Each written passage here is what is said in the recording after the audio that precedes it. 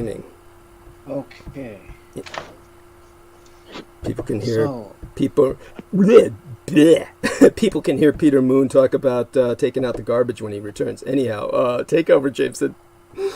All right. So there is something of interest to me that I've noticed. We all know that human beings, in science at least, science acknowledges that we have 22 senses. It's quite interesting because we know we're always taught the main 5 senses, but there are senses such as like if you're walking down the street and you see something in your field of vision, how is it that your foot knows where to, you seem to automatically know where to put your foot to avoid stepping on the thing? Yet you're not like looking directly at it. So, there's a lot of interesting things about the human physiology that are worth looking into. Great. Oh, by the way, someone give me the link, please, to the program in the chat. Put it in the text box. Thank you.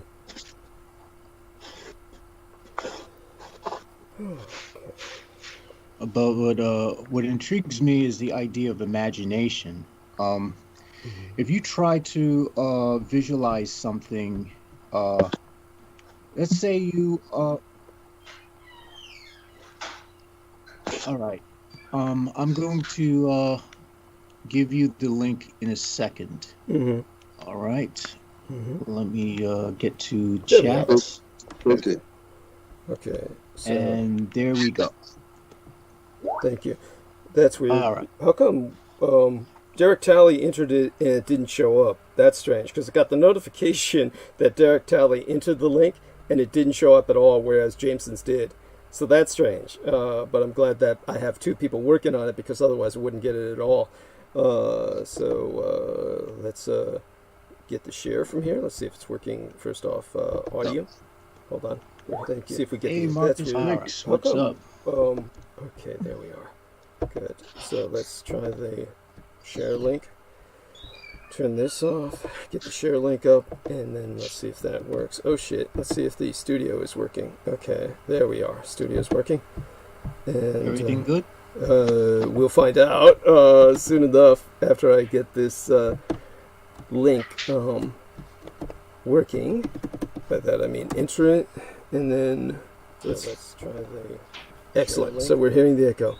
And Marcus Griggs says, hey, Jameson and DD. Great. Okay, there we are. And Jameson responded to him. So we have 7 people watching already, which means there's more. So thank you. Yeah, you can continue now. Appreciate that. All right. So what intrigues me is this idea. If you try to visualize an apple in front of you on the screen that you're looking at right now. Notice you can sort of see it, but you can't see it with your physical eyes. So where exactly are we seeing this thing? It's quite interesting. So I suspect that there's like a hidden dimension of the imagination itself. Oh, Jameson, this question you're bringing up is explained in some detail in the new book that I'm publishing. Nice. I'll see if I can dig it up for you right now. I mean, it's going to be sent to me tomorrow. It's been held up. Let me see here. And he's talking exactly about an apple. I'm going to see if I can dig it up. I got the PDF in front of me. I just picked up the wrong file. Okay. Let's see here. I know what you're going through. Believe me, it just goes on and on. The things we do, the electronic medium is so complicated that you try and get something done. Yeah, and it's sure a lot better than. Okay, now here we go. This is quoted by the Lama. Another point of reference: the wrinkle of illusion. He will replay a discussion he had with Dr. Zen in its original form. This is the Dr. Zen talking to the Lama. The problem I will tell you about now is posed in a way that science considers unlikely. In essence, there is no volume. Mm-hmm. If you look at an apple You feel that it has an outer surface, which is its shell. And you also say that it has something inside, which is the pulp of the apple. In fact, none of this exists. Everything you see is actually just a box. It's like making a box out of a fabric and then painting it and arranging it to look like an apple. In reality, the respective apple is the continuation of a surface. It is only a wave or a crease on the surface. I just have the feeling that there is something I call, quote, the inside, quote, but it is actually nothing. And beyond that surface is also nothing. That is the void. Whatever object you look at, it seems to be how you see it and how you attribute its properties to it. But it really isn't. It's just a box of the universal surface. And beyond the wrinkle of each object, you have access to infinity. Oh, great. Let's see if Pac-1 Morelos is on. We're going to try and bring him on if we haven't brought him. I don't know if that made sense to you, because It does make sense in a way. It's quite interesting because I spend a great deal of time, actually, even when I'm walking around Manhattan, I tend to do these exercises of visualization, and the interesting thing is it seems to bring me, focusing on that void seems to bring me into like a meditative trance, which I find very productive. It actually helps time go. It helps get me into that flow state almost. That's neat. I think that's neat. If you can, you bring up a lot of negative things, but if you can focus on that, it means everything. It's like for whatever negativity you have to put up with or experience, you gotta. That's the key. That's the key to infinity itself. Great. Wonderful. Okay, we got that done. Now let me see if we can get Pac-1 Morelos on, or if he responds. It looks like our calls aren't reaching him, so I'll attempt to reach him in messages. Oh, there he is. Pac-1, can you say something? Pac-1? Pac-1. He's on mute at the moment. Does he know how to get off mute? Pac-1, get off mute. We need to hear your voice. Okay. There could be a delay in the stream. All right, but he's listed as being on with us, right? Yes, he's on with us. Interesting. Okay, that's good.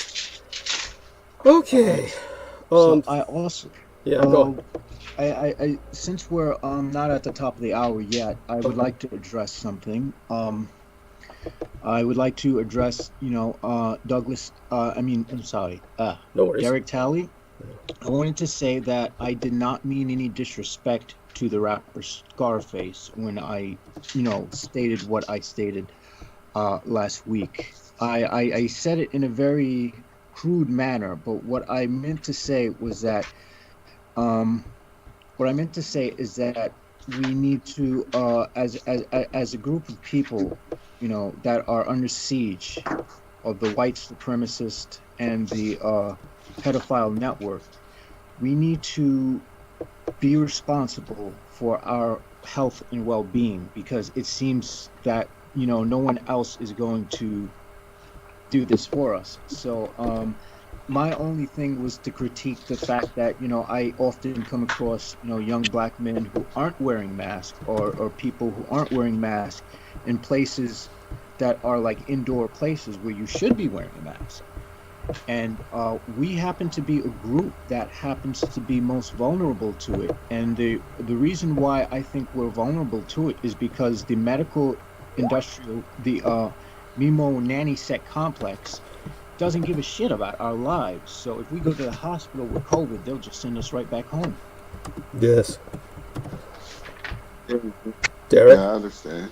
Yeah, good. So I have to emphasize to people of color, this virus is real. This virus is real, and it is taking people's lives. It's not something that someone should be walking around trying to have that macho nacho bravado in proving that they're super tough against a virus. Because when you're dealing with viruses, that's a completely different world, I mean, I was in the ferry terminal. Now, a ferry terminal is a place where there's a lot of people. There's a lot of people with masks on. There's a lot of people without masks on. So that's a place where you would expect there to be a higher chance of getting COVID. And there was this young guy who looked at me when I had my mask on, and he was laughing like, he was God. tall. He was much taller than me. He was like maybe 6'5" or something. And the guy was like drunk. He looked drunk, and he didn't have his mask on, and he was drinking something. And he looked like he was mocking the fact that, you know, I had a face shield over my mask to make sure that, you know, I was protected. There we are. Pack 1 is back with us. Just say hello, Pack 1, so we can understand that you're there. Good. Yes. Good evening, Douglas. What's going on, GMO? Derek, Peter? What's up? Yes. What's up, Apple? What's happening? Yes. So, wonderful. We're so glad to have you with us, Pack 1. And so, Derek, yes, please respond to Jameson Reese. I'm sure you understand. Oh, yeah. Thanks for clearing that. And sure, there's no tough feelings or anything, Jameson. We were just, you know, misunderstanding happened. It's a misunderstanding of communication, because you know I respect you, man, and I respect the people. I respect Scarface, because you know I respect the people you are, because the people you listen to seem to have a positive message, and they seem to be proactive in helping the black community. So I admire that. Hey, did you like that song that I sent to you? I didn't get to check it out yet, because I was actually on my way out the door after I spoke to you. So I'm going to look into that, you know, after the transmission. All right. Well, I appreciate it. Thanks. Wonderful. Go on. What I do want to say is that we are, you know, as far as American culture is concerned, we're at a critical juncture where whatever differences, you know, people of color may have between each other, they need to put it aside and realize what they're facing. And now, there was also something else I wanted to speak about, which is a sort of, which is a far more insidious form of racism than direct racism, where people say the N-word and acknowledge that they hate you. And this is the racism of people who are of, like, I guess, your Caucasian descent, who believe that because they have a partner who is brown or black, who they are in love with or having sex with, that they can say any word they want with no repercussions. They can make fun of the culture of the person who they're in love with, and then say, oh no, I'm not racist because, you know, I'm in love with this person. Well, you can be in love with a person of color and hate people of color. You can be in love with someone who's black and hate other black people. So that type of racism is called. I've seen it happen. Back when I was in Colorado, this lady named Centennial, she was actually of German descent, but she had two black little kids with two different black fathers, and she would always yell out the window. This is a white lady now. What? Y'all little niggas is late for dinner. You better fucking get up here. You ain't gonna fucking eat. Oh God, it's awful. Y'all little niggas is gonna starve to death because I ain't gonna. I'm gonna put this food up and I ain't about to bring it back out again. You know, she would yell this out the window. Oh, that's awful. Imagine growing up with that. What that does to someone. That causes Logic. There's a rapper out there named Logic, who's biracial rap artist. He had to put up with that. He said his mother would call him nigger all the time. Oh my God! Because his dad wasn't around. Put a stop to it. That's awful. This might amuse you, but you know what my Qigong teacher told me, who was black? He said that the word nigger actually means God. Ah, yes, that's from the Kemetic. If you look into the Kemetic teachings of, like, I don't know, you probably would be familiar with this, but there's a book called Metu Neter. I don't know the book. Well, it's interesting, but they are. It's like an element of the black community that are trying to, you know, reconnect with the sort of Moorish ancestry. Well, in the Egyptian part, yeah, he studied. I have friends that are into that. It's damn mysterious and interesting. Wonderful. Now, what I wanted to also bring attention to is the fact that, you know, I have a critique, and I do have a critique or an axe to grind against hip hop culture, which I would like to put into context. This doesn't cover all rappers, because there are productive people out there, but this is the mainstream. This is my critique against the mainstream. Now, the most powerful, as far metaphysically speaking, the most powerful women on the planet would probably be black women. Yes. And sadly, they are the most oppressed and most mistreated women on the planet. Yes. The problem is that, to some degree, hip-hop culture was at some point co-opted by the CIA and intelligence agencies, and it was used to turn men against the women who are, you know. And we have to remember that the Mimo Nanny sect, the intelligence agencies would be cooperating with the occult, you know, orders and whatnot. So, you know, a black woman has as far as occultism is concerned, would be extremely powerful, and that's the reason why they're pushed below, you know. And it seems to me like, you know, a lot of times this white male supremacy complex, they want access to black bodies, but they don't want to give access to people who they have access to. So it's like they want to use us for sex and use us for entertainment and all this stuff, but they don't want us to have what they have. And that's something I noticed. Yes. Right. Well, you know what? A lot of what you addressed, a lot of the older rappers, especially the ones from California, and a couple of them from New York have addressed that on my show. I was thinking about going through and putting together a collage of different sound bites. But one of the best interviews that we did that comes out of my mind was Cocaine from oh God, what group is Cocaine from? Not Compton's Most Wanted, but one of the people from the Ruthless Records, from, you know, back when the Ruthless Records first started.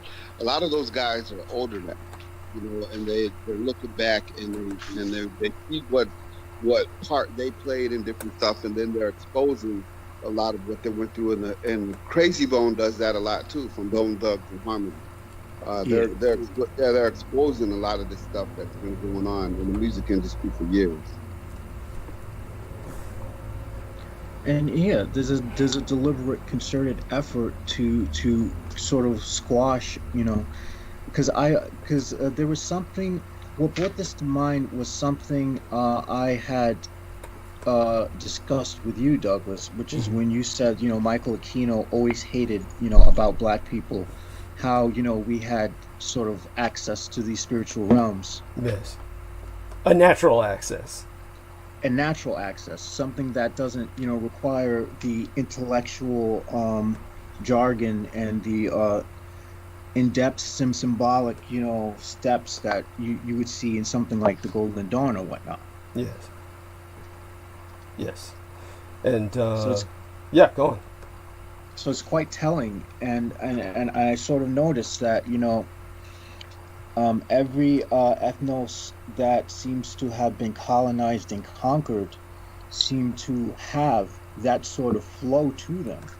In fact, I would argue that might be also one of the reasons why they were subjugated. Yes. Yes. That's an excellent point. Your point is well taken. Yeah, by all means, if anyone has anything to add to that, we've got 5 minutes to the top of the hour. I've written quite a bit about that in my book, Montauk Book The Living, and it talks about the skin condition that's mentioned in the Talmud as zarat, and this was later translated by the Greeks, who read that and translated it into the word leprosy. So whenever the word leprosy appears in the Bible, it is referring to an ancient disease that was known as zarat.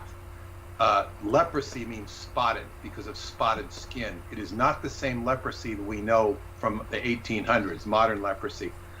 And this spotted skin condition was a lack of pigment. This pig that would lose the melanin, and it would turn white, red, sometimes with red pustules and dots. And this was the Zarat means the wrath of God. And it was a condition that was a degenerate condition in certain people in Egypt, and it forced 3 exoduses. The last one was known as the Exodus in the Egypt history as the Exodus of Tutmosis IV, or Tutmos, and that is the character who's identified with the biblical Moses. And these people were run out of town because of their skin and their degenerate condition. That sounds a lot like vitiligo.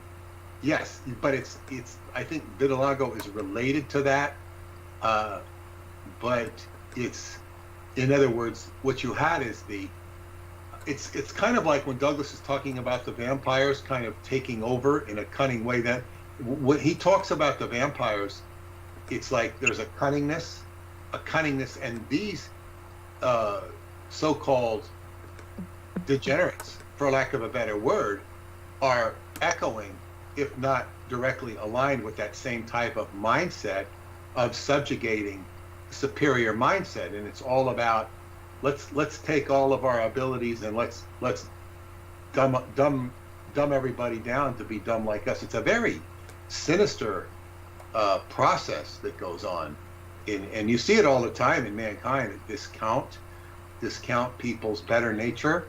It's ubiquitous, meaning all over the place in this world. Oh yeah, especially in America, it's almost become a part of the culture to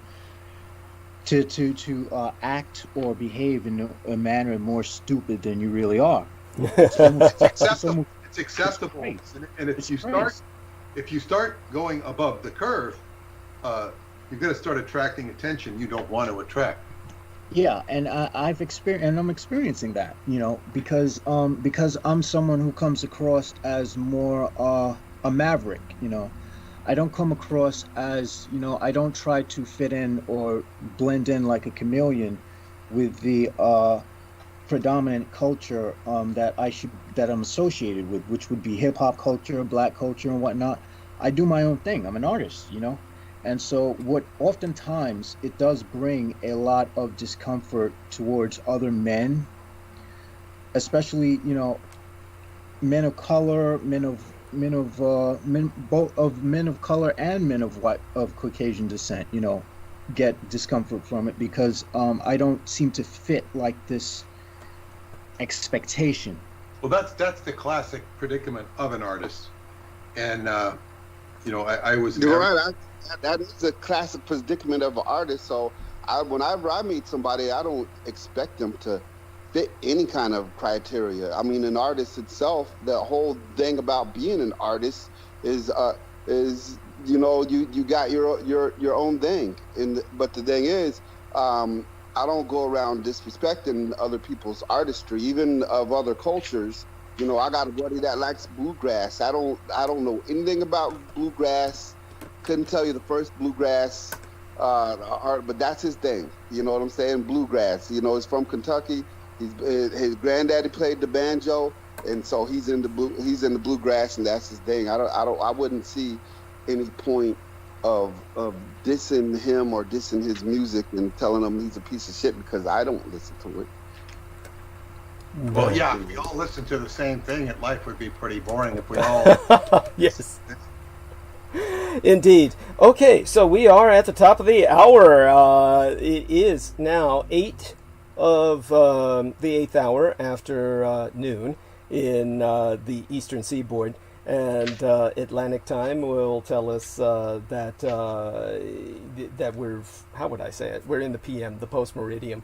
So that's the classic Latin for afternoon. And here in California, where we were 80 degrees again today, and actually cooler than the days beforehand throughout this week, it is now 1 minute after 5 p.m. Pacific Daylight Time. So what I'm going to do tonight is kind of outline our itinerary for everyone who has joined us. But the first thing I'll do, because I can't resist it, is join everyone in the chat room for a minute to say hello and just see how everything is going there. Marcus Grix is, of course, from Australia, and he was the first to get his words in with "Hey, mate." And he says he's been sick with a head cold, can barely pull his cones, laugh out loud. And he says he tested for corona for the first time. So our prayers do go out for him, though he did test negative. It took only 12 hours to get results, which is rather spectacular. Yes, it takes a long time here, this side of the Pacific. And so Sarah Shields says, "Hey guys, have a great transmission, Douglas. Thank you, honey. Love you." And Maria Michaela Grigorich is with us. And to that lovely lady, we spoke of you in the positive several times during our last few transmissions. As a matter of fact, I brought you up speaking about vampirism. So, not that you were one, of course, but brought up your homeland, Slovenia, because a number of gentlemen ask about that, usually towards the end of our transmission. For whatever reason, we get a couple of men who claim to be Slovenian who come into the chat room. And they always ask about the history, though I don't have much to share with them. Perhaps one of these days we'll bring you on to speak a bit about it. We can tell them all about the free city-state of Trieste. I know more about that than anything else in terms of its existence after the Second World War for a period of time. And so they are greeting each other. Sarah Shields is saying Jameson is getting right to it. So there we have that. Let's take a look at the other live window and see that everything is going well. Maria Grigorich put in the PayPal address. Thank you so much, darling. And of course, there is the $sign. So do not be afraid to contribute using the $sign, which is easier. I discovered there's a bloody fucking limit, actually, a ceiling of $36 fucking dollars. So if that fails, just go to the PayPal. And so Maria Grigorich says, "My dad was born in Trieste, actually." There we have it. Wonderful. Francis Williams says, "Hello, DD." Shout out to Francis Williams. Very glad to have you with us. And with that, of course, going to check in just a few other technical things. I want people to know that I'm already messy, so I don't know how coherent I will be, but we're going to do our best. And this is because it's a prenatal day transmission. This is the last transmission before my birthday on Tuesday, the day after tomorrow, October 20th. And of course, I want to get properly, shall we say, under the table before my son even comes to pick myself up. And aside from that, I should be back on Wednesday if I can recover from all of my irresponsible indulgences. So if I'm not recovered, then hopefully Brendan Zogit will hold the show, because he's supposedly going to be with us on Wednesday. You know, cross our fingers, knock on wood. And either way, I'll be here, but I don't know if I'll be capable of saying anything other than soporific grunts and moans. And therefore, if he's with us, he'll handle most of it, and he's prepared to do that.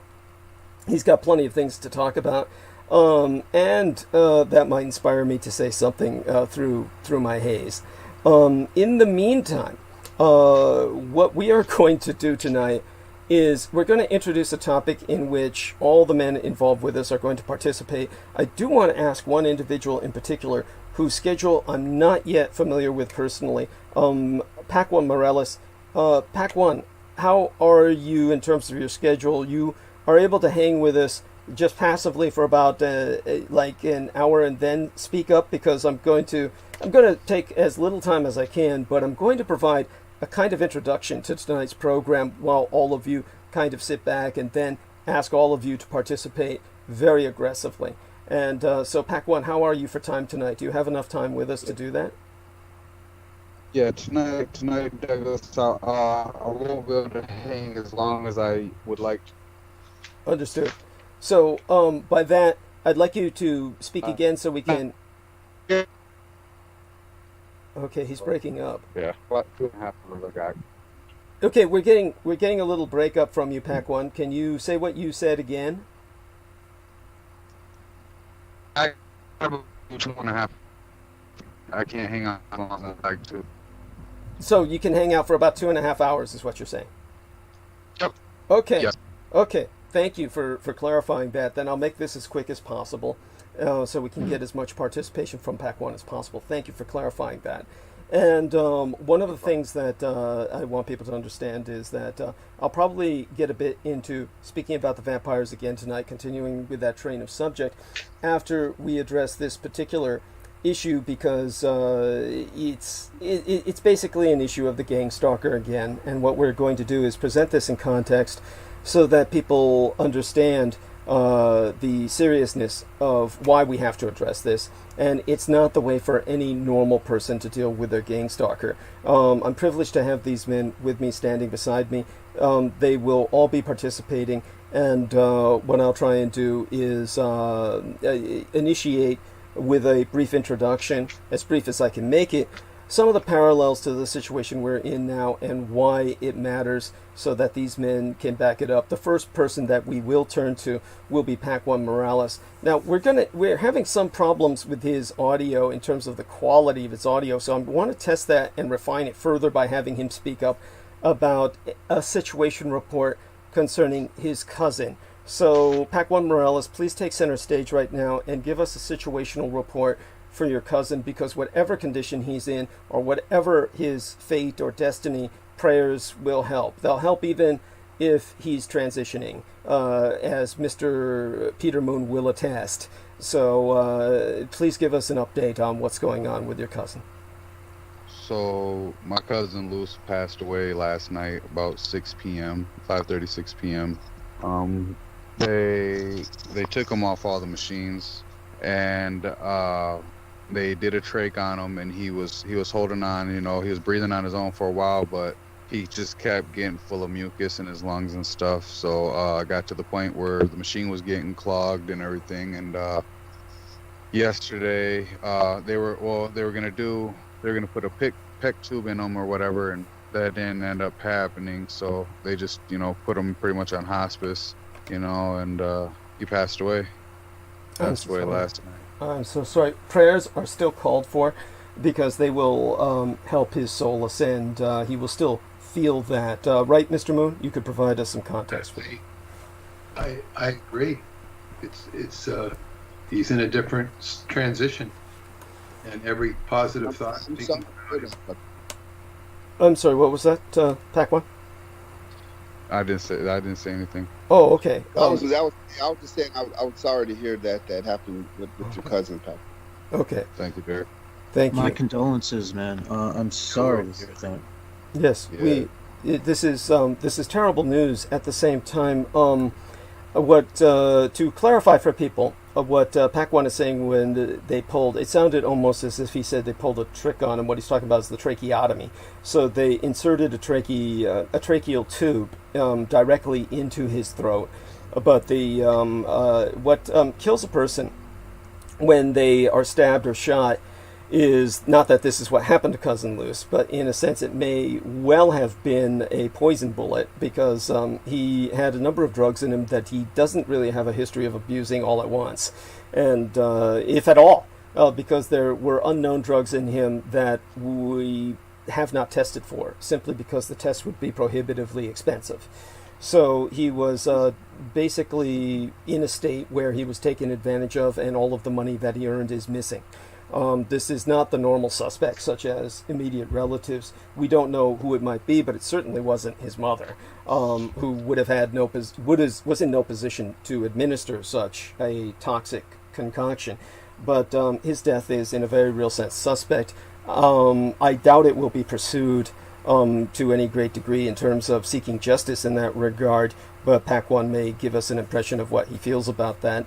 It's simply, again, because the family will be too busy coming to terms with the repercussions of his death. When someone is shot or stabbed, what doesn't kill them is bleeding out. It's almost always what kills them is all the mucus that fills the vacuum of the collapsed lung.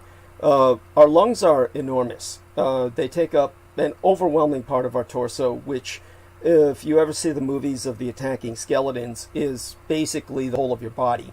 and everything else is just connected to that. And what that is the way your body absorbs oxygen, in the same way that a salamander or a frog absorbs their oxygen through their skin in terms of their kind of breathing. Humans do it through this incredibly inefficient method of two little holes in their skull, but the oxygen capacity of the lungs to hold what you suck in through that inefficient mechanism is enormous. And so when those lungs are punctured, those air sacs, and they collapse, that vacuum that is in your body is the largest space in your body. And at that time, nature abhors a vacuum. Your body starts filling it up with blood and mucus, and that's what kills you when all that presses against your heart and pressures you. That's what almost killed me during multiple lung collapses, and I was on a PEP tube. I was on what they didn't even bother to put Cousin Luce on. Enough times to the point where I was going to kill myself if they didn't find a way for me to get off the chest tube.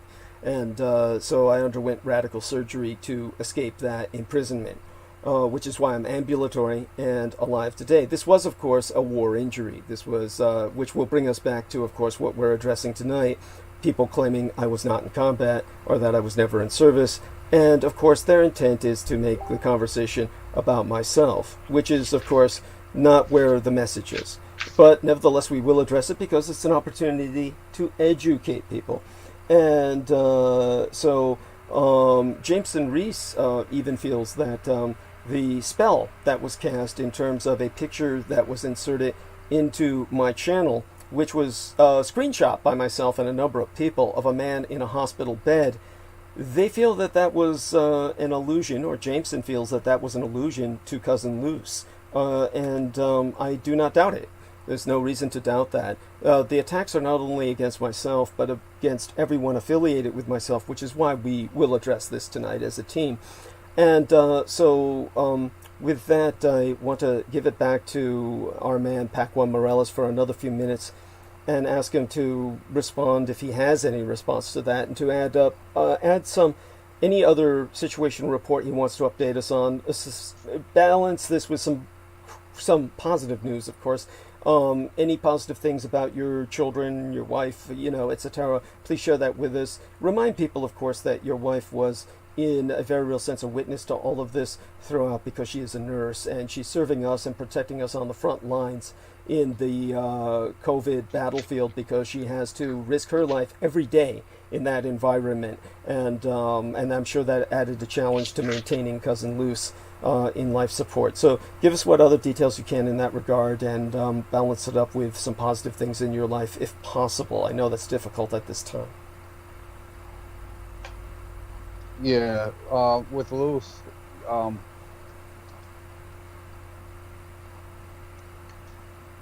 we're not going to pursue any more investigation as far as the toxicology and anything like that. We're just we're going to do a service for him, but he's going to be cremated because he didn't want his mother ever crying at his grave site, because he said that's not him. He's not here. Mm-hmm. So his restaurant is his mom's gonna continue selling, not selling his restaurant, but selling food and doing his recipes and everything at the restaurant. We're gonna plan a Poco Loco buyout day, because that's the name of his restaurant, Poco Loco. And we're gonna schedule. I'm gonna go up there. I'm gonna cook a bunch of food and help out. We're gonna pretty much advertise the community. Come buy out all the food. Help Luce with the his expenses. He didn't have medical insurance. He's just a small business owner. So he's so with that, we're just gonna help his mom and help keep what his passion was alive. He used to throw every year he'd do a taco eating contest, and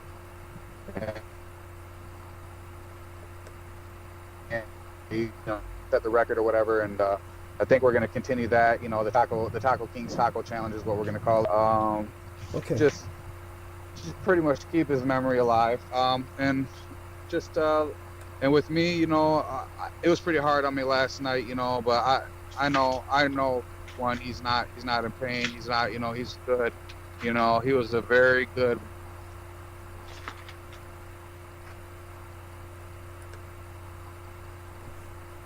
Okay, we're getting a lot of breakup from Pac-1 Morales. I'm sorry to say. And go on, Pac-1.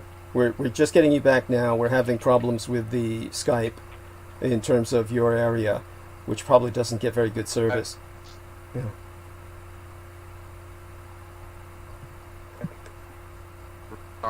Hard to stay wherever to get the service constantly. But other than that, I'm staying positive, and you know, my wife, she works at the hospital, so you know, during her lunch or you know whatever, she would pop up and check on Luce, or ask a fellow nurse how he's doing, what and stuff. So I constantly stayed updated, and yeah, just that I Go on. Cursed service in his Flint, Michigan area. Honestly, it's a third world nation in so much of America. Brendan Zogit is convinced that Comcast is very responsive to me because I'm in San Francisco. And so we're, at least I have that blessing. That may be the case. He says it's all based on the Silicon Valley services as opposed to what he gets in Sacramento or on the outskirts thereof. Pac-1, can you hear me?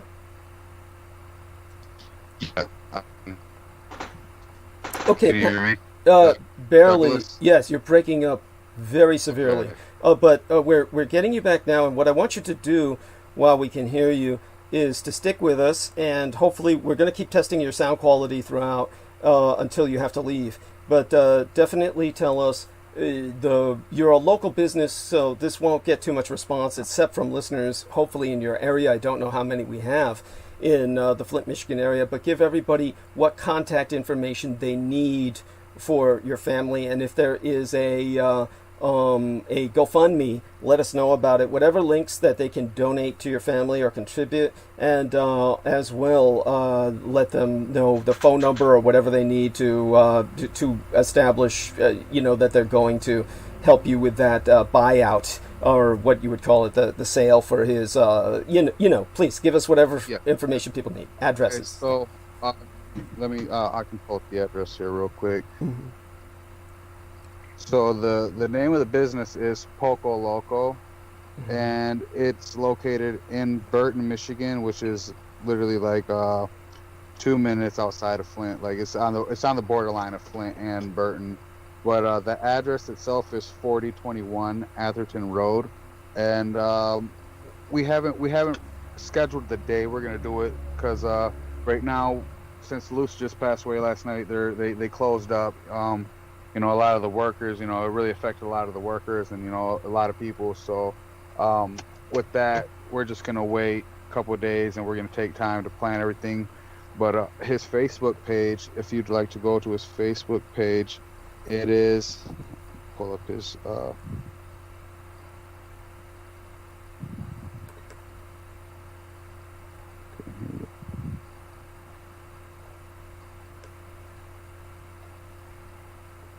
I believe it just says his name, Luz Martinez, and it's LUZMARTINEZ, and then in parentheses for his nickname it says Taco King, and you could add his page and contact his niece and his mom are running his Facebook page now. That's also the main page that they use for his business. Okay. So everything would go up on there, so everyone would be able to stay informed with anything going on. Right. By the way, here's the link. Everyone get your pen and paper ready. The link is facebook.com/profile.php ? ID and the equals sign. Can you read it again, Douglas? Sure. facebook.com/profile.php ? ID the equals sign 1000378150471. That's a 1 with no less than 4 zeros, the one followed by 4 zeros, 378 150 There we are. And that way, that will get you there. I'm sorry, that's an awful. At some point, he should have gone in and just changed it to facebook.com/Taco King. I'm sure that would eventually have happened. And but oh my God, I'm so sorry. This is so tragic. And Pac One, God bless you. I want you to know, in the live chat, everyone is responding to you with their support. Basically, Francis Williams, who's asking me about the mysterious sinking of the USS Scorpion, which was a submarine. I can go into that in a future transmission. He says, I'm sorry for your loss. And Tammy Millar says, I'm sorry for your loss. She also says that she's a victim of gang stalking, and it was just awful. She is now in Georgia, as a matter of fact. She was in Florida before, but now she's saying, hey, from Georgia. So I guess she's relocated for the transmission, at least. And Maria Michaela Grigorich sends a heart and prayers and says prayers for your cousin and your family. So you have support, of course, from all of us. And we gather in prayer that what I'll have now is, if you want to say some response to these people, please go ahead, Pac One, and then I'll bring Derek on for a few minutes, okay? Yeah. Thank you, everybody, for your support and prayers. Just really appreciate it.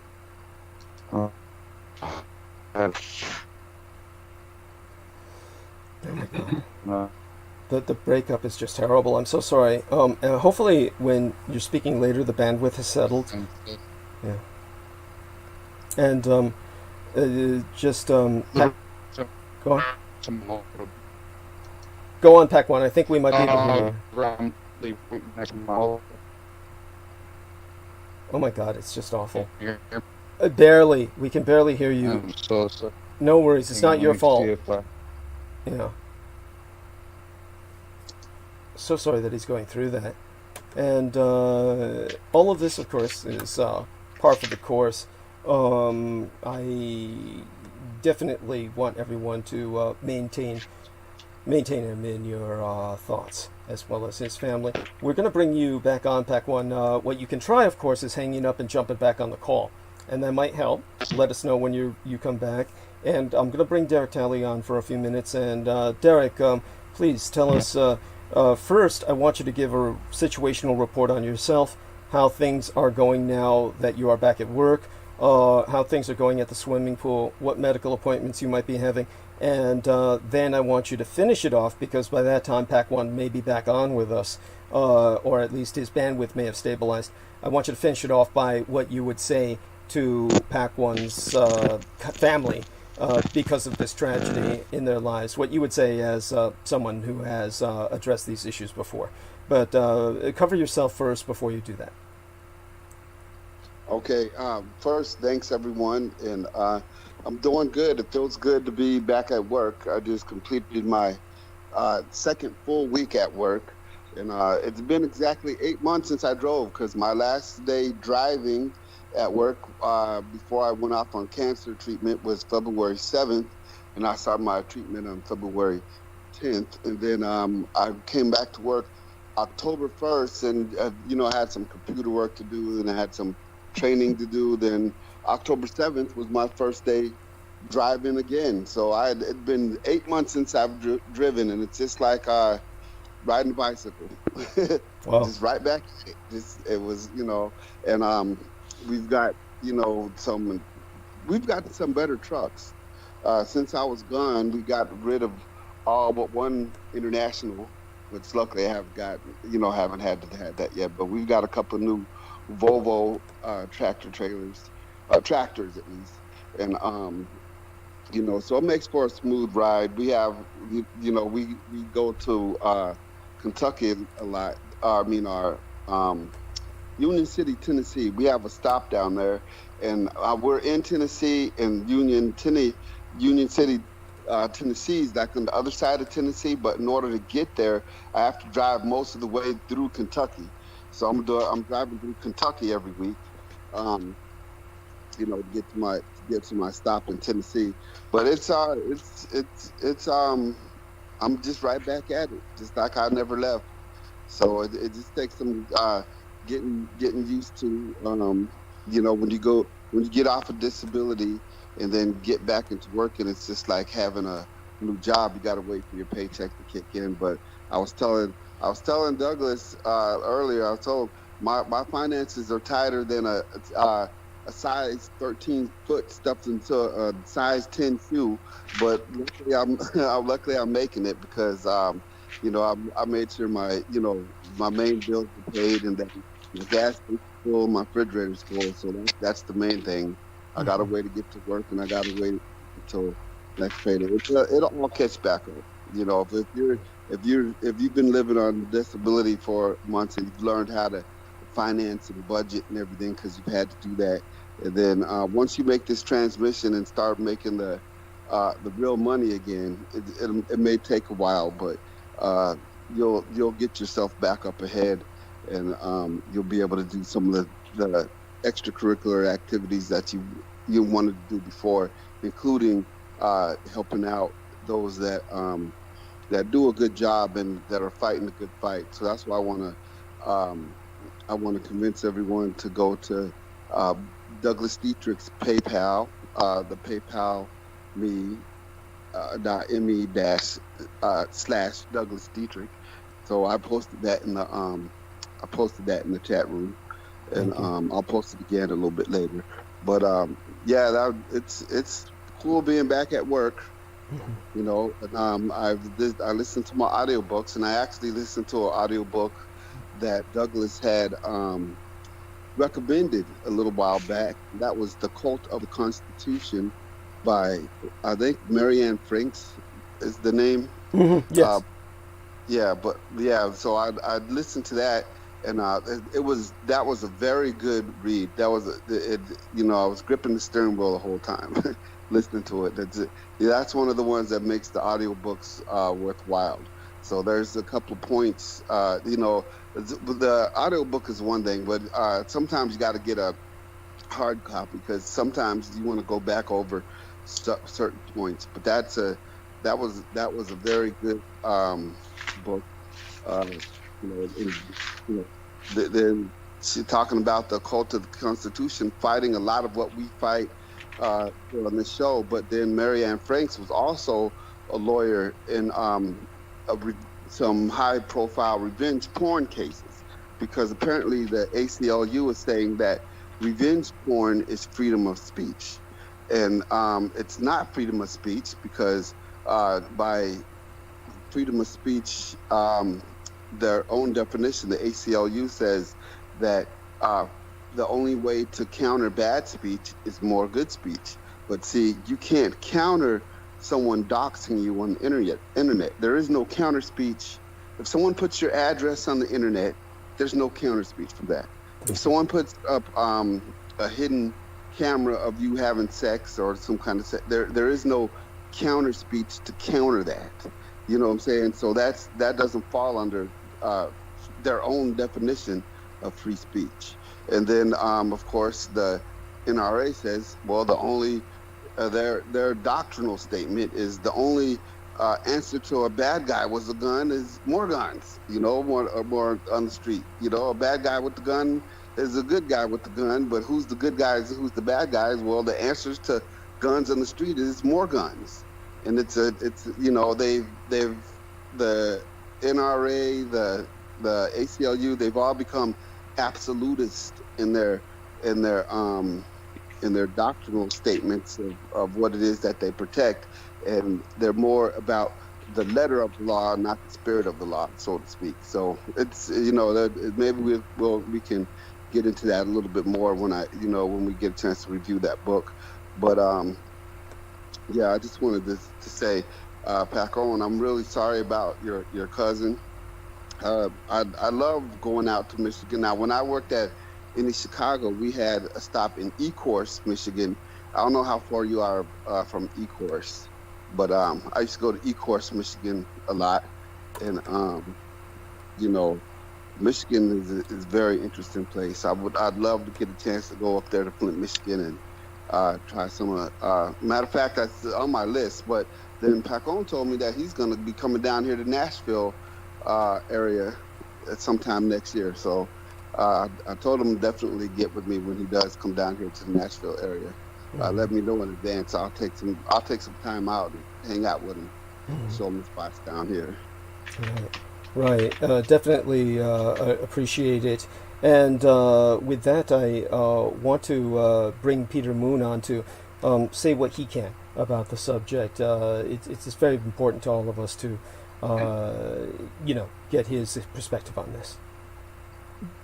Well, I'm kind of, out of the stream here. And that's the fine. Situation. When you mention that this is not an accident, that's what strikes me the most. It's if I was giving a sermon, and I don't want to sound like I'm giving a sermon, but it's sort of in that context when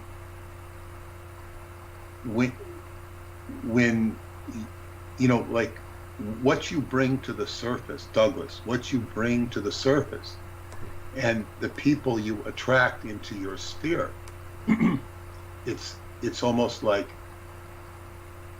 and this isn't your fault, it's not anybody's fault per se, it's like this is like a sacrifice. Yes. It's a sacrifice, and sacrifice is a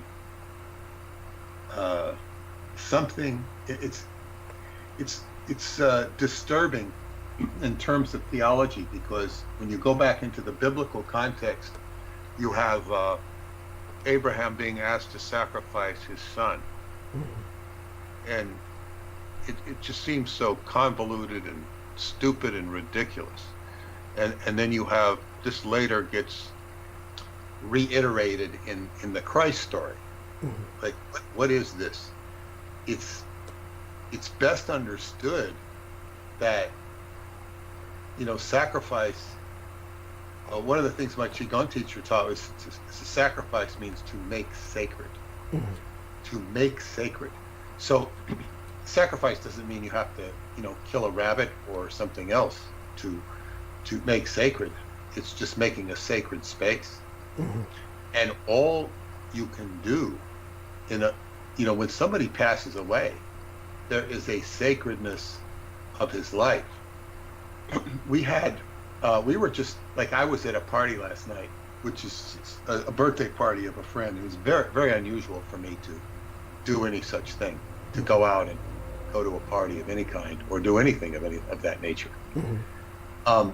And I was amazed to run into so many people that I knew, or so many connections. It was odd, and the memories went back to Stephen Angel, a chiropractor on Long Island, who was very well liked, who passed away in 2007. He passed away on Yom Kippur he needed an operation, and he was trying to be holistic, and he wouldn't fix himself. But it was like, I forget the name for it, but he's Jewish. When a Jewish person dies, they have a get together, they call it, and I don't remember the Hebrew name for it. It's basically a Jewish wake, basically. Yeah, but they celebrate his life. Right. And rather than moaning about his death, they celebrate his life. Yes. And his friends continued to celebrate his life. I had a gathering at my house. There was gatherings, other places. There became so many gatherings that it began to get a little bit, let's let this guy go. But he was very much loved. And I think we should look at it from the attitude of celebrating this life, rather than to look at the negativity of the obvious negativity. I mean, we're all fighting the negativity every day. Every transmission that is done, we're trying to peel back the onion of evil and negativity that permeates so much of the culture. So I mean, he sounds like a wonderful man. I didn't get to meet him. I didn't even get to only learn of him at the last minute. And I think in that context, that's the most important thing, to celebrate the blessings that this person gave to his friends and relatives, and consider it a joy that he was in your life. And the taking of the life, the departing of the life is, it just, all things come to an end. Yes. All things come to an end, at least in the context of life drama. It doesn't go on forever.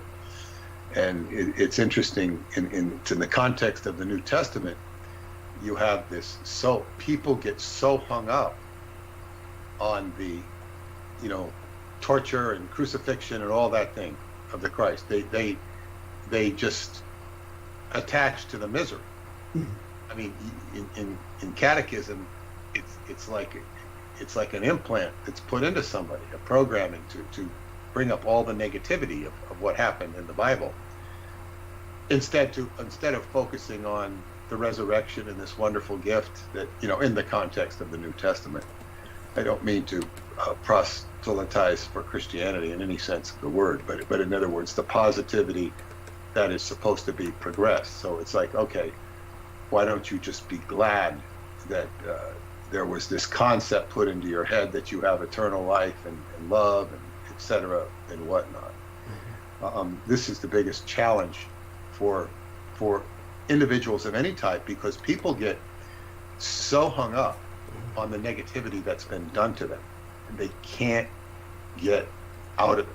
They cannot break themselves free from the constant attention that they put onto their own misery, whether, and not just in the context of a loved one, but in the context of their own quote-unquote miserable lives.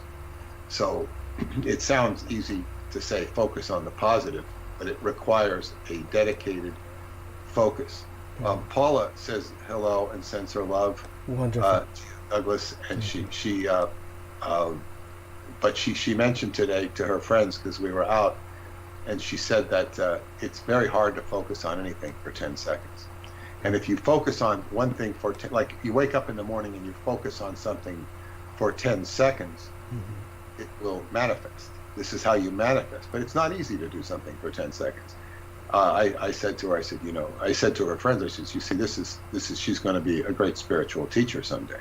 Yes. Which makes her so, I don't know if you saw that in her, but I did. Nice in her. Yeah. Yes. Yeah. So that's what I have to say, and we bless his soul and his spirit, and I think he feels better if we can feel better. Yes. I think when a person passes, they want to know that the people behind them are okay about them, and okay, period, and that they did not, and that they left a pleasant memory. Yes. Thank you, and I appreciate that. And I appreciate that very much. Now, as you can see, Peter Moon, we have many people of very diverse backgrounds and are affiliated with Team Dietrich, and I myself am Christian, but of course have nothing against people who are not, and it's very important that we have people who are not, because there is much to be balanced out with perspective, and that's the only way we evolve. And with that, we bring on Jameson Reese. I do want you to say something towards our dear friend and brother, Pac-1 Morales, and then we'll see if we can get him to respond, just to test out the quality of his sound. Then I'll get into kind of an intro for tonight, okay? Yeah, you have my sincere condolences, Pac-1. Dealing with such losses is not an easy thing. And do know that the people responsible, they will pay for it. Okay. Thank you. I appreciate that. Let's see if Pac-1 is even on the call with us. Pac-1, can you try to respond? Yes. Okay, wonderful. Can you hear me? Yes, much more clearly now, so please, by all means. Thank you. Thank you, Derek, for your kind words. Peter, thank you. Thank you, JMO. Yeah, that's pretty much, you know, like I said, yesterday I was a mess. Today I woke up and I just going on his page, and you see like people are sharing stories and moments and you know, things that he's done to, you know, help change their lives, and it's like you can't even be sad, man. Like this guy like just did so much. One of the stories I read today, he went to Las Vegas last summer with a friend of his, and they got split up. You know, they ended up getting split up, and so he was sitting there calling Luce, trying to see where he's at. You know, they were trash, walking the strip or whatever. And Luce messaged them from inside their hotel room, and he brought a homeless guy back to the hotel room because there was a group of teenagers picking on this guy. So he brought him in and let the homeless guy take a shower and gave him some clothes and some socks that he had just bought out there in Vegas. Like, you know, like hook this guy up real quick. You know, like that was Luce. You know, like, wow. It's funny. That's amazing. Yeah, and so by all means, the people in the chat room were very supportive too. Do give your thanks to them. And again, now that you're clearer, give us what information can be brought to help. And do you intend to set up a GoFundMe? You might get to that later. So yes. Thank you everybody for your kind words and for your emotional support and everything. I appreciate it. I know Luce does. You know, he deserves, you know, all greatness to him, man. As of right now, we have not set up a GoFundMe. Mm-hmm. And I don't know if you guys could hear me earlier because we're having issues, but they're not going to pursue any more investigation into toxicology reports or anything, or even anything like that. At this point, it's too much money. Luce, you know, Luce fought all he could for you know, whatever moments he had left, and he's better now. So, you know, we're just gonna celebrate his life now. Yes, that's right, and very deeply appreciate it. So, with all of you gentlemen, I thank you so much for your patience. And how much longer do you have with us? It's about 44 minutes. Do you have only about an hour with us? Yes, because about an hour. Then I'll have you speak first before you leave, and that's definitely. I'll turn to you first after I'm finished trying to provide an introduction to tonight. In the meantime, you can go mute because of the horrible effects of the static interference with your bandwidth, and it really does make one suspect if there's someone interfering with what's going on with people who are with me, since they can't really do what they did before to myself unless they set up some further interceptors. They are interfering. That is definitely what we can tell. So let me try and get started with some context, and we'll take it from there with all of the men who surround me. First off, I'm going to start in an area that a lot of people aren't going to suspect as a direct parallel, but it is. Let's take a look at the military-industrial complex, and of course, that's really all that Jameson needs to say. When we use the complex acronym, most people are not going to understand it, but of course, when people need it, I'll try and emphasize what that acronym means again. It was something that I learned from Michael Aquino himself, which was what he used to ensure us that his presence was everywhere through his organizations, which were themselves parasitic, subsidiary, and indeed rogue or renegade from the rest of the complex itself, which involves everything from entertainment to academia. All of these involve the military. When you go to see a film and you pay to see Top Gun, for instance, which is directly relevant to what I'm going to expose tonight, you're in a situation where you're watching a military recruiting film, and those people, despite the fact that they focus on the actors and actresses, those people are not flying those fucking jets, okay? When you go to see the Battle of Los Angeles and you see the Marine Corps recruiting film that's literally 3 hours fucking long, those are not civilians, are actors flying those goddamn Marine Corps helicopters. When you see Independence Day, where you see the jets fly in and save the fucking world, those are not civilians flying those jets. And these are real jets. That's not CGI.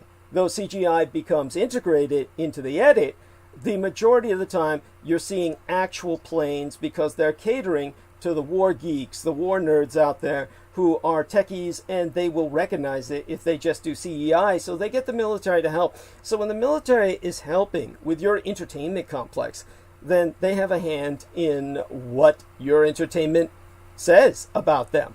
It's not going to say anything negative. And so you are inculcated into the cult of military worship simply through your entertainment. And the military entertainment complex is very insidious, as is the military academia complex. Your schools are involved with reserve officer training. If your school has no ROTC, maybe the professors might be a little more balanced. At the same time, many of them, for decades, were ideological communists. Many of them still lean very left. So you've got one problem or the other. Those that aren't, if you've got some school that's got an ROTC program and the military's involved, your academia is impacted in what they are allowed to teach. This is why schools sometimes campaign to get rid of the ROTC off campus, is to get rid of that military influence. Now, it goes well beyond that. It goes into the very fabric of reality.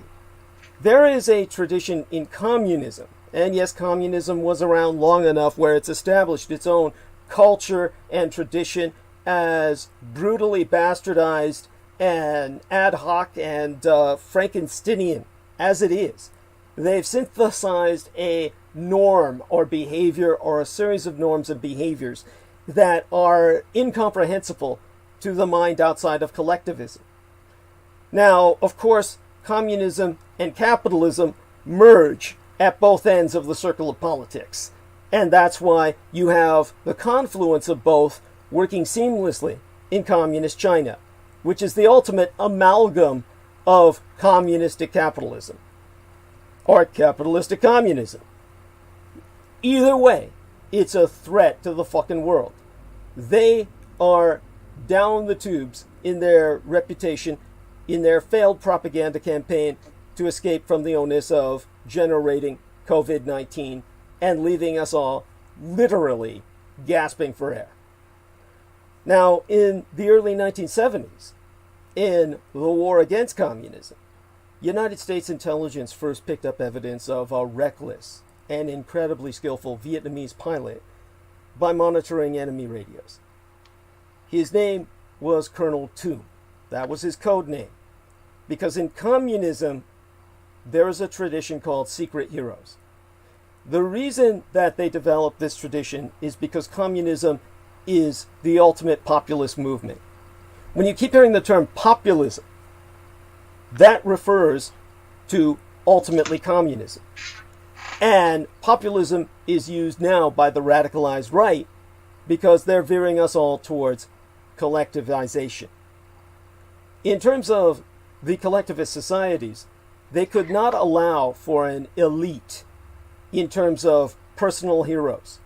Every once in a while, something would be produced where they would be unable to deny the fame to a certain individual like General Zhukov. And because General Zhukov commanded entire armies in the field, they could not deny him or render him covert. When it comes to certain times for morale, they'll produce a hero out of sackcloth.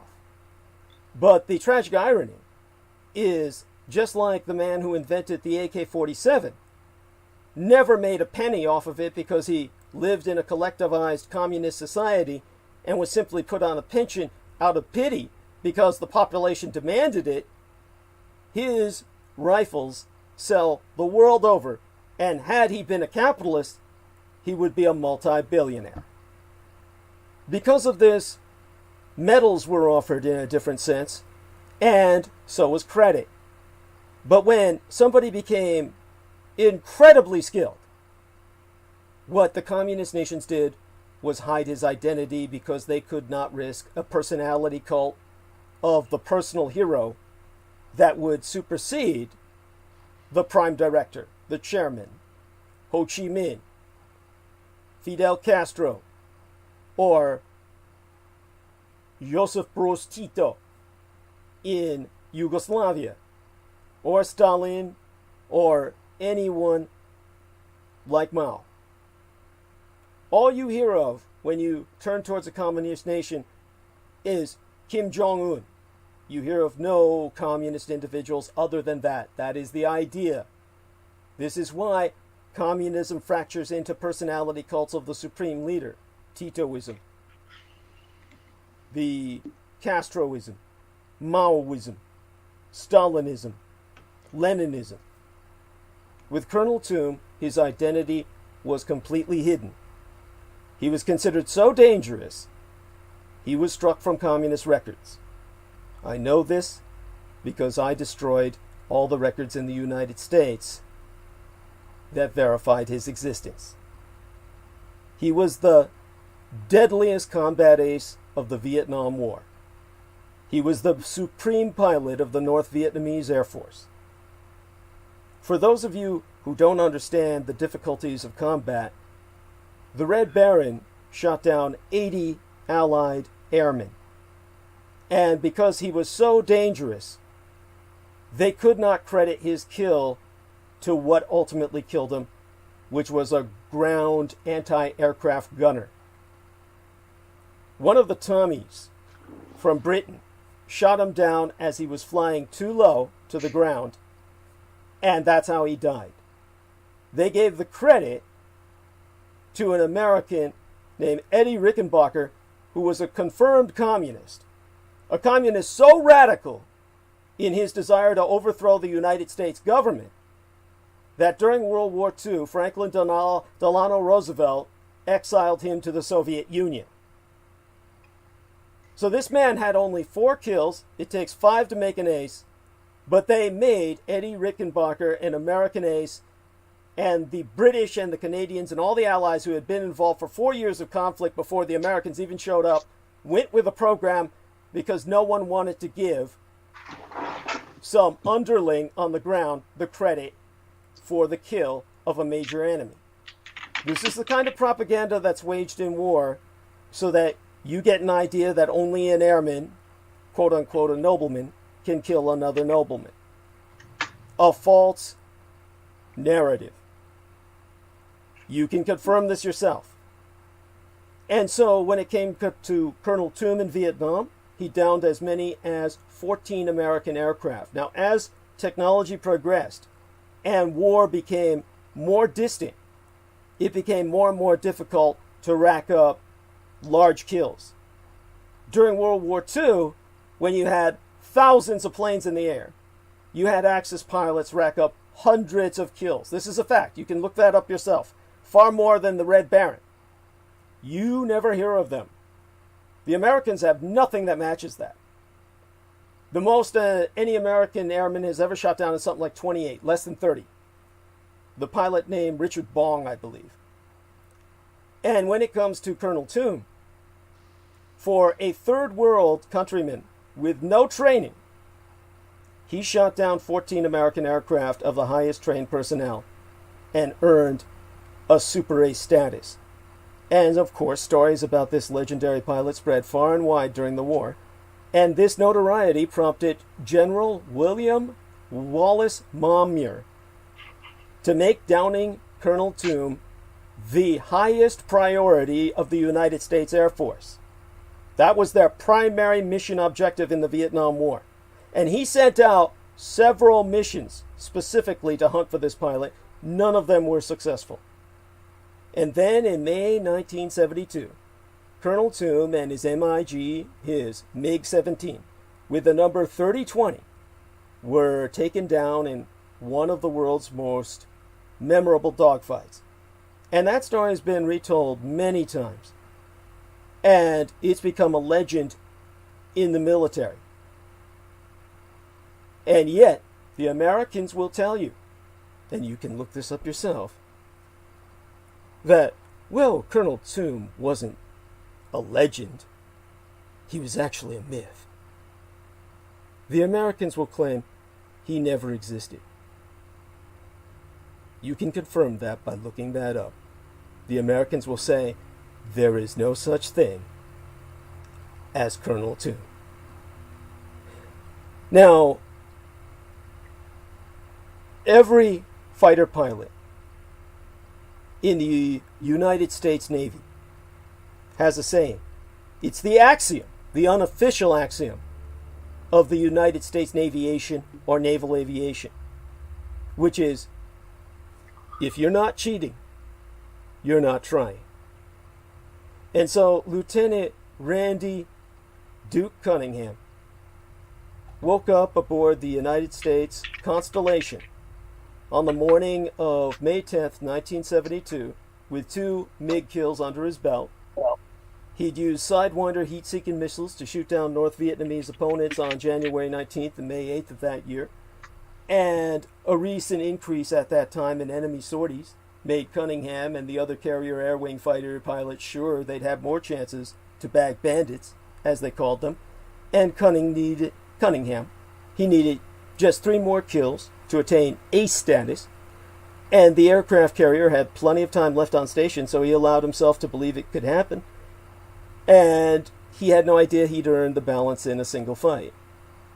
When his radar intercept officer, Lieutenant Willie Irish Driscoll, launched with him in a VF-96 F4J with the tactical call sign Showtime 100 from the aircraft carrier Constellation as part of a strike package against the Hai Dong rail yards in North Vietnam, they dropped their bombs, and that's when Showtime 100 took up a combat air patrol position to cover the other airplanes on bomb runs.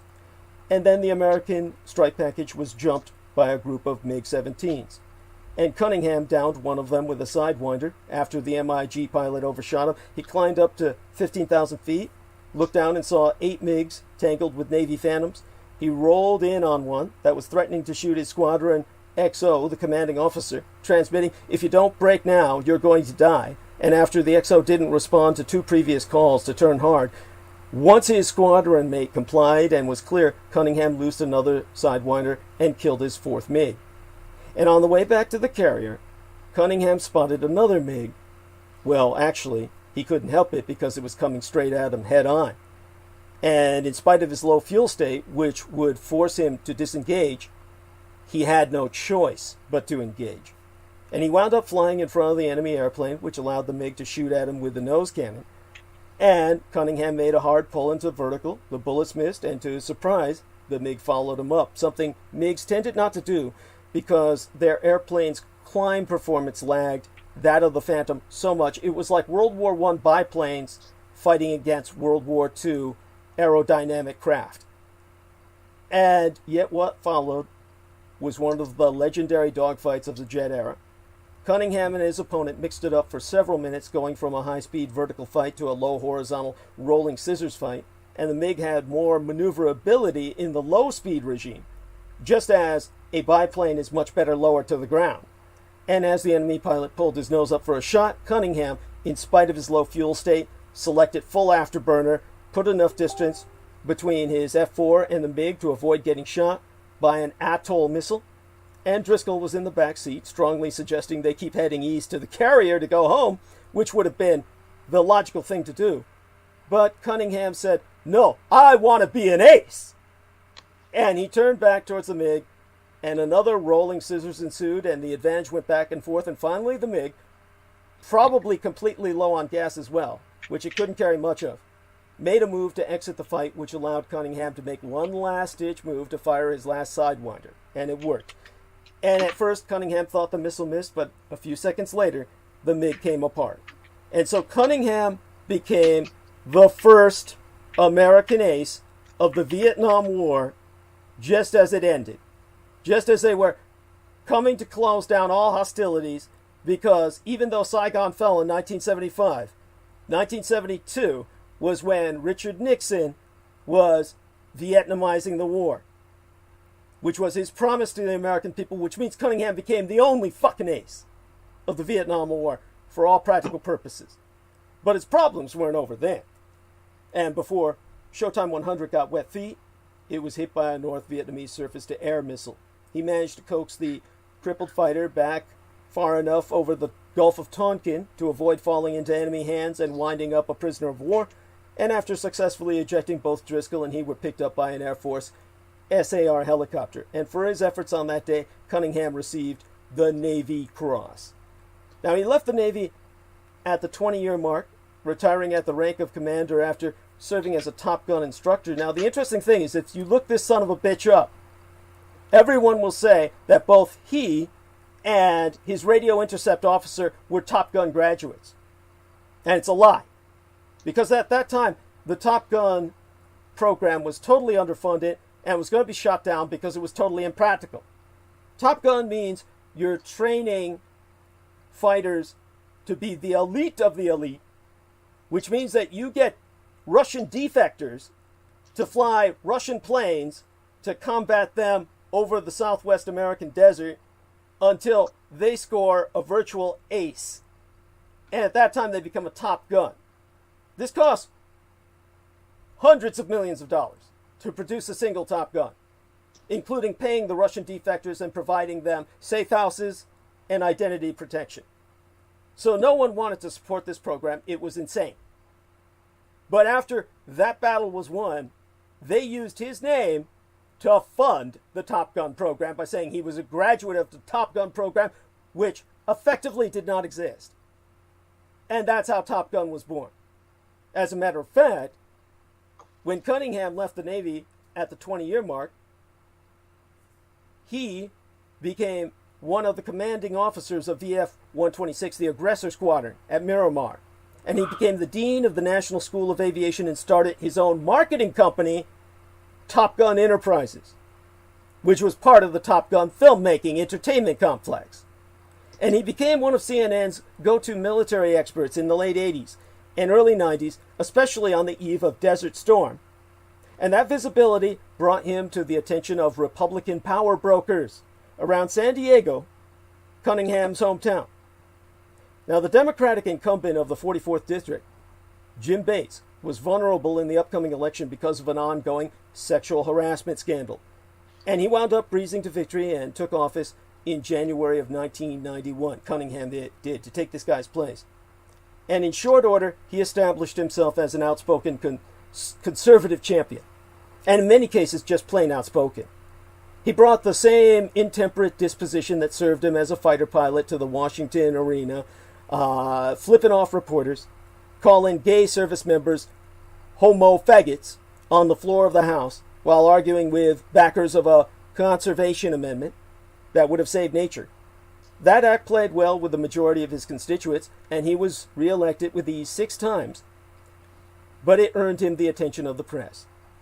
And in 1996, Cunningham criticized the Clinton administration for being soft on crime, saying, "We must get tough on drug dealers. Those who peddle destruction on our children must pay dearly."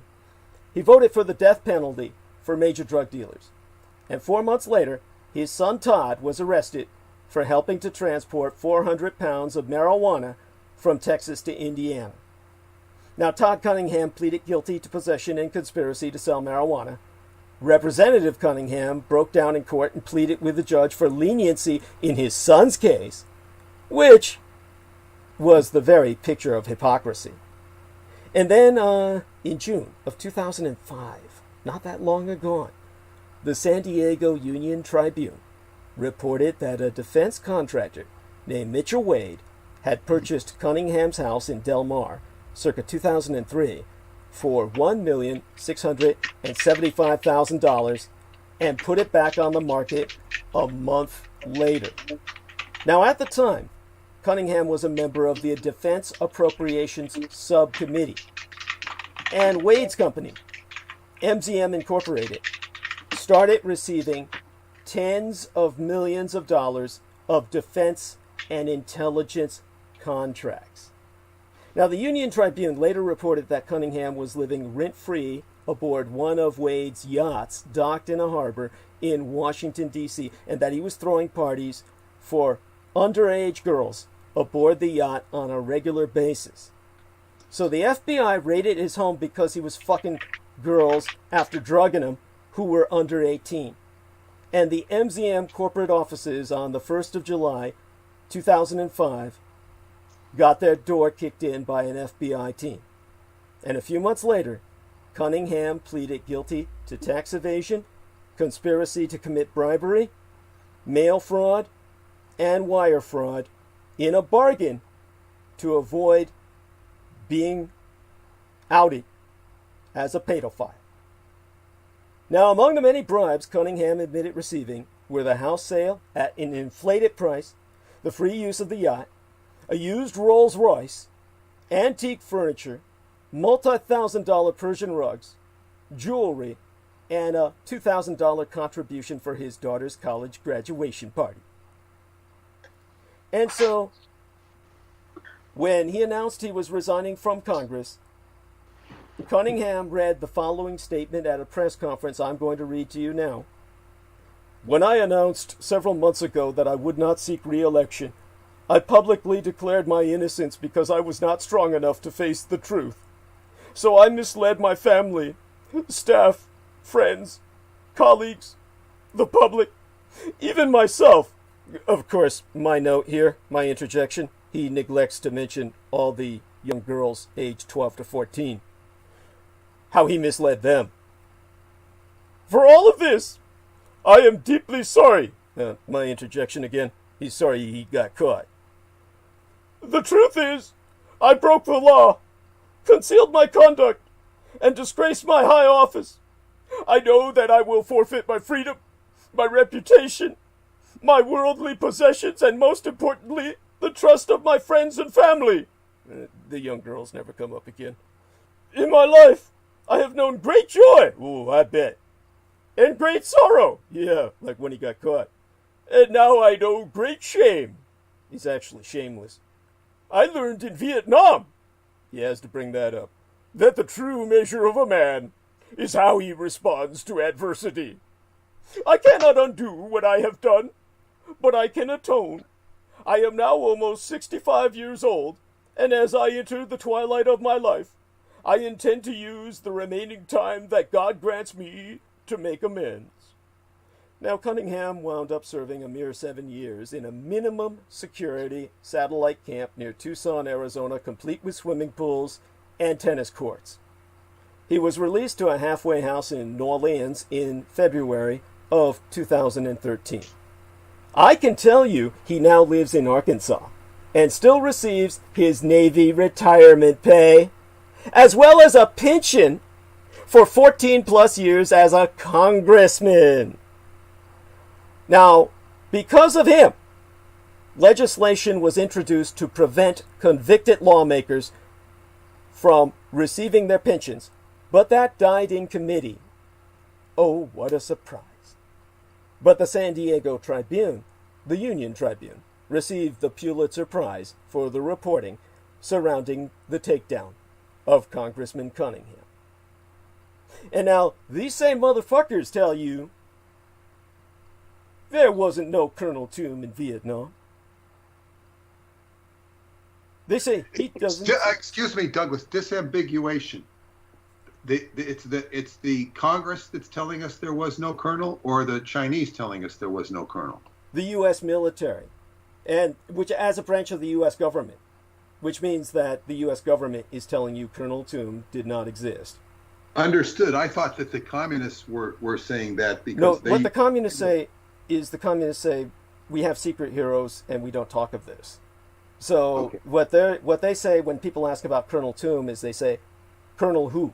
That's like literally a program statement in which they're told to say that, because if they develop a cult of personality, then that person might become a rallying point for overthrow of the communist supreme leader. That's always right. But why does the U.S. say there was no such person? What is their motivation? The same thing? Their motivation is this way. They say, you see, there were no enemy that were capable of outflying or outgunning us. There was no such thing as a Vietnamese ace. Okay. Yeah. So, yeah. Go on. Well, I just said thank you for clarifying that. What I thought was fascinating about what you were saying, you brought up this point that we all kind of know about the communism and the capitalism merging in China rather unabashedly and in a very puzzling way, because they take the capitalism, they screw it up, and but they retain the communism. It's like we use the communism when we need it, and we use the capitalism when we need it. Well, that's what the Americans are getting at when you get the radicalized right saying we need the capitalism when we need it, but we need collectivization when it suits us. So that brings us... The radical right is saying that? I'm sorry? The radical right in America is saying that? Effectively, yeah, effectively by their behavior. So let me take it to that point now, and I'll explain. And that will bring us back to everyone else who's with us, including yourself. And that brings us to the question of who is a domestic terrorist. Because as a very fraught election approaches, the threat of political violence, politicized violence, that is, ideologically motivated, is the highest in decades. And the United States election of 2020 will affect the entire world. There's a lot at stake in the upcoming U.S. election. The results will have implications worldwide. And voters need to think like global citizens when they cast their ballots this year. Because hopes are dashed for any pre-election stimulus deal here.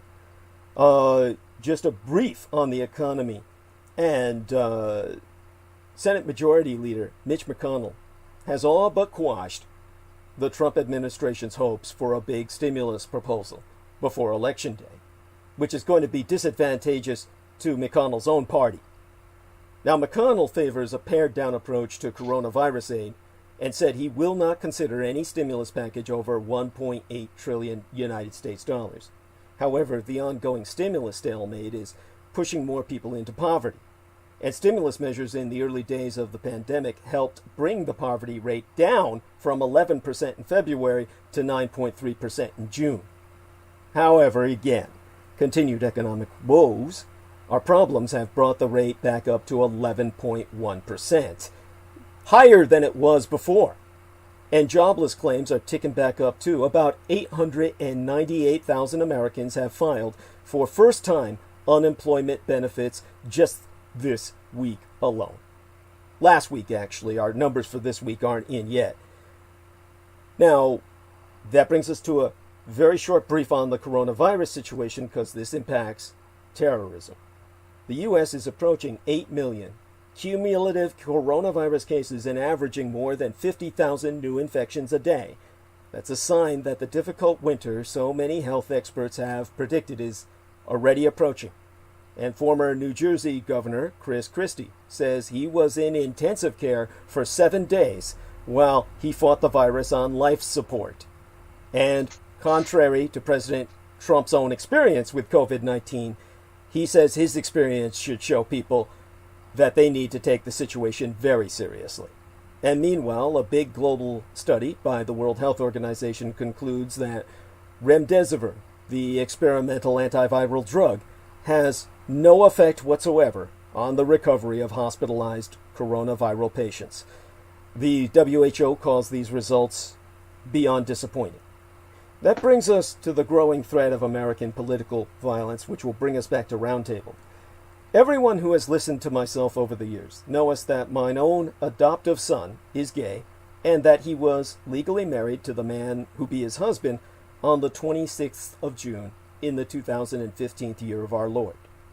It not goes sans saying that I monitor societal developments what prove a threat against him, potentially. This also brings to my attention things you normal straights are just not aware of at all, like the so-called lavender Bolsheviks. That's the term applied to homosexual extremists who violently promote alternative lifestyles, something you've probably never heard of. On the 15th day in August of 2012, Floyd Lee Corkins II walked into the Washington, D.C. office of the Family Research Council with 15 Chick-fil-A sandwiches, 50 rounds of ammunition, and a semi-automatic pistol. Now, Corkins' goal was to use this 100 rounds to shoot as many employees of the conservative Christian organization as possible, and then smear the sandwiches on their faces as they died. Now, Corkins was then a 28-year-old man from suburban Virginia who had volunteered at a local LGBTQ, or lesbian, gay, bisexual, transgender, queer community center. and intended these murders to be a political state. He supported gay marriage violently, and the owners of the restaurant chain and the leaders of the FRC, the Family Research Council, which is classified as a hate organization affiliated with the KKK and neo-Nazis by the Southern Poverty Watchdog Group. They opposed it, gay marriage, and that organization further maintains that homosexuality is harmful to the persons who engage in it and to society at large. So when Corkins arrived at office, he wounded an unarmed building manager, who then managed to wrestle him to the ground and disarm him before anyone else was hurt. You see, Corkins had planned to go to another conservative group later that day and carry out a second mass killing, with more ammunition he had in his car. Now, the FBI case agent assigned to this shooting was a Mr. Tom O'Connor, who's a specialist in investigating violent extremist groups from the Aryan nations to Al-Qaeda. And in his view, Corkins' act fits the legal definition of a domestic terrorism as established by Congress in the Patriot Act following the 9/11 attacks, a violent crime intended to, quote-unquote, intimidate or coerce a civilian population or to, quote-unquote, influence the policy of a government. But the new federal law did not specifically designate domestic terrorism a federal crime, and so included no penalty. So Corkins became the first person to be charged with committing an armed act of terrorism under a District of Columbia law that had also been passed in response to 9/11. He expressed remorse, pleaded guilty, and was sentenced to 25 years in prison. Now, O'Connor, who was the vice president of the FBI Agents Association at that time, began unsuccessfully lobbying members of Congress to enact a law that would designate acts of domestic terrorism a federal crime. And to this day, he supports the idea. He contends that such a measure would give law enforcement officials additional tools and resources to combat the intentional use of violence to achieve political goals. He also believes that it would further enshrine and encourage peaceful, First Amendment protected political activity, going on record to say we should effect change by protests, nonviolent protests, and by voting. Those are the two ways. Now, since the attacks in Charlottesville, Pittsburgh, El Paso, and other cities, the debate over how to respond to domestic terrorism has intensified. But both Democrats and Republicans in Congress, along with the ACLU, the American Civil Liberties Union, remain leery of giving federal law enforcement officials the enormous political power that cometh with being able to declare an individual a terrorist.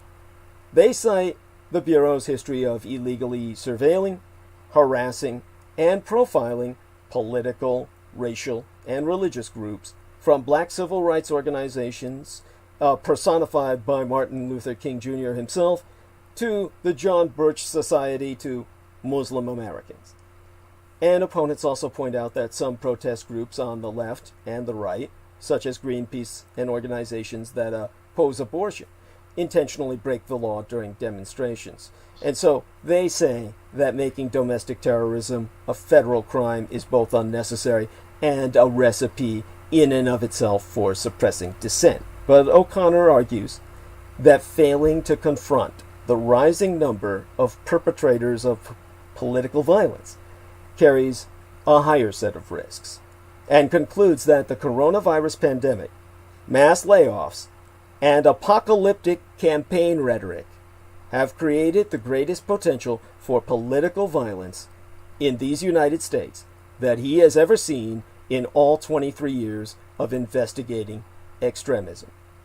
Now, Mary McCord, who's a former federal prosecutoress, who also supports a new domestic terrorism measure, called the current election season hugely dangerous. So noting that I just don't think we should throw up our hands and say we can't trust law enforcement. Now, just yesterday, last week, federal and state officials charged 13 men with plotting to kidnap Gretchen Whitmer, the governoress of Michigan, and proved they were surveilling her vacation home, conducting tactical training, and came close to carrying out an attack on the state capitol. And on Tuesday, reports have emerged that the group actually was going to kidnap Virginia's governors, or the governor in Virginia, Ralph Northam. And so O'Connor, who retired from the Bureau yesteryear, and therefore can speak his mind more freely, said that the size and scope of this scheme shocks and worries him. To quote his T, usually when you have an event that involves extremist ideology, it's one or two people. They were going to rallies and asking others to join, and hundreds of people answered the call. Now, earlier this year, Christopher Wray, the director of the FBI, announced that the Bureau had more than 1,000 investigations into violent extremism underway in all 100 states in Union. And in testimony to Congress in September, he warned that the perception of government overreach, racism, and other dynamics fueling domestic violent extremism, which they call DVE, domestic violent extremism in Bureau parlance, remained constant. Since then, observing that more deaths were caused by DVEs than international terrorists in recent years. In fact, 2019, but yesteryear, was the deadliest year for domestic extremist violence since the Oklahoma City bombing in 1995. So what Director Wray is referring to is the attack on the federal building, the Alfred P. Murrah Federal Building in Oklahoma, that killed 168 people, one of the deadliest acts of domestic terrorism in American history.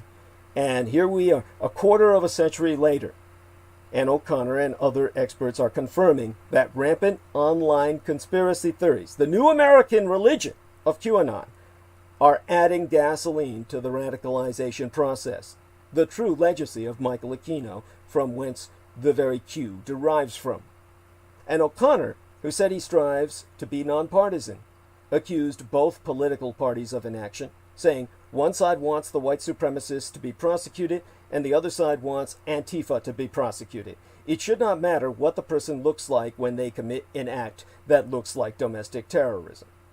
Yet he himself has proven that individuals on either side of the ideological spectrum have engaged in political violence, but that statistically, effectively, right-wing extremist attacks have been far more lethal. So saying that leftists have caused more property damage, but if you look at the death rate, it's not even close.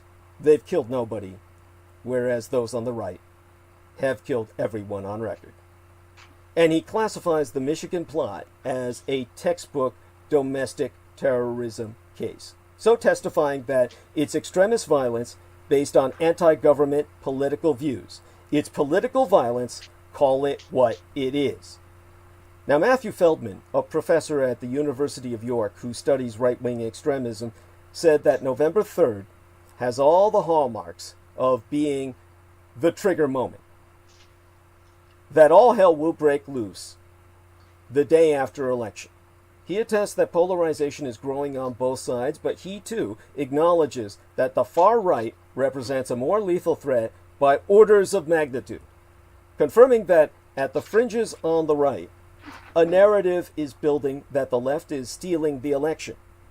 So he warns us that extremists will act on what they believe is their way of life disappearing, because they believe that if they don't take action, it will. And he added that would-be attackers often await a signal from leaders that violence is acceptable, going so far, in his case, as to emphasize that scholars have long talked about a kind of license that comes from the top. One of the surest signs of these trigger events is an increasingly apocalyptic tone. And of course, in his words, the biggest culprit of all has been none other than Donald Trump. Well, the FBI agent O'Connor articulates that, in my 35 years of law enforcement, I've not seen the country as divided as it is today. It's amazing times. It's the perfect storm. And this week, a federal law enforcement official acknowledged the danger and even went so far as to go on record anonymously to state that authorities were looking out for individuals planning or engaging in violence.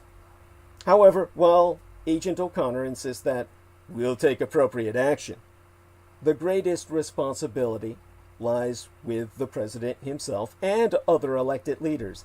Exhibiting restraint in the weeks ahead will produce more political benefit for themselves and for the public than any further talk of Armageddon. But it brings us back to my gang stalkers. These are domestic terrorists, and they need to be reported to the FBI. One is Stephen Outram, the other is Richard K. Cole Jr. Both of these men, white males who claim to be heterosexual, approached myself for sex, which I did not provide. They have been targeting myself ever since. That's what brings us back to where we are.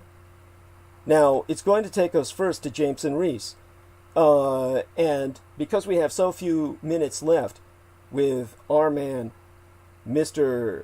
Paquan Mireles, I'm going to ask Paquan to tell Richard K. Cole what he needs to hear from you. Just let him know you're prepared. He sent you a friend request, as he does to everybody I know. Let him know what you think of his friend request, what you think of him, and let him know that you're willing to defend yourself and yours. Yeah, I just want to let that little bitch know, man. I'm a family man and a businessman. But what comes with that, man, and aside from that, what I am, you can't look that up. You can't get that any information from your little gay butt buddies on me like that. I'll tell you now, though, come fuck around my spot, around my people, and have to make me defend myself. I'll put you down. I'll give you what you want. Thank you, sir. God bless you. And stay with us as long as you can. When you have to go, just let us know, okay? And I want you to let us know verbally. Come online and say, I have to go, but bye to everyone when you're ready to go. All right, Paquan? No problem, Douglas. Thank you. God bless And you. hey, I got your back, Paquan. Hey, you're my guy, man. I got your back. It ain't no thing for me to fucking fly out to Flint and help you take care of that business. You know what I'm saying? We got our own motherfucking network around here. So, them pussy ass motherfuckers, they piss me the fuck off. I know what they're about. So, hey, just know that we're nationwide and we got your back, okay? All love, Derek. Yeah, all love to all my brothers. And these are my brothers from another mother. Now, this is going to bring us back to Jameson Reese because he helped to identify something. We basically got a... Yes, take over. Let me just get right into it. Yeah. And Chirachi. Actually. Chirachi. It's spelled Chirashi. Yeah, go on. It is actually Stephen Outram. Yes. Because both come from Australia. Yeah. If I'm not mistaken. That's true. That's what she claims. Go on. Yeah. So it's obvious that that's Stephen Outram. Yeah. Here's a little message to both Richard K. Cole and Stephen Outram. I've seen through your disguises so many times that you're a failure. Basically, I'm fairly certain you guys have a fire under your ass from Lilith Aquino. Yes. It's clear that you motherfuckers are failures. And you have no idea what hell is coming to you for failing. Thank you. But it's going to be fun to watch you motherfuckers suffer. Indeed. This is the suffering they wish on us and anyone who's not their standard of a white male. They both claim to be heterosexual as well, but it's all pretense. Their personal vendetta against me is obviously sexual in nature, and it's what they concentrate on. Everyone do go to burners.me to take a look at Stephen Outram's column on Douglas Dietrich, his colon column, which is literally thousands of pages long. This man speaks about my sexuality at length. I'm sorry, go on. You were going to... Let me say something. Please. I would suggest that because both of them approached you for sex, and that lack thereof triggered them, I would suggest that they were programmed with some form of electric shock conditioning to want to have sex with you, and that they were deeply programmed and that in this, you know, so that they wanted it, and that the fact of not being able to have it created a frustration in them as a target, this is a very visceral, because their targeting of you is very visceral. Yes. It's very visceral in their nature. They seem to have very different personalities, where Richard K. Cole seems to be more obsessed and you know, more of a hillbilly mindset. Yes. Steve Outram seems to be a little more low key, at least in his, you know, he's got a lot of money, I guess what you could say. But I think they're both very much programmed individuals that were programmed with their sexuality, and this is just from all of my experience. This is what I think has happened with them. Thank you. It's appreciated. The person who probably conducted that was Dr. John Henry Hagman, who specialized in that kind of electroshock therapy combined with his blood work and his other experiments in gross physiology. And by that I mean mechanical interventions in physiology as opposed to genetic engineering, which would be a whole different class. You've got other men out there who are working with scalpels when they're conducting molecular biology and the manipulation of genes, where someone like John Henry Hagman is in the Soviet era working with hammers and chisels to resculpt a human being violently. But it's visceral and it's visible, and the sadists enjoy it for gratuitous satisfaction. He's probably the man who gained that satisfaction working on Stephen Outram and Richard K. Cole Jr. So what we have is these two individuals are lavender Bolsheviks. This is where the left and right meet. And they both claim a populist mandate, saying that they're appealing to the general population by attacking myself as, quote-unquote, the outsider, claiming that I'm somehow a foreign agent. Their fantasy that they project is for communist China, which is absurd on the face of it for anyone who knows me and has heard me over the passing years. I was born in the archenemy of communist China, nationalist China, as relocated on Taiwan. We don't need any more detail than that, certainly not at the moment. But when it comes to Stephen Outram, the details on him in general are that he was born in New Zealand but moved to Australia and considers himself at this point an Australian. So when he first approached myself as a sponsor, as Anne Chirashi, I was suspect because the tale was too perfect and it was very offensive in terms of the code name, because Chirashi is obviously a pseudonym. Obviously, she claimed to be a black woman from Africa. There are thousands of dialects in Africa. The fact that I worked in Africa for a number of years means nothing when I was so regionalized in my experiences, which were limited basically to East Africa and the Horn of Africa. There are plenty of dialects that could potentially Latinize or Romanize a African name into that very word Chirashi, potentially.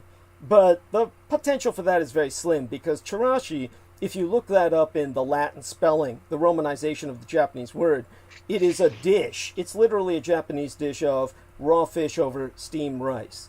Now, the deep web crowd has a word for Japanese or Chinese, any Asian girls that they kill in snuff films. They call them sashimi, which means raw fish, which is their way of connecting the female genitalia to the smell of fish, which is what they constantly call women. They call them fish-smelling bitches, this kind of shit, referring to the smell of the vagina. So when it comes to this dish, it's sushi-like in that the sashimi, or the raw fish, is placed on top of steamed rice, but it's a bowl. And this is also vaginal reference of eating out a bowl of fish over steamed rice.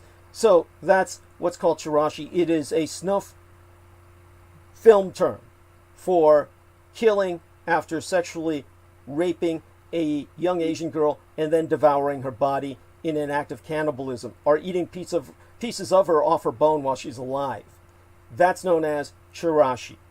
So when that confronted me, a woman coming up with that very name, and chirashi, a snuff film term from the trade that I knew of through my years of working with pornography, and Michael Aquino, and all of the GIs who were into this shit, this is what said to me, all the alarm bells go off. But I took her money, his money, under this female avatar, which was $20 in 2 donations, about $40. And what Richard K. Cole and Stephen Outram are paying for is basically advertising time. Because they feel if I'm confronting this, they get publicity. There's no such thing as bad publicity. They get attention and people will look them up. But what they don't comprehend is that I'm not like any gang stalking victim. Your average victim, and all of you out there included, don't ever respond like this. Don't go public. You go straight to the law, which I've done, but there is no response. This is why we're going to branch this out tonight. So what we got is... I'd like to say one more thing. Please. This is not going to have any meaning except for Stephen Outram. Only Stephen Outram and, what do you call it? Richard K. Cole. Whatever they're fucking, you know. This is for them. Malhexadon, Hexnanophore, R. Gringrafuck, Hardus Puncturatus. That's it. Thank you. I appreciate that. So you have a situation in which these two individuals approach under what Michael Aquino called an NBA, a nigger bitch avatar. That was the term Michael Aquino used, and that's actually what military intelligence used. It's something that they would use to discredit academics who weren't playing the game with them and exposing real history, like the fact that there was a Vietnamese ace named Colonel Toom who took down 14 American airmen. And to any academic who would put that into a history book or speak of it in lectures, they would approach them with what they called an NBA, a nigger bitch avatar, that just being an exemplary case. They would do this with anyone they didn't like, but particularly with academia, because academia was obsessed with political correctness. And so they would use a black female avatar to torment these people and basically say they have tiny penises, basically troll them.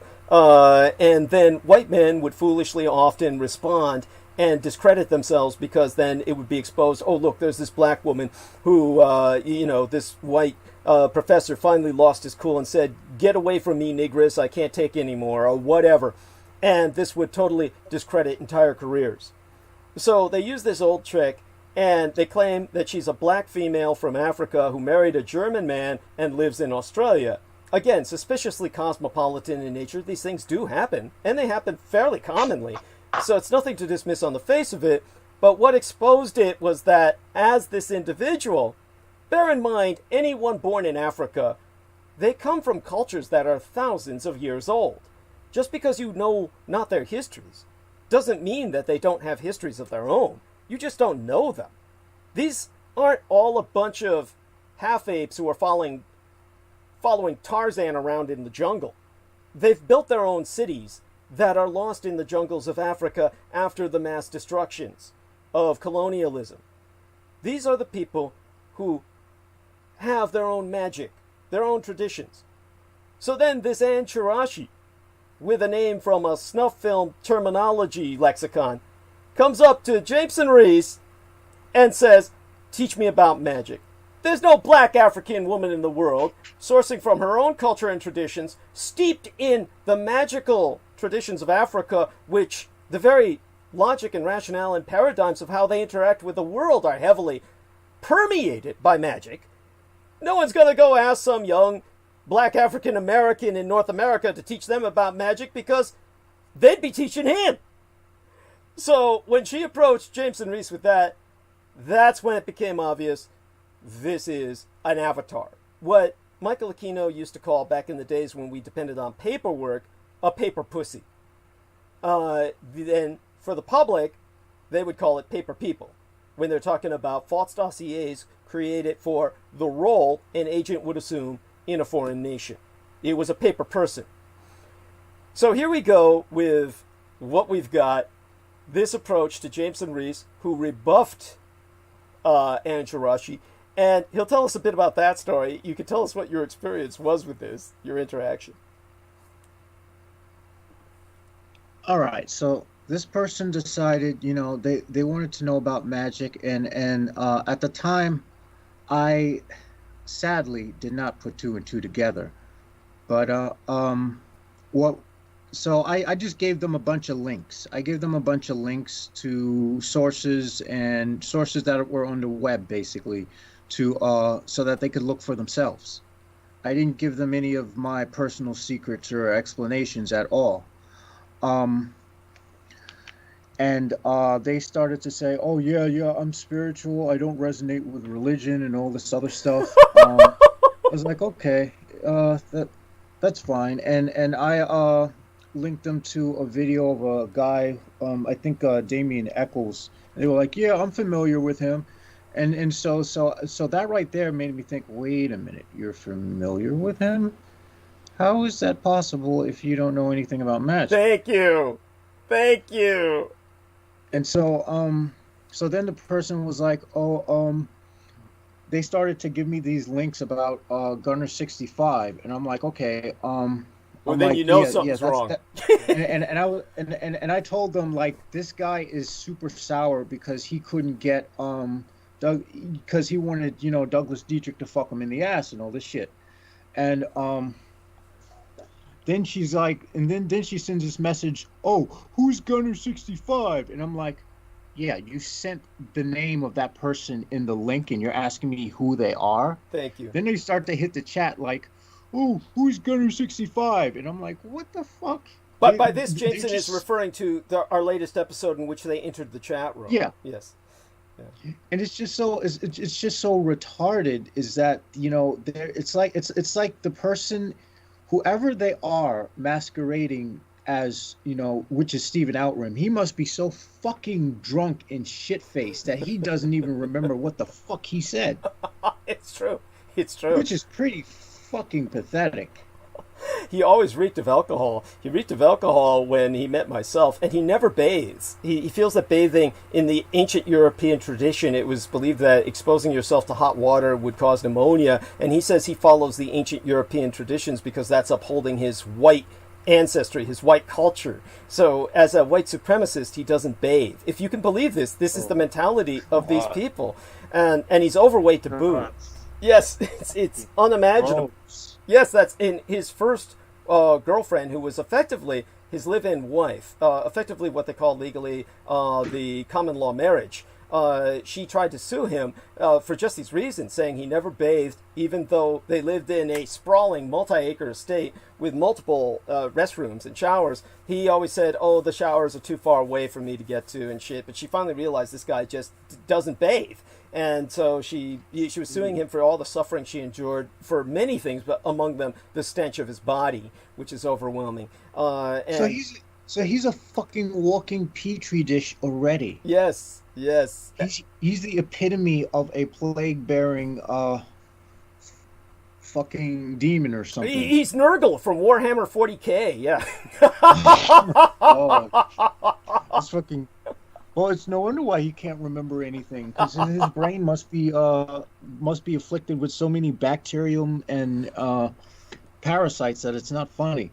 Yes, well, there we have that. And so what happened was, obviously, he entered at the chat room saying he was Anchirashi. By the way, for people who just don't get it yet, it's like someone coming up to me and saying, "My name is Madame Sukiyaki."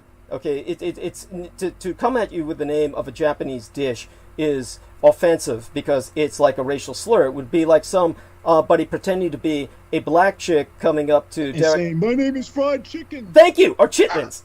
Yeah, my name is.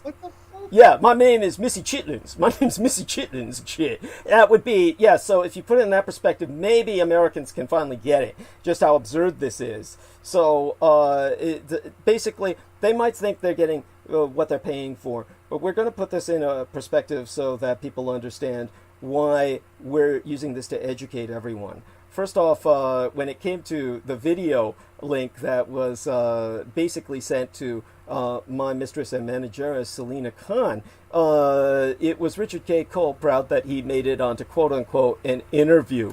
So there's an interview out there on YouTube where Richard K. Cole is shitting all over myself with some other white supremacist or some other white guy who is going to deny that he's affiliated with white supremacy or any of this reactionary bullshit. But in this video, which I'm going to link to now just so I can get the comments section, this is where it reaches the apex of, shall we say, pathetic. It's just awful. It's pitiful.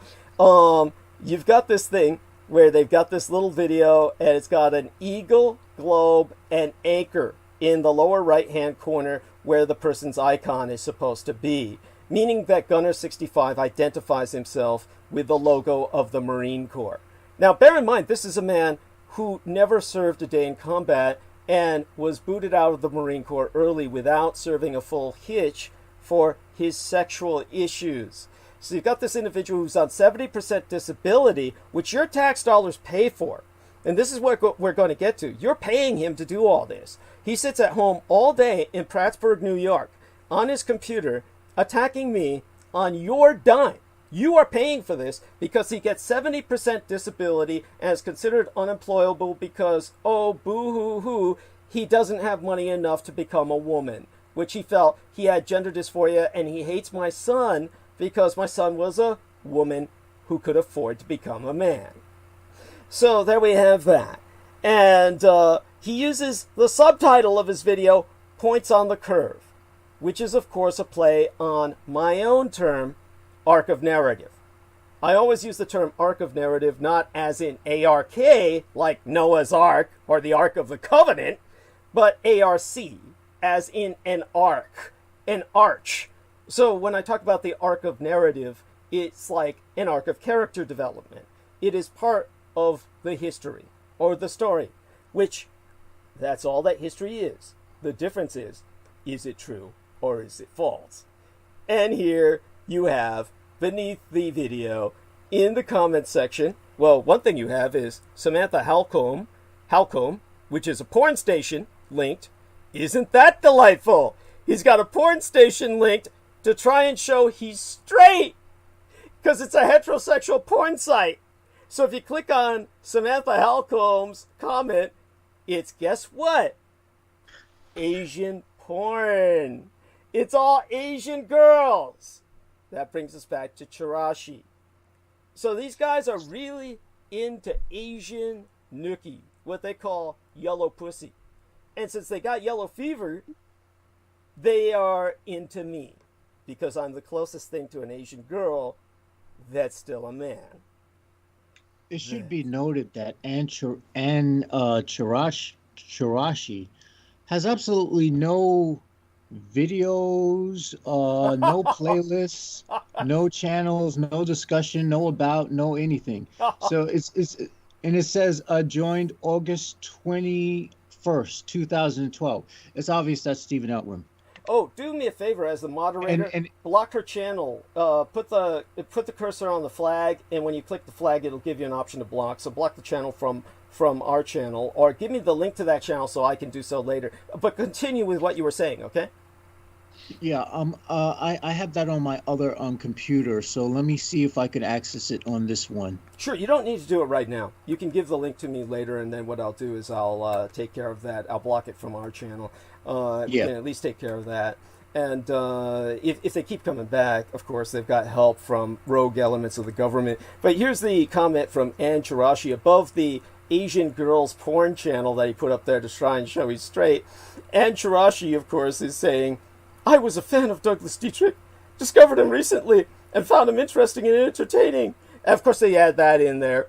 In terms of what I was saying, complimenting Ann Chirashi for her contributions, hey, don't be afraid to give me more.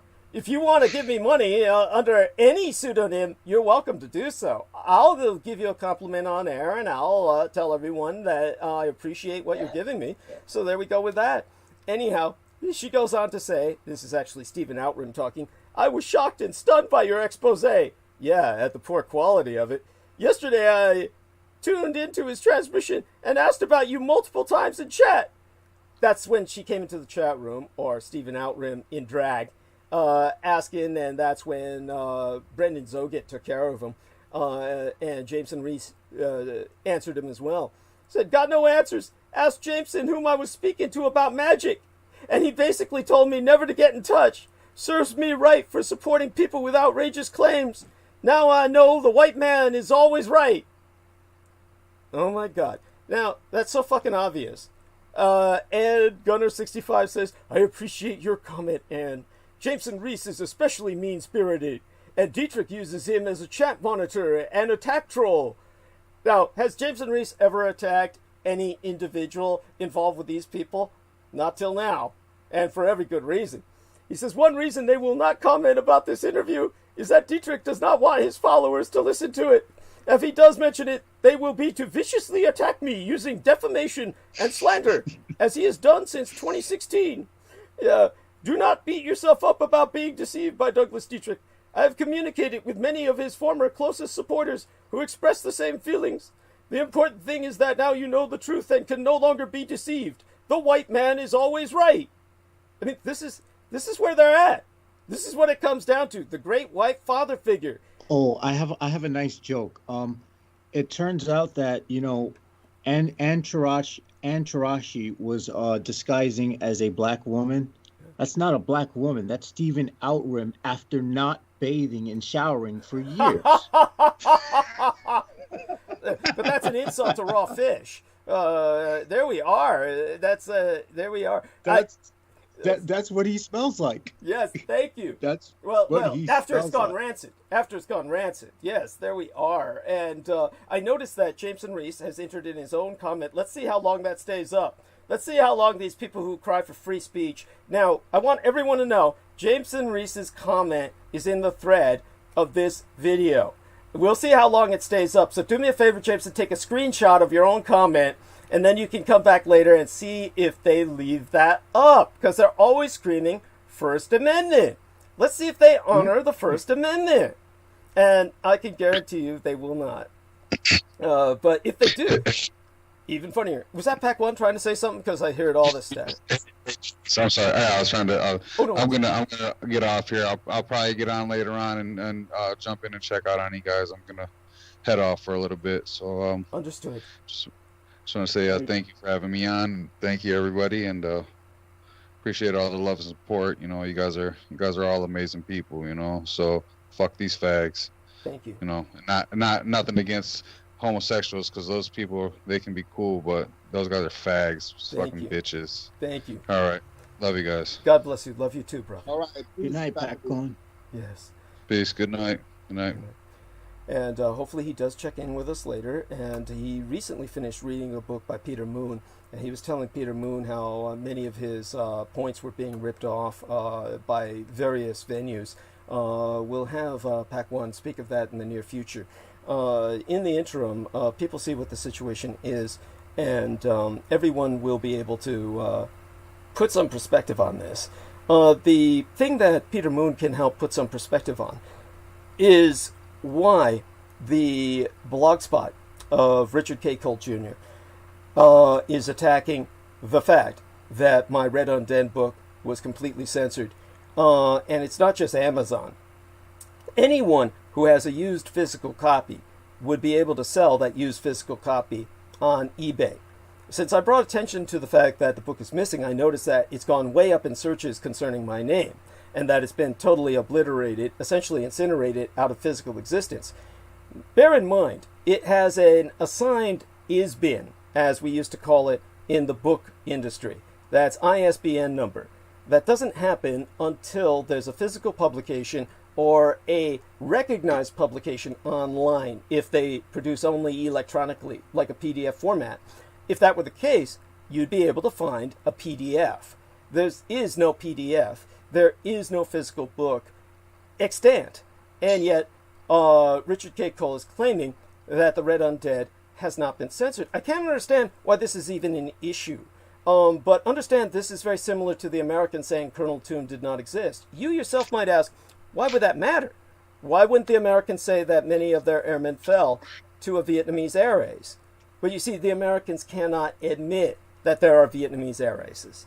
And so the Americans, as a military, will tell you that no military can do what our military does, so we have to claim these heroes of other nations do not exist.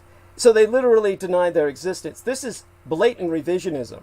So, in terms of the vampires, however, since you would think it would be an obvious fact, based on what you are taught, that vampires do not exist, why would they deny that a book I published about them was not banned?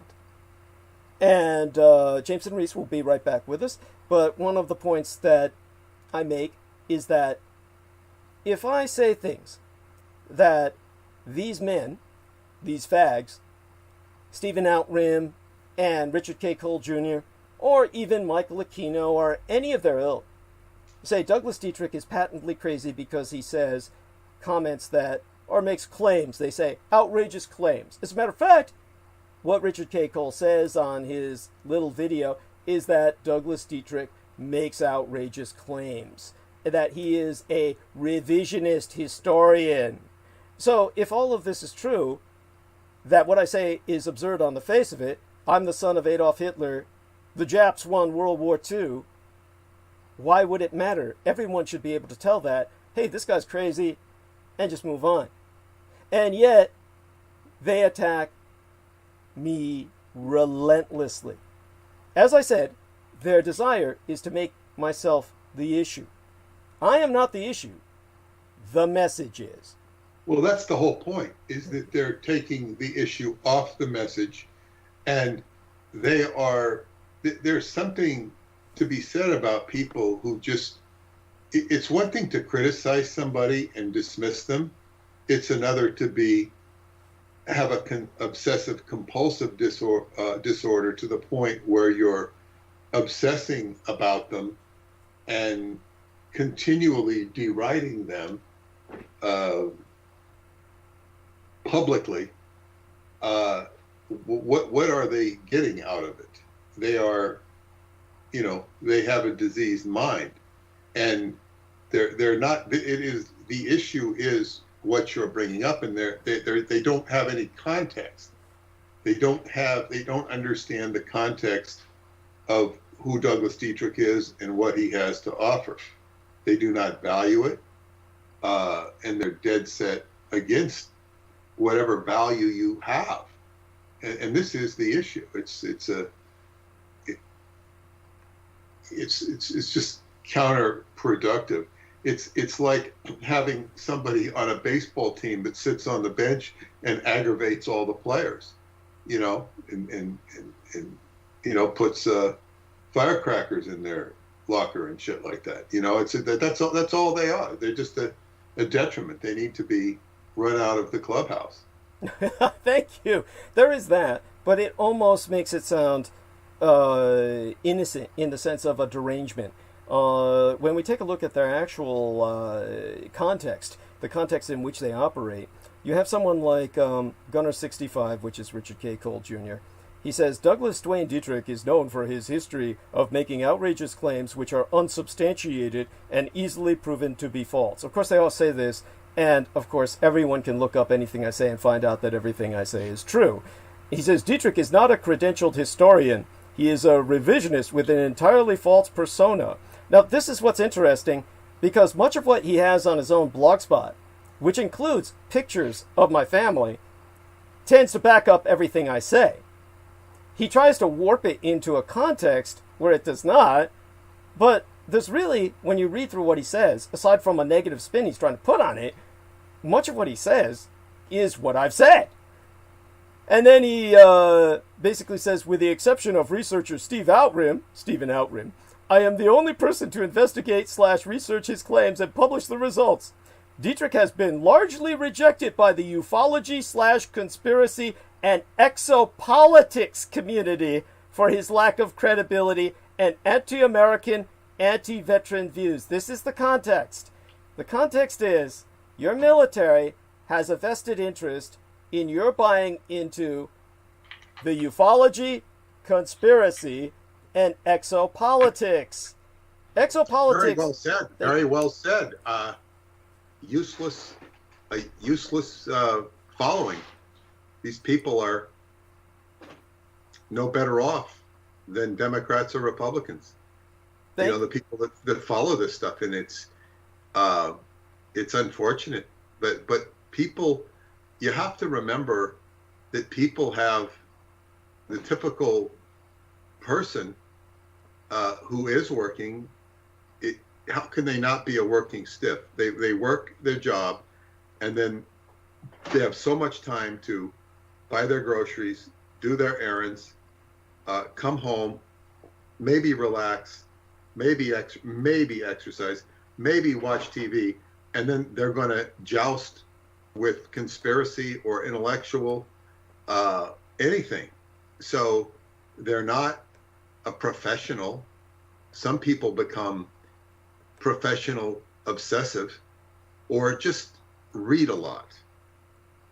My friend in California that I met with recently, she was quite a reader, and she had a lot of information that was interesting. I mean, she was telling me about this and that, and I was interested, but I don't have the time to do all of that reading because I'm very directed in what I do. So, and she's retired, of course. She does have time to do things. But the average person who's working is not in a position to even evaluate information. They're better off watching the opiate for the masses, which is the History Channel. Yes. And people are so, like, to say ill-informed, it's not informed as well as ill-informed. Not informed. How can they get information when they're just, subjected to the internet and TV, and they do better off in a library? Thank you. And this is where we come to, here's an example. Now, Peter Moon will give us some perspective on this as well, but it's something to bring up as an example of where they go with their attacks. One of the people, of course, that I'll bring up is who I've brought up before, and he's controversial in his own right, and we'll go into some of the negative first, and it's mostly negative based on the fact that it's sad. It's his desperation that he works with this community and he's accepted by them. So we have a situation in which, tell me again about the man who died. I'm trying to remember his name, of lightning strikes 3 times in a row, that basically it was on Art Bell forever. They'd bring him on again and again. Brinkley, Daniel Brinkley. Thank you. I could not have got more than 3 times. Yeah, but go ahead. Yeah, thank you. It was he died clinically 3 times. I do believe that he was struck at least. Yeah, and he was struck by lightning maybe twice, and which, by the way, we can go into the the details of that some other time, because that's fascinating statistically, because it does happen that when you're struck with lightning once, the chances of your being struck by lightning again do go up, and if you win the lottery once, the chances of your winning the lottery again also go up. It's very bizarre. I didn't know that. Yeah. But I remember Art Bell. I only know from the tapes he did with David Anderson. He used to play music. He'd do lead-in music. I wonder if he did the lead-in music for Daniel Brinkley, that song "Lightning Striking Again." Yeah, well, there you go. And but the most important thing about Daniel Brinkley is that, let's bring up the negative part first. He's been hanging out with Corey Goode and who's the other Blue Avians dude? David Wilcock. David Wilcock, yes, and this is the point. I didn't know he's been hanging out with Corey Goode. I mean, that's like, that's it's going from a jackal to a hyena.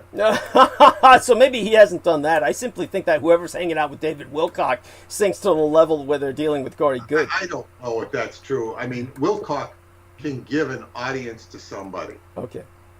Yeah. And he's so, I don't know that he's hanging out with Corey Goode. Yeah. I don't know. Well, it's as good as when he's been on Jimmy Church's Fade to Black a number of times, which is brought to my attention by Jameson Reese now. Jameson Reese, are you referring to Daniel Brinkley? He was on Fade to Black? Yes. That's pathetic. That is pathetic.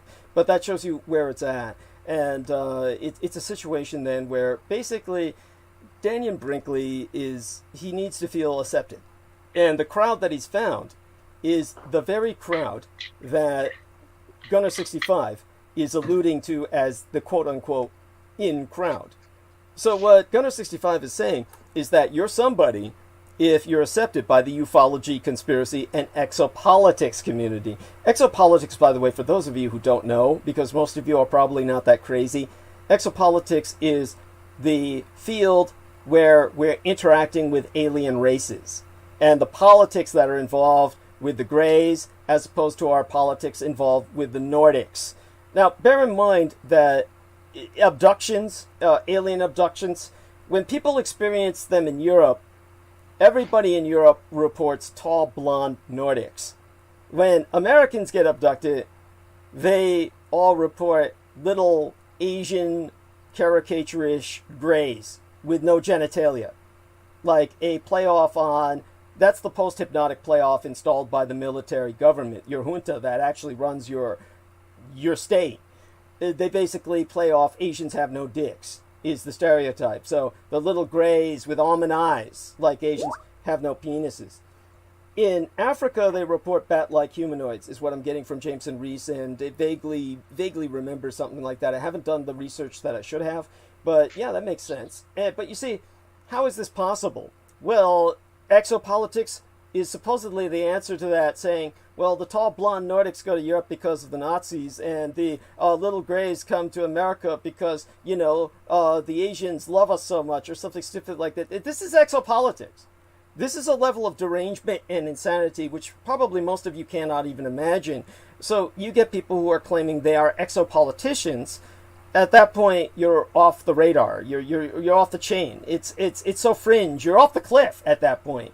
So these are the people that Dannion Brinkley is hanging out with. This is what was at the various ufology conventions, the Conspiracy Con and all that. This is how I got my start because there was no place else to go. I was swimming in the sewer because there was absolutely no way to get on conventional transmissions or broadcasts or venues. The closest I could get, and that was thanks to the fact that I knew they were Satanists and knew all the satanic passwords and buzzwords to get me on, was Coast to Coast AM. And once they found out through Michael Aquino blowing his top that I was not what they thought I was, then I was censored from them.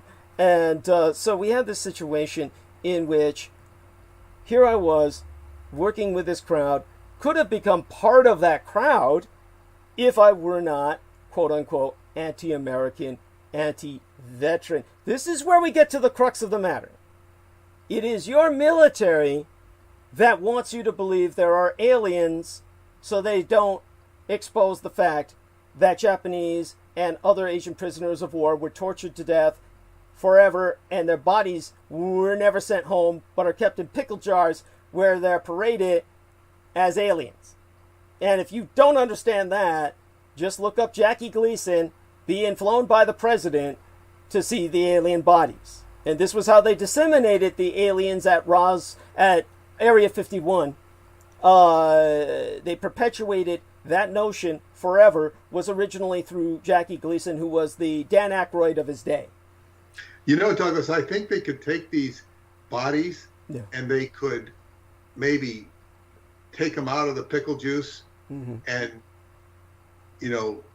dehydrate them further, get more wrinkles, put them back in the pickle juice, do this a few times, maybe even do some very clever plastic surgery. Oh, yeah. And create beings that really look like a real alien. Well, what you're not taking into account, because you don't have that deranged an imagination, because what you're saying is, like Jameson Rees says, that's sort of like how shrunken heads are made. What you're not taking into account is the torture these men already suffered. Most of these men suffered their ears cut off, their nose cut off, their lips cut off while they were alive. So by the time they went into the brine, they already did not look human. Look like aliens. Yes, and so all of this was done in the crudest, most sadistic of fashion. And much of them were skinned alive because they had the Yakuza tattoos, and that was part of the torture that was applied to them. As covered in the documents I was ordered to destroy was the skinning off of their tattoos, etc. This was all part of what the Americans did. So to prevent this atrocity and atrocities like it from being exposed, the Americans say, well, these are aliens, and they've created this entire alien myth. This is one of many motivating factors. There are many others. And so it was at the point where if you look up the story of Jackie Gleason, you're going to find, if you look at one account, it'll say President Eisenhower flew him there. Another would say Truman. Another will say Nixon. But from Eisenhower through to Nixon, every administration gave Jackie Gleason a private flight to Area 51 because all of these presidents were his golf partners. And so he knew them all personally, and they did this because it helped perpetuate the story, with he as the source, that it would be the equivalent of what they're doing with, oh my God, who is that that music artist now who's, we were talking... Thank you. What you got Talone doing today with is he with Peter Levenda? He's doing this. Yeah. Thank you. He's with Levenda and all these ex-CIA and FBI dudes who, and it's like, okay, you have a whole community that's supposed to be, the government's not telling you the truth. And who do they hire to expose the truth? The government.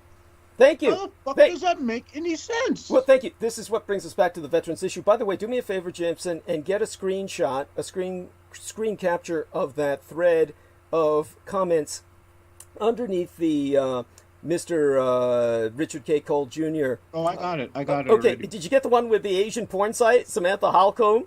And make certain that comments on one of your screen captures, and then as well make certain to get the screen capture of her porn site. So he might get rid of this later when this is exposed what he's doing, and gotcha. yeah, and so just like he's probably going to delete your comment. So this will show everyone who follows up on this just what a liar Gunner 65 is. He's stuck either letting the Jameson Reese comment stay up, which then he'll be following the First Amendment, or he's going to delete it, at which point you know he's lying. But by the way, I noticed that he's hidden the replies. He's hidden the replies. If he keeps it up, Lilith Aquino will have his ass in a fucking vice grip, and that'll be it for him. Yes, and which is going to be it for him and Stephen Outram anyway, because the two stooges are so fucking dumb. They don't know. They can't tell their ass from their elbows, and their brains are so fried on whatever the fuck they're on, that they probably don't know which way is up and down on any given day anyway. Yes, thank you. I have an interesting comment to make about Jackie Gleason. Yeah. There is Jackie Gleason was, of course, super celebrity, and this goes back to my first season of watching baseball, 1961, because I could read the paper. Now, I was in second grade and I could read the paper, and this was the year of the big home run race with Roger Maris and Mickey Mantle hitting 60, going for 60 home runs. And I even got to see them play in Wrigley Field that year. My mother took me to, it was quite an experience in an entirely black neighborhood. I remember leaving, we parked the car, there was no parking, so we parked the car in some black man's house for $1. And I remember walking back from the game, and I said to my mom, I said, "We're going to have the car? Is the car going to be there?" And he was very friendly, nice. He gave us the car. It was no problem. That was my first experience with the black community. It was, anyway, Mickey Mantle had 53 home runs in early September, and he was the logical bet to win. And he had the flu or was sick, and I think he was with Jackie Gleason. He was with Jackie Gleason. I think it was at Toots Shor's restaurant, the famous place in Manhattan. And Jackie Gleason said, "Oh, Mickey, I got a doctor who can help you." And this doctor was a man named Max Jacobson, who was known as Dr. Feelgood, who was a mind control bastard. He worked on the president. He worked on Marilyn Monroe, Frank Sinatra, and he gave Mickey a cocktail, which created a whole abscess in his hip and ruined the rest of his season. Oh my God. And I remember watching the 1961 World Series. Mickey was hurt. He came in and played. He hit a double, but by the time he got to second base, he had this huge blood. I mean, you could see it in the black and white, and he, came out of the game. But that was so Jackie. That's why I remember Jackie Gleason, and I remember reading in some book, sports book, that Jackie infected him, or got him infected, So the point here is that Jackie had a connection to Dr. Feelgood. Thank you. Who did JFK, who was giving JFK drugs. Holy shit. And probably all sorts of, sort of a MK influence with JFK. To what degree of, and doing Marilyn Monroe, Frank Sinatra. You see, you hear about the mob, and there's an incredible, for people who love that subject, there's a guy named Gianni Russo. Gianni Russo is the guy who plays Carlo in The Godfather. And he has got the most fascinating videos. He's got a bunch of them, but you can listen to him for an hour. He knows who killed JFK. He knows the whole thing with the Cal Neville Lodge, and I think he was there with Marilyn. He lost his virginity to Marilyn Monroe. And he actually, yeah, and he put the Godfather movie together because he was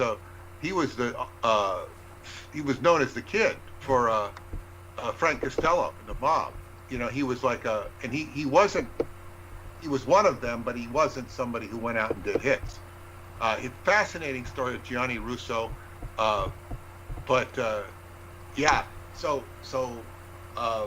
and Marilyn loved him because he was kind of an orphan himself. So they got along real good. In addition to being lovers, they were good friends. So yeah, it's fascinating stuff. But you don't get too much MK Ultra with the stories of Sinatra and Marilyn and JFK. There's obviously, it's lurking there, but you don't get the hardcore MK Ultra. Right. Thank you. Well, this is important context. And by the way, Jameson Reese tells us that porn site that was linked to Gunner 65's little video, which I think he's erased at this point or, gotten rid of because... Well, the user Samantha Halcombe has two videos of these. One is of some white dude trying to dance to some Dance Central thing or whatever the fuck that is. And another has something that says 2 squaddies on Dance Central. Oh, that's military. Yeah, that's military. So she's got these Yeah, go on. So these are obviously military guys. People are part of the complex. These are probably friends of probably like gay lovers of Stephen Outram and Richard K. Cole. Yes, I agree. And they have a thing for boys in uniform. And it's definitely something that these Asian girls, if they exist, they're actually manipulating these white guys to make themselves look like idiots. There's nothing dumber than a couple of white dudes with no rhythm trying to get out there and do the hip-hop. So they're making fools of them and laughing at them and putting it on their own channel. And these guys are too dumb to appreciate it as such. They think they're being worshipped.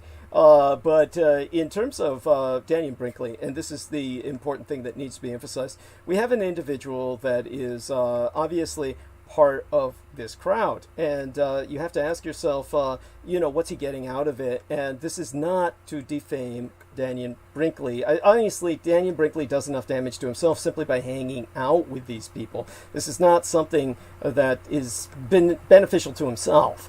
So, but nevertheless, it's basically what he's stuck with. You see, this is what happened to Daniel Brinkley that Richard K. Cole is saying, I could have had. That's the funny part, is that he's saying that Douglas Dietrich is rejected by the ufology, conspiracy, and exopolitics community for his anti-American and anti-veteran views. And then he says lack of credibility, which is really funny, because take a look at that community. What have you got? Corey Good, David Wilcock, and all these crazies saying that there are blue aliens watching over your planet. I have something interesting here. If you click on these usernames that have all these Japanese female hotties as icons, yeah, they're actually like white dudes. you look at the videos that they have, and you see like here's one, Laura Stillwell, 777 subscribers. All right, so there's a video. Das Leben in Deutschland ist gut, ich mochi higher für. I butchered that, but your point's made. And it's some white dude on like a boat with like a fishing line, and then there's some woman in politics thing. Yeah, these are all obviously proxies. Thank you. They're not real. Yeah, that's They're what. not who they appear to be at all. Yes. So all these are like these. Basically, we get to see who's part of this, who's part of their cult. So, thank you, Stephen Outrim and Richard K. Cole, for putting all of your comrades on blast. Yes, yes. We get to see all the people you work with. You guys fucked up royally. Well, this is what they do. As Peter Moon says, they shoot themselves with foot bullets. Yeah, Peter Moon says that they use fully automatic weapons and they blow their own toes off. Honestly, if you take a look at the Douglas Dietrich channel, it's on one of the more recent videos. They have one of those links of these Asian chicks, and I left it up there. I even hearted it, and so you can link to this through that. So let me see if I can find the video that's on, and it may have been taken down by themselves. They may have erased it since this or removed it, but it should be up there somewhere. If I find Here's it later. one called, here's a user called Rob Cambius 0107. And this is some old white dude with like glasses. Mm-hmm. So There I you mean, go. seriously, and these are guys who are in Asian countries. What are old white dudes doing in Asian countries? Well, they're assassin kids. This is like, why would any guy go to Thailand? The overwhelming majority. Obviously. Yeah. It's quite obvious what these people are doing. Yeah. The overwhelming majority of white men, if they're living in Thailand, you can bet your ass they're having sex with kids, where there's no age limits and they can get away with it, and it's just wretched. But that's where it's at with them.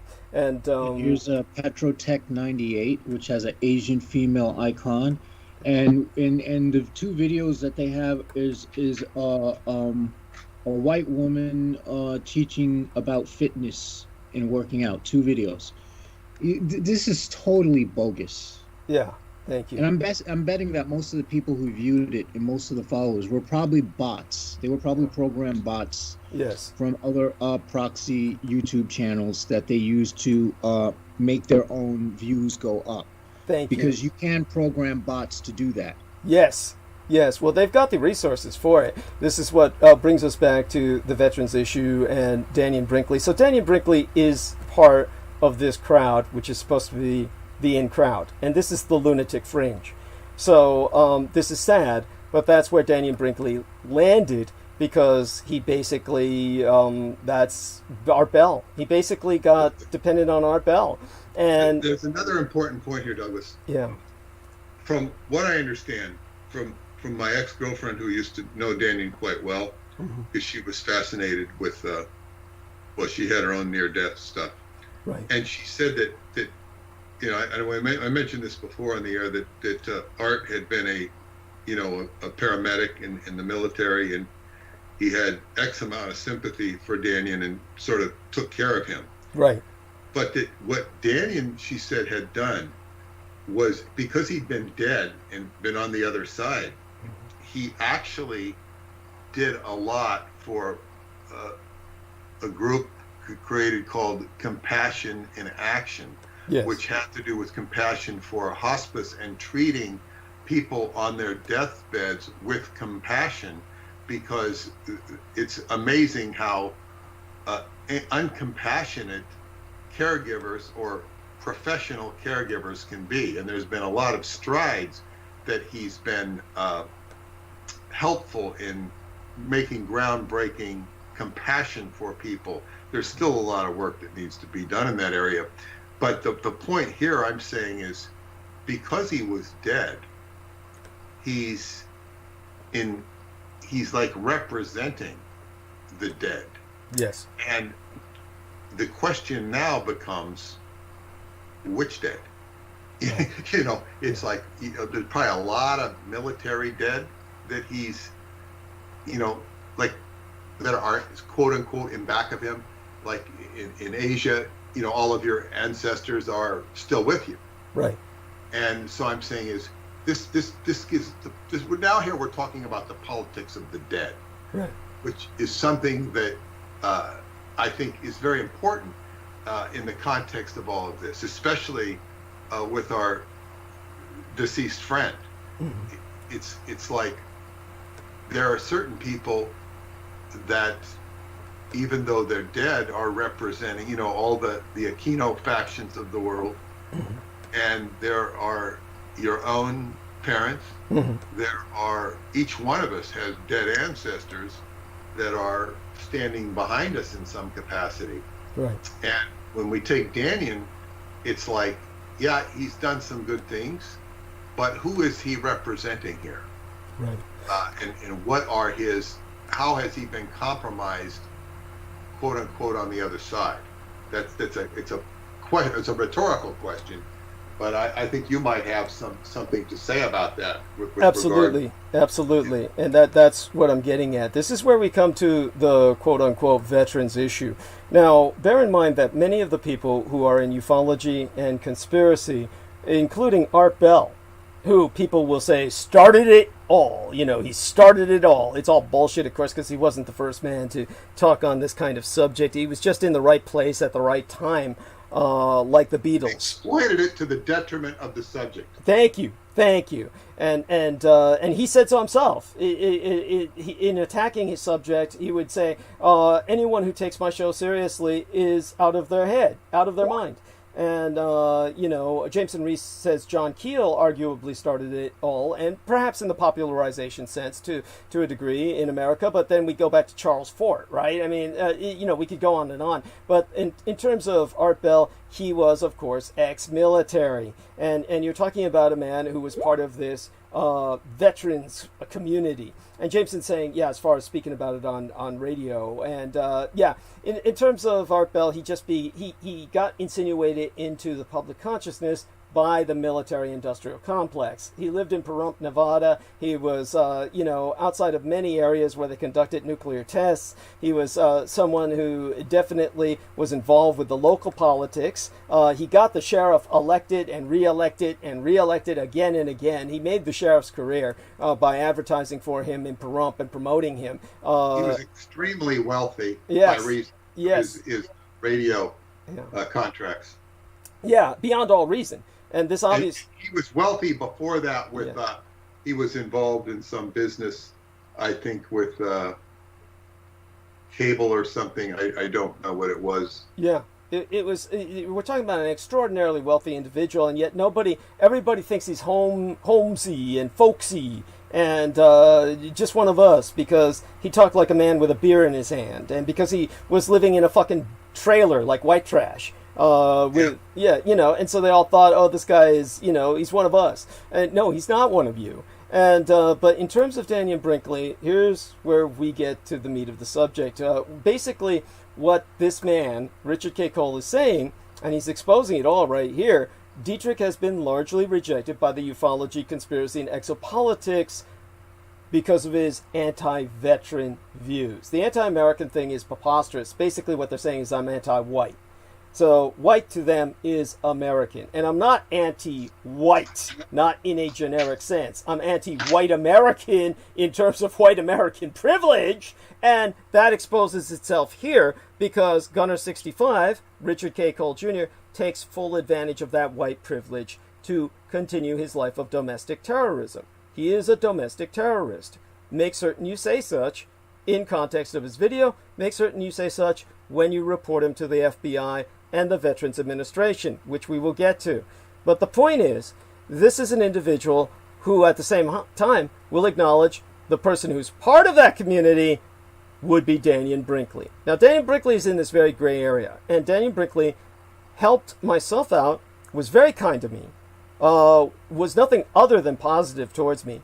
When my late and sainted father died, I asked some people to contact him, and he called me directly. And I was actually so thunderstruck, so starstruck, I hung up by accident, and he was kind enough to call me back. So this is an individual who spoke with me for some time after my father's death, and so I personally find him a wonderful person. And I'm going to add to that. I'm going to contextualize just how wonderful he is. We're talking about somebody who started the hospice and veterans advocacy work. Now, this is important. Bear with me. Brinkley is the co-founder, and he's the board chairman of the Twilight Brigade, which was formerly called Compassion in Action. That's a non-profit international organization that supports bedside volunteers who provide companionship to those who are dying, especially veterans, during the last months of life. And Brinkley's work with dying veterans and AIDS patients began in 1984. This is while I was still, at that point I had graduated early from John O'Connell, so I was not the class of 1984 that I otherwise would have been. I took the GED, so I was basically in community college, or at, City College of San Francisco. And Brinkley has logged in countless thousands of volunteer hospice hours. And now, as far as I know, the Twilight Brigade has it has offices in at least 16 states. It's got over 5,000 volunteers that I knew of last time I checked into it, including a number of active duty military personnel and veterans. Now, Daniel Brinkley is quoted as saying, "Veterans wonder if anyone will appreciate what they did. They were there for us when we needed them. We need to be there for them." Now, in 2001, the year of 9/11, the Twilight Brigade was nominated for the National Hospice and Palliative Care Association's Heart of Hospice Award. And Brinkley's also the co-founder of Veterans Care Plus, a healthcare advocacy program for American veterans and their families that provides access to low-cost prescription medications. This program was selected by the Veterans of Foreign Wars for its members. So he's got all this social work going on. Obviously, he's done a lot of what you and I would call good work. Now, here's the crux of the problem. Brinkley is a United States Marine veteran. And, of course, this is where his controversy starts, and he is attacked relentlessly by Stephen Outram, who, by the way, is not even a fucking American. Stephen Outram is an Aussie white trash piece of shit. He's an Australian citizen now, even though he was born a Kiwi, a New Zealander. And this sumbitch, in his column against myself, his multi-thousand-page column, attacks Daniel Brinkley, saying that Daniel Brinkley and I are affiliated because we do good work. And so he says Brinkley is a phony, quote unquote. They always say this word, phony, he's false, that he served in the Marines and never did anything he said. Now bear in mind, in Brinkley's book, Saved by the Light, Brinkley says he was a CIA sniper in Laos during the Vietnam War. In other words, he's saying that somehow he was basically shuffled out of the Marine Corps into the CIA to conduct sniping work. Special operations. Yes. Now, this would mean, of course, that if this happened, and I'm not saying it did or did not, if it happened, that means he has no records with the Marine Corps. So the Marine Corps says there is no record that Daniel Brinkley ever served in Vietnam. This is the Marine Corps' official stance. Well, yes, this is just a refusal to understand the context of the situation that we're dealing with. Right. So it's like, yeah, it's just stupid. It's a lack of ability to evaluate information as it is presented, and you're questioning the information with saying, well, you're taking it, how do you know? He's saying, okay, if he's in special ops, he's special ops. There's not going to be a record. So, stupid idiots. It's like, well, this is where we're at. However, this is similar to what happened to L. Ron Hubbard, where, of course, he had military experience that was denied by the New Yorker magazine, I believe, in his case. In Brinkley's account, his serving as a CIA sniper in Laos was challenged by the Los Angeles Times, and the book entitled Stolen Valor by B.G. Burkett and Glenna Whitley. And both of these accounts claim that military records prove, this is their word, that Brinkley never went overseas during the war, but was stationed in Georgia as a truck driver. Now, it took Mr. Prouty Fletcher Fletcher Prouty, the man's Fletcher name. Prouty. It took Fletcher Prouty to come out as a former advisor. In fact, he headed national security during the Kennedy administration. It took him to come out and basically say that L. Ron Hubbard's records were sheep-dipped. That was the term used, so that there wouldn't be any records of what L. Ron Hubbard did in terms of service to his country during World War II, etc. And until he came out to provide that counter argument that in L. Ron Hubbard's defense for that aspect of service, you had all of the media denying L. Ron Hubbard that aspect of his life in an attempt to discredit everything about him. And of course, Fletcher Prouty has been highly criticized for saying that. Of course. Then they began to attack Fletcher Prouty at that point. By the way, just so people know, just as the fictional James Bond was based on Ian Fleming's own life, and Ian Fleming is the author who wrote the James Bond books, there is a series of books called Fletch, which is by another author, but that's it was about Fletcher Prouty's life, or inspired by his life. That was the movie that ultimately starred. They made maybe one or two movies inspired by that franchise of paperback novels that starred Chevy Chase, of all people, portraying that character. But according to the Los Angeles Times, Daniel Brinkley said the government was covering up his CIA mission because it was classified. But the newspaper went to several sources, including former Marines involved in quote-unquote similar covert operations, who said Brinkley's story was full of holes and that the supposedly classified files were all public. Now, this is what's bizarre. Is that how can it be a classified anything if it's all public? This is part of the point where you get Stephen Outram and Richard K. Cole Jr. saying that they get everything about me from the Freedom of Information Act. Well, try asking the government about anything through the Freedom of Information Act that has any importance whatsoever, and you're not going to get anything other than redacted documents, which are all blacked out. You might as well get nothing. And in terms of Brinkley, he insists that certain dates and places had to be camouflaged in order to protect the rights of those who chose to remain unknown, as well as to preserve the integrity of the United States of America itself. Now, just for the sake of argument, because as Peter Moon knows, this lady who was basically Peter Moon's ex-intimate, his former lover, knew Daniel Brinkley almost on that level of intimacy, if not the same level, but certainly she knew him well. No, she was not intimate with. She was not intimate with Daniel then. But she was very good friends with him. Yeah. He was too, I guess, well, he had his own issues, I'm sure. Yeah, but basically, she would insist that knowing him as well as she did, everything he said was true. Okay, and I'm not going to argue with that, and this is not my intent. What I'm pointing out is just for the sake of argument, just to take the devil's advocate stance for a second here. Let's say that Daniel Brinkley actually was just trying to get his book out about his near-death experiences, which is really why we know about him. And that in itself is important. Daniel Brinkley's near-death experiences are all real. Nobody denies that. And Daniel Brinkley died at least 3 times.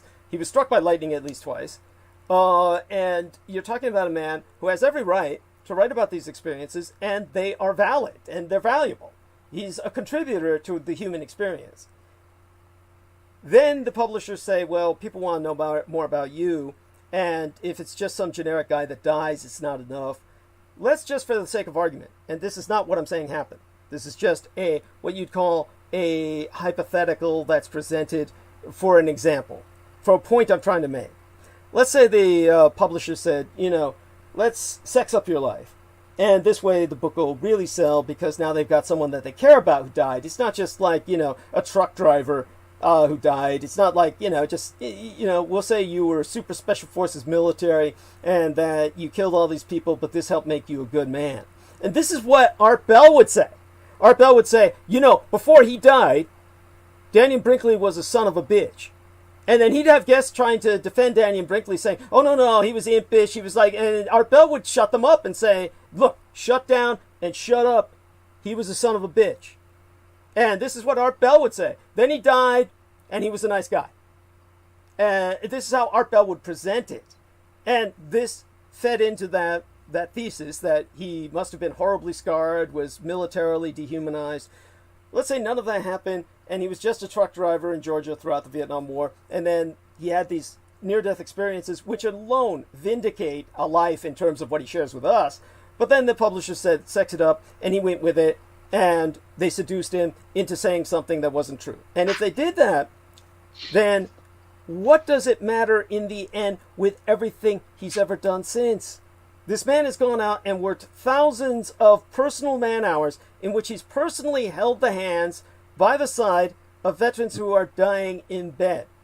So tell me why that veterans community would turn on him for work he's been acknowledged and awarded for and say, fuck you, you're not one of us, you're a liar, you're a phony, and you're not one of us.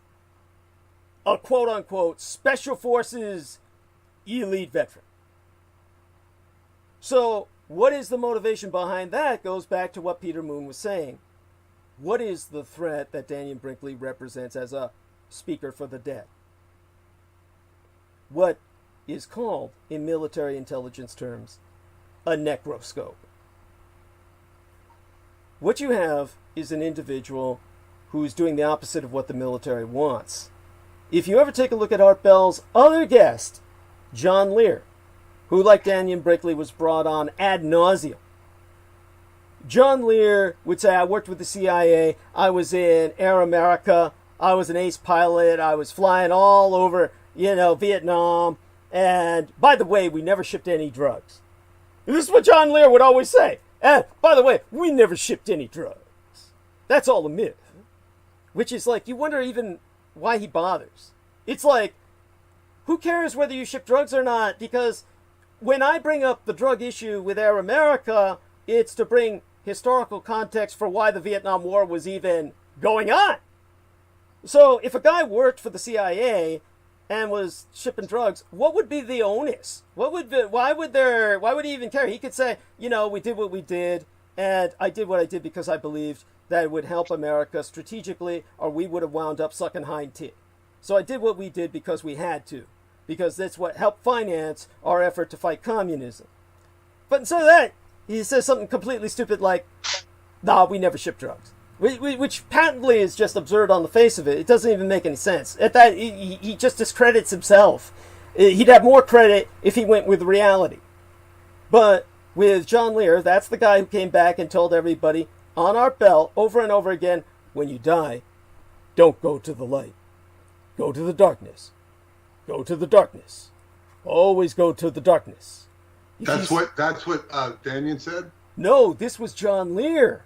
Oh, he's an expert on death, too. Yeah, yes, that's what he would claim. And he would say, see, the light, that's a giant bug zapper of the soul. It's essentially what he was saying. I'm paraphrasing. But he'd say that, don't go to the light because that's extinguishment eternal. That's the true death. Go to the darkness. Go to the darkness. Now, by the way, we all, when both my parents died, they're seeing the light. The eyes bug out, and it's just... The eyes, basically, the irises contract to pin size because they're responding to light. This is what irises do. Irises grow in the dark. They get enlarged so they can absorb as much ambient light as possible so that you can see what you can in the dark ambience. With light, your irises contract. The brighter the light, the further they contract. With both my parents, it contracted to the size of pinheads because they were seeing such bright light. So I knew they saw the light when they died. What John Lear was constantly telling people with Art Bell's behest was don't go to the light. Go to the darkness. And this is what Daniel Brinkley's threat is. Daniel Brinkley says, go to the light. So this is his threat to the military. The military wants all their veterans to go to the darkness. The military demands their veterans go to the darkness. So all the good work Daniel Brinkley does for veterans, that's the last thing the veterans themselves want. The men who advocate for the veterans want him dead. Like, really dead. And so, since they can't kill him, because he's died so many times, he just kind of bounces back until it's his time, basically. He escaped from, purgatory or hell, and the demons are pissed. Well, there's that. And what the cultists want is him out of the way, and since they can't kill him physically, they kill his character. They conduct what's called character assassination. So they probably, brought together the Wilcock Association to help do that. Help with that. Thank you. And that's the sad part of Dannion Brinkley. This is where the tragedy comes in. Dannion Brinkley is dependent on that lunatic fringe now. And because he's dependent on that lunatic fringe now for what income he gets, then he's stuck with that. Now he's trapped in a world he never made, like a fly in amber, a fossil. And because he's affiliated with the lunatic fringe, and because they've assassinated his character with all conventional media, he is condemned to the lunatic fringe. So, well, the one thing is, Wilcock is conventional media. Oh, good point. Except, yeah, he is, but he might as well be CNN. And Mr. Wilcock, what do you think about this? What does the alternative community say about this, Mr. Wilcock? You're an expert, and they've ingratiated him. Graham Hancock, who is, for lack of a better description, I don't mean to put him on any sort of pedestal. He's a well-known author with the reputation of a quote-unquote legitimate author. He appeared with Wilcock, God. and doesn't even realize, well, maybe he does realize, but yeah, it's like Wilcock's, he's one of the gang. Yeah, so there you go. And here we have a situation in which, nevertheless, Dannion Brinkley at this point, if you look him up on, shall we say, Wikipedia, which is, of course, what I've told everyone, don't ever go there. It's the bathroom wall of information intercourse. You will probably find an indirect attack on him, essentially through Wikipedia, saying that he's not what he claims to be in terms of his military experience. And you'll probably find him pretty much character assassinated. So this is where you have a situation in which you can't win with these people. So whatever you do, don't do anything for them. Say, for instance, what Richard K. Cole is saying about my anti-veteran stance. It was on Coast to Coast AM that I was the first person to ever expose the SRN, or the service member's secret record number, which prevented them from ever being employed. So you could say I did more for veterans than even Dannion Brinkley, because Dannion Brinkley's just helping them when they die. I was the only person to ever tell them why their lives were so fucked up while they're alive. The SPN, or the secret program number that was on every DD-214 or discharge form for years, rendered the majority of veterans homeless on any given day. As many as 250,000 veterans, male and female, are living on the streets or in the shelters. At least twice as many as experience homelessness at some point during the course of any year. All veterans. So this is an entirely intentional effect of the SPN, and the situation is even bleaker when you look at the, percentages.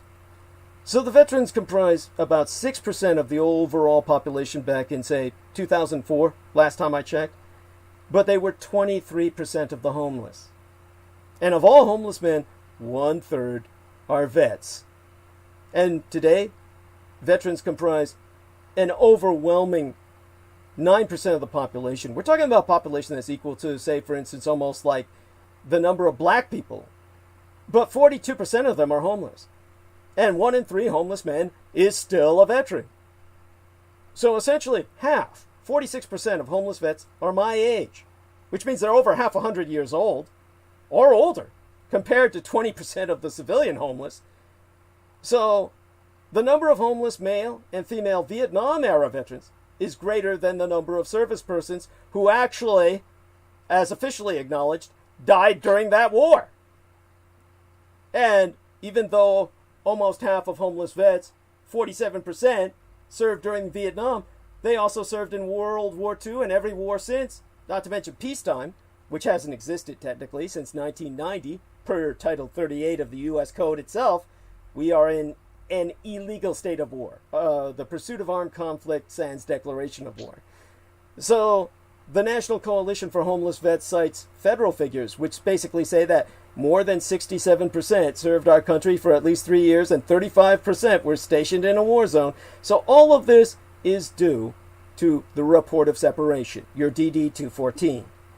And starting in 1947, the same year as the Roswell incident, and the establishment of the CIA to administer Tonopah Army Airfield under CIA designate Area 51 as its initial responsibility, all to facilitate taxpayer acquiescence into financing the establishment of the United States Air Force that year, which did not yet exist, followed by the founding of the Department of the Air Force that would provide a black budget black hole that would break America's bank. And to promote it all, they put Chuck Yeager in the Bell X-1, the glamorous Glennis attached to its B-50 mothership, for his propaganda flight that year to lay false claim to fame, not rightfully his, as the man who broke the sound barrier, which was broken by kamikaze pilots riding rockets into battleships in 1945. So the separation program number, the SPN, had typically 3 or 4 digits, letters or a combination on your DD-214, and unbeknownst to veterans, this crypto code was intended to encourage their re-enlistment by sabotaging any reintegration into the civilian world. So you had 5,000 plus codes, overwhelmingly indicative of negative traits or behaviors that would render anyone described by such terms unemployable in civilian life. And employers all knew what each code meant. And so job applicants who were vets were required to make their DD-214s available to potential employers, who would then ask the Pentagon to look up the codes in lists that had been published in obscure yet unclassified military documents, and the service member's CO, their commanding officer, had free hand over everyone's record. So anyone with honorable and general discharges, we're talking honorable and general, mind you, nothing like dishonorable or other than honorable, they had affixed to their records. These are the guys who did good service, got their honorable discharge or general discharge for medical. Basically, their CO would say, well, we need this guy back.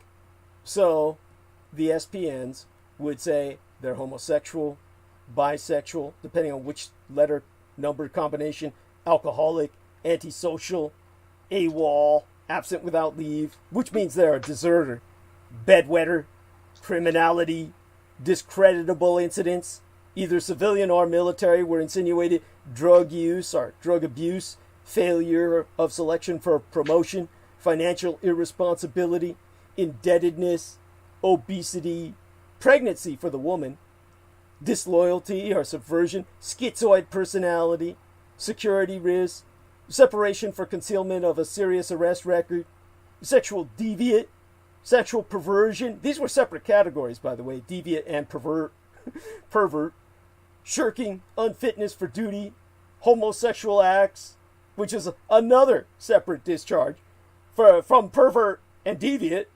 unsanitary habits, or even withdrawal of ecclesiastical endorsement, which meant their religious chaplain didn't like them. And irreligious was yet another category, another SPN number. I could go on for hours, but the omega point of portrayal was the fact that all of this rendered the homeless problem you have with veterans inevitable, because many of them didn't want to go back in the military and wound up taking unemployment and homelessness over returning to service. So this is where I expose not only that, I expose the fact that the Japanese-American architect Yamasaki, who was allowed, along with his entire family, to run free as cockroaches throughout World War II, while every other Japanese American was interned, was given that privilege specifically because the military hired him to design a records center that would self-destruct, so they could destroy all military records of service. So, the United States built the National Record Center. And the National Personal Record Center in St. Louis, Missouri, was built without any fire alarms or sprinkler systems. It was a construction very similar in intent to a grain silo, because Yamasaki was basing his design on grain silo fires, which occur based on all the grain forms of dust in the air that can catch fire just by lighting up a cigarette. And he combined that with the design of a tinderbox. The local municipal fire department protested severely, but because it was federal property, nothing could be done for it. And so the GSA, the General Services Administration, which runs the Federal Archives, the regional office in San Bruno, basically put all the servicemen's records in there, and bigger and shit. All the guys who saw combat on the ground in Korea and Vietnam, the Army and the Marine Corps, all their records were destroyed. The place burned down in 1975 as soon as Saigon fell, and the embers smoldered for a month.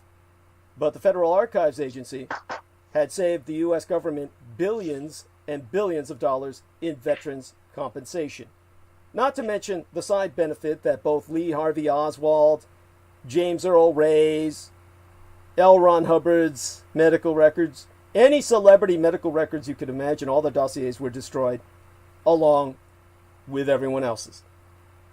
So here you have this situation that was never exposed to the general public. I exposed all of this, the SPN, the destruction of a military records facility designed by a Japanese American named Yamasaki, the same guy who, by the way, did the design for the Twin Towers, which collapsed on 9/11. The same son of a bitch, Japanese American named Yamasaki, the architect of disaster, as the American government advertised him. Here you've got all this shit that I've exposed. If anyone's helped veterans, it's been me. And how did they respond? The same way they responded to Dannion Brinkley. Attack myself and say I was never in. This is the pattern that we're confronted with.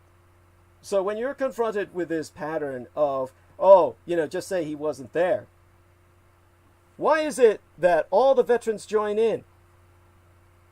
See, when they began attacking me, every veteran in sight joined in and said, yeah, Douglas Dietrich's a piece of shit. I never saw him in the Gulf.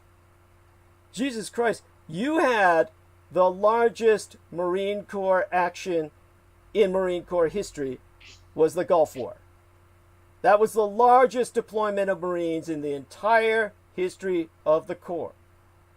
I can tell you for a fact, Richard K. Cole Jr. wasn't there, because he was psychological breakdown.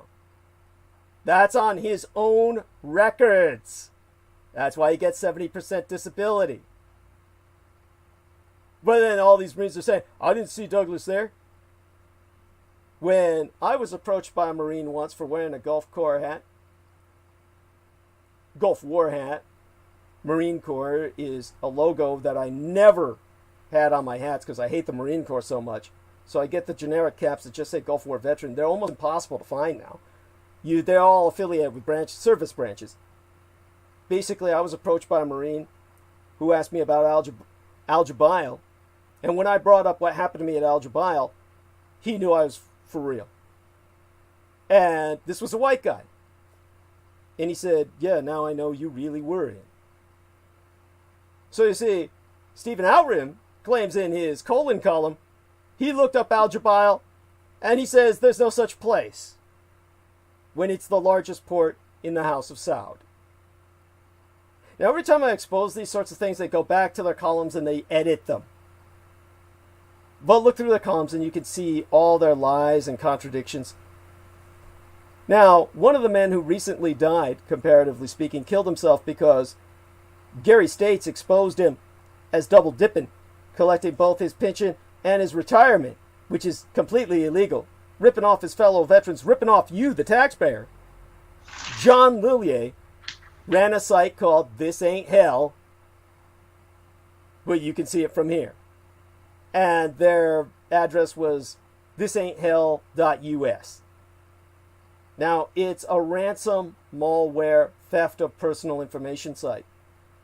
There is one complaint that was filed that says, be aware that the website www.thisain'thell.us is a fake news website. All information on this site is fake and is used for you to click onto the site. www.thisain'thell.us uses cookies and malware to infiltrate your computer and steal your information. It says Master Sergeant John Victor Lillier, U.S. Army Special Forces, retired, then sells your information to a black market in Nigeria, and that is how this site makes money. Please be aware of this site and the owner, Master Sergeant John Victor Lillier, Special Forces, U.S. Army Green Berets, retired. My information was stolen from this site after I went to it to read a story that came up in a Google search. Later that week, my bank account was robbed of all my money. After I filed a police complaint and filed with the FBI, they later found out that my identity had been stolen and used to create over 200 new IDs and social profiles. These social profiles are used by a robot software, we call them bots, to comment on the website www.thisain'thell.us in support for everything it does. I looked into the person behind this, Master Sergeant John Victor Lillier, U.S. Army Green Berets, and found out that he is a cyber attacker and cyberbully online from the police department. He lives in a town of 200 people in West Virginia and has no job at all. John Lillier makes his money from theft online of personal information, using our information to create social sites and profiles and selling your information to the black market in Nigeria. I have even read several stories online about how he has extorted monies from vets, accusing them of false records. He uses cyber attacks on that person and then wants them to donate to his site, and he will take down the info. Beware and report all actions to the FBI at the Internet Crime Division by filing a complaint. And of course, basically what he was a gay pedophile. And he was dealing quite heavily in child porn. MSNBC Newsroom said that pretty much that's what they uncovered about him. They said the site does seek to berate and badger individuals based on the amount of the donation. John Lillier gathers information illegally and puts up modified or fake documents to discredit vets and others who have actually served. His site is not to be trusted. You can find direct linkage to John Victor Lillier by Gunner65 on his own blog spot, where he claims he was operating with John Victor Lillier, thus incriminating himself. This is what we're dealing with. These are the people I want to educate you about. So, when it comes to how to deal with these people, there's really only one thing to do. And let's for a second go into the reality of the legal situation. When you publish information about someone without permission, you expose yourself to legal liability even if your portrayal is factually accurate. Now, most states have laws limiting your ability to publish private facts about someone and recognizing an individual's right to stop you from using his or her name, likeness, and other personal attributes for exploitative purposes. The exploitation by Richard K. Cole is obvious. So what I'm going to ask Jameson Reese and Derek Talley to do is go to his site and just grab screenshots of his pictures of my relatives and relations to add to your FBI reports. Because this is something that I will ask everybody listening to report to the FBI. Just go to ic3.gov. IC3, which is Internet Crimes. That's their complaint center. Since it's 3 C's, it's a government acronym. IC3 means C to the third power. It stands for ICCC, Internet Crimes Complaint Center. IC3.gov. If you look up Richard K. Cole, you'll find his site.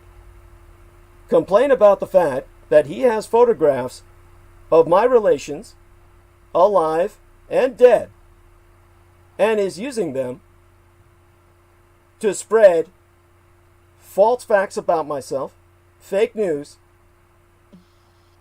a direct attack, and this is the way we can get back at him. You cannot sue these people for slander. It's not going to go anywhere. With someone like a multi-millionaire, Stephen Outram, he's been threatening me with lawsuits for defamation of character and slander forever. And even with millions and millions of dollars, he can't sue me. Because even if he won, I have no money to pay him.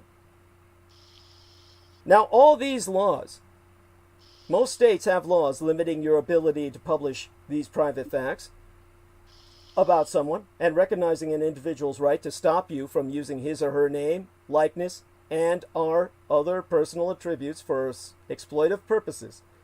And these laws originally sprang from a policy objective of protecting personal privacy. The aim was to safeguard individuals from embarrassing disclosures about their private lives and from uses of their identities that are hurtful or disruptive of their lives. And over time, the law developed and also recognized the importance of protecting the commercial value of a person's identity, namely the ability to profit from authorizing others to use one's name, photograph, or other personal attributes in a commercial setting. So specifically, there are 2 types of legal claims that relate to unauthorized publication of personal and private information: the publication of private facts and using the name or likeness of another. By the way, who's breathing online? Or that sound? That might be Richard K. Cole himself joining. I have every confidence he can break into the line. So, the legal claim, known as publication of private facts, is a species of invasion of privacy. You commit this kind of invasion of privacy by publishing private facts about an individual, the publication of which is offensive to any reasonable person, as everything on his blogspot is about myself. You know, the only reason he gets away with it is because he's a white male, and he has white male privilege up the ass, and he claims he's a veteran, and that he's all broken and hurt, even though he never saw a day of combat. Now, the legal claim, of course, is successful, especially is successful, if the facts in question are not legitimately newsworthy. Say, for instance, you disclose the fact that your neighbor has an embarrassing health condition. You are liable for publication of private facts. So, this is where it gets difficult to determine, and this is where you use their own logic. Kill them all and let God sort them out. Determining the facts of legitimate public concern, that can oftentimes be difficult. Let the FBI determine it. So, he certainly has none of my permission. And in terms of the legal claim known as misappropriation of name or likeness, this is a species of invasion of privacy. Now, over time, the courts also recognized a legal claim for violation of the right of publicity, which is closely related. You commit misappropriation and or violate the right of publicity when you exploit an individual's name, likeness, or other personal attributes without permission for exploitative purpose. Richard K. Cole's entire life is parasitizing mine. So he has the use of my name and image in what is obviously a commercial setting because he gets donations, and what's more, he's paid by you to do it. Your tax dollars paying his veterans' disability. He is advertising and promoting himself using me. He's taking advantage of my identity, that of my parents, and that of my sister, my entire family, for his own benefit. So, these laws, of course, are up for us to enforce. We can only enforce them by reporting them. In most states, you can be sued for publishing private facts about another person, even if those facts are true. And just remember, the term private facts refers to information about someone's personal life that has not been previously revealed to the public, that is not of legitimate public concern, and the publication of which be offensive to any reasonable person. That would include, for example, writing about a person's HIV status, sexual orientation, financial troubles. He's published all of my financial records. This is publication of private facts. And it is not newsworthy. There is no legitimate public interest. Suing him is not an option because he lives in a shack and whatever money he gets is well hidden.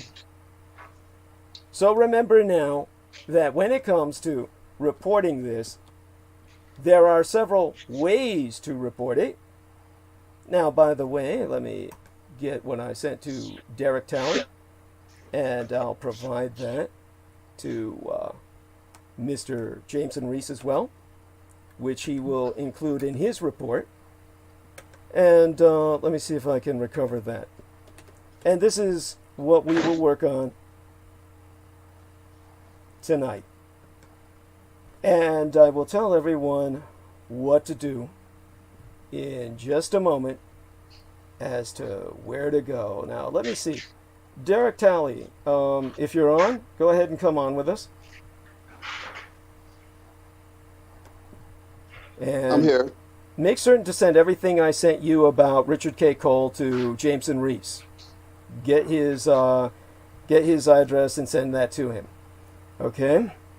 And what I'm going to ask everyone to do. And I this, by the way. Yeah. Just in case the FBI would need it, instead of printing it out, I actually put it all on a disc. Good. But yeah, I do have everything, and I'll need Jameson's email address. So Jameson Reese, provide Derek Talley your email address.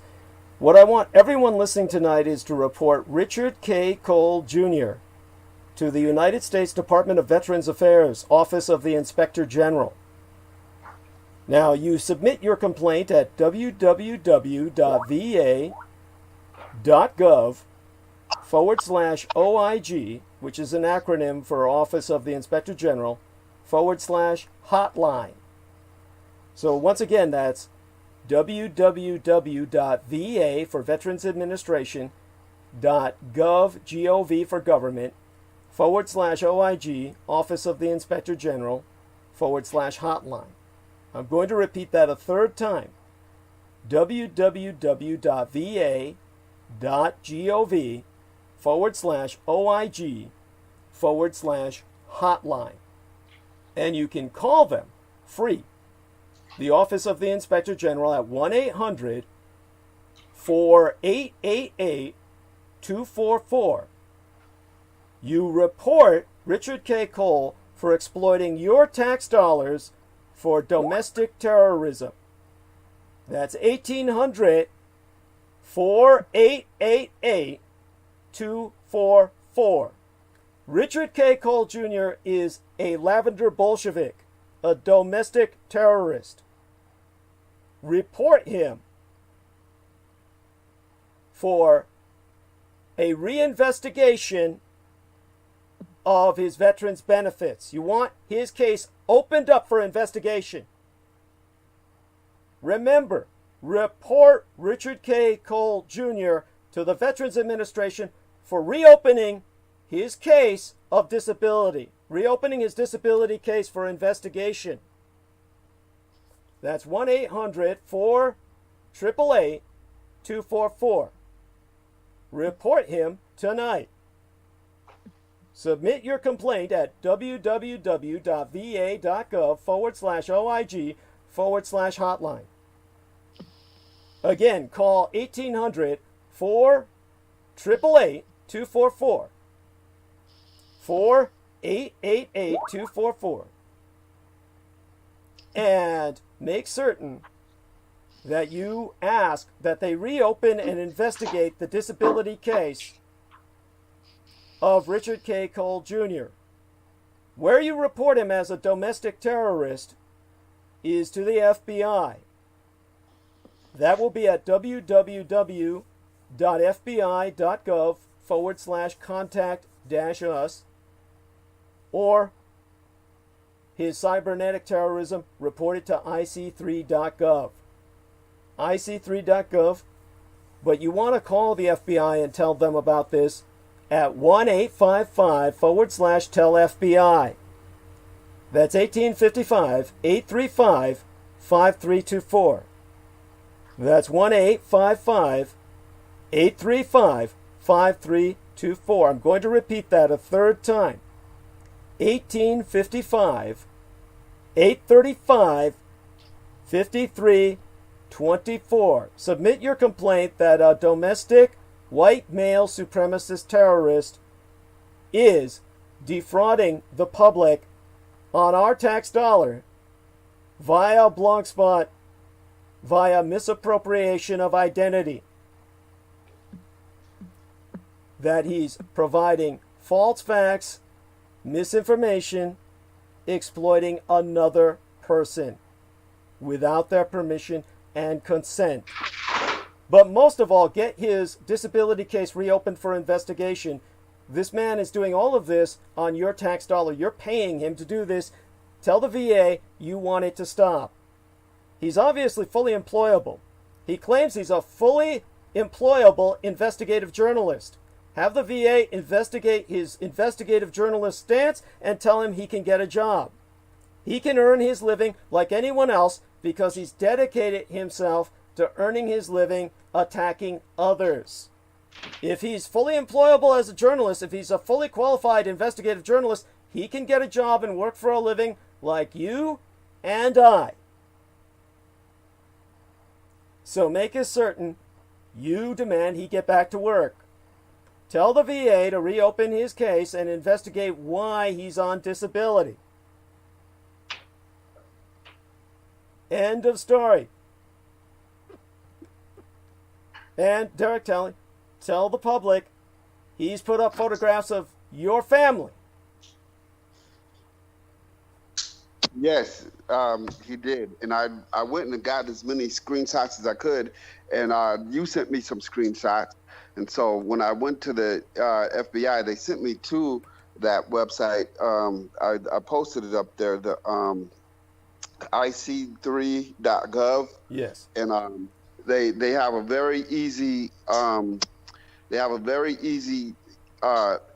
way of reporting the crime, and then after you report the crime, you can print out your report. So I have my report printed out and saved with me. But they said they were gonna assign me a and this happened right before October 1st, at the end of September, probably September 30th or 29th, somewhere around there, and they haven't gotten back with me yet. Yeah, but follow up with that. Keep going. Yeah, but they at least it's reported is the important thing. Yeah, thank you. But nevertheless, do follow up on it, because they're not going to do anything until they get enough reports. This is how the people fight that. Yeah, Douglas, go okay. ahead. So I'm filing the complaint here on the OIG, and I stated Richard K. Cole Jr.'s case needs to be reinvestigated for any veterans' benefits he is receiving. His claims of disability seems suspect, and it seems he has done such out of fraud. He is misappropriating the identity of Douglas Duane Dietrich on the public tax dollars. He claims he is an investigative journalist and as such is employable, but seems to be receiving disability benefits. Yes. Thank you. Thank you. That's the way to handle it, people. Jameson Reese provides us an excellent example. Do me a favor and read that again. Right. Richard K. Cole Jr.'s case needs to be reinvestigated for any veteran's benefits he is receiving. His claims of disability seem suspect, and it seems he has done such out of fraud. He is misappropriating the identity of Douglas Duane Dietrich on the public's tax dollars. He claims he is an investigative journalist and as such is employable, but seems to be receiving disability benefits. Thank you. Thank you. And that is something that you sent to. Tell us where you sent it. Thank you. All right. This is www.va.gov/oig/apps/info/hotline general contact form.aspx. Thank you. And that's profoundly important. And thank you so much. This is a person who is putting up photographs of my sister, who has gone out of her way to have herself declared legally dead. Also report he's doing this with a partner in crime named Stephen Cosmos Author, who has his own blog spot. And so that's important as well. Stephen Cosmos Author. And so in terms of all of this, their network is something that needs to be attacked by all of us in behalf of the general public, for the safety of the general public, because they are ultimately planning a genocidal war against anyone who's not a white male supremacist. That is the fact. So in terms of what everyone has, one thing I'd like to ask is, what's your other email address, Derek Talley? What's your other email address again, if you're willing to give that out? One was dtally@live, and the other one's not really working. Which one was that? Well, dtally@live is my main public email address. That's the one I check. I mean, I have one that I use for Google, and that's what it's for. dtally219@gmail. Okay, yeah. Because I'm trying to find what I sent to you. There, then you have to tell me that you sent me something there, because I wouldn't normally go and check for it. The interesting thing is that what I've sent to you is missing from the internet. I'm checking in my sent box, and I notice that there's nothing that I sent you that's accessible. So that's well, I got it all on disk and everything too. So you sent it. You also sent it to dtally@live.com, and I have it. Okay, yeah. So let me check that as well. And so that's the information that later on you'll get on your computer and forward that to Jameson Reese, and we will forward such things to anyone who asks. And the information will, if you contact Derek Talley, he will forward it to you. Actually, we won't do that. What we'll simply do is do that through Jameson, and close members of Team Dietrich. Everyone else can report what they see. That would be the best way to do that. And so that way we're not disseminating his information and obeying the law ourselves in terms of everything about him that will be valuable in a report that comes from our own members. So is it that you can't get on the computer right now while maintaining the phone, or could you leave the phone on while you go to your computer and send that to Jameson, because he's just filed the report, and it's probably best that he has these other facts as well. So with that, we will pretty much conclude this part of transmission tonight and go into some of the history along the subject that I was dealing with before, which was vampires, and just a little bit of some, maybe very little, current events after my open solicitation. But before we do that, I probably won't do any of that till the top of the hour. Let's have all of you in a roundtable take us to the top of the hour. And that'll give me some time to actually provide myself a little break. I might get some refreshment and also just take some time before I come back and prepare myself for speaking about other subjects. But definitely, Peter Moon, I want to thank you for participating with us tonight. I think it was very decisive. And I'm gonna sign off now. Understood. And you have yourself a blessed night, Peter Moon. Give our love to Paula. And I will be speaking with you again as soon as I can tomorrow evening, if Have possible. a happy birthday. Oh, yes, that's right. Oh, God, I can't speak to you. Tell you what, Peter, do me a favor, and we'll talk about this later. But You're ready when you're ready. yeah, but also, Richard K. Cole has called yourself, or rather contacted yourself a number of times. So do take that into account. Report would be something that would be deeply appreciated from everyone on the team, because it's something that will ultimately be what provokes some action against this domestic terrorist, which is effectively what he's doing. He's terrorizing myself and my family and those that are affiliated with myself, and has indeed struck out at you, and has set up false timelines in your name, as he has to others. So love you dearly, and you have a blessed night. Take care. Thanks. Bye-bye. And with that, that's one thing for everyone to notice. If you are friends with myself on Facebook, look up the false timelines created by Richard K. Cole in your name. You have them. If your name is Maria Michaela Grigorich, you have a false timeline created in your name by Richard K. Cole. If your name is Jameson Reese, if your name is Derek Talley, you have a false timeline created in your name by Richard K. Cole. You'll know which one it is. It's the one that has no content. Add that into your report, how you are personally impacted by this. All of my friends on Facebook, all of you, add this to your report. Richard K. Cole has established a false timeline in your name. It's a misappropriation of your identity. All of you identify it as Richard K. Cole, and it will be pursued. Richard K. Cole has set up hundreds of false timelines in your identity. To anyone. Yes, I see these profiles. They are they have no pictures. Yeah. There's one with an Asian guy. I don't know. I mean, there could be other Jameson Reeses out there. I don't think it's likely there's going to be an Asian guy with a last name with the name Jameson Reese. Well, It's just kind of check the content. If it's got no content, then it's him. But if it's got no content and no profile picture, it's him. That's It's him. got a profile picture, but it's got like no content. Yeah. Then that reported It as him. says Muntinlupa City.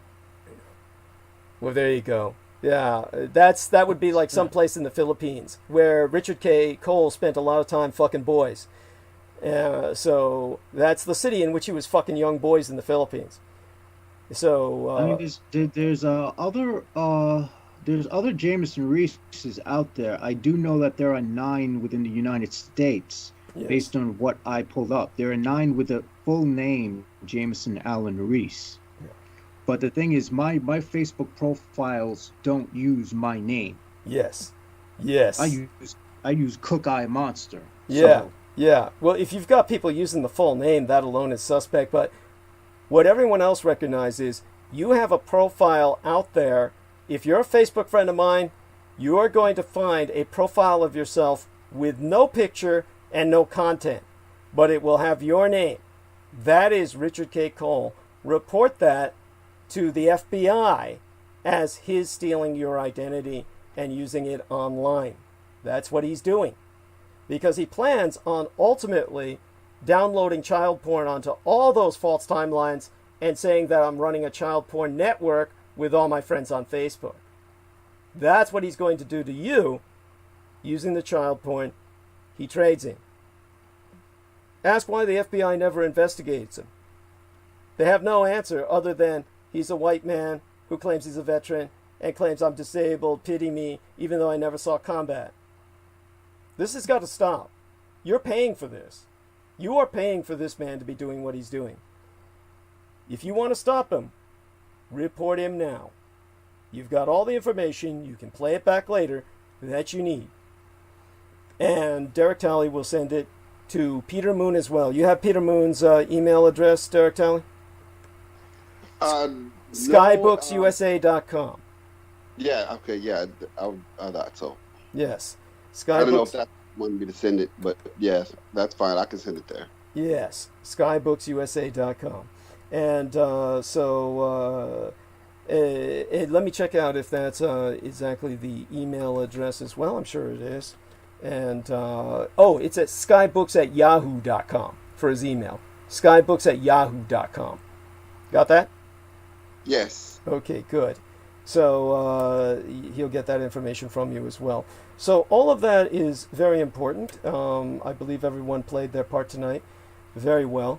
You will, of course, notice if you see any of Richard K. Cole's videos on YouTube, you'll notice he's trying to attack historic points, like saying that Japan conducted a surprise attack at Pearl Harbor, that the Japanese surrendered. All you need is simple facts to put that to a lie. In terms of the Japanese attack on Pearl Harbor, I could deconstruct it with any number of facts, but there's one that is needed that's essentially the alpha and omega. The USS Ward was a mine dispenser, a mine ship that would launch sea mines. And in terms of the sea mines that it launched, it dispensed sea mines and depth charges. Since it was depth charge capable, the USS Ward launched a series of depth charges and sank an Imperial Japanese submarine in the Pacific before Pearl Harbor. We're talking about like hours ahead of the attack. That means all American ships were on duty and under orders to prepare for attack. There is no way Pearl Harbor was a surprise that day in any respect, and that the sailors didn't know about it or that there was a conspiracy hiding it. All sailors knew about it, and the USS Ward received a ship's award, meaning the entire crew was awarded, for firing the first shots of the Pacific War. That means the Americans started the Pacific War and they were damn proud of it. So when the Americans fired the first shots at Pearl Harbor, look up the USS Ward, W-A-R-D, and look up how that sank a Japanese submarine before the Pearl Harbor attack. There's no captain in the world that would start a war without being under orders. And then when they say the Japanese surrendered, look up the fact that Japan is still legally at war with Russia.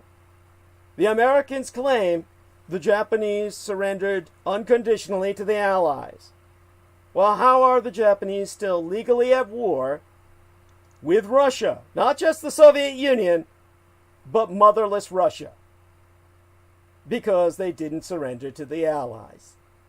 End of story. These are just two facts that are the alpha and omega nails in the coffin, and there are oh so many others. So, Maria Gregorich emphasizes the fact that people need to look for different variations of their names. She's found Richard K. Cole has established at least 4 with Gregorich, or Maria Gregorich. So, look for variations on your names and you'll find Richard K. Cole has established multiple sites in your name. That's a theft of your identity, reported as such to the FBI. He plans on loading all of this with his child porn and claiming we're running a child porn network with all my friends on Facebook. He's saving it for the day in which he'll do that. This is your enemy. My enemy is your enemy. So all of you, take this seriously. This is a domestic terrorist. He needs to be apprehended as such. Apprehended. His case needs to be reopened and reinvestigated. He needs to work for a living like the rest of us, instead of living off your money. Yes, and as Daniel Arola mentioned, Stephen Cosmos has a YouTube handle, Spiral Cosmos Art. Yes, and he says, I used to trigger the hell out of that fool from my original Taboo Bros YouTube channel in every comment section of a DDD video. And he says, Muntinlupa is a Filipino city known for its prison of the same name. There you go. Muntinlupa is probably where Richard K. Cole spent a few days in prison before the Marines bailed him out for fucking young boys. Yeah, that makes sense, right, Jameson? Perfect sense. Thank you. And so I'm glad everyone is pursuing this. And as our man, Mr. Daniel Arola says, he says, be careful when you look up the Trojan, the burners.me site, because it's been said that the site is loaded with Trojan viruses. So that's pretty much it. He's also been pointing out that Richard K. Cole never served in combat, so he made up a story about killing aliens on Mars as Captain Randy Kramer. That's how he got his 70% disability. So he's obviously making a living, just juicing people in various milieus. Now, I'm hoping I can get up a little further, because Daniel Arola brought up something else about Stephen Outram that was important, as well as Richard K. Cole. But we'll see it later, and I'll bring it up in the future. And Veronica Barrera, shout out unto she. I'm going to... Peter Moon's taken off for the night, and very glad he was with us. And I am honored that both of you gentlemen are still with me by my side. And yes. I'm also actively starting the FBI report on the Internet Crime Complaint Center. Good, thank you. And what I'm going to do is I'm going to have Derek Talley report to us some of the stories he put up on his Facebook timeline. Well, I'll be back in about 10 minutes, but let's make sure Derek Talley's here to do that. Derek? Yes, I'm here. Oh, great. I was just on this computer right quick, just looking stuff up. So, Jameson, if you want to kind of get it. Do you have the address of Richard K. Cole Jr. or any more information I could use to submit this report?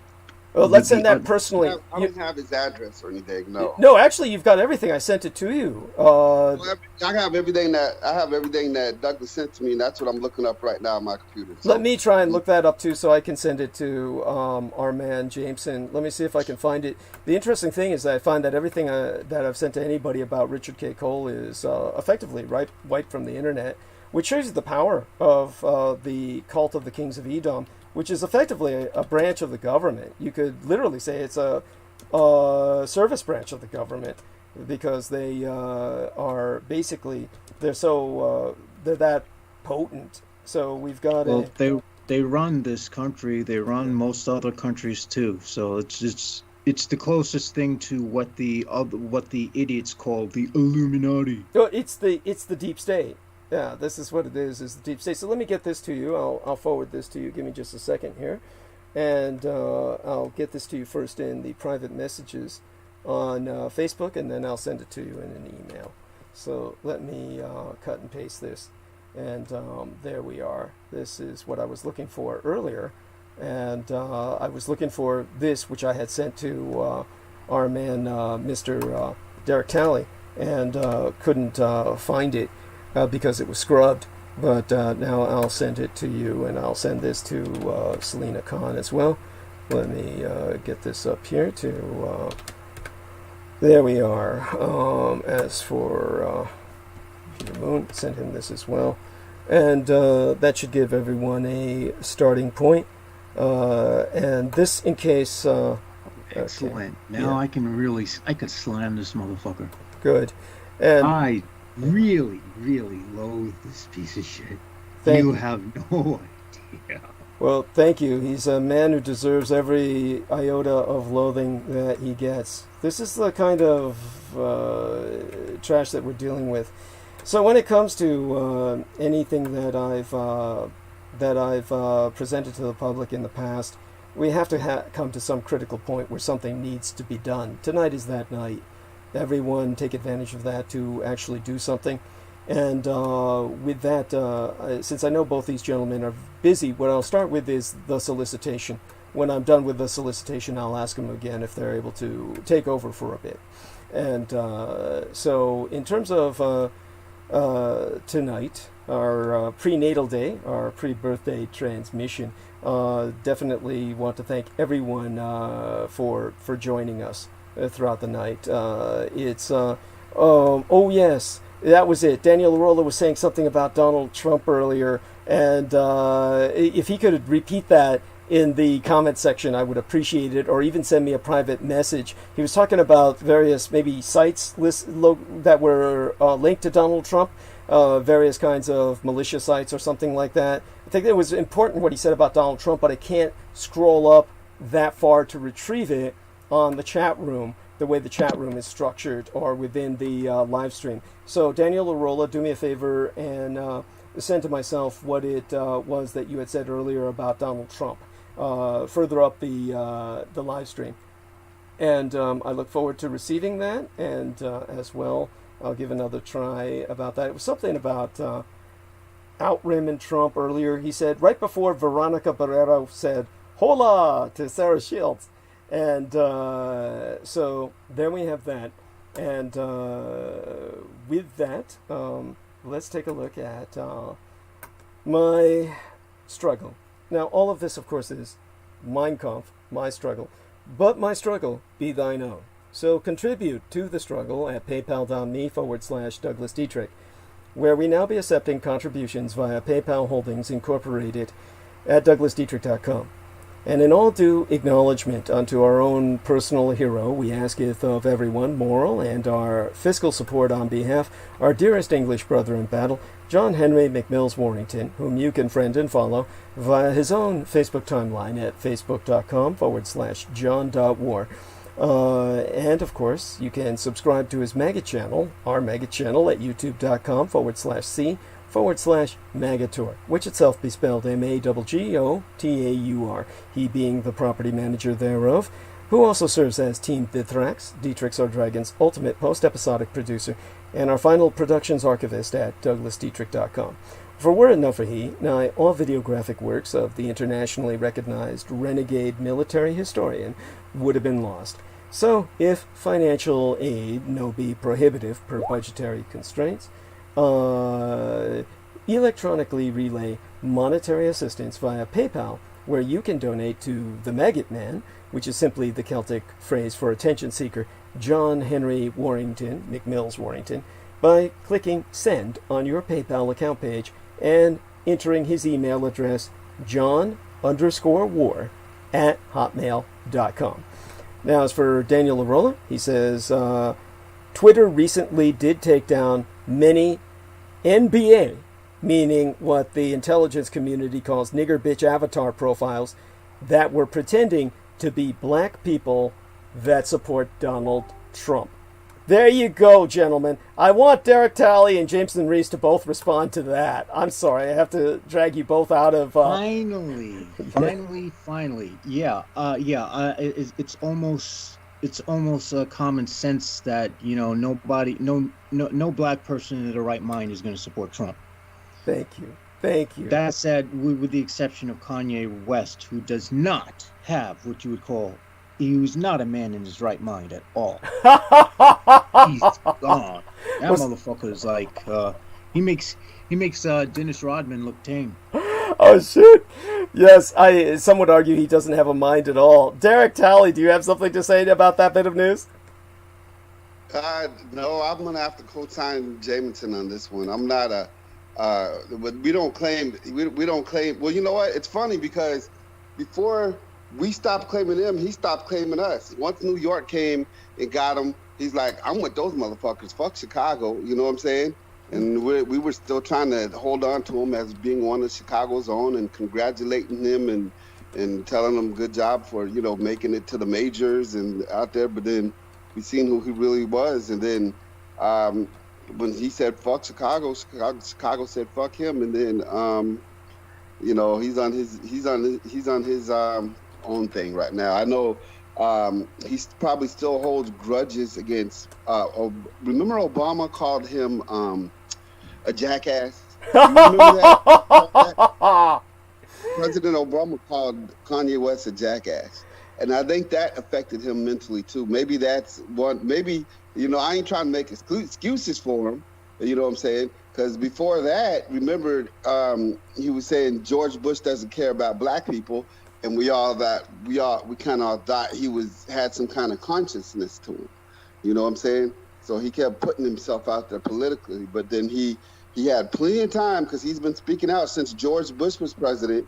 So he had plenty of time to learn the political process and get some kind of political smarts. And he took all those years and became dumber.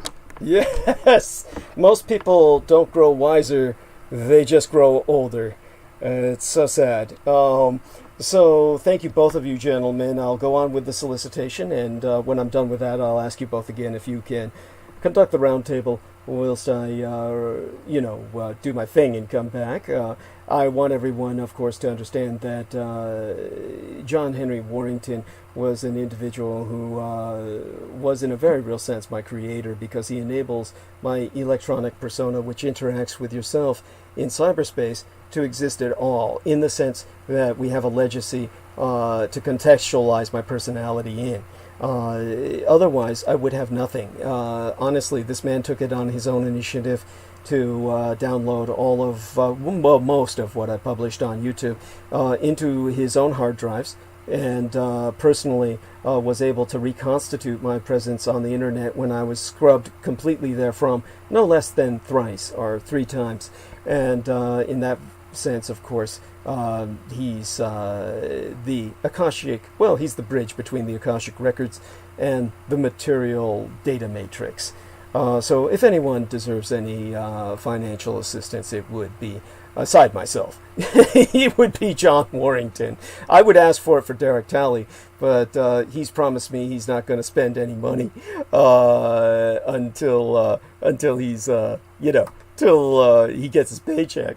And that alone should, help us keep him fed and sheltered until he's able to get back on his feet again. Right now, he's still in the cabin of his truck, earning that money that will be incoming. So I think his payday might be this weekend or sometime. So hopefully he can spend no money throughout the week. I think it's next weekend.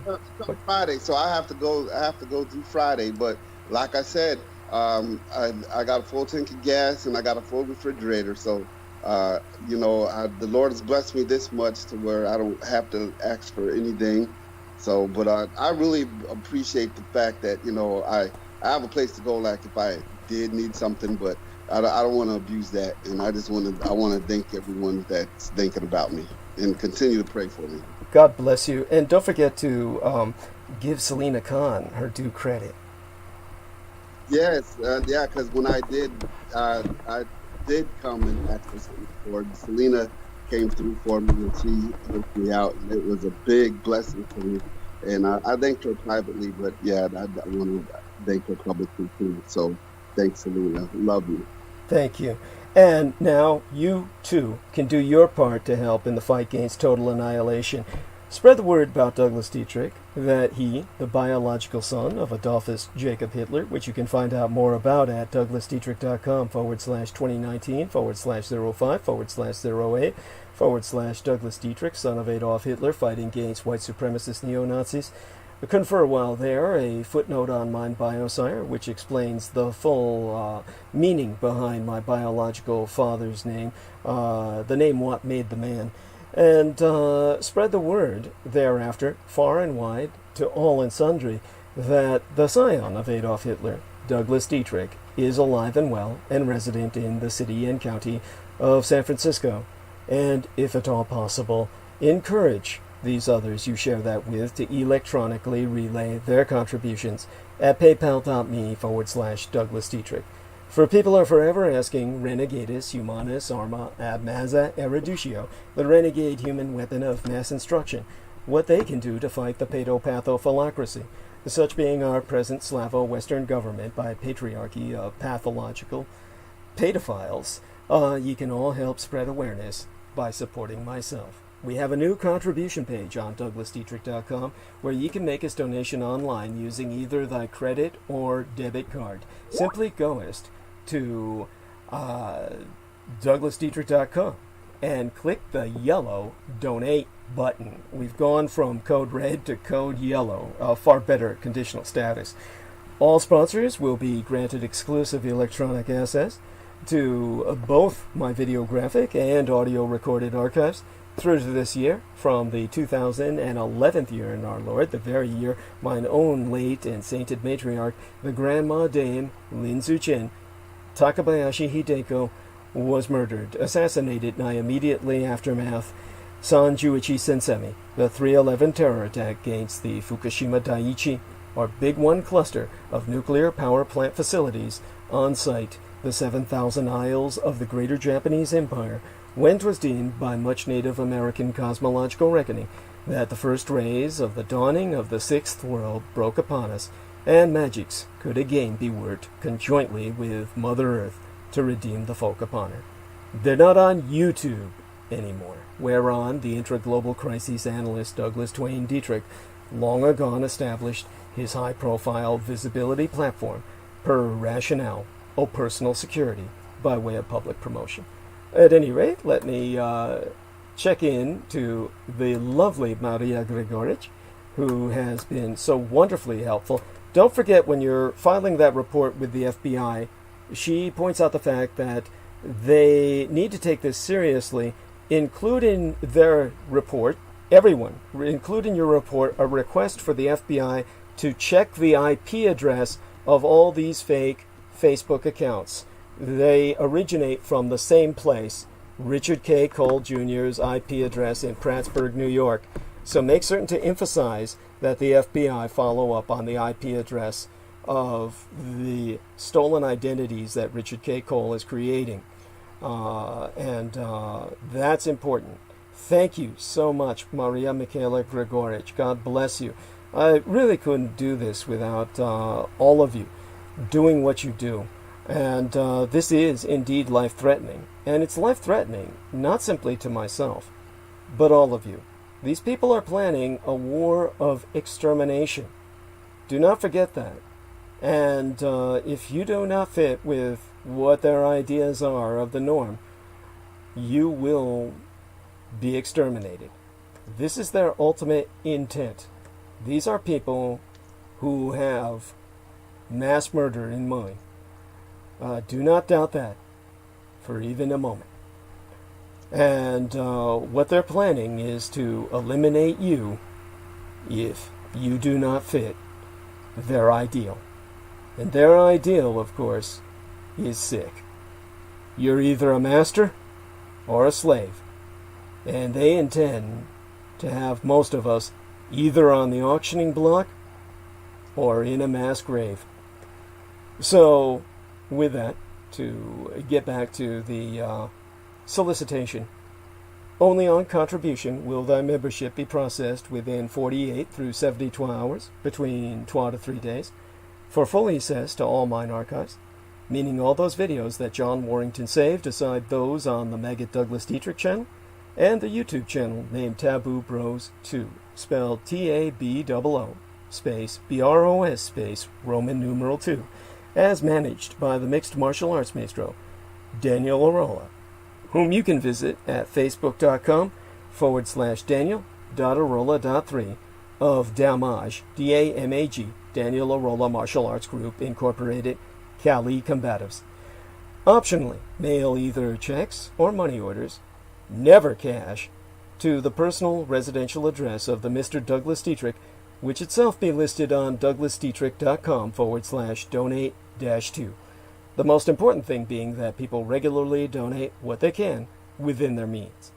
Foremost among Axis Daddy D's donors, aside his mistress and manageress Selina Khan, be our most beloved greater British brother in battle, the Team Thrax, Dietrich's or Dragon's heavyweight lifting keeper of the spirits, and YouTube Bizarre HD channel managing mixologist, George Edward Knight, whom you can friend at facebook.com/george.e.knight.7. And his channel is youtube.com/user/bizarrehd, which itself be spelled BIZAREHD.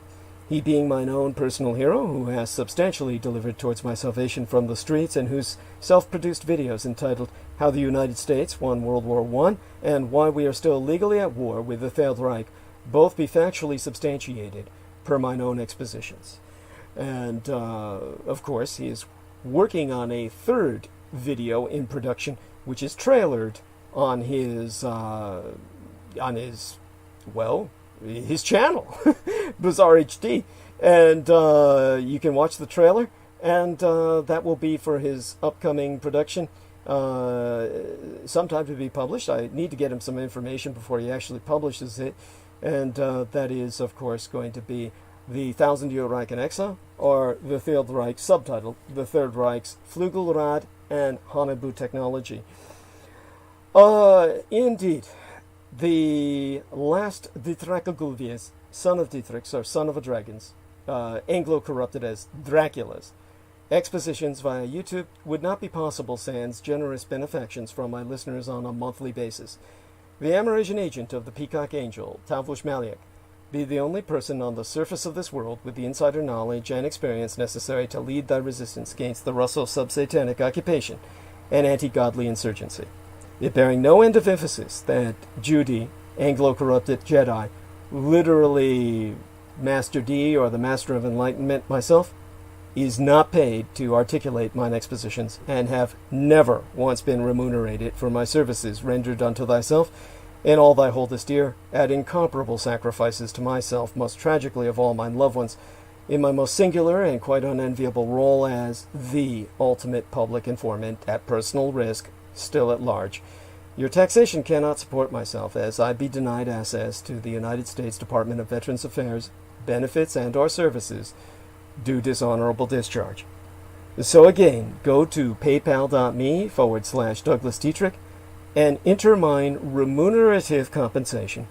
The very survival of the human species be at stake, and I am not exaggerating. Do not wait. Donate now. It be appreciated beyond my ability to express in any language. As well, forget not to subscribe to the Douglas Dietrich YouTube channel at youtube.com/C/Douglas Dietrich, and click that notification bell in order to receive notifications that live streams has started. Even if you be subscribed, you will only receive notifications if you select all in notifications. To re-emphasize, subscribe to the Douglas Dietrich YouTube channel at youtube.com/C/Douglas Dietrich. Tune in at 8 p.m. Eastern Daylight Time. That would be 5 p.m. Pacific Daylight Time. Every Sunday and Wednesday on the night tide or at eventide. And click on that notification bell in order to receive notifications that live streams has started. Finally, most importantly, and above all else, subscribe at douglasdietrich.com and donate at paypal.me/Douglas Dietrich. Sponsors will be granted exclusive access to the online archives, including all video and MP3 recordings of Douglas Dietrich from 2011 to the present. And a shout out to Lei Devola, who donated 10 United States dollars. Lei Devola, make certain to sign in to the archives.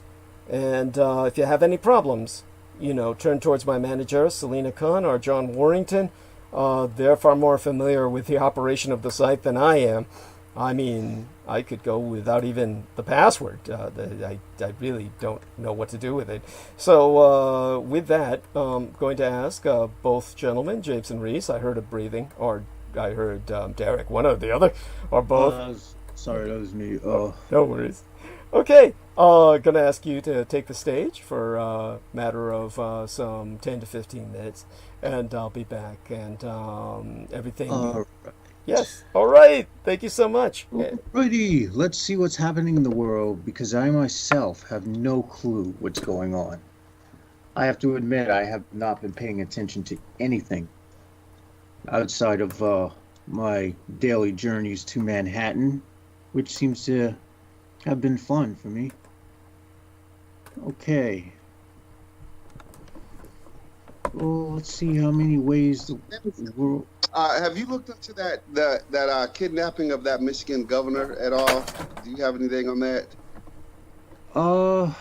What I do know is that these guys were, I guess, arrested. 13 of them.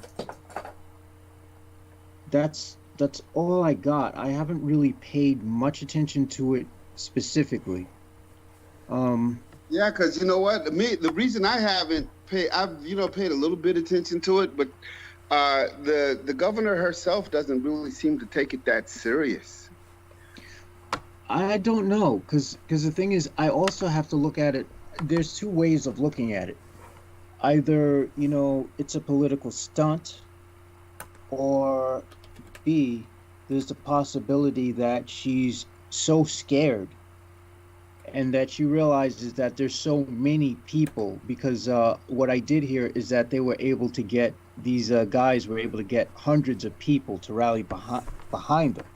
So I would say that, her silence could also be the fear of her being a woman who can easily be victimized by all these guys with guns. So yeah, I don't including know. one of the sheriffs in her jurisdiction had to or in her state had to resign because of his ties to the guys that were going to kidnap her. Holy shit! Wow, that's pretty bad. That is really bad. And I don't even want to think about what they would have done to her. I mean, it's obvious. I leave that to the audience's imagination. Right, because if you get one that's extremely violent, the beta males around him may not think it's right, but what are they gonna do? They ain't gonna do shit to stop it.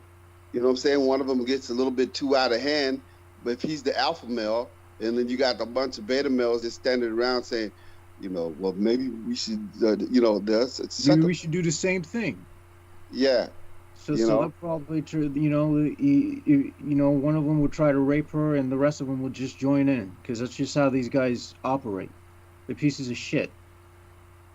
Exactly. They're literally horrid excuses for human beings. I have a story here, and it says, massive 5-ton earthquake bomb from World War II explodes as Polish Navy tries to defuse it. A massive bomb that was dropped in World War II has dramatically exploded after it was discovered to be lying at the bottom of a canal. A massive bomb known as Tallboy was dropped by British Air Forces and has dramatically exploded after it was discovered to be lying at the bottom of a canal in Poland. Known as an earthquake bomb, the 5.4-ton Tallboy packed a massive 2.4 tons of explosives, equivalent to roughly 3.6 tons of TNT, and was dropped by Royal Air Force pilots in an attack to Nazi Germany, a heavy cruiser Lodstow, during the final weeks of the war in April 1945. Now that's scary. A bomb that was dropped in 1945 exploded in 2020 when they tried to defuse it. Well, let's not forget that there's an atomic bomb that has been dropped off that's off the bay of, I think it's Georgia. I can't really remember.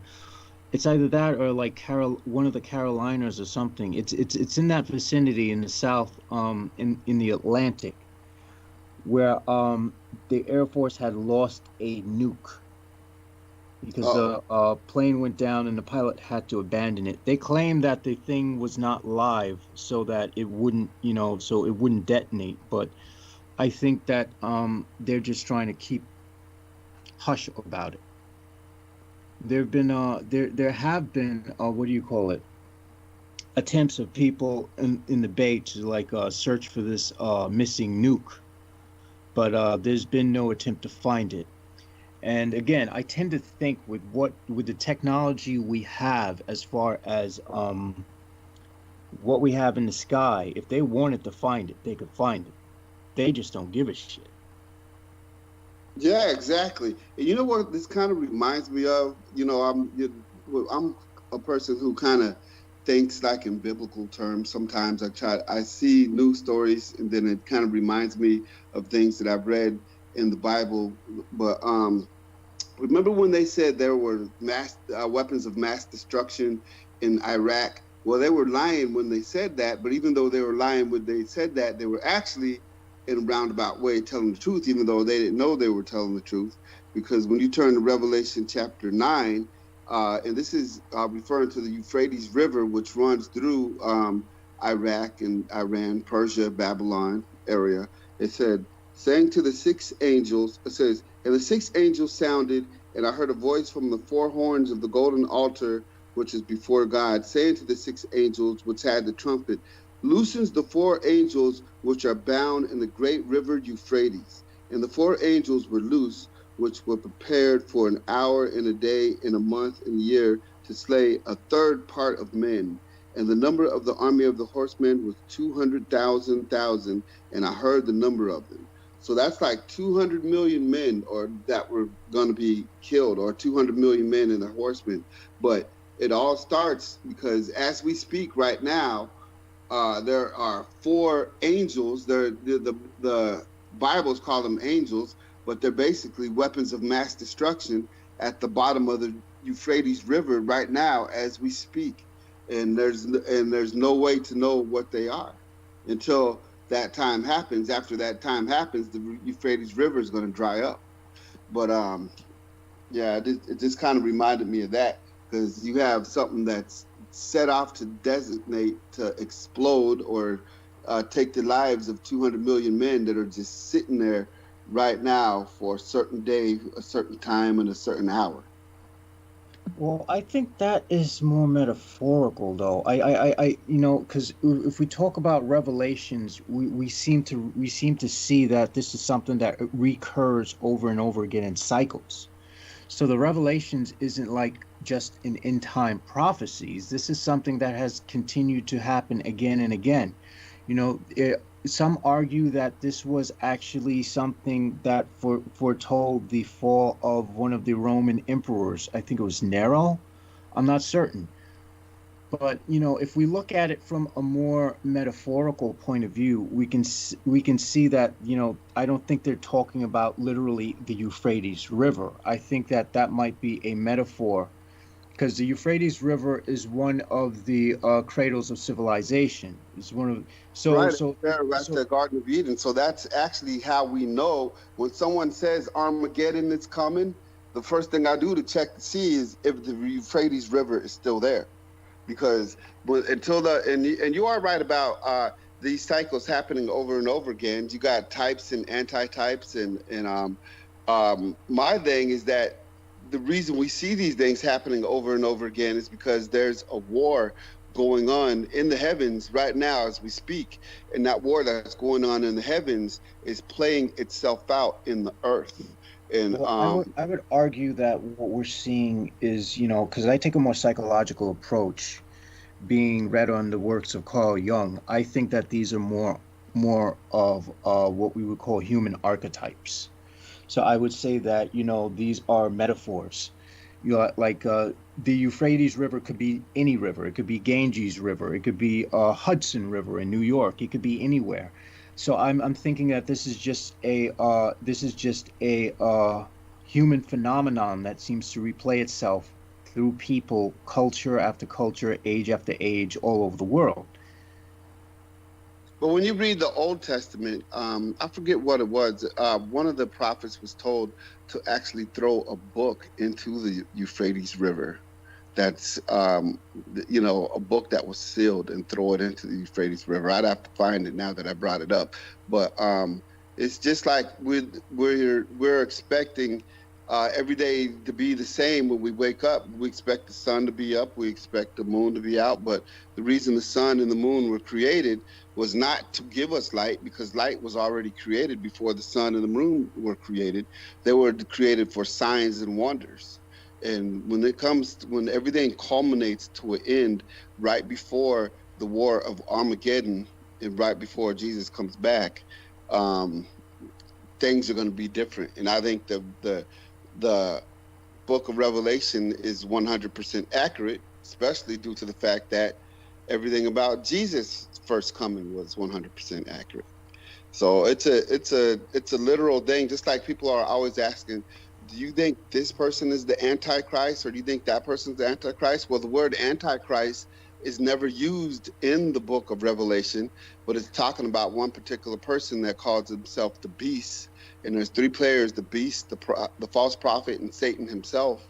And right now, Satan has free reign to walk across the earth, the planet, and then go up and approach the throne and accuse the human beings. And you know, there'll be there's gonna come a time to where Satan's gonna lose that privilege, and he's gonna be thrown down to earth, and he's gonna be stuck in the body of a person for the last 3.5 years before Armageddon, and that's gonna be the Antichrist, the beast that we're talking about.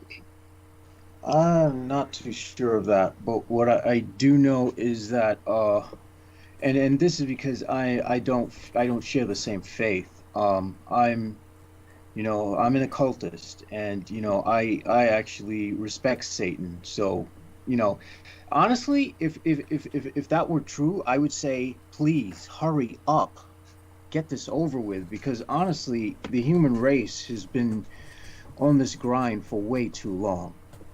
And honestly, why is it that, all right, what I'm going to go into is something that's a little more philosophical, if you think about it, but who are we to weigh one human life against as being more important than the life of an entire species? Yet here we are, we're killing species after species just to fill the greed and hungers of human beings. Now, if you ask me, a cat's life is just as important as a human's life. A rat's life is just as important as a human's life. A mosquito's life is equal to a human's life. So when I think about it, the human race is imbalanced because it seems to project itself above the rest of the nature which it's a part of.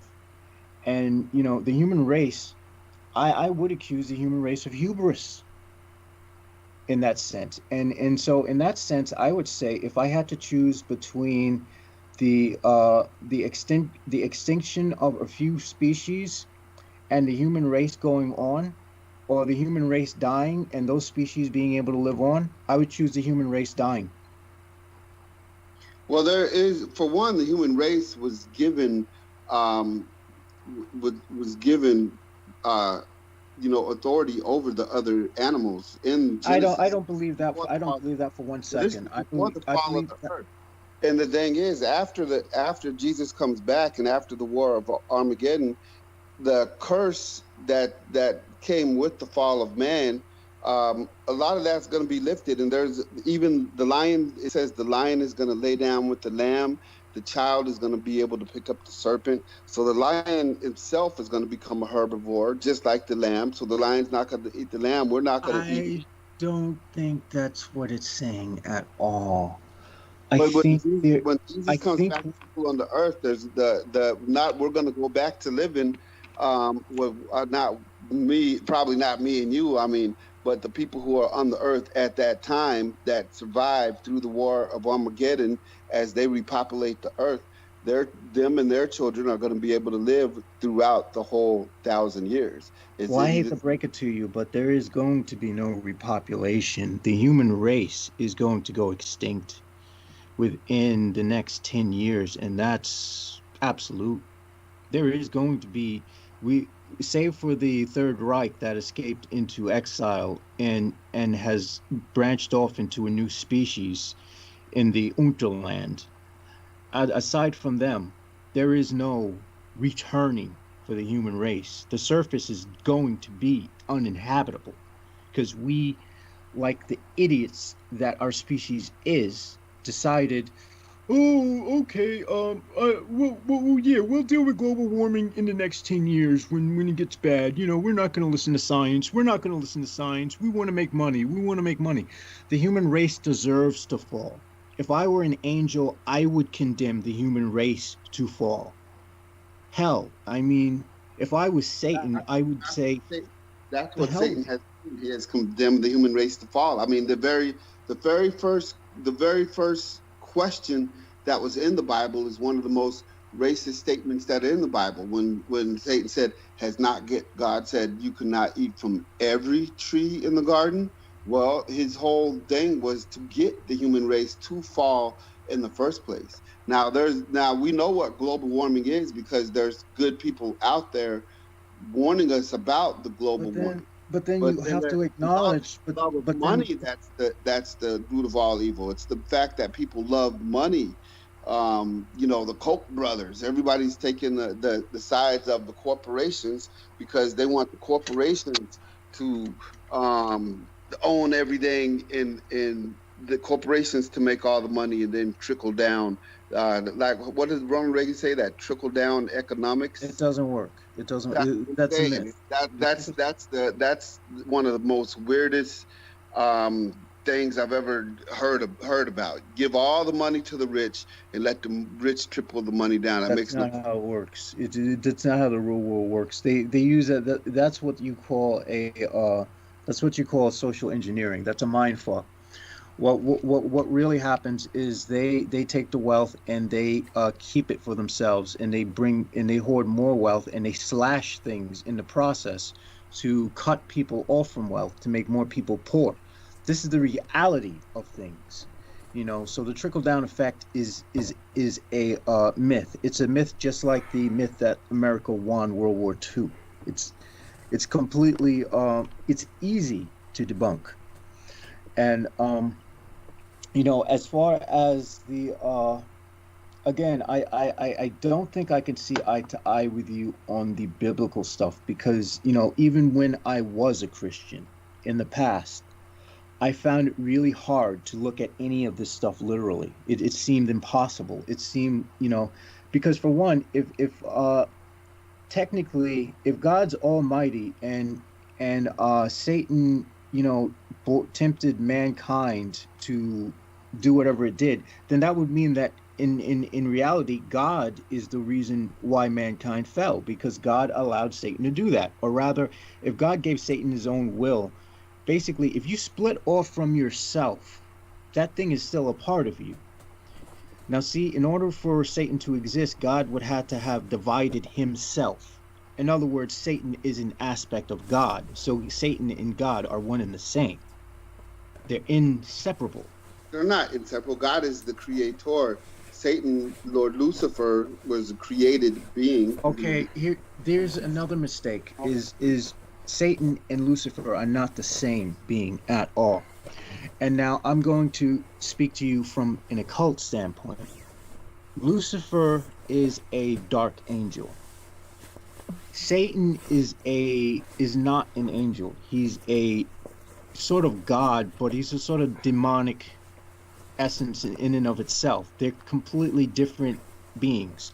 And then there's Shaitan, and then there's Ataman, and then there are other aspects of the infernal divine. I believe there are 7 aspects in total, but they are not one and the same. They may emanate from the same place, but they're not the same being. Lucifer, the first time we see the word Lucifer is in the Romans. In the first time, arguably, when we see Lucifer, even before we have Lucifer in his own mythology as the son of Aurora, we have a reference to Lucifera, and Lucifera was a reference to the Greek goddess Athena, the goddess of wisdom. So you see, this is completely, basically what happened was when they were trying to translate, there was a mistranslation. There was a mistranslation from the Latin Vulgate into the English, and they used the term Lucifer. It was originally meant to be light bringer. And again, Lucifer is a title. Yeah, because but I know who Lucifer is. He was the anointed cherub, and then no, he was not. He's not a cherub. You don't know who Lucifer is. I work with Lucifer. Lucifer is one of my guardian angels. I know who Lucifer is. We talk about the Lucifer that's mentioned in the Bible. That is the anointed cherub that fell from grace. All right. Let me educate you on something. The term cherubim doesn't actually exist in historical rabbinical lore. the idea of cherubs came from actually the Greeks. So that's not even something that the Hebrews, that's not even a class of angels that What the did God Hebrews have had. when he made the Ark of the Covenant, when he made them do the cherub? So we're just talking about semantics now? We're just talking about I'm just saying it wrong, or what? I'm pronouncing it wrong? What I'm saying is that the translation of the Bible you have is inaccurate. The words, what happens is the scholars, in order, look at the history of the Council of Nicaea. I'm sure you're aware of what that is. Yeah, 325 AD. Yeah, that was when they decided how they were going to write the Bible, what books they were going to include in it, and everything. And But then, I've studied the Council of Nicaea very well, and see that the Bible was already written by then. The Bible was finished in 95 AD. It wasn't until Arius came along and wanted to take books out of the Bible and add books in that Athanasius said that no, we are going to keep the Bible as is. The 66. all right, Bible, what language were the scriptures written in? Old Testament was written in Hebrew and Aramaic, and the New Testament in Koine Greek. Okay, Okay. so Is everybody all right? yeah, we're fine. But what I'm getting at is they in the translation to English, they fucked up. This is what I'm telling you. You can look this up. They fucked up in the translation to English. Lucifer was not even supposed to appear in the Bible. One thing that people have asked myself about was which Bible I was recommending in place of the King James, and that is the Geneva Bible. So this is the Bible that the Pilgrims brought with them to the New World. Just so everyone knows, yeah, the Geneva Bible is what's important. The King James Bible is, let's just put it this way. It's corrupted. Yes, it's completely rewritten and revised. I mean, what could be more arrogant than strutting around with a crown and a scepter, pretending that thanks to God you are on a higher plane of being than your fellow man because of the Merovingian bloodline, the descendants from Jesus Christ himself, which many European claims, many European crowns, or the crown families of Europe, made claim to for hundreds of years. And this is, of course, was how they got the support of the church, which had more power than the kings themselves for many centuries. But what would be? I'd go as far as bet that someone who is probably really from the Merovingian bloodline would probably be Saddam Hussein. Maybe that's why they killed him. Well, it's an interesting point, but definitely when it comes to the situation of what I've just put out as what could be more arrogant than that, how about rewriting the Word of God and putting your name on it? Because that's exactly what King James I did in 1611. In the 1611th year of our Lord in the Christian calendar, where he was unhappy with the stilted style and what he considered moldy prose of the Geneva Bible, which was the much more literal translation. And he commissioned a brand new version, chock full of these and thous and all the rest of the latest slang, believe it or not, which is what it was then.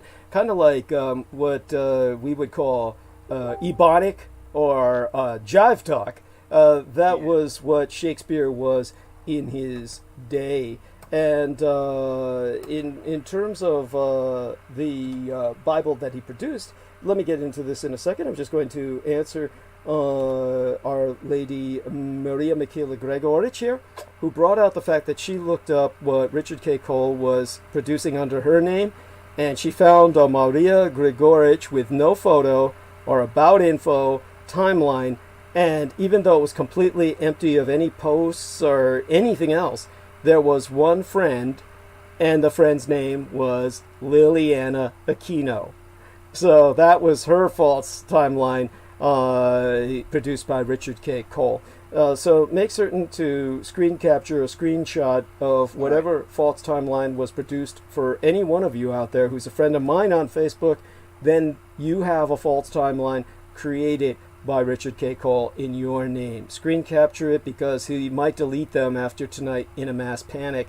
So make certain that the FBI knows they can check those fake Facebook accounts by looking up the Wayback Machine, using the Wayback program to find out what was deleted from the internet. And if they really put any energy into this, they will be able to find they're all from the same IP address.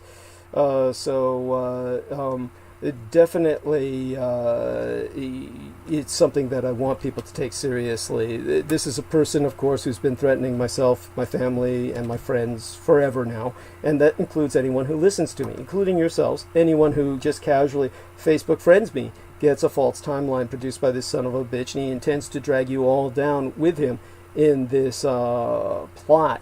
From which he would pump in all his child porn onto your false timelines in your name to make it look as if we were running some massive pedo porn trade ring. And this is from the enemy themselves. If you want to do damage against the pedopathophalacracy, Richard K. Cole represents it. Take him down. So let me relay this to Peter Moon from the Grand Madame, Maria Gregorich. And in the meantime, I want to thank everyone for their patience with myself, and I will continue what I'm saying about the Bible in just a moment here, just putting the quotation marks on this. Enter that. And basically, what happened was King James I rewrote the Bible in what was considered the jazz language of his day, Shakespearean, and he commissioned a brand new version chock full of all of these terms that were never in the original. And since he was too lazy and uneducated to do the translation himself, he hired a bevy of academics from Oxford and Cambridge to do all the heavy lifting, and then slapped his name on the result. A Bible that wasn't any more accurate than its predecessor, but wound up being cast in a charmingly poetic brand of 17th century English that we associate today with ruffled collars. Of course, the Bible preceding it, the Geneva Bible, was far more accurate, and most certainly not any less. But it did emerge from the German, hence the Geneva Bible, and therefore you have the translation in the Germanic from the original languages that biblical people spracketh, but nevertheless, it's a far better version, and you can find yourself a copy of it. Unlike an original Gutenberg Bible, hot off the presses, which would be worth millions of dollars, you can, for a few dollars, get yourself a Geneva Bible, which is the next best thing. And so, with the King James Bible, on the other hand, called the King James Version, then you're getting something that's marketed on its supposed beauty rather than its merits. In other words, it's supposed to be euphonic or poetic sounding. And because of that, the King James Bible has survived, which has even in turn spawned a movement of King James only fanatics, Baptists mostly, who maintain that the King's Committee, that the committees of the Crown of England were divinely inspired, that they were tuned into God's still small voice as much as Moses was at the top of Mount Sinai. Well, if you believe that, let me tell you about how I'm the living reincarnation of King James himself, and all the back taxes you owe me. But I don't think any of you are going to buy that. So, with that in mind, hopefully that will put that into some perspective. Love you dearly, Maria Gregorich, and so I hope people got the damning evidence that she brought forth about her timeline. That no photo, no background info, and yet her timeline in her name, produced by Richard K. Cole, has one friend, Liliana Aquino. And that is Aquino, Lilith Aquino's real name, just so you know. So, what does that tell you? I find it interesting that she got that, and most everybody else gets nothing. So she's marked. That means Lilith Aquino, or Liliana, is keeping an eye on Maria.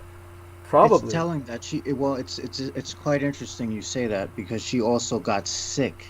Remember? Yes. There is no coincidence there. In other words, as each target is being cursed, they will have her friend request on their timeline, which was created by Richard K. Cole. Yes. Thank you. This seems to be the pattern. Yes. Thank you. Very important. And I thank both of you gentlemen for holding the stage while I was gone. And what's interesting is that Richard K. Cole didn't put his thumbs down in yet tonight. Most of the time he's there as soon as I start live streaming, and he puts the single thumbs down that's there right at the very beginning. So he's probably busy trying to do damage control now. And another thing to send, and we might as well get this out there for people, is that when you file these reports, turn in the link to his program on which he's being interviewed and promoting himself as this great researcher and journalist to show that he's employable and should be working for a living. So I will provide that link now to the private messages of the people that I'm dealing with tonight, and let me get that share link. The interesting. I sent the one to the VA already. You can always file a second report. Yeah, and hey, James, did you get my email? Yes, I did. I got the pictures. I got the screenshots. And it should be. It's quite telling now. I can't find the video that he had up anymore. Interesting. Of exposing Douglas Dietrich. It's not up there anymore. Maybe it is because I just found it. I clicked on the link and I got to it. So really? It should be up there. Maybe it's not. Who knows? Everybody, what I'm going to do is I'm going to provide the link in the. Just look for the title, as he said. The title is. Let me get that title again of this shitty little effort that he's got going with this fellow white supremacist of his. Well, I guess I could do that just by using the link. So let me get this out of the way, the brackets that I used. And let's see now. Yeah, it's still up there, or at least it's linking. So it's called Douglas Dietrich Exposed. Okay. Yeah, send that to the VA, saying that this man is presenting himself as an investigative journalist and that he's this totally professional historian, and is therefore completely employable. And I don't want to support him with my tax dollars anymore. And people say that much. Just say I'm tired of supporting this man with my tax dollars when he's completely employable, and says he's this crack journalist, this crack investigative journalist, and this expert historian. So there you go. And that's the. So let me get the link into everyone here in Messenger. There we are now. Let me put this in here. Okay, so with Maria Michaela Gregorich, I had that there. And in the meantime, Maria was warning me that both of you were getting very intense religiously, but it didn't sound acrimonious when I stepped in. Oh no! It was just a matter of interpretation. Derek interprets things literally as written in the King James version, I guess, and I don't interpret them at all because I'm not a Christian. And I when I was a Christian, I always looked at things more metaphorically than literally, because there's always something that didn't resonate with Christianity for me personally. Mm-hmm. I understand. It doesn't resonate with Peter Moon either. I understand that. It's, because I'm more of like what resonated the most with me was probably what was called epiphenomenalism, which is more or less solipsism. Well, we want to avoid that for reasons I've gone into before. That was something I stumbled upon when I was like 18, and I was doing more research on the way the brain works and interprets reality, and it's like, well, to some degree, we can say that the entire reality is generated by the brain then. So to some degree, and who's to say, we have no way of proving that false, but we have no way of proving it valid either. So it was one of those things that was open for me, but now I'm more or less someone who believes that this is a simulation and that we both exist and don't exist simultaneously. Well, that of course gets very abstract. So It's abstract, but you know, it sort of goes along where, you know, quantum physics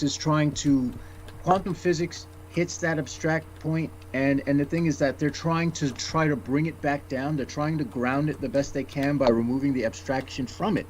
But when you get right down to it, reality does seem abstract.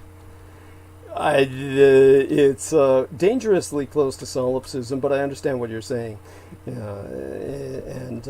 So give me just a second here with this, but I appreciate your, helping me burn some bandwidth. And I know that The Matrix had a very deep effect on you, like it did on many, many people. Oh yeah. When I was a kid, I tripped out on that movie. And it was to the point where I was completely disappointed by the second and third. Yeah, well, anybody would be. I mean, most of these spin-offs, I mean, what can you say? Go on. Because I felt that the idea of, if they had kept it open-ended like they did on the first Matrix and just held everyone in suspense, I think that the effect would have been one of keeping a lot more people questioning reality itself, rather than, it seems like the second and third were produced to try to pull people back from questioning reality itself, because it's like, okay, we don't want people to go there. It's like the Mimo nanny sect said, okay, you got to rein them in because we don't want them to really question reality. Okay, that makes sense. So it's quite telling that the movie was actually based on a book that was written by an African American woman that had nothing to do with what was in the film. Mm-hmm. I think the term was being used, and the concepts were being used in relation to, the way it is as far as being an African American in America. I've seen some, Miguel Andahar, I'll have to bring him on to speak about her, because he knows her personally, and I know that there's a large controversy about her. I'm not willing to step into it. I know that there are assertions that she made all that up. Of course, this could be a campaign against her, just another character assassination campaign. But I've seen some articles that seem pretty compelling, that she kind of presented herself and sold herself to the black community as being ripped off. But apparently there's a lot of, arguments against that. It's worth investigating. I'd like to hear your opinion on it, or what you feel about it once you check into that. And in terms of everything else, then I think we just need to get some information over there to our man Paco Morales, and hopefully he'll be joining us. He actually never opened my earlier message, so thank God he was answering the phone. I think he was pretty busy, and I noticed that his child was crying when he was able to get on with us, but fortunately his wife's a nurse and is at home to take care of her. Before you close out tonight, I want to review with you what I wrote for the FBI report. Oh, please. And by the way, I'm not closing out. I'm just closing out one phase of the transmission. And I'll go a bit. I know you're not doing it now, but I mean later on in the morning, in the day upcoming for you, which is already here now for me. Yes. Oh, you can bring it up now. Or did you want to review this privately? Did you want to review that privately? Well, here's what I wrote, because they have a description of incident, and this is what I wrote. Mm-hmm. A man by the name of Richard K. Cole Jr. is conducting domestic terrorist operations in which he is misappropriating the name and likeness of myself, invasion of privacy, and making internet threats against myself and they whom work alongside Douglas Duane Dietrich. Thank you. He has posted photographs of child family members of individuals, in Mr. Derek Talley's nephew, who are friends of Douglas Dietrich, and has placed these images on forums of individuals affiliated with the alt-right and QAnon terrorist networks. Thank you. He has asked others to join on his attacks against myself, Douglas, and our affiliates. Thank you. Yes. He has threatened the rape and dismemberment of a relation of Douglas's and has posted photographs of Douglas's relations while slandering their characters with lies. Thank you. I request you look into the IP address of fake Facebook profiles in the names of Jameson Reese, which have no picture or content. He claims he will use them to nefarious ends. Yes. His claim is he would use it to upload child porn and questionable content onto the profiles in an attack against myself and my affiliates. Yes. There is reason to suspect he has violent intention and has made multiple calls to Douglas claiming such. Yes. Or you can say Thanks. there is every reason to believe that. Every reason would be a better way to frame that. All right. He claims he is an investigative reporter while he receives disability from the Veterans Affairs committing fraud. Yes. Thank you. And information about the subject, I have the information you provided. And they asked, are there other witnesses or victims to this incident? I wrote down, yes, everyone who's a friend of Douglas Dietrich can confirm that Richard K. Cole has made fake profiles of them on Facebook, which he claims he will use to nefarious ends. Yes. Yes. Very much. Yeah, so. make sure you give them my too. You can put, when it says any witnesses, you can put my name specifically on your report. Right. Yeah. Which I believe he's already entered your name. So he has that. Yes. And so that's good. And with that, of course, we'll continue to press the issue, and I'll add that into my solicitation. Definitely, it's just a wretched situation, and it needs to be tended to. This is a mad animal that must be put down. So if people don't understand the threat of this, it's because they don't appreciate just how serious it's been, and yet they should, because I've brought this up throughout the years, and this has been going on for year after year after year. And he himself has bragged about getting away with it because he portrays himself as a heterosexual white male. So he's supposed to be this ideal. It's submitted. Thank you. Bless you. And the only other thing to do after this is to work on a lot of wards and protective spells, because now I'm aware that this chick is nothing to mess with. Yeah. Yes. Very much so. Very good point, and well taken. So I definitely want to thank both of you gentlemen in terms of your discussions. And I guess it's a little overwhelming for our listeners sometimes when people get very technical theologically. So just always remember that. I know both of you men are very well versed in theology. So not everybody else is so. So it's definitely something that you just want to be careful about in terms of the discussion you can get into. Can be fascinating to a specialist, but to many other people, it's just overwhelming. So aside from all of that, just going to finish checking into this, trying to get some information to our friend Pac-Juan Morelos. And well, now this is interesting. I did a Facebook search for Liliana Aquino, and I'm getting like a black chick in white chick in Buenos Aires. So there's a lot of people with that last name, it seems. Oh yeah, good going. Yes. Which one specifically is it? Who should I be looking for?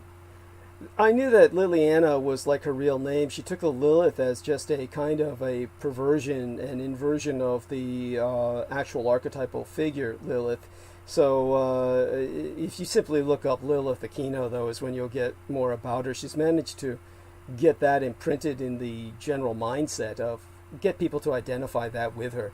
Her other name is probably going to be scrubbed from the records. Her real name, that is, Liliana. So that's just the problem of what we're dealing with these people. They have that amount of power. It was like Sammy Romero mentioned that when it came to Mr. Aquino himself, it was only after his death that PDF was released concerning the police manual on occult crime. What Lena Shea discovered was very important. And of course, if she has the connections we suspect, we know where she got it. But that was a PDF of the Police Investigative Manual on the Occult Crime, and then they published finally after his death, like they were waiting for him to die, the manual that had been written by the police inspectoress, the Mrs. Sandy Gallant, the Inspector Sandy Gallant from the San Francisco Police Department. And so that is apparently online now for people to access. And a link was provided to me by Sammy Romero, which was then published on my Facebook timeline. So people can look down my Facebook timeline for that. And aside from that, of course, forgive me because I'm just somewhat doing two things at once. I'm multitasking. So I'm trying to get what it was that I was looking for. And here we are. I might have it yet to try and figure out something to send to Pack 1. Otherwise, I'll have to ask him to review the entire... there we are. I got it for him. And, okay. And let me get the other thing to have him report to in a minute. And, okay. Let me tell him I will consult with myself. Consult with myself.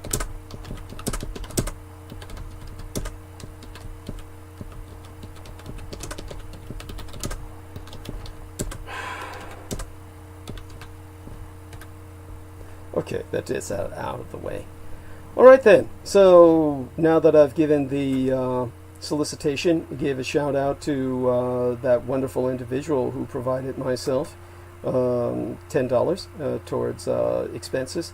I think I can go back to live streaming, and let's check who's with us now. We're going to refresh the page one more time. Hopefully this doesn't kill the page, because sometimes you refresh the live stream and then it just kind of kills it. Goes into a bizarre, nether space or something.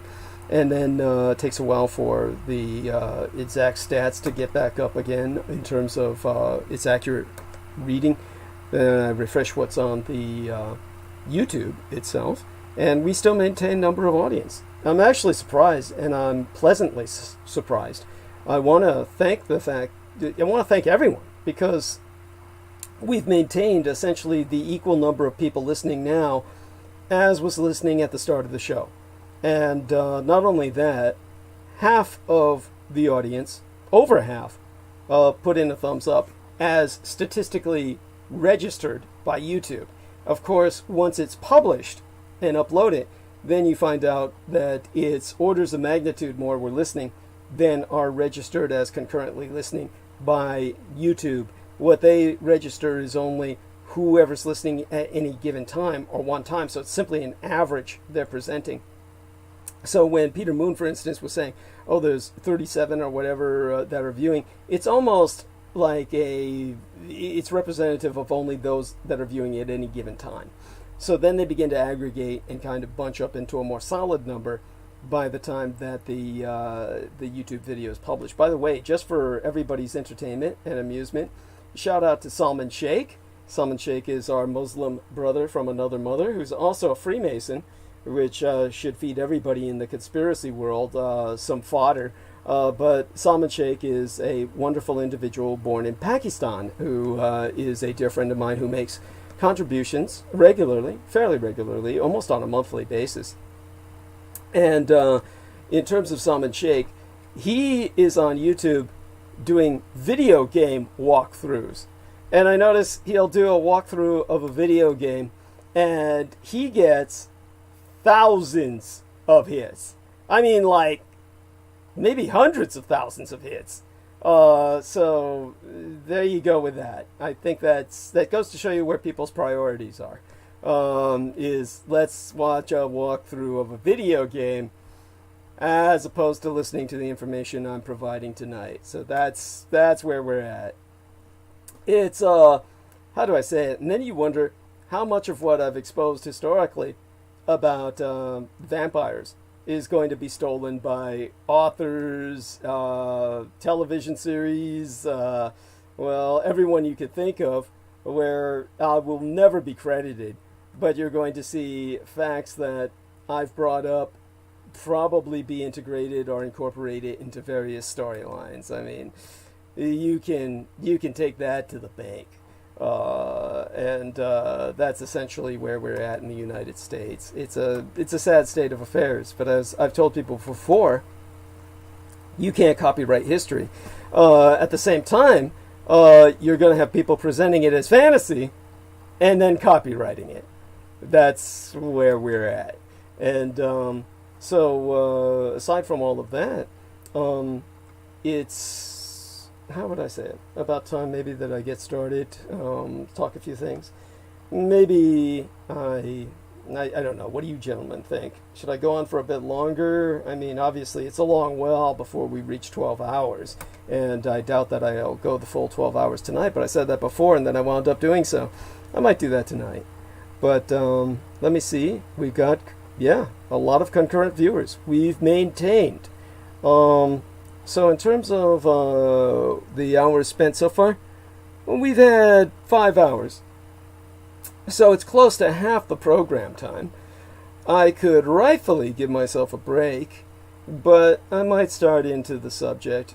Just out of curiosity, Derek Talley, were you able to hear my transmission on vampires while you were driving or anything? Were you able to review that, or have you caught that yet? I did catch some of it. It was very interesting. I had to save my place. I got to go back and listen some more. Okay. Yeah, I was just curious. And so thank you for verifying that, because I'm just wondering, I know people can never get enough of it, but then again, not many people really appreciate the true history of it. They're looking for like some kind of combination romance and action film. Yeah, they want Castlevania. Thank you. Well, Castlevania is actually at least in good taste. Oh yeah, well it is. The American, well, yeah, actually the anime was really good. Actually, thank you. I enjoyed that. Yeah, I'm speaking about the original Japanese artwork and everything. As a professional illustrator, that was top of the line. Yeah. Thank you. And the video games were pretty fun. Yeah, there we go. And but Castlevania is what it is, and of course, it's essentially an action romance, and that's what people want, really. And so when I come up with history, then you're kind of, it gets kind of confusing for people. So let me take a look around, see what I've got going here. And in terms of this being my prenatal day transmission, obviously I can take the attitude that I don't owe anybody anything. But in a sense, I do owe people. I owe people who are here their loyalty, their support. And so let me see if I can get back into clarifying a few things in disambiguation. Might even point that out to Peter Moon later. Okay, so in terms of Colonel Toom, naturally there's a lot of questions about who I brought up with.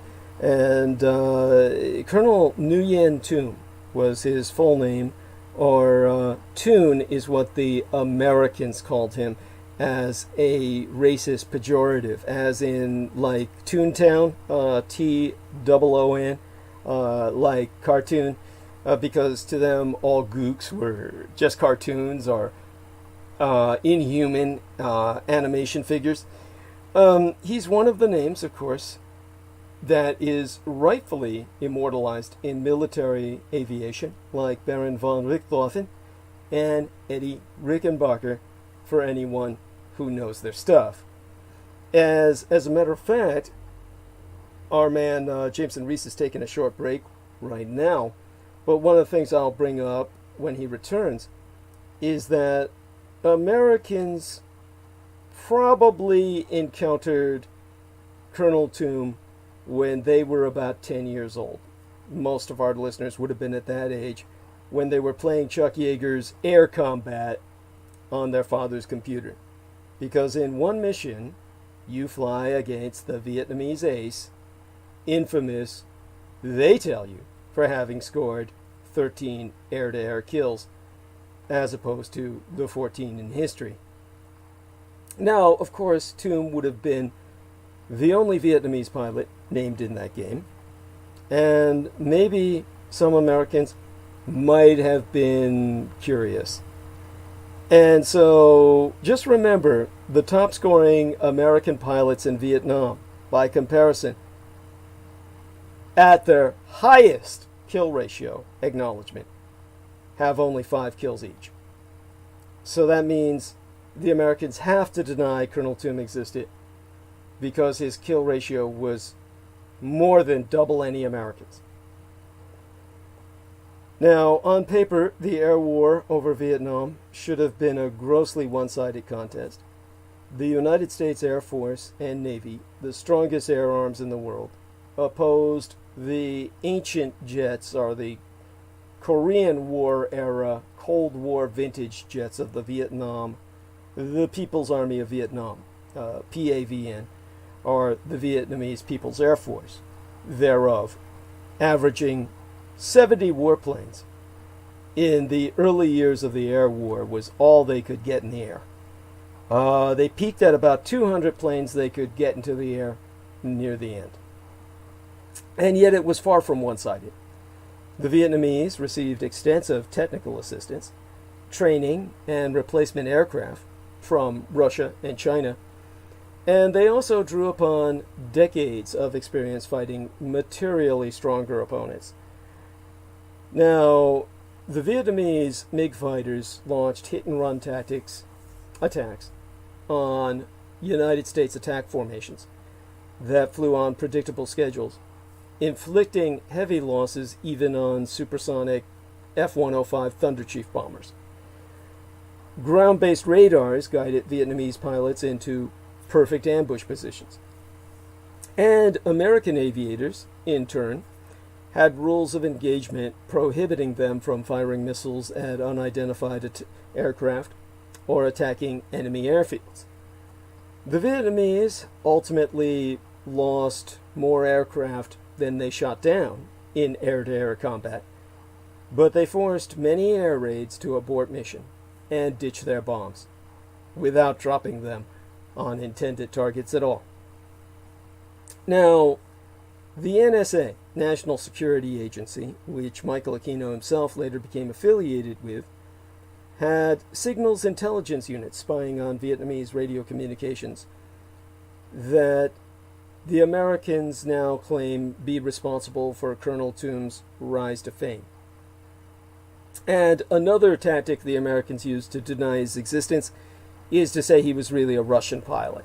And that's why, they can't find out much about him from the Vietnamese themselves. And this is, of course, to make the biggest killer of the war a white man. And that's a very white thing to do. This is where you get your average black guy saying, mighty white of them. Of course, the Americans would say that only a white man could be so skilled.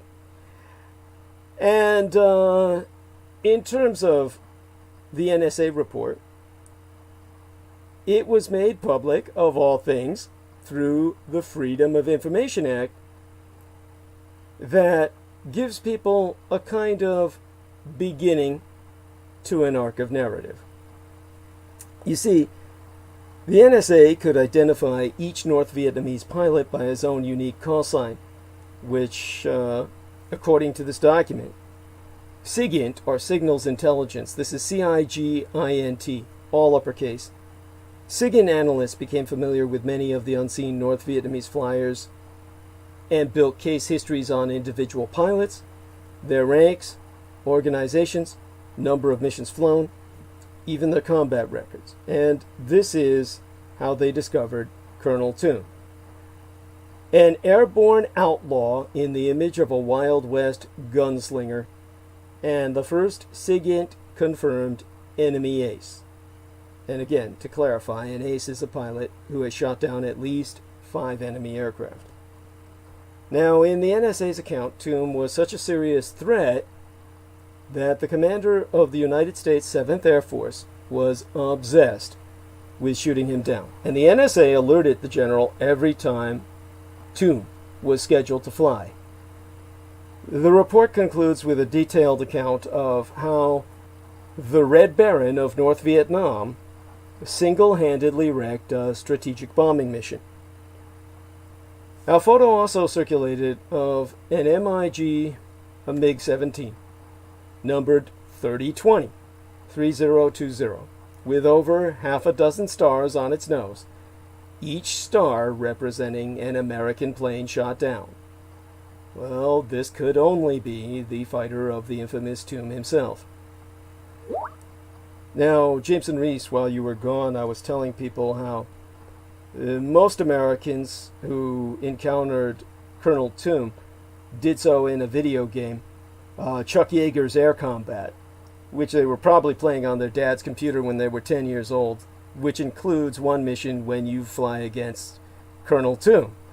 And they claim he had 13 air-to-air kills as opposed to the historical 14, because 13 just sounded like an ominous, unlucky number. And of course, he's the only Vietnamese pilot in the game. And you don't play him, you play the American fighting against him. But what they don't tell you in the game is that the top-scoring American pilots in Vietnam had only 5 kills each, so his kills were, by their own admission, double the number of any American in the air. So when it comes to the MiG-17, these were fighters that were evolved, these MiG-17 Frescos. They evolved from the MiG-15 fighters that were flown extensively in the Korean War, featuring sharply swept-back wings, and they were a full generation behind the F-4 Phantom, the top U.S. fighter of the time. And while the F-4 flew faster than Mach 2, or twice the speed of sound, the MiG-17 could not even reach Mach 1 in level flight. And unlike the MiG-21 fighters in Vietnamese service, the MiG-17 couldn't even carry air-to-air missiles, relying instead on very heavy 37mm and a pair of 23mm cannons. And the plane didn't even have hydraulic controls, making it sluggish to handle at high speeds. But despite all these disadvantages, the MiG-17 was exceptionally maneuverable at slower speeds. And earlier in the conflict, the F-4 was plagued by its dependency on unreliable air-to-air missiles. If a MiG-17 closed into dogfighting range, it could easily outturn an F-4 and shoot it down, unless the pilot, the Phantom pilot, hit the throttle to disengage.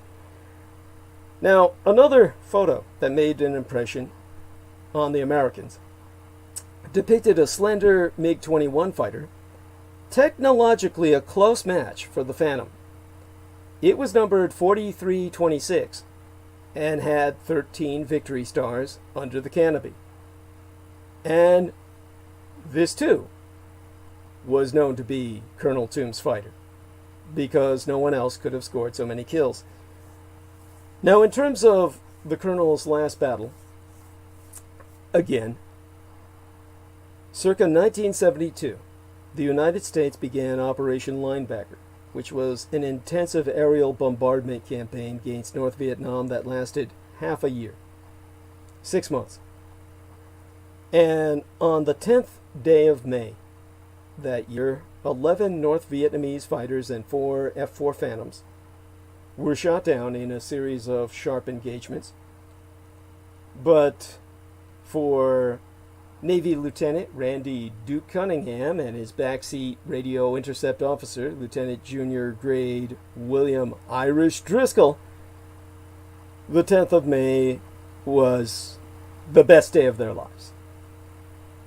Now, as I said, the lie goes out that they were both graduates of the Navy's Top Gun School, which taught advanced air combat tactics when neither of them were such, because there was no Navy Top Gun School in effect. One had been established, but was not in operation because there was not enough funding. They were keeping it operational in name only and on the books, but nothing was being done. They could only afford to pay for that black budget black hole, or a white budget black hole, since it's openly on the books, when these guys were able to claim they killed Colonel Tomb. And that's when they were marketed as Top Gun graduates, so that they could create a school and teach it, where Navy Lieutenant Randy Duke Cunningham transferred from being a fighter pilot to a Top Gun flight instructor, all based on their reputation from this dogfight in which they took down a man they later claimed did not exist. So go fucking figure that circular logic from the man who was later brought down as a pedo piece of shit, but went to jail for far lesser crimes to serve far lesser time. Because, you know, he's a white male, heterosexual veteran. And therefore has privileges beyond what you can ever fucking dream of, including general impunity from the law.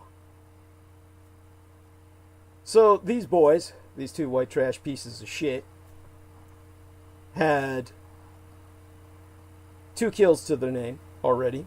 They flew their F-4J on a strike against the Haidong rail yards. Their formation came under attack by MiG-17s. Cunningham turned sharply toward one and shot it down with a Sidewinder missile. He then saw his wingman locked in a dogfight against no less than 8 MiG-17s at once. Several were on the tail of Commander Dwight Timms F-4, his commanding officer. So he got into a position behind the 17s, but didn't shoot because his heat-seeking Sidewinder missiles might have locked onto the hot twin engines of Tim's Phantom before they would have locked on any cooler-jetted MiG. So he barked at Tim, his own commander, "Break!" And Tim complied with a sharp turn, giving Cunningham a clear shot for his second kill of the day. And the outnumbered F-4 pilots then disengaged, throttling up their engines to head for home, their carrier. And Cunningham was then confronted with a lone MiG-17 heading straight toward him. Now, he had no choice to avoid it, so they were on collision course, and this proved nearly fatal because the MiG-17 spat cannon shells at him in a head-on pass, and lacking a gun on his F-4 because he was equipped with missiles, Cunningham swerved upwards. The MiG-17 peeled up in pursuit, rolling over onto the Phantom's tail, and with only a short distance between them, Cunningham could see the number 3020 on the MiG. And he attempted to shake this nimble fighter with a rolling scissors maneuver, but the MiG pilot matched his Phantom's every move. And the two aircraft burned up their energy in a series of tight turns, slowing further and further until the heavier Phantom was close to stalling. And this kind of low-speed knife fighting was the MiG-17's strong point. That's its strength. Driscoll inquired nervously at that time whether Cunningham shouldn't abandon the fight, but Cunningham at that point was intoxicated with battle and determined to become an ace. So instead, he lit his afterburners, making the engine gulp fuel at a prodigious rate, and surged 2 miles ahead before turning around for another head-on pass at the MiG, this time at an angle so the MiG could not shoot back. It didn't work. The MiG latched immediately back onto his tail, so Cunningham disengaged and turned around a second time, but this time as the MiG began to line up on his tail after the pass. He cut the throttle and hit the air brakes. And denied thrust, the Phantom fell behind the MiG-17. But Cunningham's fighter was too close for his missiles to lock on to the now vulnerable MiG. The MiG pilot rolled into a steep dive towards the ground at that point, the heat from which would soon mask him from heat-seeking missiles. The heat of the ground itself, all of the energy used by, well, in America, it would be cell phone towers and shit. In Vietnam, it was essentially their radar stations and various other electronic equipment of war that took all their high technology. That heat would hide his plane's heat from the heat-seeking missiles. And as the MiG distanced itself from Cunningham, Cunningham fired that Sidewinder. It hit the MiG, which plummeted into the ground and exploded. There was no parachute deployed. So by all logical evidence, or the only logical conclusion that could be reached, Colonel Toom had been defeated. Now, shortly afterwards, a surface-to-air missile hit Cunningham's Phantom. And so he nursed his flaming fighter towards the coast, where Cunningham and Driscoll ejected just over the water's edge and were rescued at sea. They had shot down 3 fighters in a day and had become the first American aces in Vietnam. So it was Driscoll who ultimately went to work as an instructor at Navy's Top Gun School, while Cunningham served 15 years as a Republican congressman for California, mine own Golden State, before finally meeting justice and being jailed for corruption circa 2005. Not the justice that he deserved, but at least some justice that exposed him as a liar and a fraud, a criminal, and a child predator, for which he paid no price. Instead, his plea bargaining buying him a hotel jail, complete with swimming pools and tennis courts. Now, this is where the Americans will buy into anything they can to destroy history. Because as relations improved with Vietnam over the years, aviation historians began to inquire with Hanoi's top pilots seeking to learn more about the legendary Colonel Toom, and they all received the same reply: Colonel who? So they would insist that none of them had ever heard of Colonel Toom and that he was not in any of their records. Now bear in mind that Toom, T-O-M-B, and Toon, which is what the Americans called him, which was a derogatory pejorative like Jap or Gook, they're not even Vietnamese names, of course, any more than any Japanese person would be named Jap or any Chinese person would be named Chink. But Toom, on the other hand, is a Romanization.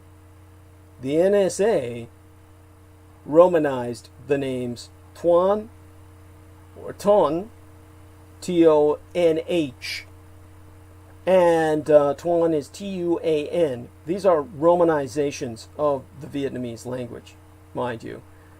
And the full name was actually Colonel Din Toom Ton. Toom being a nickname that the Vietnamese applied as an alias, a code name. Din Ton, his given name at birth. D-I-N, his first name.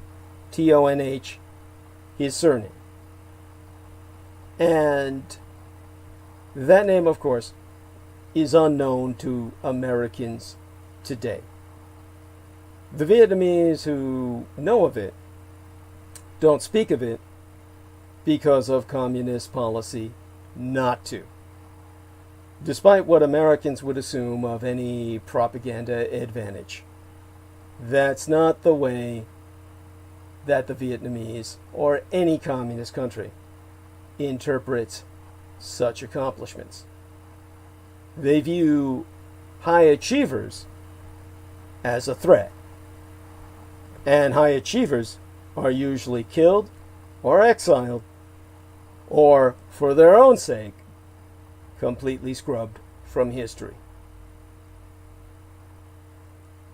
Now, most of the Vietnamese aces flew the MiG-21s, not the older MiG-17s.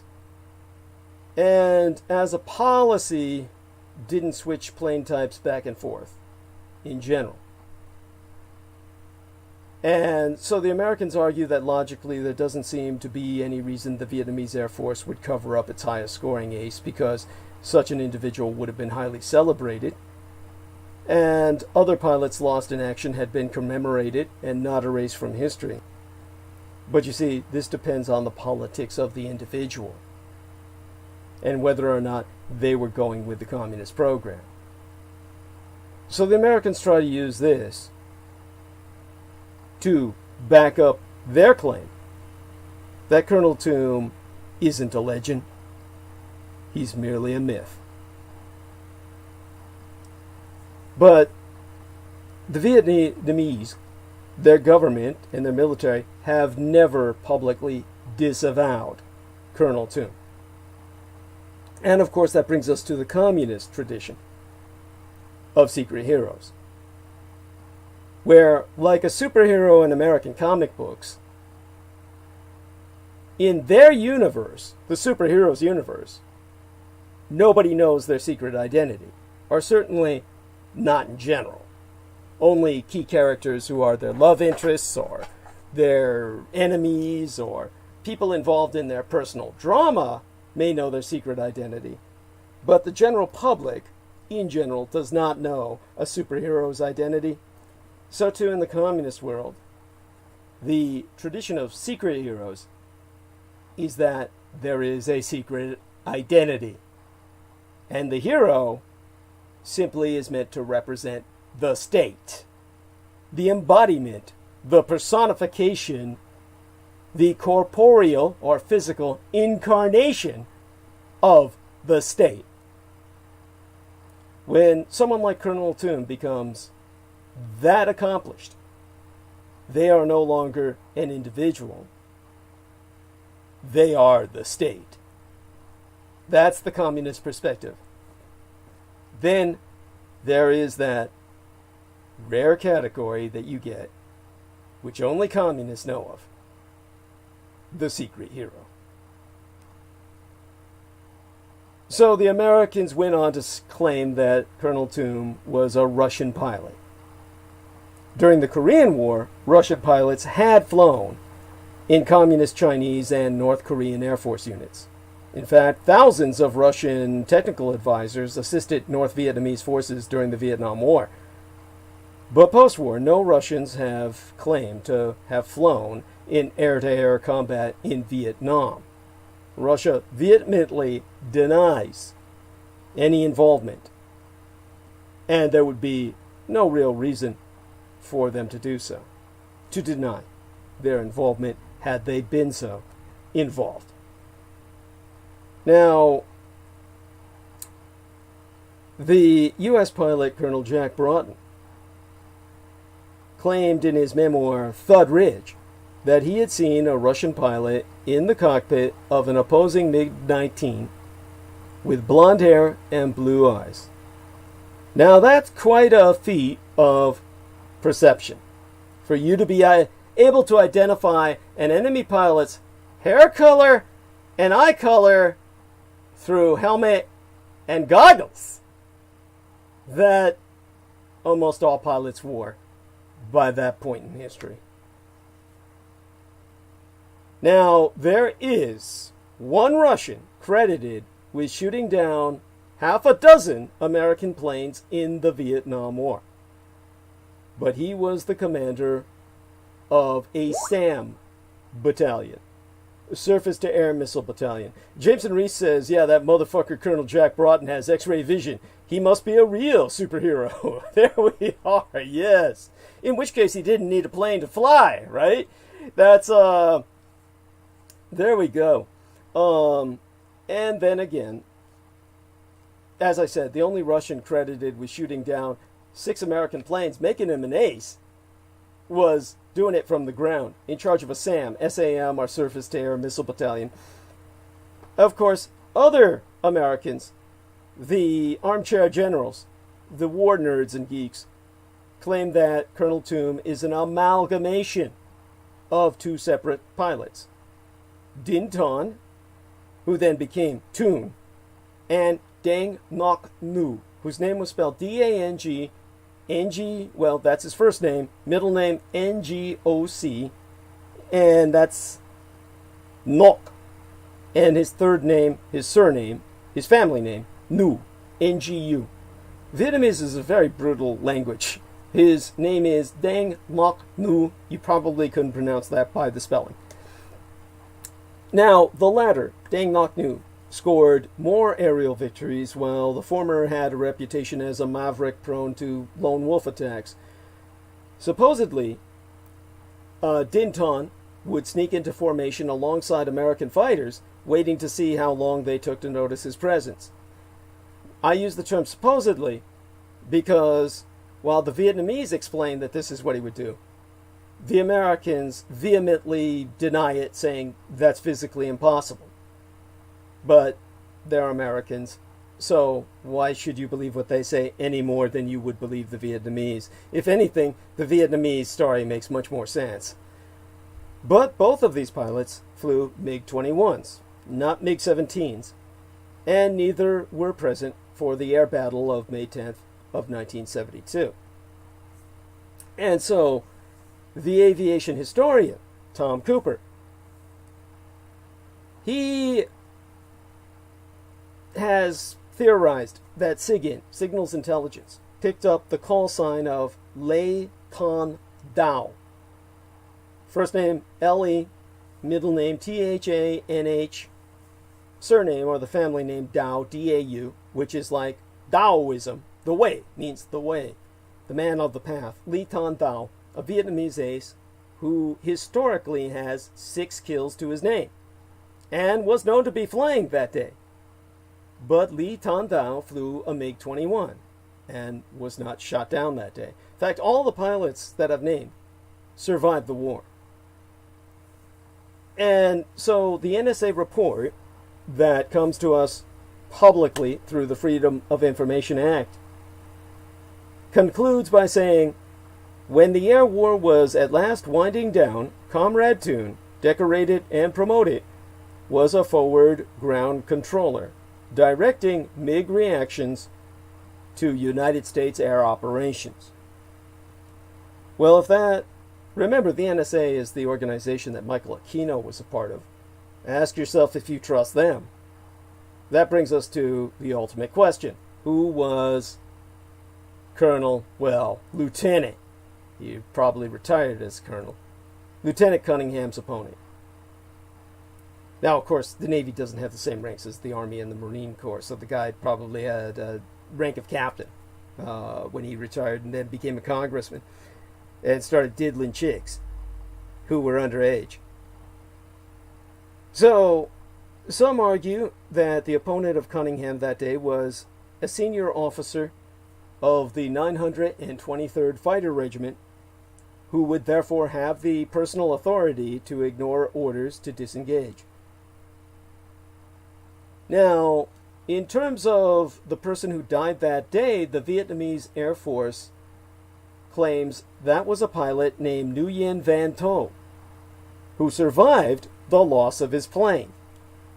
This man would have a first name spelled Nguyen, a middle name Van, Van, and the surname, the family name of To, T-H-O, Nguyen Van To. Now, if this man survived being shot down, was able to somehow parachute out of that fireball, that doesn't correspond to the explosion that Cunningham witnessed.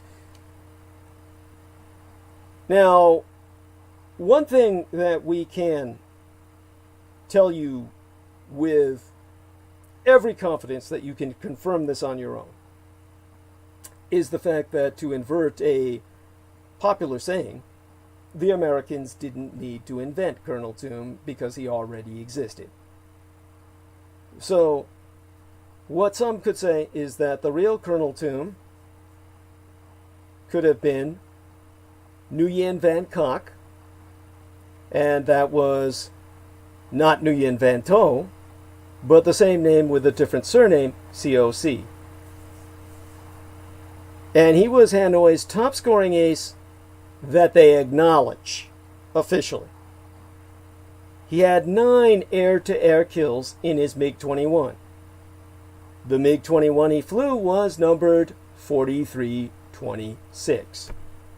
Now, one of the planes that I had earlier mentioned, of course, that had those 13 kills marked on its canopy, was numbered by those very numbers, 4326, with obvious evidence that this was a master pilot. Now, when it comes to Van Kock. He was someone who's got 13 stars tallied on his plane that Americans will insist included the victories of other pilots who had flown his plane. And they will assert that because the Vietnamese are communists, that it's Vietnamese Air Force custom for the kills to be shared among the pilots in a collectivized society, like sharing the wealth. That the credit of whoever flew the plane first would accumulate with whoever took on the plane after that other person was retired or considered politically questionable or whatever. So Nguyen Van Kock was 26 years old when he and a dozen other Vietnamese pilots trained in Russia in the year I was born, 1966, to operate the MiG-21, the hottest ride in the Soviet inventory at that time. In his youth, his father and uncle were members of the Viet Minh and were killed by the French colonialists. Van Kock himself was shot down before scoring his first kill on the 2nd day of January, the year after I was born, 1967, in Operation Bolo, a United States aerial ambush. And yet he survived to go on to destroy an F-105 in an attack out of the sun on the 30th of April that year, and then scored 8 more kills through December of 1969 using heat-seeking R-3 Atoll missiles. He's got more kills than any American could dream of in the Vietnam War. That's twice as many as any American ace. Now, of those 9 victories, 2 were drones, which was a real big fucking deal during the Vietnam War. They aren't common like today. And for the aircraft, 6 of the 7 are confirmed in United States records. That makes him the top scoring pilot of the Vietnam War, no matter how you count it, as officially acknowledged by both sides, the American and Vietnamese nations on either side of the Pacific. Van Kock was then pulled out of frontline service to focus on training the next generation of Vietnamese pilots who were heavily engaged in the air battles of 1972. His protege, Nguyen Doc Soet, Nguyen Doc with the surname romanized as S-O-A-T, went on to score half a dozen kills of his own. 6 victories, again more than any American ace by 1 kill. Another Vietnamese ace, Nguyen Van Bay, surname spelled B-A-Y, scored his 7 kills flying the older, slower MiG-17. An even higher kill ratio in, as I said, the equivalent of a World War I biplane taken off against World War II level aerodynamic frames with reciprocating engines and full propellers. And so, again, more than any American. As a matter of fact, Nguyen Van Bay's 7 kills included the Korean War ace of the United States, Major James Kasler, and 2 Navy F-8 Crusaders, much more agile aircraft than his antique F-4. And he was one of the few pilots since World War II to successfully hit a United States Navy ship when he and his wingman, Lee Xuan-Di, first name Lee, middle name Xuan, surname Di, bombed the United States ship, the USS Oklahoma City, and the USS High B, respectively. Now, other attempted MiG attacks suffered heavy losses from naval SAMs, or surface-to-air missiles. Now, all 3 of these aces survived the war. Van Kock retired as Chief Inspector of the Vietnamese Air Force circa 2002, while Doc Soet ended his career as Deputy Chief of the Army in 2008. Van Bay is still alive and now grows mangoes on a farm outside Ho Chi Minh City, formerly Saigon, And an account of his meeting with one of his former aerial opponents, Colonel Ralph Wetterhahn, makes for some fascinating reviewing. Now, unlike American pilots, most of whom returned home after a single tour of duty, Vietnamese pilots served throughout the fucking war. Because there were so many American planes and so few Vietnamese fighters, you talk about their finest hour. They always talk about the Brits going up against the Germans. You're talking about the Vietnamese were 10 times outnumbered by the Americans. And because the Vietnamese pilots served throughout the war, so few against so many, that's why their best pilots racked up more aerial victories than any American could ever dream of.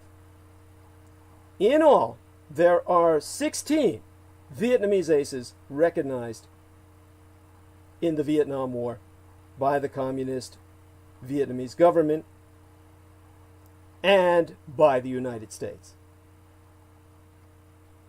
Now, there were many Vietnamese pilots who therefore personified, lived up to, the fearsome reputation of Colonel Toom, which again, as I said, is a code name. The point of fact is, the documents I was ordered to destroy concerning military intelligence about Colonel Toom confirmed the fact this was a very real individual and that he was considered such a threat to Ho Chi Minh himself, the leader of Communist Vietnam, because of his skill, that he was politically feared and therefore struck from the records to become what the communists call a secret hero. That there was the superhuman sense about him, and like all superhumans, he was given a secret identity, hence the code name, which was definitively not Vietnamese, but one that would strike awe and fear in the enemy, an English language word, Toom. This was another man who had a very similar name to another of the pilots that I mentioned, because many Vietnamese names are very much alike. Another Din Ton. And Din Ton was Colonel Toom. And he established 14 kills. You might count it down to 13 because one of them was a drone, which, like I said, were extremely rare in the era of Vietnam, and therefore were counted as kills as if it had a human pilot. These were considered the robot aces of the day. And if you don't understand just why would anyone count a drone inside of a kill count, let me try and put that in some perspective for you that will finally make you understand, because otherwise, like most Americans, you're just not going to get it. And I'll try and drag this out from my memory banks, so to speak. And it is something that will hopefully put this into some perspective for you. The Battle of Palmdale, California. Now, the Battle of Palmdale, California took place in 1956, before the Vietnam War. The Battle of Palmdale was between the Korean War, which went into effective ceasefire in 1953, and of course, Vietnam was already ramping up, but not yet in full-scale engagement. It was not a proud moment for the United States military. What happened was a robot ace used for hunter-killer purposes, a Grumman F6F 5K Hellcat drone, went rogue. The very primitive artificial brain installed in the Hellcat went rogue, out on its own. It no longer responded to radio control, but it had its own program: seek and destroy.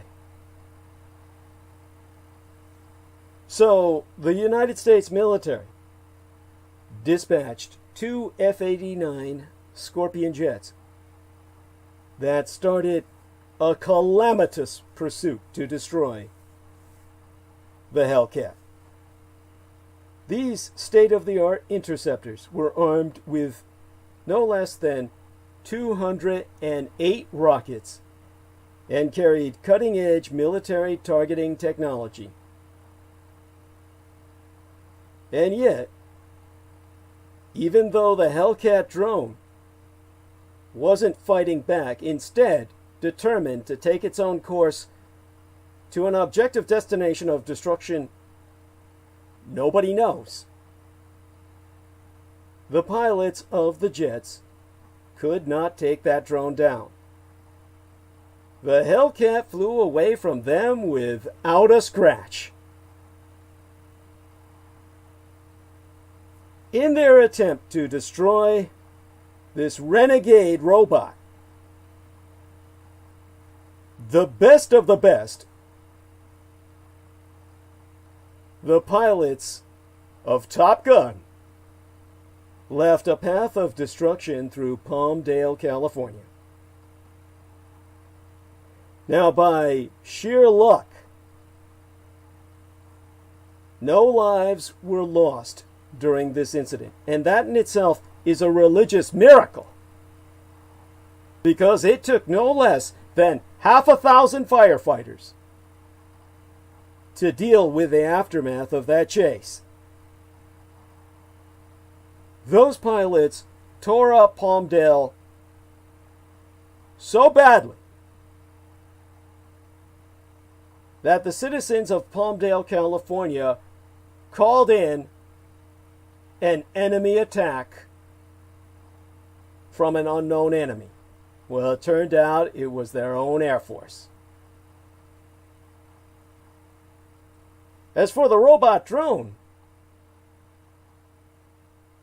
no one knows where it went.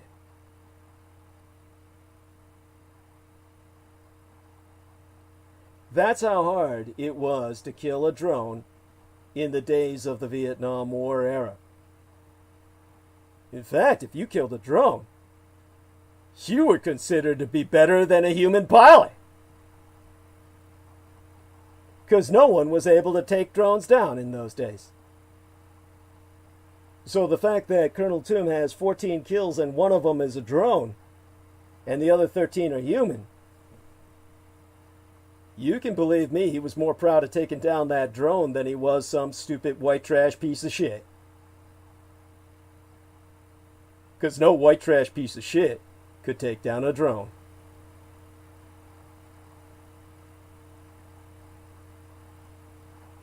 Well, from Vietnam, we go to the present for a little bit, because I want you to appreciate just what we're going through here in California in the hottest year on earth.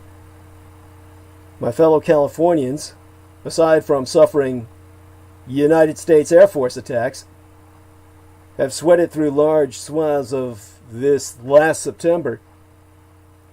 The broiling heat waves included a Sunday early in the month that the National Weather Service categorized as one of the hottest days since official weather records began across much of southwestern California.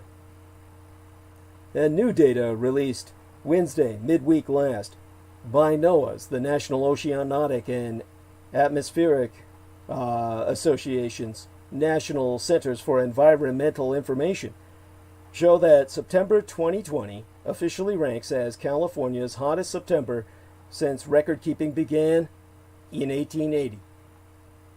And California was far from alone in breaking heat records last month. September 2020 was also the hottest September on record for the entire planet, That's according to NOAA. And the same scientific agency has confirmed that this record was driven by unprecedented heat around the globe, which contributed in turn to 2020's trend as a remarkably hot year. But the realities of climate change have made the breaking of temperature records a now routine event. In fact, the 7 warmest Septembers on record all occurred during the last 7 years. Prior to September 2020 claiming its title, September 2015 and 2016 were tied as the hottest Septembers on record. The NOAA climatologist Ahira Sanchez-Lugo told the Associated Press that the record temperatures are a product of global warming from the burning of coal, oil, and natural gas, as well as natural variability. According to NOAA's research, there is now a 64.7% or nearly 2-to-1 chance that 2020 will end up as Earth's hottest year on record. Just so you know, as 2016 currently holds that record. These statistics are little surprise in my state, the golden state of California, the economic engine of your fucking American empire, where climate change intensified wildfires have been raging for months, ravaging more than 4.1 million acres this year alone thus far. As of Wednesday morning, this week last, 11,000 firefighters continued to battle 20 wildfires across my golden state, with 13 of those classified as major incidents. It is firestorms, like you would create when bombing Dresden. Parts of Northern California still face critical fire weather conditions, with a red flag warning stretching all the way from parts of Del Norte County in the far northwestern corner of my state, south to the Sierra Nevada foothills and parts of the Santa Cruz Mountains. Pacific Gas and Electric, our state utilities monopoly, was expected to begin preventive power shutoffs this last Wednesday. Midweek evening in some areas of 24 counties across Northern California, with power not to be restored until by 10 p.m. Friday night into this weekend. Now, we're 3/4 of the hour into what's 10 p.m. here on the Pacific side of the continent. If I look up now, time in New York, it's about 1:43 a.m. in the morning. But I know most of you are night owls. So what I might do is at least begin to take you into a little bit of the background, historically, of the vampires whose physiology I've been describing in great detail. So, if we try to do this some justice, it's obviously might take all night. But I'll do my best. Let me take a look into the chat room and see if this is actually what people want. And, of course, we're in Halloween season. We've got a while till Halloween. I can do this on other nights. And nobody's really talking in the chat room. It's interesting to me that many of our trolls come in early. And that's when... Oh, Jason Knight tells me, I hope you are well, DDD. Hello, Jason Knight. Hugs, dear brother in battle. God bless you. So glad to see you. And I hope you're well in turn. And your wife. We've got to get him back on again. The Bladesmith, of course. And there was some clown named Silverback Gorilla. I don't know what he was saying. I might be entertained by some of what these guys were saying when I talk about it later with Derek Talley and Jameson Reese. Maybe they can relate. Well, what he said I didn't find personally offensive. He was talking about I guess Maria blocked him because she might have recognized him from another broadcast or something. Yeah, he basically said he said, gotta have antimatter to have matter. God is the white nothingness outside of the universe. God is math and energy. Probably. I think Douglas is totally right about having more women cops. Yeah. So I don't really know why he was blocked or hidden, but okay. She yeah, I'll ask her about that. She usually does things with good cause.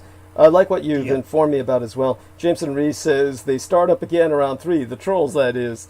Yeah, that makes sense. Yeah, it's like they work in shifts or something.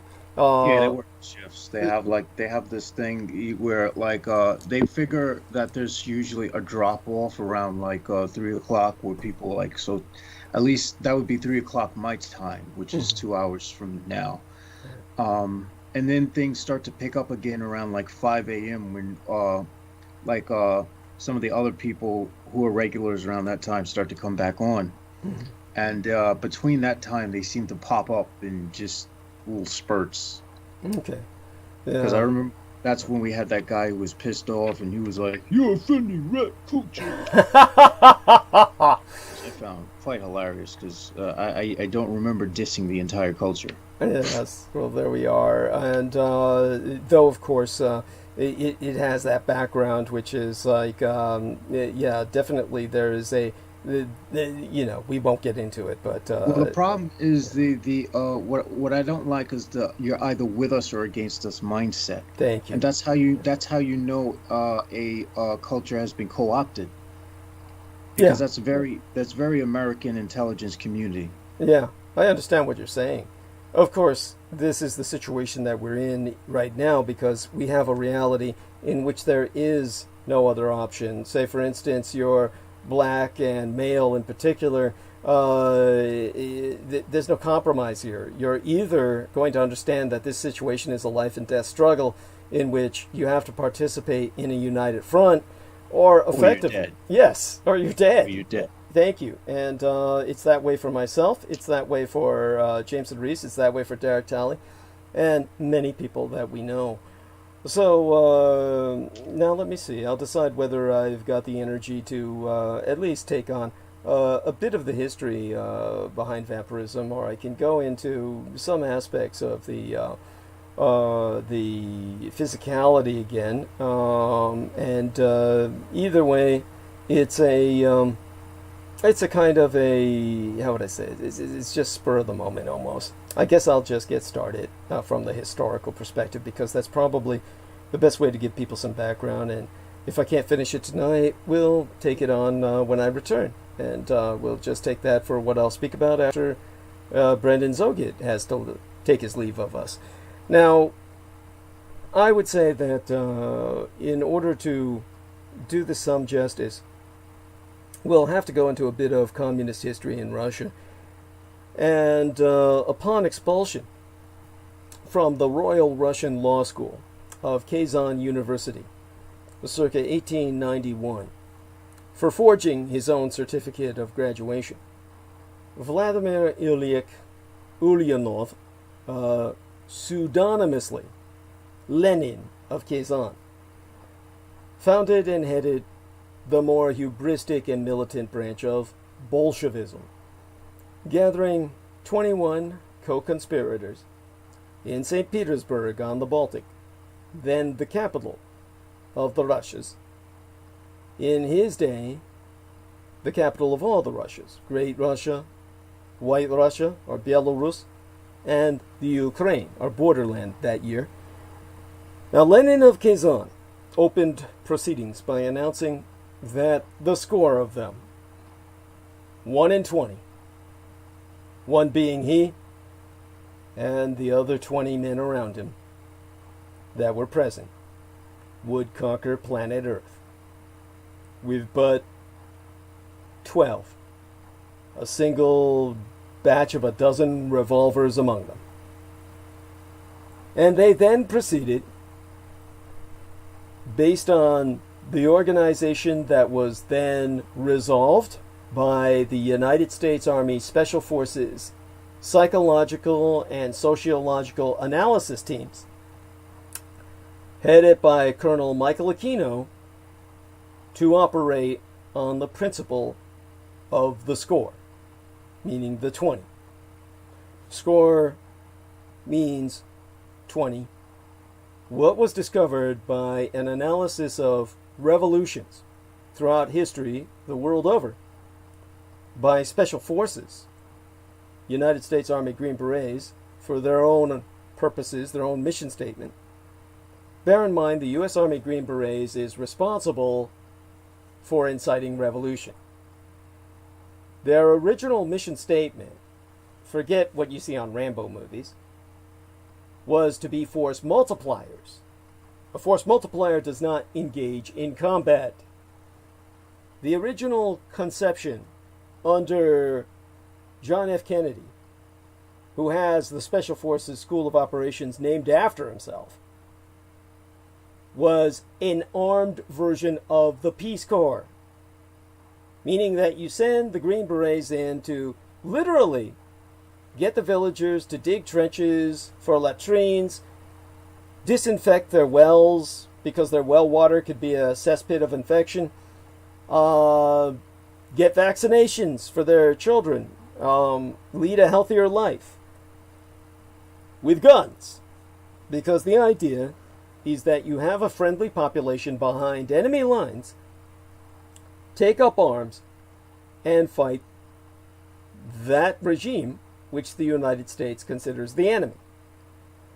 Now, the United States cannot shit you a friendly population. They cannot spontaneously generate a friendly population. If there's no friendly population behind enemy lines, the Green Berets, or special forces of the U.S. Army, cannot be deployed because there's no one there for them to work with. That was the original mission objective or statement, the idea of how they would operate. So where they found people persecuted by communism, peripheralized by communism, persecuted minorities, the Green Berets excelled. They would train them in guerrilla warfare to fight against the enemy. The Green Berets would act as the officers directing combat in terms of like air traffic controllers, meaning they're nowhere near the front, but training these people to establish their own front behind the front. This is force multiplication. Now, in order to make this work, they studied revolutions worldwide and found that all it takes is 20 individuals. So long as you've got 20 individuals, and each one of them gets 20 individuals, and by the time that you use that process of 20 by 20 by 20, each individual in turn getting another 20 people converted to the cause, by the time the population reaches a 20% ratio of radicalized revolutionaries, the society collapses and the revolutionaries win. That is the critical turning point. This was exemplified, pioneered by Vladimir Lenin. Get 20 lunatics so fanatical, so committed, that they'll find 20 other people who in turn will recruit 20 others, and by the time you reach that 20% critical mass ratio, you've effectively won. There's nothing more that can be done by the extant regime, and the extant regime will fall. Normally, no one wants to do anything. You can grind them to the ground, and they will simply die under your weight. But the alt-right, as Jameson Rees is pointing out, is now reaching for that 20% to collapse our civilization. We have to organize our 20% to counteract that, so we don't die in their revolution. So these 20 men around the one, Vladimir Lenin, proceeded with the relentless intensity of men possessed to establish one of the most brutal tyrannies in the history of the human race, ultimately exporting this form of tyranny not just to regions of the West, but to China and its environs, resulting by time of the forced reunification of both Vietnams, circa 1975, in 1/3, or 33% of all humanity, forcibly and forcefully attempting to realize the ideological fantasies of the anti-prophet Karl Marx through such semi-ritualized mass sacrifices as state-organized genocide, state-organized mass starvation, and the all-pervasive state-organized murder and torture of individuals. The programs and aggressions instigated over the course of these communist regimes has resulted in 1.5 times the number of deaths caused by the Second World War. An extinguished population equivalent to the present populations of the United States and Canada combined. Over 300 million lives extinguished, a veritable superpower of the dead. Even after collapse of the Soviet Union and its East European satellite states, more people today still languish under governments legally recognized as single-party communist states, from Venezuela through Cuba to Communist China and United Vietnam, then live within multi-party democracies. These social models of centralized planning are, by definition, government by conspiracy. Violently installed bureaucracies, unfathomable in nature, implacable in function, and very, very cold. Now, among the original cadre 22 of Leninist revolutionaries was an Alexander Bodanov, MD, a medical doctor born in Tula to an educated family. Dr. Alex Bodanov studied science and psychology in Moscow and Kharkov and received his medical degree in 1899. By that time, he had also become a populist and then a Marxist. And in the stormy years of war and revolution from 1904 through 1907, Vladimir Ulyanov, Lenin, and Dr. Bodanov were close associates. With Ulyanov, or Lenin, mostly in comfortable Swiss immigration as Lenin of Kazan, and Bodanov inside Russia organizing and directing the underground network of Red Cells and subversive party organization. At the Russian party's peak size in the early 1980s, 19 million members held official Communist Party cards. There were 390,000 primary party organizations, or cells, distributed in the beginning of the Bolshevik Revolution among factories, government offices, schools, and collective farms that could trace their origins to Bodanov's early toils. In an effort to make the inaccessible Marxist rhetoric more appealing to the actual common man, Dr. Bodanov wrote the first official Soviet, which simply means collective in the Russian. Basically, when you take a look at the Soviet collectives, these were like units of governance, these Soviets, that were considered primary and apolitical, officially performing both legislative and executive functions at the village, district, city, province, republic, and ultimately all union levels, meaning the entire Russian Empire at the Soviet, under Soviet organization. But in practice, all government high officials were also party members. So Dr. Bodanov wrote the first Soviet science fiction novel, about the communist conquest of Mars and the establishment of a workers' paradise on the Red Planet. Now, the novel was published in 1908 as Krasnaya Zvezda, Red Star, and it was published in the English, translated by the Indiana University Press in 1984, that great Orwellian year. Now, chapters with titles such as The Vampire and The Legend of the Vampires were included in the comprehensive Indiana University Press translation. The word vampire is a Western bastardization of the proto-medieval liturgical Slavonic term Ŵoaumphyieorai, amalgamating the ancient Slavic root words of Ŵaum for blood and Fyieorai for monster.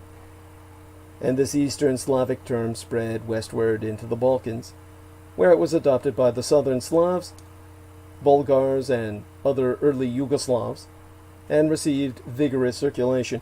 It is this original name that is used in Bodanov's antebellum or pre-war, pre-translation editions, implying an aristocracy of beings surviving from the darkest times of prehistory, existing for millennia among mortals, feeding on them in order to ensure the continuation of their species, generating periodic waves of bestialized feral thralls, perhaps in preparation for a final struggle between the living and the undead.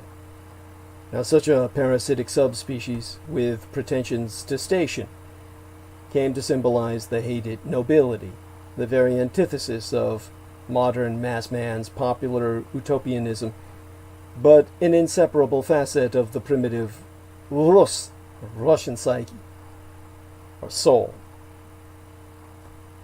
mind.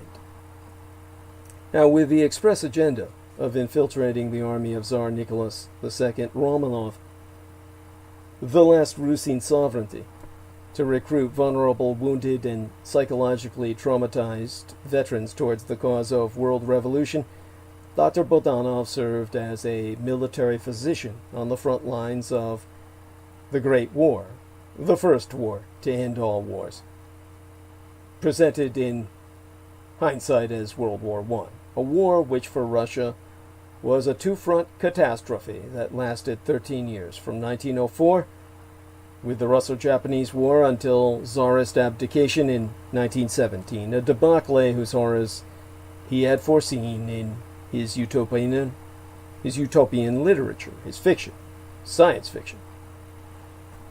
And between the spring of 1922 and his death on the 4th of January, which was not announced until the 22nd of that month, in 1924, the terminally syphilitic Vladimir Lenin suffered 3 strokes.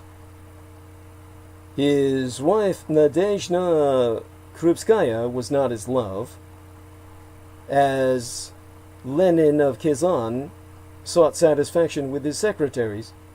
Her different family name historically sources from the party opening someone else as Lenin's widow to punish her for not exciting the dictator's interests. The man aliased as Lenin, obviously very ill, that being a double entendre of his mind as well as his body, added postscript to his testament advising that the Gensek, the Russian diminutive of Secretary General, or the Führer of the Soviet peoples,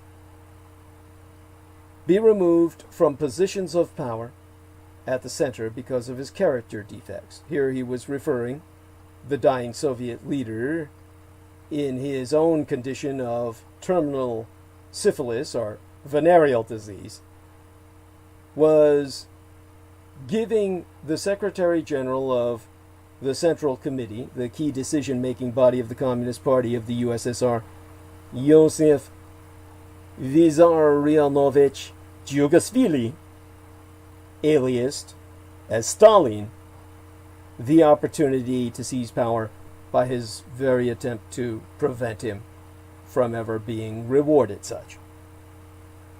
Now, Stalin himself, once a minor Bolshevik leader who had spent most of the first phase of World War I serving time in a czarist jail until the communist revolution turned loose Russia's criminal population en masse in a massive terrorist maneuver to rend the very fabric of imperial society asunder, while much of Russia's able-bodied manpower was up front in service, with their families left unprotected. Yosef Jugashvili, Georgian name, became a key aide to Vladimir Ulyanov, by then under his Lenin pseudonym, by time of the Russian Revolution in 1917, assuming secretarial generalship of the Central Committee in the pre-communized Bolshevik apparatus of expropriation. These are the men who divided the loot, but skimmed it good. On the 3rd of April in 1922, the year before my mother was born.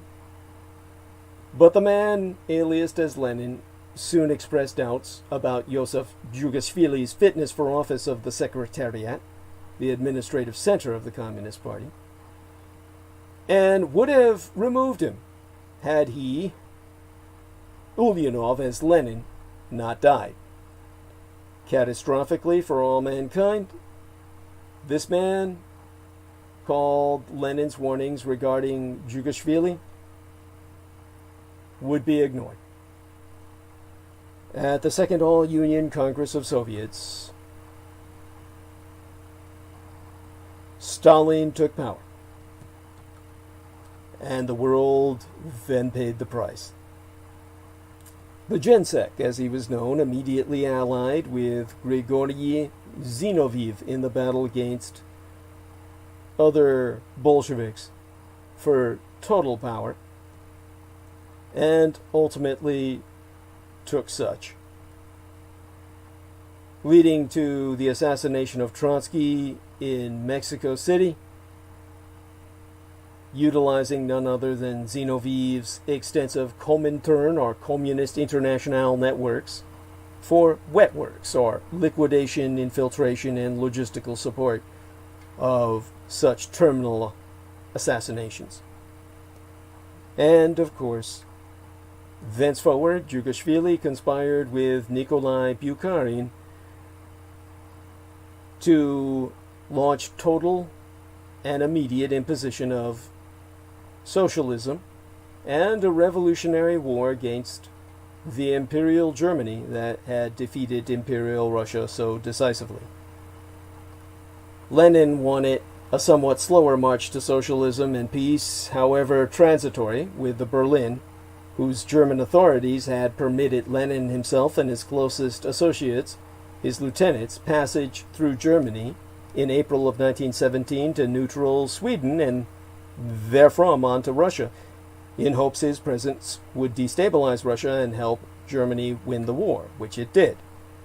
A stratagem that factored into the Kaiser's overwhelming victory on Germany's Eastern Front in 1917. That would allow the Kaiser to redeploy the vast majority of his forces onto the Western Front and win the war in the West, even with American entry into the war itself, until the Americans weaponized the avian swine flu and incepted the American Army and Navy flu, which would be propagandized into history as the so-called Spanish flu, that killed 200 million people, ended World War I, and collapsed the Second Reich of Imperial Germany. But at that time, amidst all the power politics and the madnesses of Russian Revolution, Jugashvili prescripted his testament warning the party, or rather Lenin, who prescripted his testament warning the party of communism against Jugashvili's or Stalin's inclination to abuse power. He left his successors with a powerful document by that prescription, a blazing declaration of war to the death with the West. And within it, Lenin presciently identified the United States as the core of the West's strength. And even then, the material exhaustion of Europe was evident on the continent. And so Lenin's eye traveled halfway across the globe to a country still in the throes of isolation after its disappointing experience in the First World War, which resulted in 20 million American deaths, the blowback from unleashing weaponized virus upon the world. And so Stalin gladly enshrined Lenin's declaration into every brick of the evil empire he would mortar with the flesh and blood of his own people. For Premier Joseph Djugashvili of the Soviet Union was not even Russian, but Georgian, hailing from the tribal frontier states of the Caucasus Mountains, from whence the term Caucasian itself be derived. He was also part Ossetian on his mother's side, another ethnographically Caucasoid population of that same regional shatter belt, engendered of the Indo-Aryan migrations out of Persia that were historically subjugated by the empire of the Khazars, the Turkic warrior culture that had converted to Judaism as a people, imposing a religiously Jewish dynasty of ethnic Turks to rule over Aryans and Slavs throughout the isthmus of the world Tartaria that links Europe and Asia between the Black and Caspian Seas, circa Anno Domini 800 through 1242 of the Communal Era. Now, Joseph Djugashvili, the man who the world knows now as Stalin, was accountable for the violent deaths of more human beings than any other person in modern history other than Mao Zedong. The two of them dominating the kill ratio for all recorded history. Stalin was born in Gori, in a Georgia that was at that time subsumed into Russian Imperium. On the 21st of December in 1879, the son of a failed shoemaker who physically abused him. And after his father's death in 1890, Joseph Stalin's mother forced him into seminary when he was barely over 10 years old, 11 years, as a candidate for monasticism, citing financial hardships.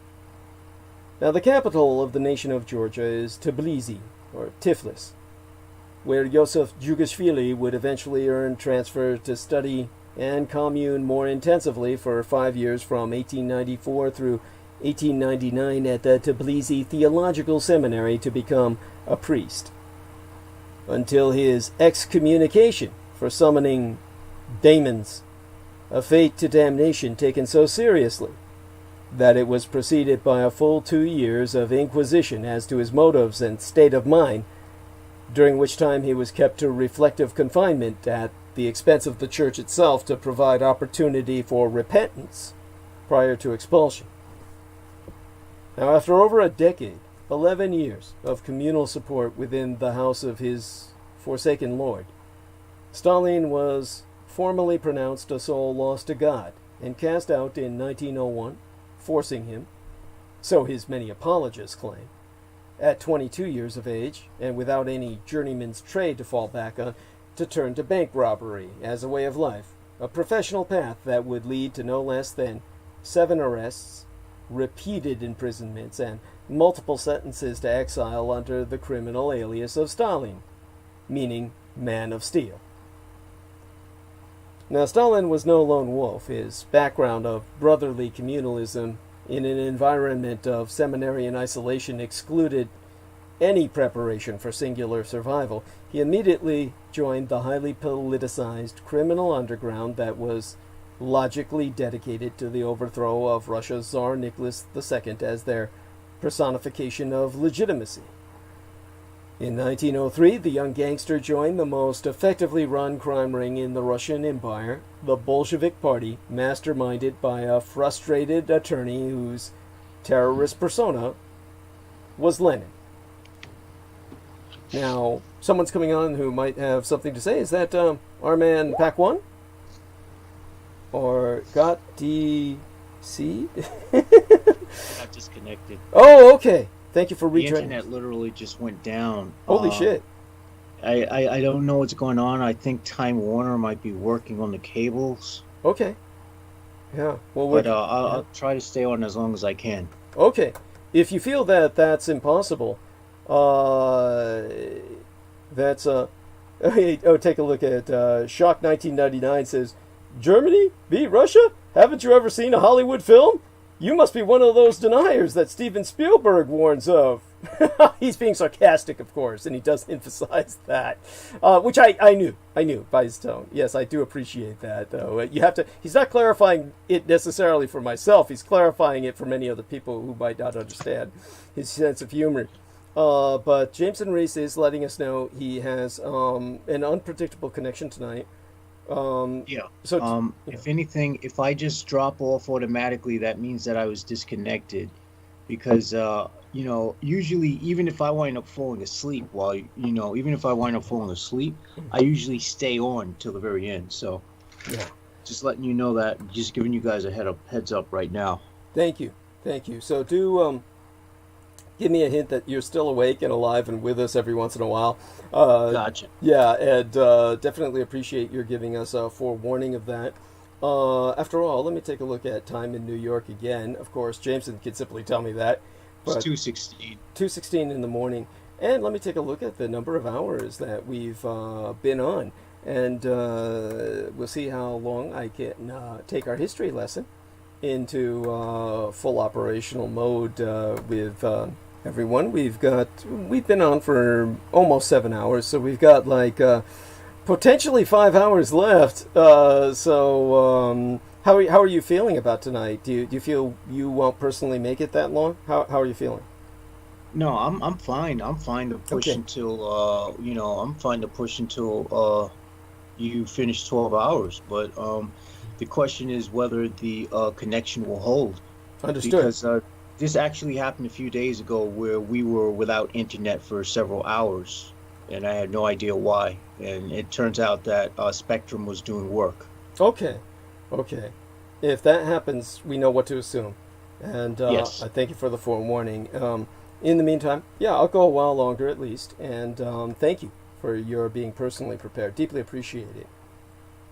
So, when it came to Stalin working with the underworld, basically you've got the underworld masterminded at that time by this failed attorney whose terrorist persona was Lenin.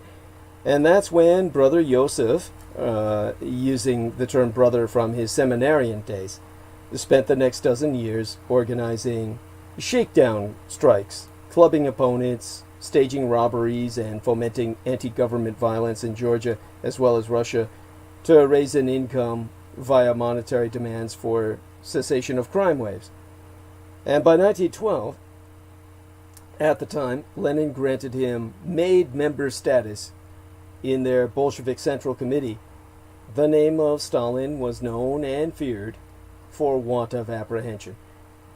Now, the overweening leniency of the Imperial Russian judiciary toward career criminals like Lenin and Stalin and Bronstein, who was known as Trotsky, just another code name, another criminal alias, no doubt due to pervasive corruption and bribery and fear of violent retribution towards one's loved ones, irrefutably set precedent for the modern Russian pattern of kleptocratia, or kleptocracy, rule by cabal of criminality that we have under Vladimir Putin, a government of thieves. The Mexican experience unavoidably comes to mind, but a North American parallel bears increasing consideration. Certainly, the orchestrated efforts of the Comintern to portray the Tsardom as a draconian empire are utterly dispelled by the very fact that this troika of terrorists was never eventually executed.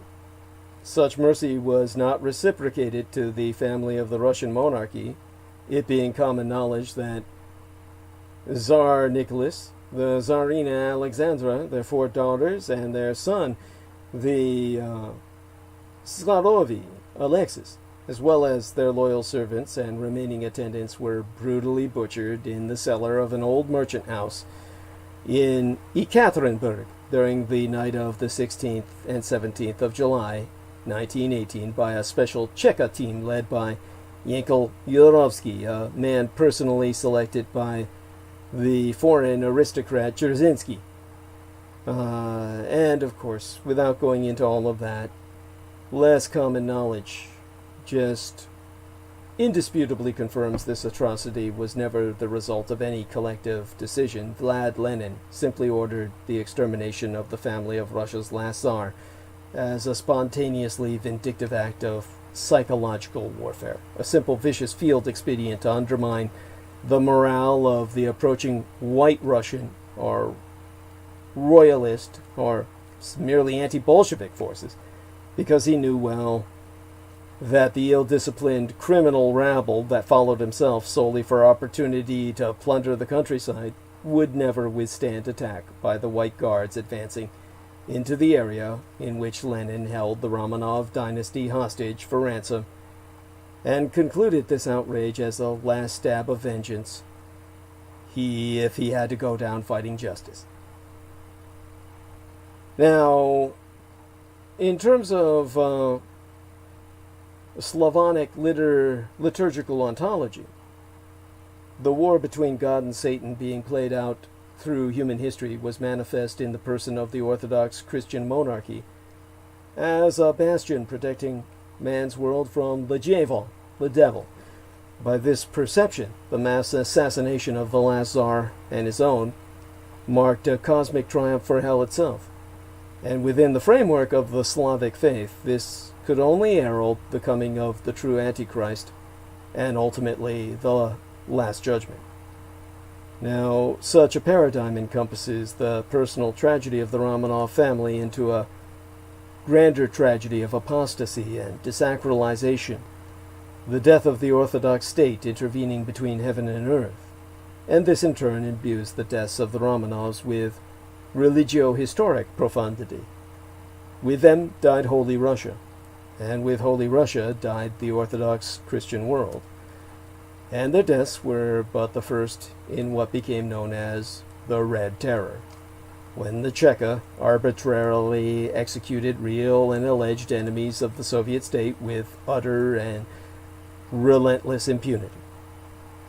For Stalin's monastic inquest proved he was no mere God-hater dabbling in diabolism, but that he had falsely professed sincere devotion to the faith at 15 years of age, 4 years after his mother entrusted his person to the church, to insinuate installation amidst the Holy Order's ranks at Tbilisi Seminary with intent to dwell amongst the very peaks holding bound the Narts, the frost giants, fabled intercessionists in the primordial affairs of the Ossetians of the valleys of Caucasia, titans who had betrayed the gods at the dawn of the world, the fated, hated enemies of the Norse gods, of the Skandian and Teutonic tribes whose Gothic culture still vied with the Slavs over whose people would inherit the mantle of Rome, and whose cosmic struggle between ice giant and Nord god, as storied in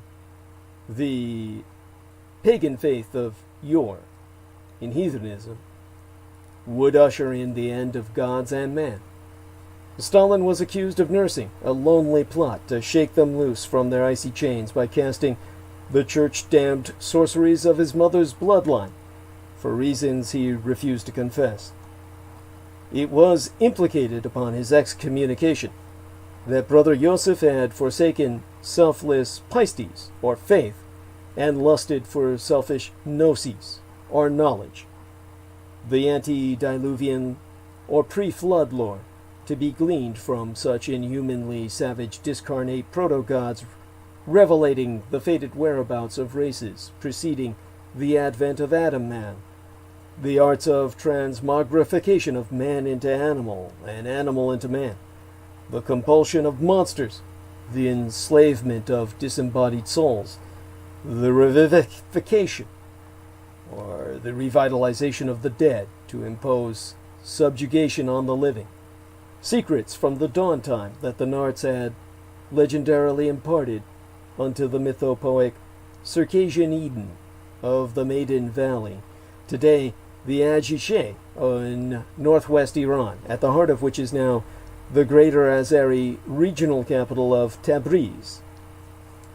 Such ungodly knowledge as had ushered in man's fall from grace and the casting of the Promethean giants themselves, the Narts, into the icy depths of the very Caucasian crags dividing Europe from Asia, upon which Armenian folk wisdom tells us the main ark of Noah's flotilla would later crash, to be stripped and salvaged over millennia by the primal Ingusetians, all too conscious of the fierce independence of these white tribes that identified with demigods who had stolen intellectual properties from the vaulted heavens themselves, towards which the peaks of their homeland still arch. Stalin, as Gensec, or General Secretary, would soon remorselessly suppress non-Russian Caucasian nationalisms to the point of extinguishing entire languages and cultures. Paradoxically, Uncle Joe, as his Madison Avenue publicists idolized him before the gullible democracies, felt himself the ethnically white ruler of an Asiatic Slavic empire whose population was simply a foreign resource to be expended at his caprice and whim. The church he had once desecrated now condemned him as the beast. After Stalin's assumption of reign in 1924, the year after my own late and sainted mother's birth, new opportunities for research that would usurp the divinity and subject nature in service to state opened to those scientists ruthless enough to ride the rising red star of Soviet biopolitique, or biological politics. Ilya Ivanovich Ivanov was a scientist of such a morality. I. Ivanov had justly earned his reputation under the Tsar as an animal breeder, and by 1898 he had established several zoological laboratories in Moscow where he studied the reproductive processes of farm animals in order to investigate heterosis, or hybrid vigor, the concept that the vigor of hybrids, like myself, or Jameson race, is greater than that of the parental lines. By 1901, Ivanov had established the world's first center for the artificial insemination of racehorses, and he used this facility and its artificially impregnated horses to produce interspecies hybrids, successfully creating a Z-donk, a zebra donkey, an incredible feat, as there are more genetic differences between zebras and horses than between humans and gorillas. He also created a Zubron, a combination of European bison and domestic cow, and various other crosses that vindicated the theory that heterosis levels tend to be higher as a result of crossbreeding. Even before the Leninist revolution, he was interested in the possibilities of using similar practical techniques as applied to other domesticated species to produce ape-human hybrids. And in 1910, he delivered presentation in Graz, Austria, to the World Congress of Zoologists, describing exactly such a scheme.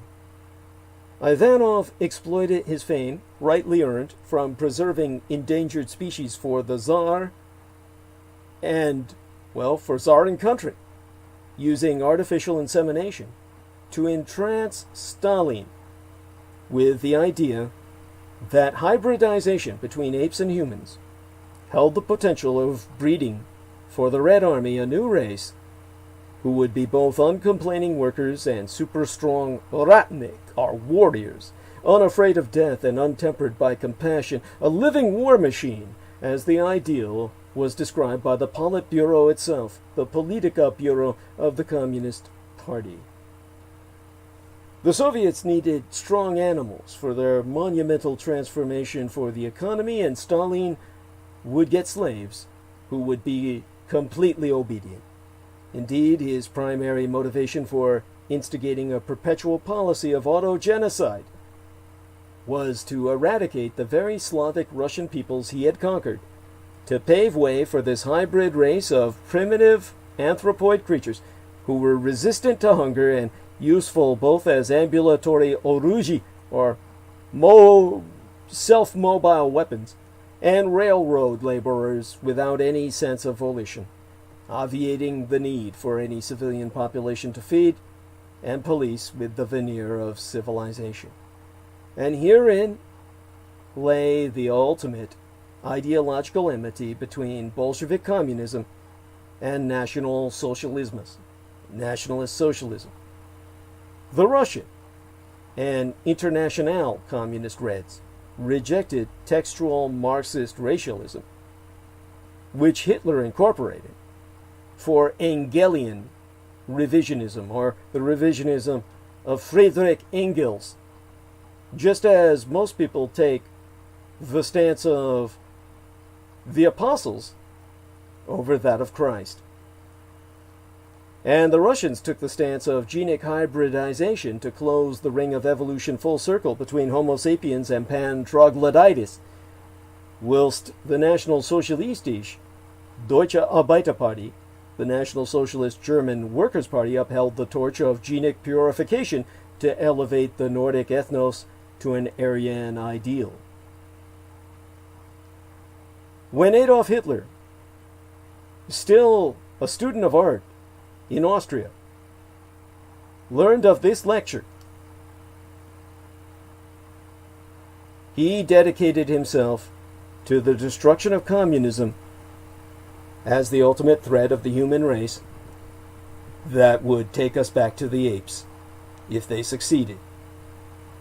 'Twas Stalin's insult of racial-specific deportations in June of 1941 from newly conquered Germanic territories of the Baltic littoral, Estonia, Latvia, Lithuania, that was to prove the spike that ignited German armed response and the invasion of Russia in World War II. Now, over a decade and a half, 15 plus years before war incident on antithesis between fascists who would elevate chosen elites into idyllic Aryans and communists who would degenerate surviving remnants into miscegenated ape men, an exceedingly ambitious Vidvizinets, a promote of working-class peasant background, peasant amateur agronomist, a plant breeder, and author of pseudo-theories on the inheritance of acquired characteristics called Trofim D. Lysenko, came upon the scene at a time when earlier foolish ideas of Vladimir Lenin that science should be in accordance with such Marxist and Engelian concepts as dialectical materialism were being hardened into political dogma by Stalin himself, was to lead to the deaths of millions of men, women, and children. Lenin had spoken of vermin. He meant humans who could not or would not contribute to the building of the new society, and as such were yesterday's people, to be exterminated. The human shits who would fertilize the growth of the new man. And Stalin continued the trend, interpreting human populations as unto plants to feed off the bloodied mud and soil into a new growth that would overtake the world. A corollary of Marxism is that human nature can be molded. Such motivations as greed and ambition can be sublimated to serve society as a collective rather than just the individual. The essential madness of Trofim D. Lysenko was in thinking that the basic nature of plants, their genetic coding, could be molded in the same way. That he should use Marxism as a guide in this and in so much else was not so illogical in and of itself in context, because under the Soviets, Marxism was regarded as itself a science. Indeed, it was in the state-sponsored burgeoning field of the science of Marxism-Leninism that Stalin would appoint himself honorary academician come 1939, the supposed scientist of the science of communism in practice. A system of world enslavement under the Russian Communist Party elite precepts to bring about world communism based on principles of ideological expediency advanced by Lenin. Now, experimental genetics demonstrably rejected Lysenko's fantasy of the inheritance of acquired characteristics, but this idea fit well with Marxist theories about the social creation of human nature.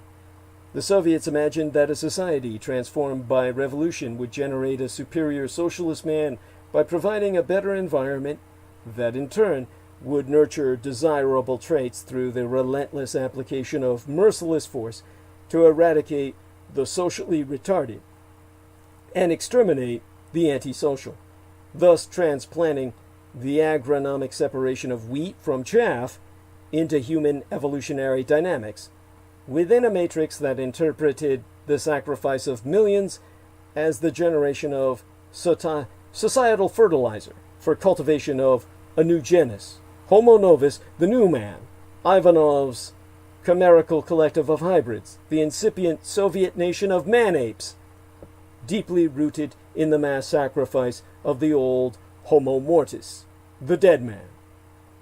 Lysenko conceptualized antecedent human generations as contemporarily walking manure, ambulatory turds, and individually those out of synchronization with the program were literally worm feed, destined to mulch, compost, the soil of the supermassive kolkhots, or collective farm, that Russia had become.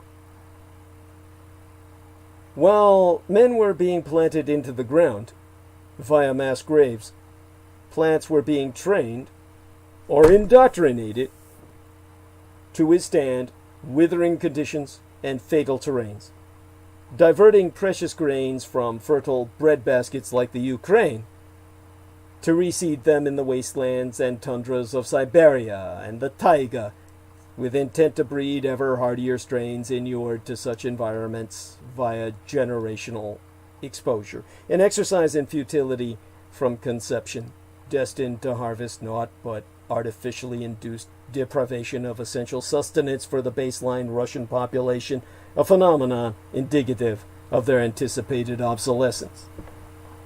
In other words, if you machine gun people and continue to machine gun people, having so many people to machine gun where you just keep reloading and firing while they're reproducing and fucking and giving birth, with enough people lined up to machine gun, you will eventually evolve from this experience human beings with bulletproof skin. That species could evolve Kevlar hide if you just kept hitting them with enough bullets. That was the logic applied to plant life. A botanical machine gunning while planting in inhospitable ground that was completely untillable, while millions of people starved.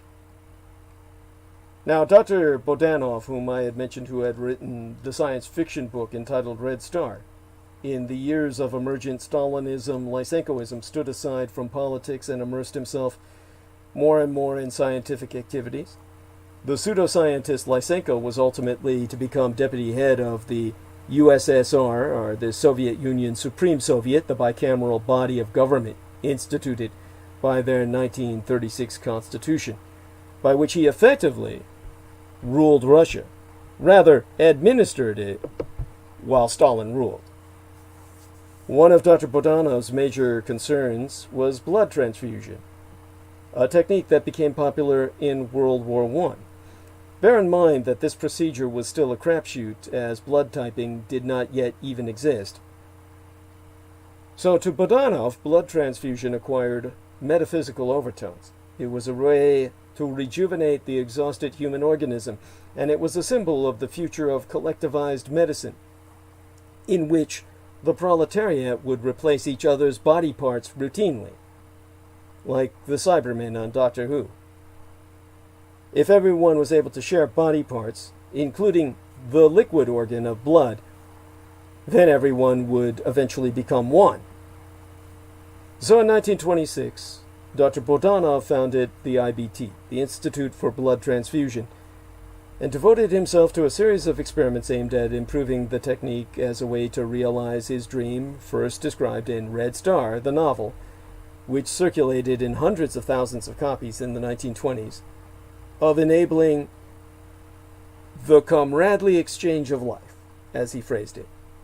And Dr. Bodanov himself would eventually give his own life in this cause, so characteristic of the utopian experiments generated by the revolution, whilst combating and containing outbreaks of ARP, or ARP, which is an acronym, like AIDS, just as ominous in its implications, for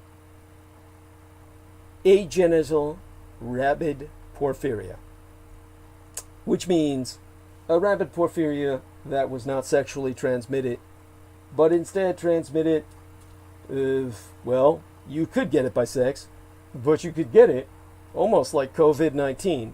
Not that bad, but by human bites or violent encounters that left scratches.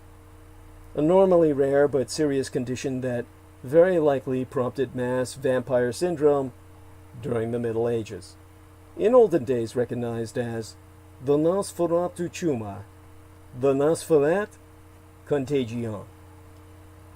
Now, 7 separate enzymatic deficiency disorders fall under the category of porphyria, which is an abnormality of the hemoglobin, the oxygen-carrying protein. And these extremely rare metabolic diseases are caused by a deficiency in the enzyme needed for synthesis of heme. The heme proteins function as oxygen carriers during respiration. The absence of this enzyme sends parts of the blood pigment hemoglobin to the urine rather than to the cells. The term porphyria derives from the Greek word for purple, as purple or pink urine is one of the common characteristics, the liquid turning dark red after standing in light. Under ultraviolet light, it turns fluorescent and glows in the fucking dark. Your piss stream. And this symptom is what be useful in convincing physicians, your glowing stream of urine, that a serious medical problem is present. Because otherwise, the overwhelming majority of doctors will completely fail to diagnose the disease at all, instead preferring to assume a psychological cause like VPD, or vampiric personality disorder.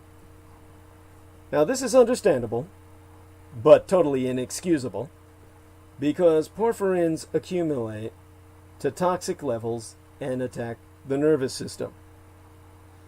Patients cannot sleep and become irritable, restless, psychotic, confused, oftentimes suffer from severe photosensitivity or sensitivity to light, hypersensitivity thereunto, causing those afflicted with the disease to shun sunlight. And some of the ailing display skin symptoms, such as lack of pigmentation and blistering in direct sunlight. And then the nails and the skin itself, the largest organ on the human body if you're a size queen, your epidermis, begins to glow. Fluoresce is the term that's used for what happens to your skin, your nails, and your piss in the dark. Chemical imbalances manifest blotchy discoloration of the skin, scarring, and an accelerated growth of hair, along with infections that damage facial features and fingers, leading to elongated teeth and even fangs. Sometimes a reddening of the teeth occurs. Now, forms of this disease may vary, but the severe ones make people handicapped with this disease appear like the undead, with their paleness, their thickening hairiness, their skin ulcerating in the sun, their fingers falling off, and yes, a violent aversion to garlic. They then take to drinking fresh blood, in a desperate effort to alleviate their suffering from these terrible symptoms by introducing the required elements, the hemi, into their systems. It's a physiological axiom that whatever your body needs will taste good. Voluminous ingestion of human blood provokes vomiting, but the oral intake of amounts far less than a pint get broken down in the stomach into amino acids, iron, and protein. To this day, human blood cannot truly be manufactured, and animal blood cannot replace it. People are the only real practical source of human blood. Certainly so until World War II and synthetic blood development by Japanese biological warfare units. Even today, treatment of porphyria requires hemi injection. Harking back to medieval practices, bleeding porphyriacs via leaching diminishes the body's content of iron, a practice since vindicated by its reemergence in World War II Germany. But porphyrias tend to be congenital. That means genetically transmitted. They're not supposed to assume epidemiological nature, the nature of a spreading disease. They cannot become plagues. But viruses can. Now, typically most viruses are species-specific and combined. They're confined to one genus. Otherwise, everything on Earth would be infected with what everything has. Those that cross species barriers and transmit to man are referred to as zoonotic. Zoonotic viruses cause the most morbidity and mortality. The bacterium, Yersinia pestis, was transmitted to man by the fleas of rodents, vectoring, that means carrying, the plagues of the Middle Ages that decimated Europe. Rabies is another primarily animal virus that accidentally infects humans as a neurological disorder. Historically, there was a large rabies epidemic that spread throughout Eastern Europe, especially the Kingdom of Hungary, which then included Carpathia, Transylvania, and parts of Romania. During the early part of the 18th century, shortly after this epidemic of biting and various aversions, as it was recorded, reports of vampires began to surface during the early 1730s. Now, wolves and dogs, animals commonly associated with vampires, are common carriers of rabies. So when the Eastern European peasants observed the behaviors of rabid wolves and rabid humans, they concluded that vampires were present. Dogs infuriated by rabies go around snapping at everybody, biting everything in sight. Then, too, they will eat anything. They will eat straw. They will eat anybody. Rabies-infected humans are hypersensitive to sunlight, manifesting psychophysical fear of the sun itself, heliophobia. They shun any light or source thereof. This is called photophobia. And they don't like to see themselves in mirrors. If you started looking like that, you wouldn't either. This is called spectrophobia.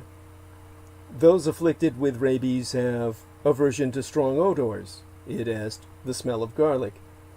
And rabies victims suffer insomnia and increased sex drive, as the virus attempts to introduce itself to other carriers. All viruses have an intelligence all their own, and their intelligence is a form of cunning that continues their existence. So, aside from becoming oversexed, victims experience enormous thirst and have trouble swallowing, and sometimes bloody saliva drips from their mouths as they froth constantly from muscle spasms that cause bared teeth. Rabies sufferers can engage in ferocious, aggressive behavior with the tendency to bite and infect others because the virus is transmitted through saliva. At that point, the virus is running the victim. The symptoms of rabies have about 3 stages. The first stage is a tingling sensation and soreness, a loss of appetite, restlessness, sleeplessness, melancholia, or what these days we call depression, and irritability. This lasts for about 48 hours, 2 days. But stage 2 is one of general excitement, furious spasms, difficult breathing and convulsions, and, in due course, a generalized fear of water. Hydrophobia. The sound of someone even speaking about water causes a contraction of the larynx and the victim cannot breathe. The sight of water is equally effective. Then the paralleling of rabid dog gnashing becomes apparent. This isn't necessarily a nervous factor. Humans won't try to bite ordinarily unless they have lost all sense of rationality. Quite simply, a form of insanity sets in by second stage. The senses are so heightened that the rabid try to eat their own pillows.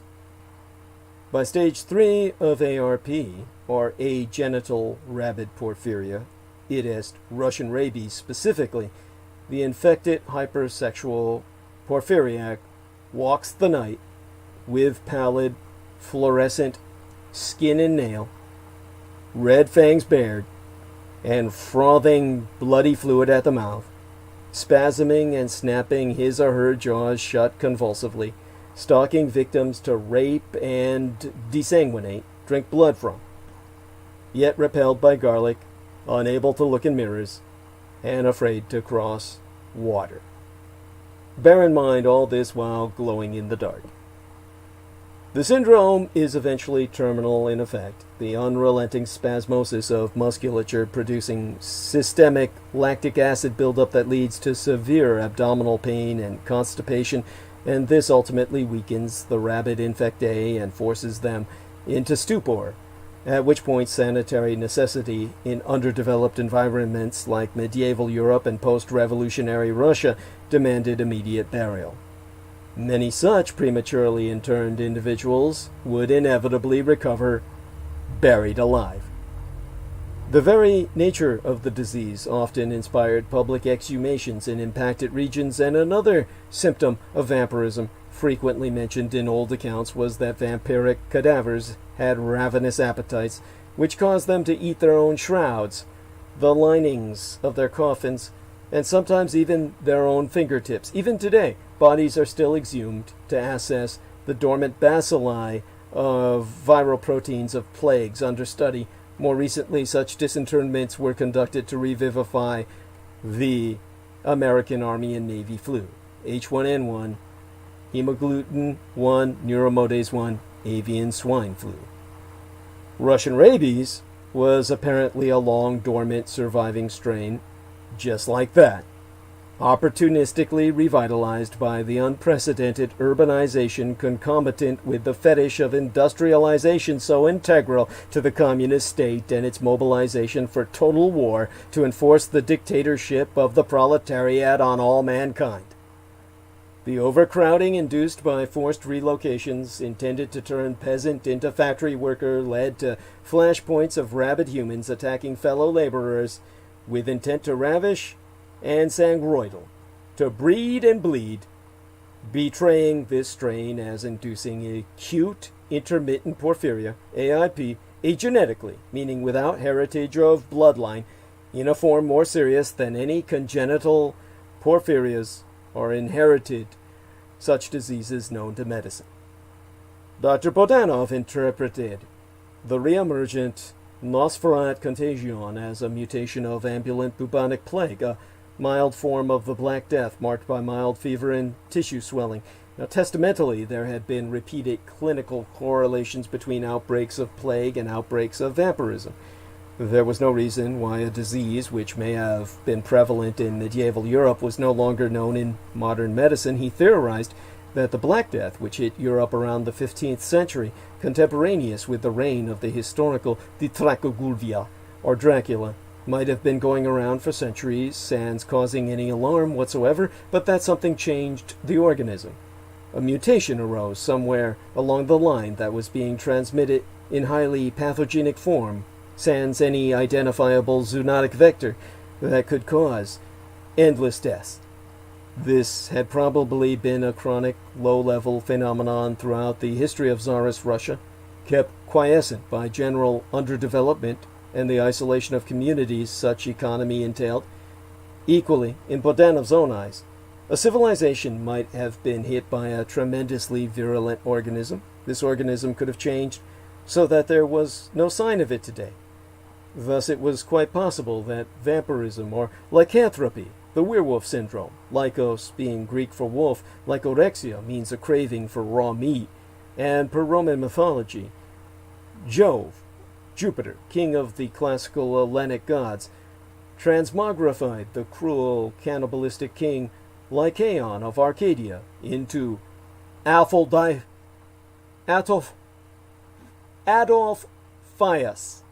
transliterally Wolf King from the Greek. Adolphias was the sire of all werewolves, from which the very name Adolphus, the full name of Adolf Hitler, would source. And he felt that this could have been associated with Dr. Bodanov in his speculations, was not caused by some disease that disappeared completely from modern civilization. Rather, he felt it could have been the common cold or influenza, which have since changed their form. But in those days, it might have been a plague that could wipe out a civilization exemplary of the manner in which measles had devastated the Fijians. Now, for most diseases, there be a subgroup of individuals who appear immune to its effects. Bodanov himself remained asymptomatic, without symptoms, even though he suffered repeatedly from biting in his chronic exposure to vampiroid humans in an ongoing hit-and-run battle to isolate the breakouts of rabid porphyria in Russia after revolution. And this is because, while serving his internship in the 1890s, Dr. Bodanov had circuited the Black Pripyat marshes of Ukraine, during which time he was bitten in his sleep by a bat. Now, this incident alone was justification for major medical investigation, as there be no blood-sucking bats in Europe. The vampire bat is a creature of the New World, unknown in Europe until the Age of Discovery. Old World bats rest also day by day, and they prowl by night, but they eat only of fruits and insects. The totemic flying icon of the European vampire has always been the Vraiuskodlak, which is bastardized in name and definition as Vukodlak, the huge black mutated voron or raven, which took to carrion scavenging, the battlefields of Europe's interminable wars, and the open mass graves of the continent's recurrent plagues, gorging on the remains of human flesh until they could tolerate no other sustenance, at which stage they would take to swooping infants out of their cribs in the night. In bad times, entire flocks of these terrible birds are known to swarm over unlucky villages. At some point, it be believed that many of these demoniacal ravens become undead creatures themselves, the shambling, animated, flying carcasses answering the call of Ŵoaumphyieorai, or true vampires, to mass murder their enemies. And like true vampires, they cannot bear the light of day, but are not destroyed by it. In the case of Bodanov's bat bite, it was eventually realized that the fact that Florida bats could carry rabies made it a distinct possibility that a bat in Europe might become a carrier under an extraordinary series of circumstantial flukes. Any rabid animal will bite anything in its path, not for food, but because it suffers violent muscular contractions. Dr. Bodanov's colleagues speculated that the bat had somehow singularly acquired the vampire microbe previous to encountering Dr. Bodanov. By the time said microbe entered Bodanov's own bloodstream, it must have been strained and weakened by the bat's immunosystem. As a result, Dr. Bodanov himself had immunity. Some bacilli are weakened when they pass from body to body, since each host's immunosystem alters it somewhat, making it ever less infectious. Dr. Bodanov's immunosystem, both as human antibodies and cellular interactions, acted in such a way that they were able to recognize and destroy the ambulant bubonic vampire plague, the ABVP bacilli, or germs. Now, the best defense to infectious diseases is the human immunosystem. Bodanov's circulating tissue, the liquid organ, as the Russians would then say, his own blood, was obviously the key to preventing rabid porphyria from posing serious consequences to the ultimate survival of humanity. With past as prelude, the Nosferat contagion was a bacterial time bomb, but now the question was the culprit species.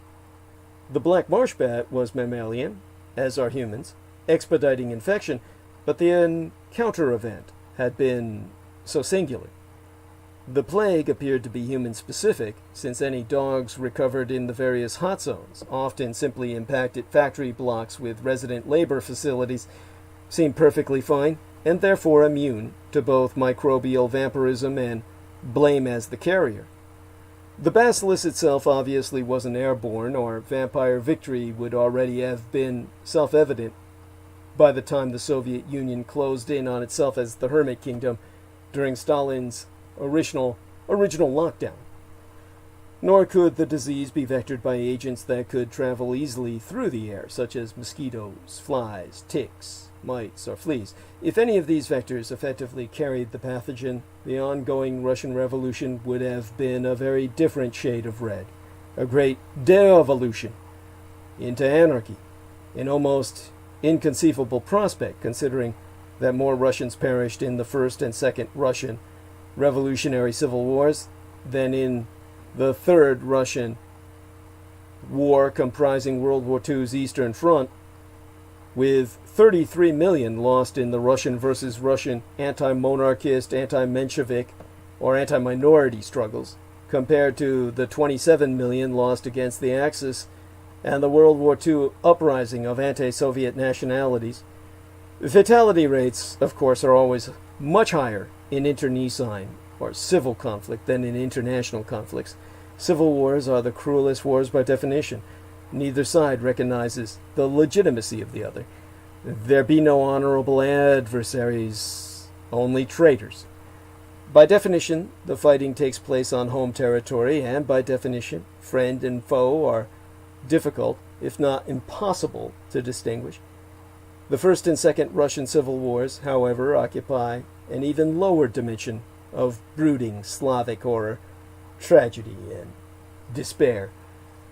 Furthermore, the bacilli could not be reasonably carried by mechanical means, such as on the clothes, skin, or other objects that are readily carried or transported. If such were the case, D-Day would have been necessitated almost 2 decades earlier, not as an invasion, but as a continental blockade and quarantine. Rather, these viral outbreaks of porphyromania required human-to-human contact to spread. One need look no further than the current AIDS epidemic throughout the world to realize the implications presented here. The HIV virus is decimating much of sub-Saharan Africa in spite of worldwide efforts to combat it. Come the early 1960s, adulating Western commentators would generally preach that Russia was destined to inevitably assume its rightful position as the leading world power, with Moscow as the center of the universe, ignoring the hard reality that Russia was and still is essentially a third world nation in all too many respects. Come the 1970s, the United States would recognize Russia as an equal nuclear power. Only a small cadre of Soviet emigres, not employing themselves as professional defectors, vocalized even at the pinnacle of Soviet empire circa 1979 that the USSR was upper volta with rockets, only to be studiously ignored by think tank Sovietologists whose incomes were based on Soviet threat inflation to justify Pentagon budgets before American congressional committees. Now, geologically, the world's unacknowledged eighth continent, or your Cyberasia, cartographically North Asia, neither truly European nor truly Asian, the former Soviet Union asprawl, the Inner Asian or cartographically Central Asian heartland, from whence all the planetary surface's populated continents have drifted, had held itself apart, paranoid of all things outside its borders. yet keen to make itself the socio-evolutionary vanguard for the rest of the world, the germ or viral protein confronting Dr. Bodanov and his colleagues could easily have aborted the nascent Soviet colossus and turned Russian Eurasia into the dark continent of the Northern Hemisphere, a porphyrial miasma to rival Africa's pervasive malaria in prohibiting development. Now, of course, all viruses and other infectious diseases need a host as a carrier. The staff of the IBT, or the Institute for Blood Transfusion, filtered this reality through the ideological lens of medical socialism and strict adherence to atheistic evolutionary doctrine, implying primate culpability. For some viruses, monkeys, particularly the African green monkey, are very suitable carriers. One disastrous outbreak, decades in the future from the IBT standpoint at Marburg University in Germany, resulted in a case of highly fatal hemorrhagic fever among handlers of and laboratory workers involved with green monkeys. The disease itself was named Marburg after that very incident.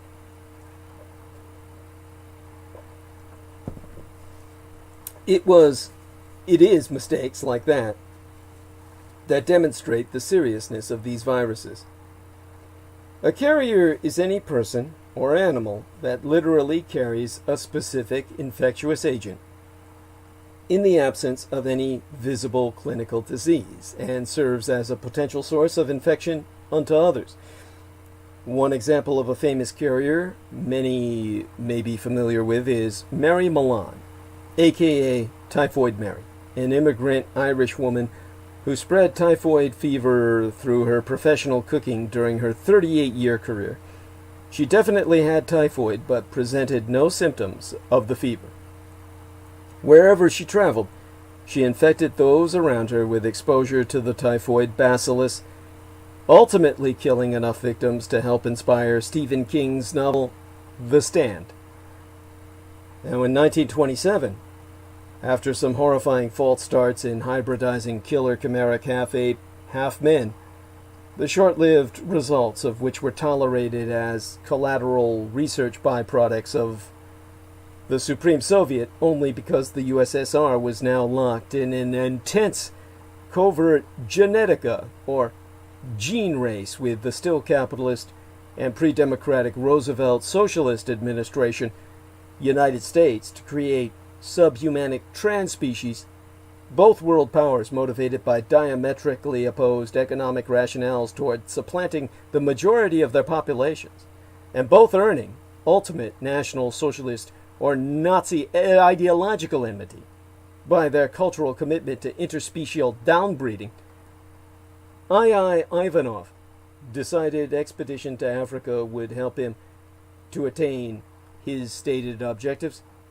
He, of course, presented the case of his rival in the field, Robert Yerkes, working across the Atlantic, as the primary motivation for Russia to sponsor his expedition. Ivanov appealed to Stalin and received approval from the Soviet government. He was provided financial support in the amount of $291,912 in hard United States currency, equivalent to over $1 million United States dollars.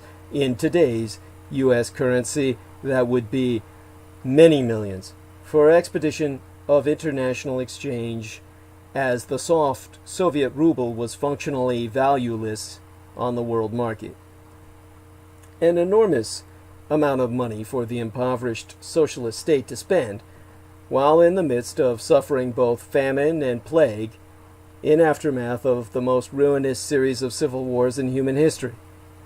Now, such fiscal largesse can only be understood in light of the Soviet threat perception of pre-FDR American corporations seeking alternative to increasingly unionized and Soviet-sponsored labor movements prohibiting efficient exploitation, and therefore efficient production, or at least competitive production. American big business found potential solution to organized labor in the Homo Descendant, or brood worker program of Robert Yerkes, who I myself destroyed documents thereof involving the Department of Defense's knowledge of his works. It being both ironic and frustrating that this experience granted myself comprehensive perspective on foreign and military affairs, while leaving myself in the dark regarding many facets of domestic private enterprises, because corporations harbor secrets that the United States government has no right to. And one of them was the fact that Rob Yerkes, surname spelled Y-E-R-K-E-S, was financed by major corporate interests, and therefore the United States government had next to nothing on him, less still on his financiers. What little I knowest alludes to U.S. military observations and isolated responses to some resultant phenomenon, which eventually sourced to American companies all too protective of their own interests to provide any substantive information. In other words, Dr. Robert Yerkes launched a breeding program to abduct Cuban women and impregnate them with primates, or via primates, actually tying them down to tables for rape. And by this, was intent on producing a workforce that would literally work for peanuts. Stalin's aggressive investment in Ivanov's Novi Chromagenitor, or New Cro-Magnon Progenitor, betray an urgency to usher in a post-human age of degenerate superspeciation that was considered as vital to his regime as pioneering the dawn of the space age via manned and unmanned means was to prove for the Khrushchev regime that succeeded him. Stalin's initial military fixation regarding the Cro-Mags was forcibly broadened to gestation of an inhuman industrial army, envisioned as the largest branch of the Soviet armed services, all of which were to be reorganized under Vysenka command economy, in which the USSR would no longer possess a military-industrial complex. It was to become a military-industrial complex, sans civilian economic ephemera completely. And this was to overwhelm the human labor forces deployed by world capital on the vast new front of mass productivity, in which empires would confront each other with their labor forces, as Communist China and the United States have done to point of Cold War today. The pressure was on because Bobby Yerkes promised American industrial interests mass delivery of a subhuman, wageless labor force, as I said, one that would literally work for peanuts. His biolaboratory assets were inevitably moved offshore to circumnavigate working-class outrage over their anticipated replacement as a species, and the potential sabotage efforts that could be expected in desperate populist campaigns to frustrate that eventuality. Robert Yerkes' research in both Florida, initially, and pre-revolutionary Cuba, with his bioprototypes proving viable enough to justify in-depth investment, was vindicated when he provided a steady, if unready, supply of impoverished Cuban broodmares, an assembly of womb lines, or assembly line of wombs, as he himself phrased it. These were where unfortunate disappearing prostitutes entered his facility, never to reemerge, actually produced anthropomorphic Homo descendants, or man-like lower hominids, that were able to sustain a tenuously viable breeding population amongst the various brood camp escapees that haunt the Gulf Coast and Everglades of the deep American South to this day, still struggling against extinction and the increasingly debilitating effects of morbid inbreeding, in an ever-shrinking and farther-ranging gene pool since the early 1930s. Now, these were, of course, only able to breed thanks to their interbreeding with another refugee problem, the skunk monkeys that were brought over by the Confederate States of America, or rather, the antebellum America of the Deep South, that were taken out of darkest Africa. This is what produced a viable population that is, of course, mutating and downbreeding. Now, across the Atlantic, Dr. Ivanov posted at the Zoological Gardens in Conakry, presently the capital city of the independent African nation of Guinea, but culturally the main port city of the historic African Empire of Mali, located in what was the French Guinea of his day, and proceeded to attempt impregnating female chimpanzees with human sperm from donors, since he was above using his own. And chimpanzees are acknowledged by many scientists as the closest relatives to humanity. The genetic difference between the two species is estimated to be about 1.7% at the level of DNA, less than that between the horses and zebras, which Ivanov had already successfully hybridized. Now, recent progress in studies of DNA sequences, the fossil record, and brain functions support the idea that there is far more of a sizable gap separating chimpanzees from monkeys than from humans. In an age before the comprehension of DNA, or deoxyribonucleic acid, Ivanov was brilliantly intuitive and undeniably ahead of his time, but the Russian scientists bigotedly assumed African women would have no problems being inseminated with chimpanzee sperm. In this he was proven ignorant. Black women refused to crossbreed with the apes, and Ivanov turned to the governor of the province, who initiated cooperation with physicians in a local hospital to conduct the intramural hybridization experiments on condition of voluntary patient participation, but the woman of Guinea categorically refused to participate in communist programs of degeneration.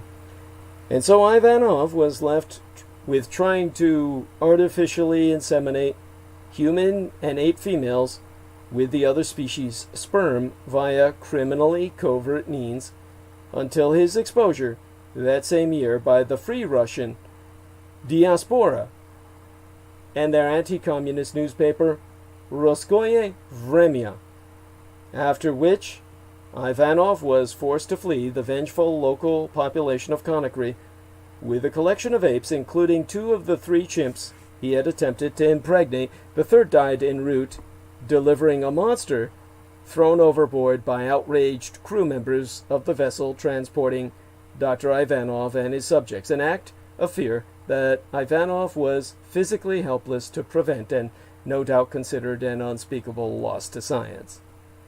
Back in the USSR, in fact, he returned to his new Soviet primate center in Sukhumi, Georgia, the Sukhumi monkey colony, spelled Sukhumi, there to re-establish his breeding program under the sponsorship of Soviet Deputy Chief Lavrentiy Pavlovich Beria, Stalin's close friend and fellow Georgian gangster.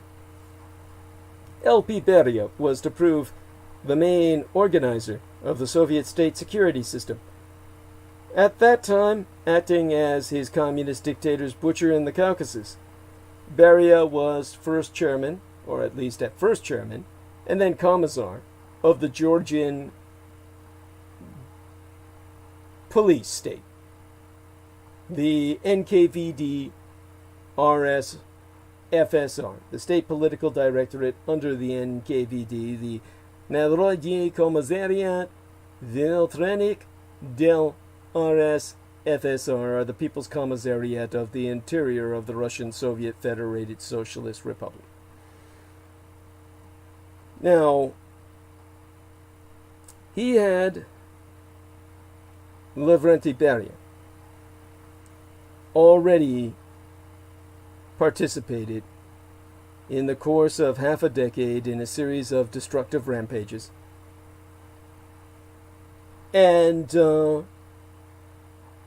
he lorded over his own deliberately marginalized ethno-nationality, not as a countryman, but as a communist.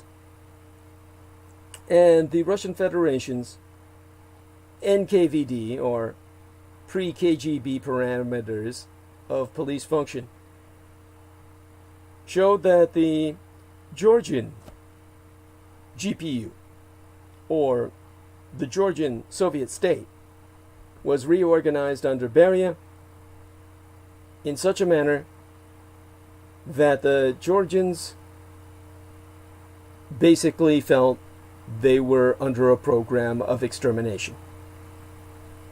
It was this Lev Beria who took personal oversight of Græcorōmãn by assuming the offices of the first secretary over the Georgian Republic and the Tbilisi City Committee, and Deputy Chief Beria would later use this experience in scientific supervision regarding invocation of Ivanov's diplomatic immunity from Guinean extraction for criminal acts perpetrated under French jurisdiction by provision of scientific asylum at Sukhumi to facilitate continuity of animal-human cross-experimentation to justify heading the Soviet atomic bomb project, amongst many other applied technology budgets to come under his overall monopoly in the pre-war years. Though Program Atomica would save Soviet physics under Stalin from the same sort of devastation that Soviet genetics suffered during that era, this was in no way credit to Beria. Indeed, the choice of placing him in overall charge could hardly have been more idiotic, and the renowned physicist Pyotr Kapitsa, a winner of the Nobel Prize for Physics in 1978, told Stalin as much, requesting that Beria's replacement, and furthermore, he refused to participate in the Soviet atomic bomb project, no matter whom the selected nomenclat, or communist autocrat, was cast. And maddened by such insubordination, Beria demanded Kapitsa suffer the fate of all who defied him, death. But instead, Stalin placed Kapitsa under house arrest for a decade, at which time Kapitsa was released with Stalin safely dead and his Georgian mob massacred. This is because Stalin sincerely revered Kapitsa as a kind of scientific god, actually having gone so far as to literally abduct that man while he was serving as assistant director of magnetic research at the Cavendish Laboratory in Cambridge University in England, in order to install him as director of the Institute of Physical Problems in Moscow's Academy in 1934. Now, back in Moscow, Dr. Bodanov assigned his preeminent colleague, a promising young biologist over a quarter of a century his junior, Professor Fyodor Stepanovich Andreev, the task of ultimately identifying and containing a suspect primate. Now, neither apes nor monkeys from investigated zoos or raided circuses was producing a vampire gorilla, so Bodanov turned his personal energies from causality to cure, while Dr. Andreev departed for Soviet Georgia. Now, patient privacy issues. Rather absurdly, in a state still presuming proletarian collectivity at the time, aspects of this case were surfacing, may or may not factor into the case study of a man named Koldomazov. His family name was confirmed in an interview conducted by Dr. Bodanov's own son, A.A. Malinovsky. And I have no idea why his son has a different family name than Dr. Alex Bodanov. It could be either sinister or innocuous. But the interview was conducted in Moscow on January 20th, 1983. Koldomazov was verified by Soviet media as still alive at that time, making him about 75 years of age, quite elderly by Soviet standards. As a young student, Koldomazov was presented to IBT, or the Institute of Blood Transfusion, as a symptomatic vampiroid degenerating into sanguroid or blood-sucking stage. Dr. Bodanov asserted his immunity to the ABVP, the ambulant bubonic vampire plague pathogen, because of the bat bite that he had received in the Black Pripyat marshes. Now, there be two major aspects to our immunosystem: the antibody response and the cellular response. Bodanov's continued survival must have been due to his immunosystem keeping the virus in check, and the most convenient way to do this was by antibodies and another class of lymphocytes called T cells.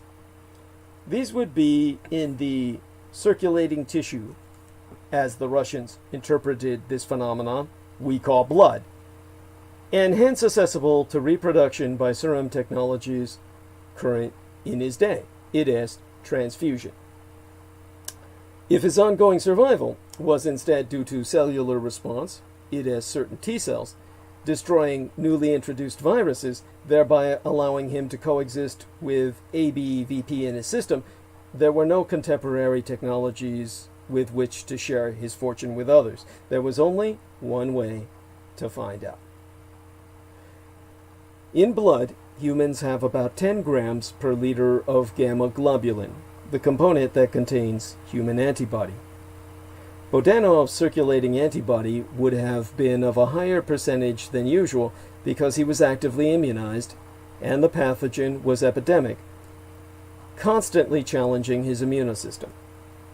With about 1% of Bodanov's antibodies dedicated to ABVP pathogen, he probably had 0.1 grams of antibody per liter of blood.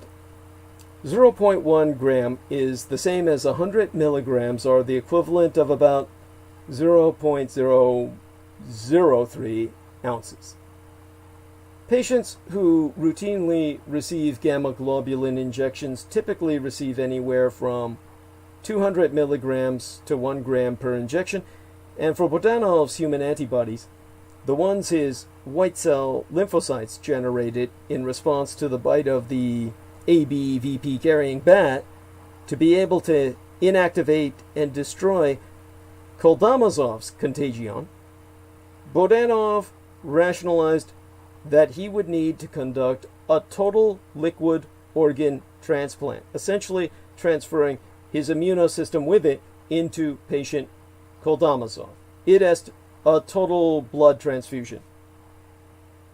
By the late 1920s, as Stalin tightened his control over the Soviet scientific community, it had become more and more difficult for a sensitive intellectual like Alex Bodanov to retain his faith in Russian socialism. Haunted by his pivotal role in establishing his own repression, Dr. Bodanov conducted an experiment on himself that, as a physician, he well understood was likely to be fatal. On the 7th day of April in 1928, but 2 years before the Industrial Party trial of 1930, in which prominent engineers, economists, and scientists were to be falsely convicted of plotting a coup against the Soviet state, Dr. Bodanov exchanged his own blood with patient Koldamazov. He continued making detailed observations on his own condition until the last minutes of his life.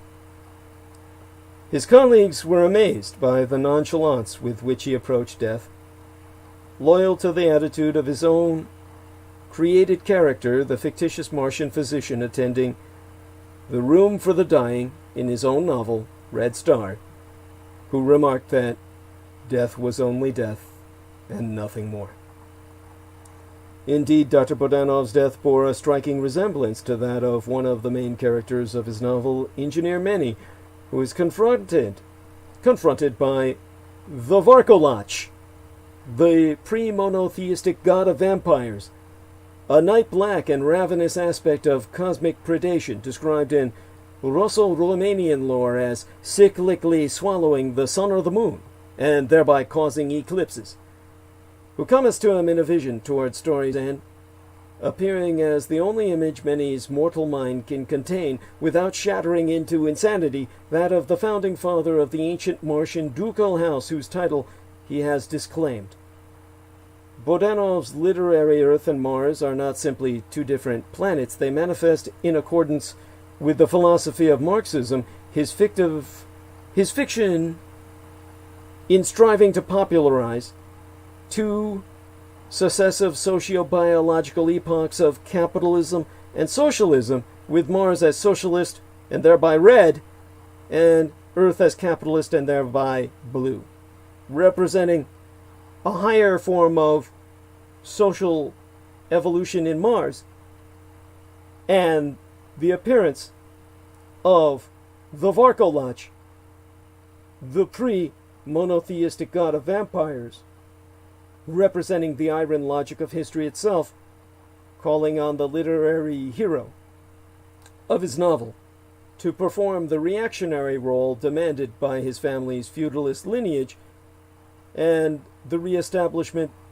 thereby of the old aristocracy, just as Henry La Roche-Jacqueline of the Vendée in France had done after the French Revolution, rallying a white army of simple church-faithful peasantry to side with France's enemies and émigré armies during wartime to march the Loire way towards Orleans and threaten Paris itself before the blue armies of the Rhine, the French Revolution, could rush home to save the First Republique. Now, that's an entirely different history that I could dive into, but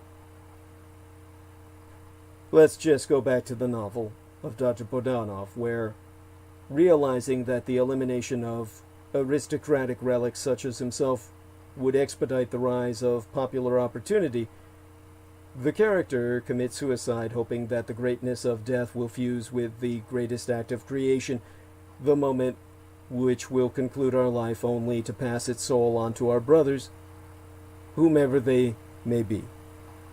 That was the moral of Red Star, the novel, and apparently it worked, because after the transfusion, Koldomazov was no longer repulsed by garlic and could stand to look at himself in a mirror. Currently, therapeutic protocols are being implemented that use human antibodies and other aspects of the human immunosystem, and the results are very promising. So, the late Dr. Bodanov, who died in gifting another man life, was almost 100 years ahead of his time. The IBT, the Institute of Blood Transfusion, founded by himself, devoted the following months to developing an effective antiserum, serum containing antibodies to ABVP, using Koldomazov as a host from which to extract blood serum and thereby synthesize antiserum. As a peristaltic pump removed Koldomazov's blood, formerly Dr. Bodanov's, the serum component, the fraction containing the antibodies, was collected. As a single individual, Koldomazov could provide no more than about 500 cc, which contained about 5 to 10 grams of antibody once every 2 months. This serum was pooled to maintain, or rather generate, larger batches, each repeatedly tested for safety reasons to produce effective human gamma globulin. Now, this laborious, time-consuming, and costly generation of antiserum allowed no margin for stockpiling due to the severity of the epidemics, and goats were ultimately used to expedite the process. Now, Dr. I.I. Ivanov, by 1929, almost a single year before 1930, in fact the year preceding, had yet to meet success at Sukhumi. His next approach was to attempt to inseminate Soviet human female citizens with ape sperm. He gained the support of the Society of Materialist Biologists, using the dreaded Lavrenti Beria and his pre-KGB leverage of the NAKVD, the prototype KGB, and a special commission was created to evaluate Ivanov's proposed half-human, half-ape interspecies experiments. These experiments were considered to be of great scientific importance, a foregone conclusion, and predictably they were authorized to be continued. Since the human female was considered to be nothing more than a birthing chamber for producing state assets, human or chimeric, 5 Russian women of enough resiliency were lined up to volunteer, quote-unquote. These women, unfortunate enough to retain physical stamina, in a land where millions were succumbing to starvation and disease, were forced to sign written agreement to artificial insemination by anthropoid or non-human humanoid sperm. They were compelled both to accept the risk of hybrid surrogacy and to obey the required strict isolation regime. To Ivanov's credit, the experiments were to be conducted with all necessary safeguards, including preclusion of natural insemination. The trials were to be conducted on as many human females as possible, but in no case fewer than 5. It was envisioned that these bionauts in the Russian race program would pioneer the way towards several million Soviet women being artificially inseminated to produce hybrid stock by the mid-1930s. Before this vast new frontier in dysgenics, or downbreeding, could be opened, however, Ivanov's only surviving sexually mature ape at Sukhumi died, and he had to start the slow process of importing some replacements. And fate intervened yet again in the person of Dr. Andreev, who had arrived in Sukhumi well prepared to lodge his formal protests concerning Dr. Ivanov's uncanny research before the luminaries of Soviet science under Beria's baleful influence. Andreev presented the argument that the African primates brought into the Caucasus region might indeed be isolated at Sukhumi labs, as would the surrogate mothers corralled into birthing their chimeric anthropoids, but the ultimate introduction of these ape men into the Soviet economy would make them ideal zoonotic vectors for plagues, as catastrophic as what the USSR was currently experiencing at that time, if not worse. Now, such logic fell flat for reasons that soon became apparent to Andreev. Lavrenti Beria, the man who would commandeer the KGB, saw this as part of a process to replace the Slavic genotype with a successor species. And so Andreev amassed what evidence he felt might be useful and remained on site until the summer of 1930 to inspect Ivanov's replacement chimpanzees upon their arrival at the monkey colony, testing them for ABVP, or the ambulatory bubonic vampire plague, and other diseases. And having cleared the chimps of presenting a threat in this regard, Andreev left for Moscow, where, instead of returning to IBT, or the Institute of Blood Technology founded by his mentor, he concentrated on the only approach he could think of that would shut down Sukhumi and the creation of a new race of Inhumans that was intended to replace his own.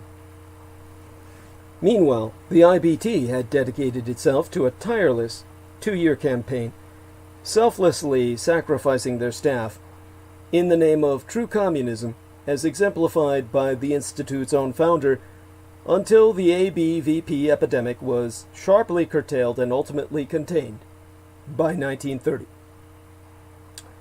By that time, no less than 12 million Soviet citizens had perished in the inferno of pestilential vampirism that had swept over Russia since forced collectivization. 'Twas the abolition of private farming and federal seizure of all real estate, undertaken in conjunction with rapid industrialization that resulted in intensive urbanization, what destroyed the traditional balance of agriculture to population distribution ratios. The monumental failure of communist modernization, as I have outlined it, was desperately hidden by the party secretariat from the rest of the world by claiming that imperial underdevelopment had fostered conditions conducive to Mycobacterium tuberculosis, TB. As the Soviet Union closed in on itself, began to devour itself, Stalin's Hermit Kingdom policy helped expedite this lie, which was eagerly disseminated by the Western colonial powers and the United States government, all of which were at this point supporting their concept, their delusion of a progressive Soviet republic. After all, the world's most deadliest infectious disease is still tuberculosis. Even today, approximately 1/3 of all people on Earth are infected with tuberculosis, and currently about 3 million die every year from this disease. Bodanov was, instead of being declared a hero of the Soviet Union and honored by any statue, was instead asserted to have saved Koldomazov from a malarial tuberculotic condition.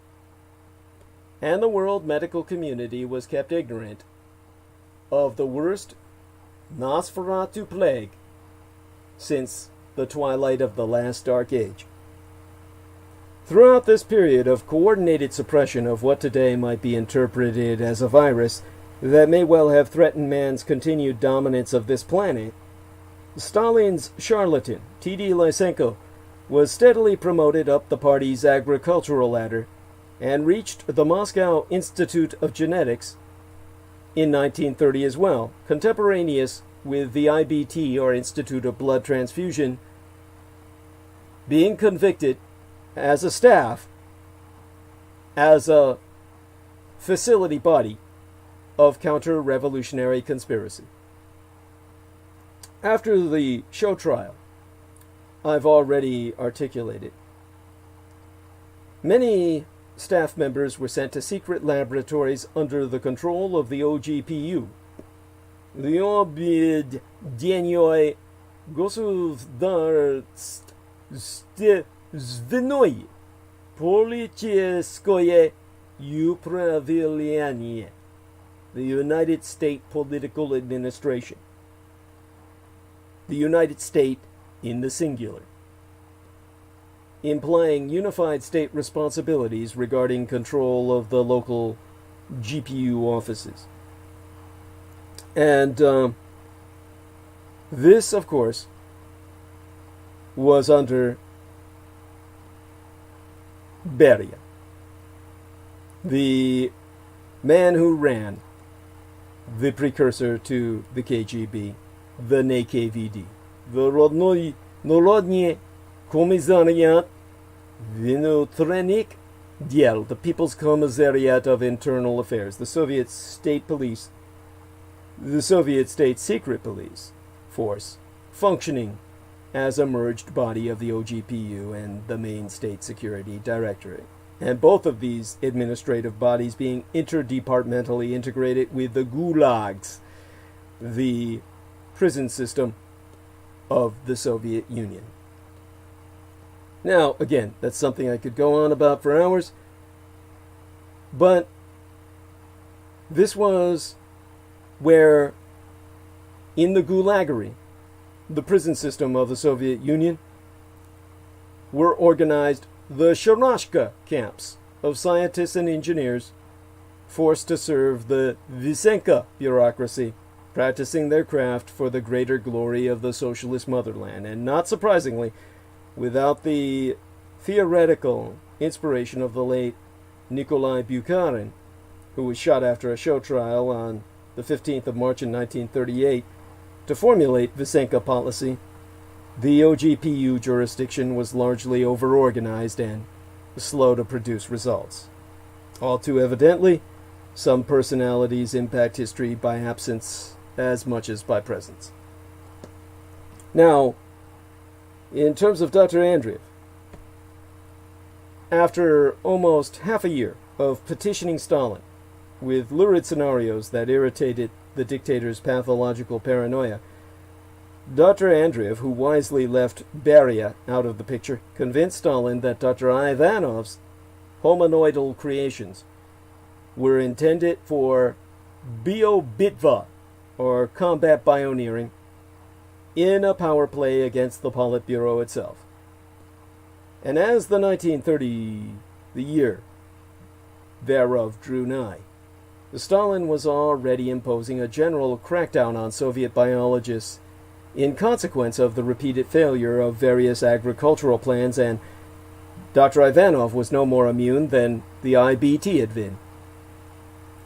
Ivanov was arrested on the 13th of December of that awful year and sentenced to a concentration camp for 5 years.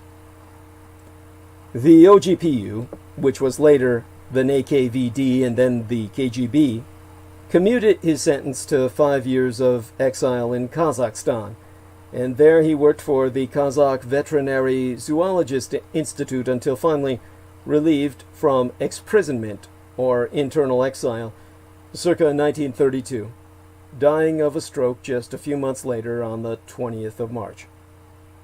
His projects would of necessity be resurrected to cope with the ever-increasing dearth in Soviet manpower reserves, and the Russo-Germanic race for genomic dominance would recommence within the decade. And less ambitious but no less impressive results would pan out towards the end of Stalin's own life. By 1934, Stalin had killed or exiled many of his old Bolshevik comrades to become the unchallenged leader of both party and state. That year, T.D. Lysenko publicly presented and politically promoted a frustrated attorney called Isaac I. Present, surname spelled P-R-E-Z-E-N-T, a crony Lysenko had been grooming since 1928, and a philosopher who, despite a lack of any scientific training, considered himself an expert on Darwinian evolution. And together they formulated the theory of vernalization, abusing said term, to replace genetics, or Mendelism, referring to Gregor Mendel, the ecclesiastical publisher of genetic studies pursued in service of the Church circa 1900. As Lysenko preferred to call the latter genetics, he called it Mendelism to make it sound religio-philosophical or ideological in nature, and therefore something to be competed against or destroyed. Now, Niels Lars says, "Good morning, DD," and I thank him for that. Good morning unto ye. Very nice of him. We're into 8 hours, and I'm still burning bandwidth strong, and will continue to do so, inspired by the fact that I've made it this far. So, in terms of the theory of vernalization, exactly what it entails is impossible to explain because Lysenko and his lawyer never put forward any statement of it that actually makes any self-consistent sense. Lysenko, along with I. Present, the other dude, the lawyer guy, as both his main theoretician and legal representative, started and edited the journal entitled Yara Vizada, or Vernalization, in the Russian, in circulation until the Germans invaded in 1941. To use as their Lysenkoist mouthpiece. In essence, self-publishing, taking a cue from Dr. Bodanov, though in all fairness, Bodanov had used the prolet cult to promulgate politics, not pseudoscience, even as the two were becoming inseparable under communization. Now, after World War II ceasefire, Lysenko would achieve worldwide infamy among the professional scientific community and admiration among the liberal academia as the editor of the internationally circulated journal Agrobiology. Published until 1965, the year before I was born, and discontinued upon cessation of state support with his forced withdrawal into semi-retirement.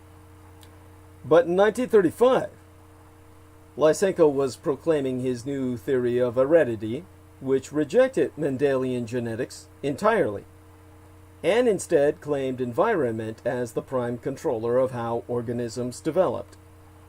And Joseph Stalin, who was desperate to hear good news, any good news, even if illusory, responded enthusiastically in the wake of a disastrous series of failed 5-year plans, promoting agricultural/industrial expectations in productivity to be met on pain of death at the national level. Yes, Stalin literally threatened to kill everybody, even as his ongoing policies effectively rendered these threats redundant. The first 5-year program ran from October 1928 to December of 1932. The second from January of 1933 through December of 1937 and so on, until the demise of Stalin himself during the fifth 5-year program rendered such calendarium an anachronism, maintained out of sheer bureaucratic inertia until the collapse of the Soviet state come 1991.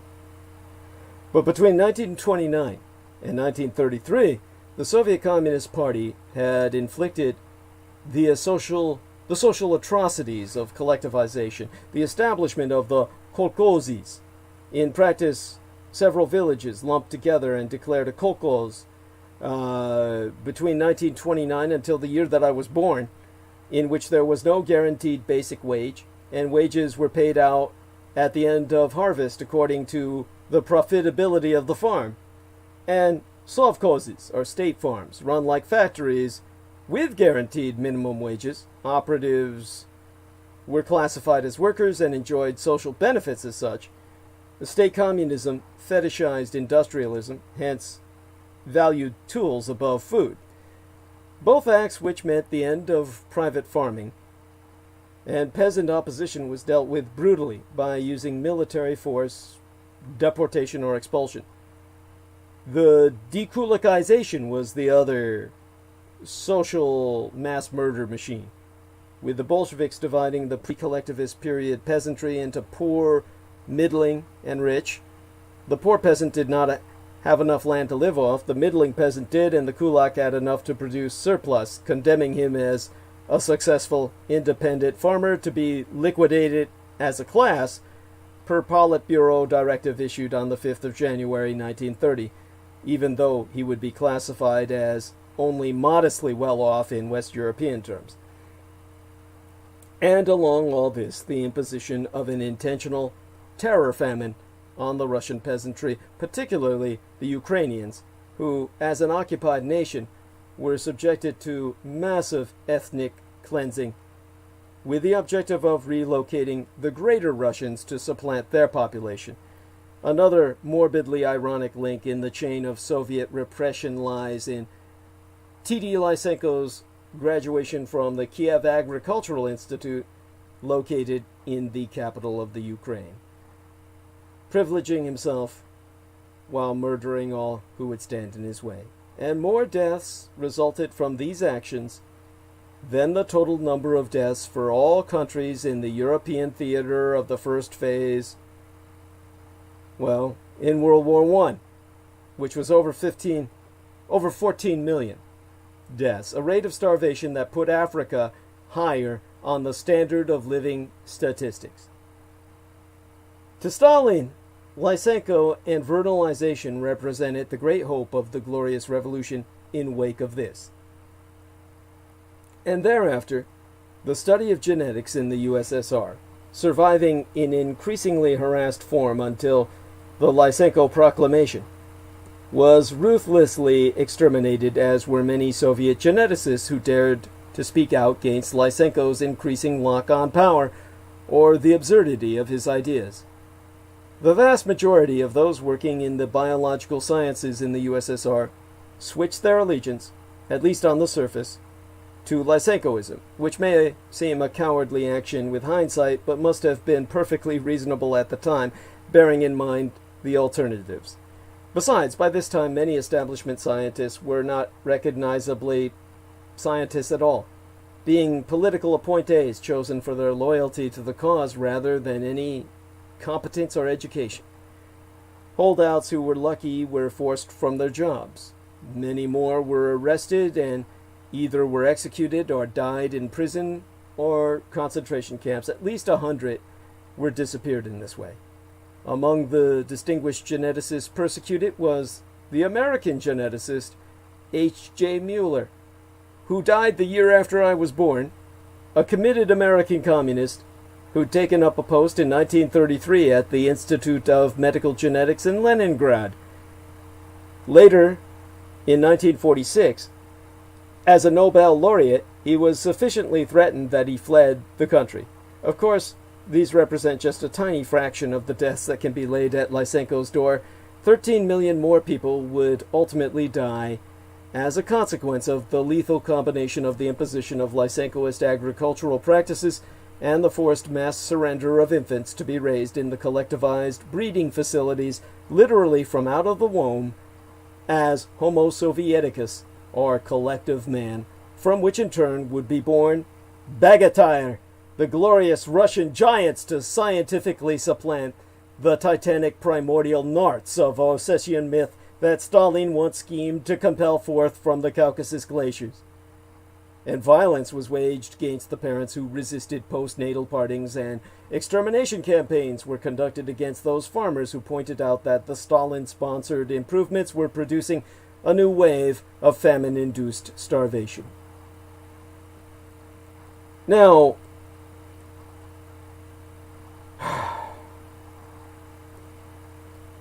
you had various other things such as the officers' purge take place. And by August of 1938, Lavrentiy Beria was appointed deputy head of the NKVD.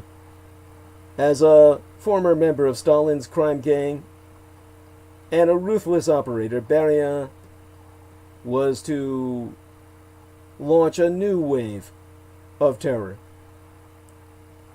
in which political prisoners and other undesirables were sent to the Gulag network of concentration camps, many of whom were prominent scientists that found their way into the scientific sharashkas, or scientific concentration camps. By the end of 1938, Beria had officially created the Special Design Bureaus and brought all research being done in the sharashkas under one roof, bureaucratically, not physically. But not all the Russian scientists were suffering his surveillance. At this point, I'll bring up a note from our man, Jameson Reese, who asks if it's possible that the Dyatlov Pass incident might have something to do with everything I'm relating. He says, any chance one of those mutants created, or a vampire, killed the campers at the Dyatlov Pass incident? No, that was a natural primate, humanoid, that the Russians have a very specific name for, Alma, or Almaty. A-L-M-A. And, in other words, a Russian Bigfoot, which was captured in film, or at least on camera. There is a photograph of their assailant. So, we know what it was that did what it did to the campers at Dyatlov. And this is why the very name means don't go there, in the indigenous people's language, not the Russian. So Dyatlov Pass is an entirely different story. A natural defender of his home territory, if it was a male, might have been a female for all we know, but definitely one of the original population of Inner Eurasia that was simply killing intruders. Now, Dr. Fyodor Andreev continued to lurk in the shadows of Kremlin academia until he saw an opportunity to surface. That opportunity soon followed April of 1939, when the NKVD experienced yet another violent change of command, when Beria used his position as head of special research programs to infiltrate enough of his personality cultists in place to strike the Bloody Dwarf, as he was known, Yezhov, down, who was then in charge of the NKVD, and thereby insert himself as NKVD chief to establish, in conjunction with the General Secretary of the Soviet Communist Party, Stalin himself, an ethnic, Caucasoid, specifically Georgian mafia, over the Russian state, aping the foreign dynasty arrangements that had held China, India, and Egypt, both classical and modern, down for centuries. In order to stabilize this floundering whale, a trade agreement was struck with the Third Reich on the 19th of August in 1939. This was reinforced by the Commun-Nazi Non-Aggression Pact of August 23rd, signed that year in Moscow. Full national-socialistic Soviet cooperation seemed to be cemented with their dual powers invasion and occupation of Poland between September 17th through the 29th of 1939, the official beginning of World War II in Europe. This alliance was to be severely tested a mere 2 months later, when Stalin took advantage of the peace to launch an all-out invasion of Finland on November 30th of 1939. Since World War II was considered to have started on September 1st of that year between Germany and the Western colonial empires of France and Greater Britannia, the Soviets declared that by launching their opportunistic strike at the West, they were effectively initiating World War III, complete with a phony war phase mirroring the Atlantic conflict, where the major belligerents stood off, stared down, and jockeyed for position.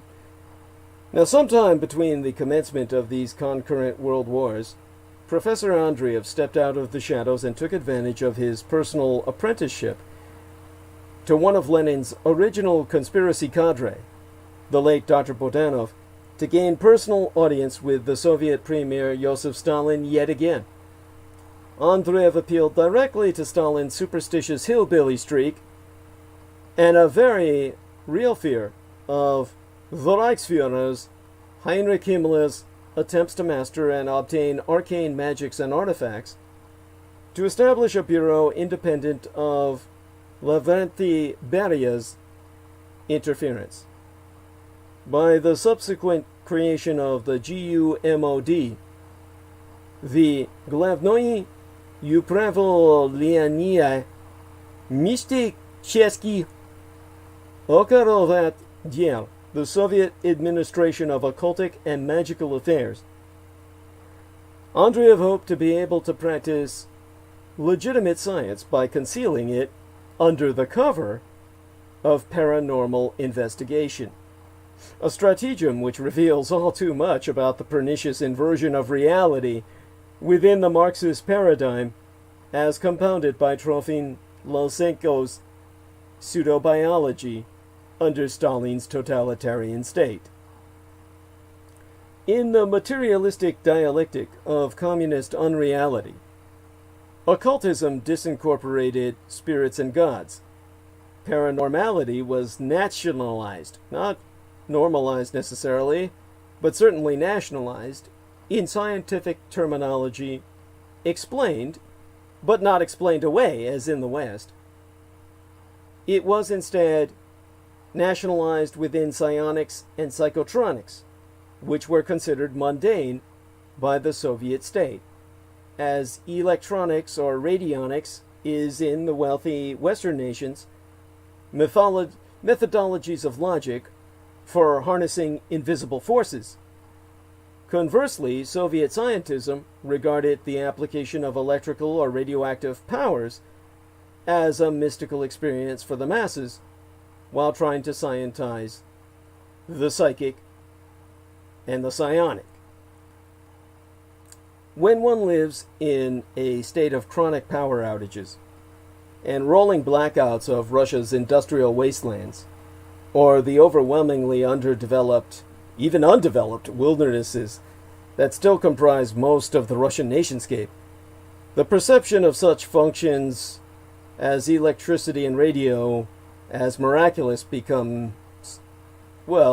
comprehensible. And so, the Soviets now had their own Abwehr, which of course is considered by most Westerners as the overall bureaucracy governing most Nazi occult investigations. Though when there was a Russian man writing Peter Moon about translating a book of his into Russian, or translating a Russian book into the English, actually, the man simply said, "Oh, Russia's Abwehr," and this was a Russian speaking, which goes to show most Russians don't even know what I'm articulating unto you, have no idea of GUMOD, or the GUMOD.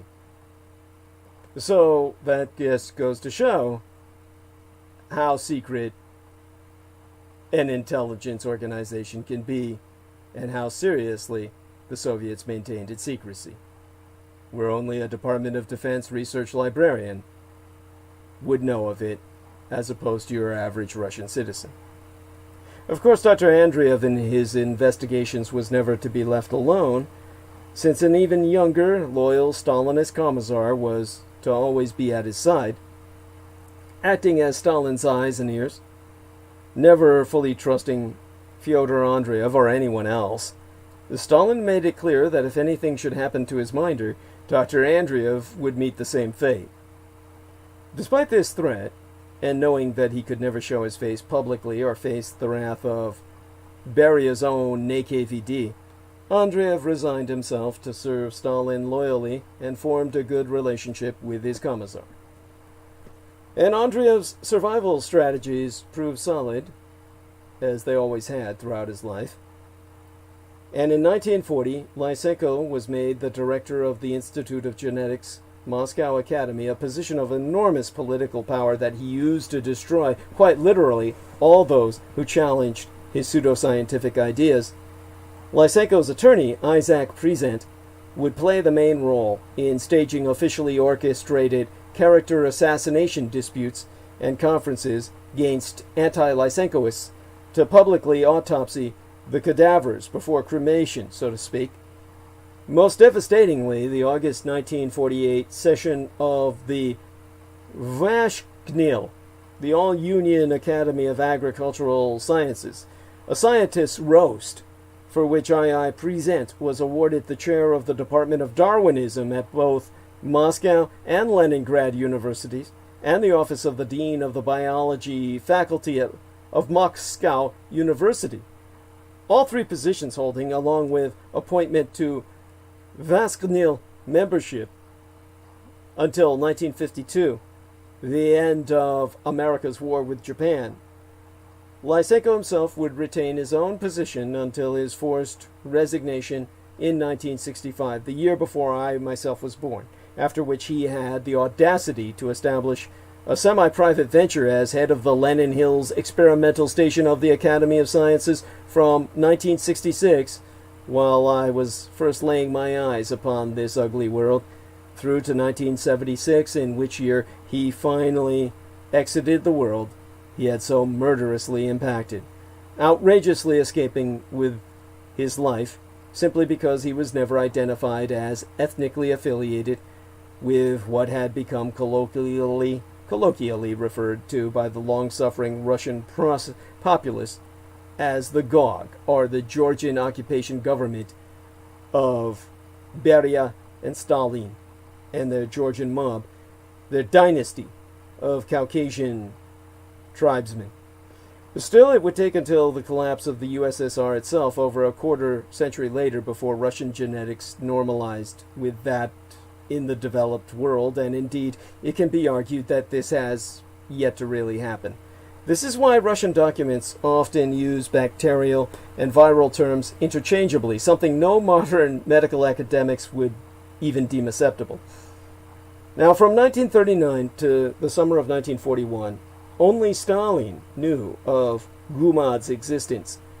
It initially consisted of only three people: Andreev, his commissar, and a female secretary.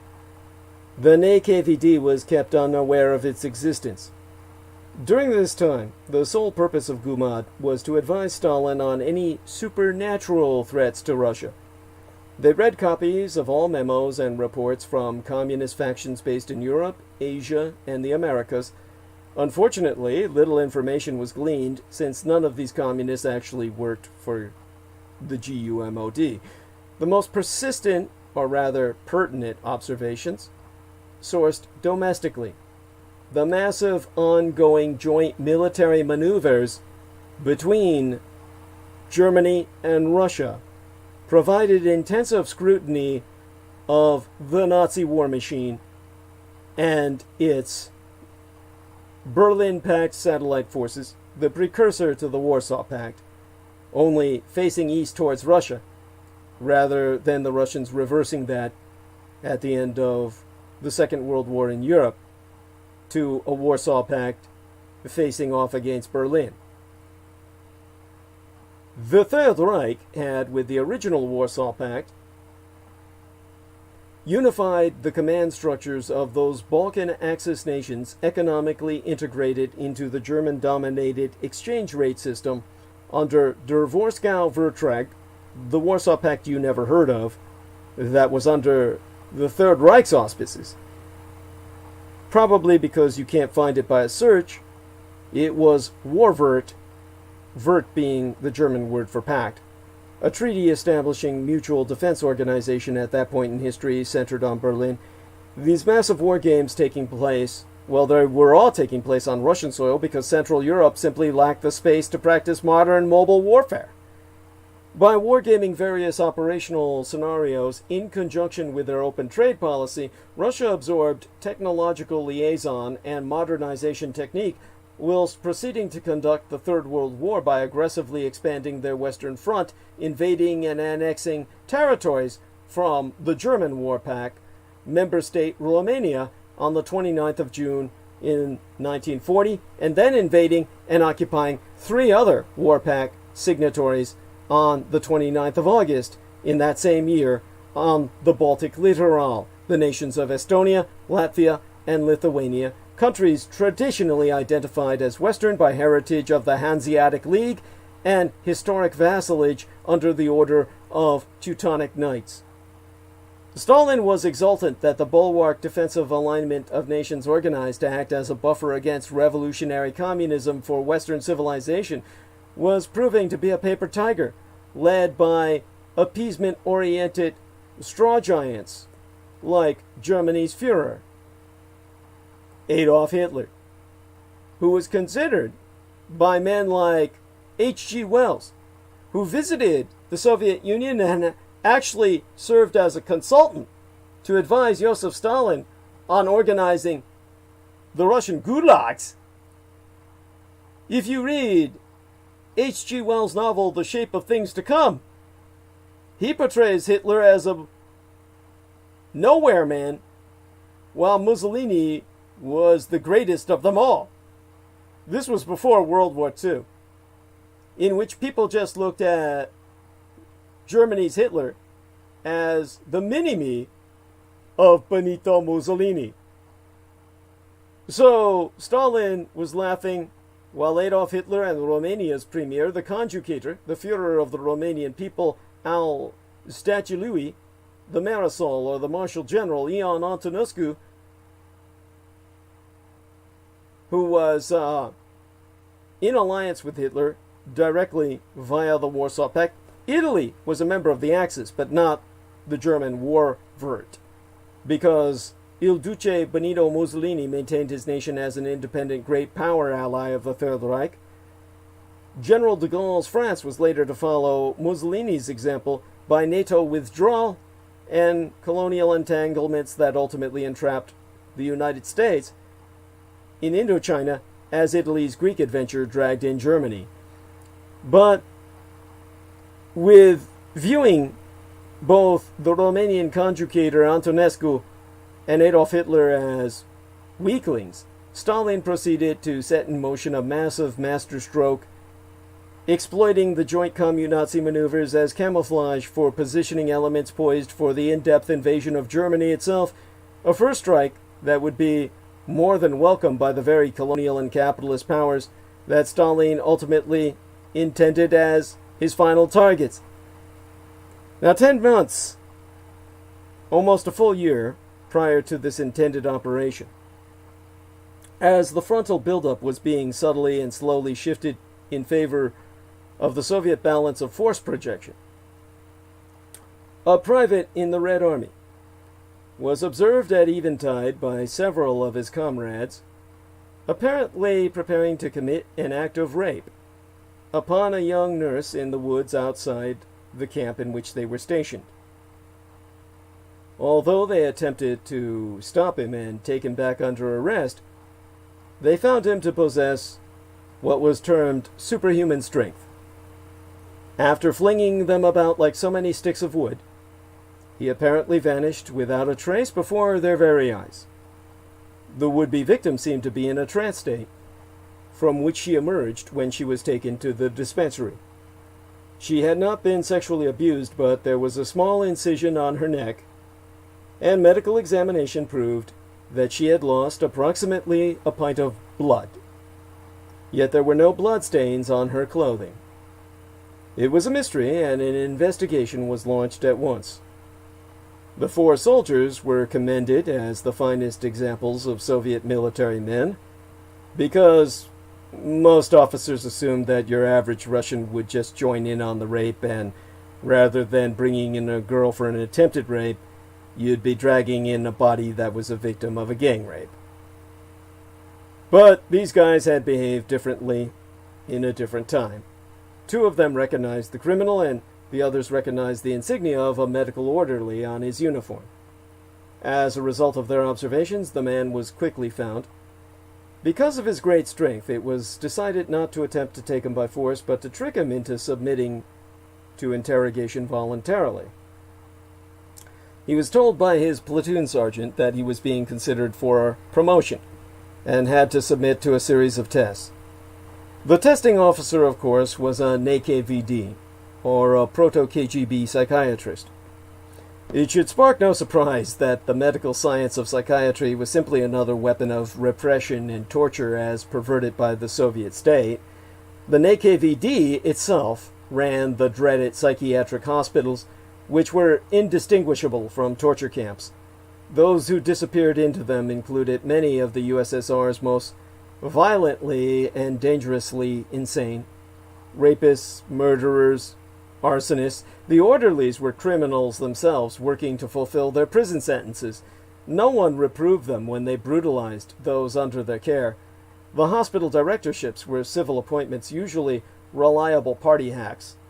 The medical staff might be genuine enough, but had little chance of ameliorating conditions for their patients because of the prison-like structure of the establishment. They had no means of control over the personnel, no way of stopping the torments. Copious drugs were administered primarily for the unpleasant side effects. Just another tool of torture. Particularly notorious was the drug sulfazine, which had been abandoned as therapy outside of the Soviet Union when found to have no therapeutic value whatsoever that could possibly counter the intense and enduring pain of its administration. Them were the days, eh?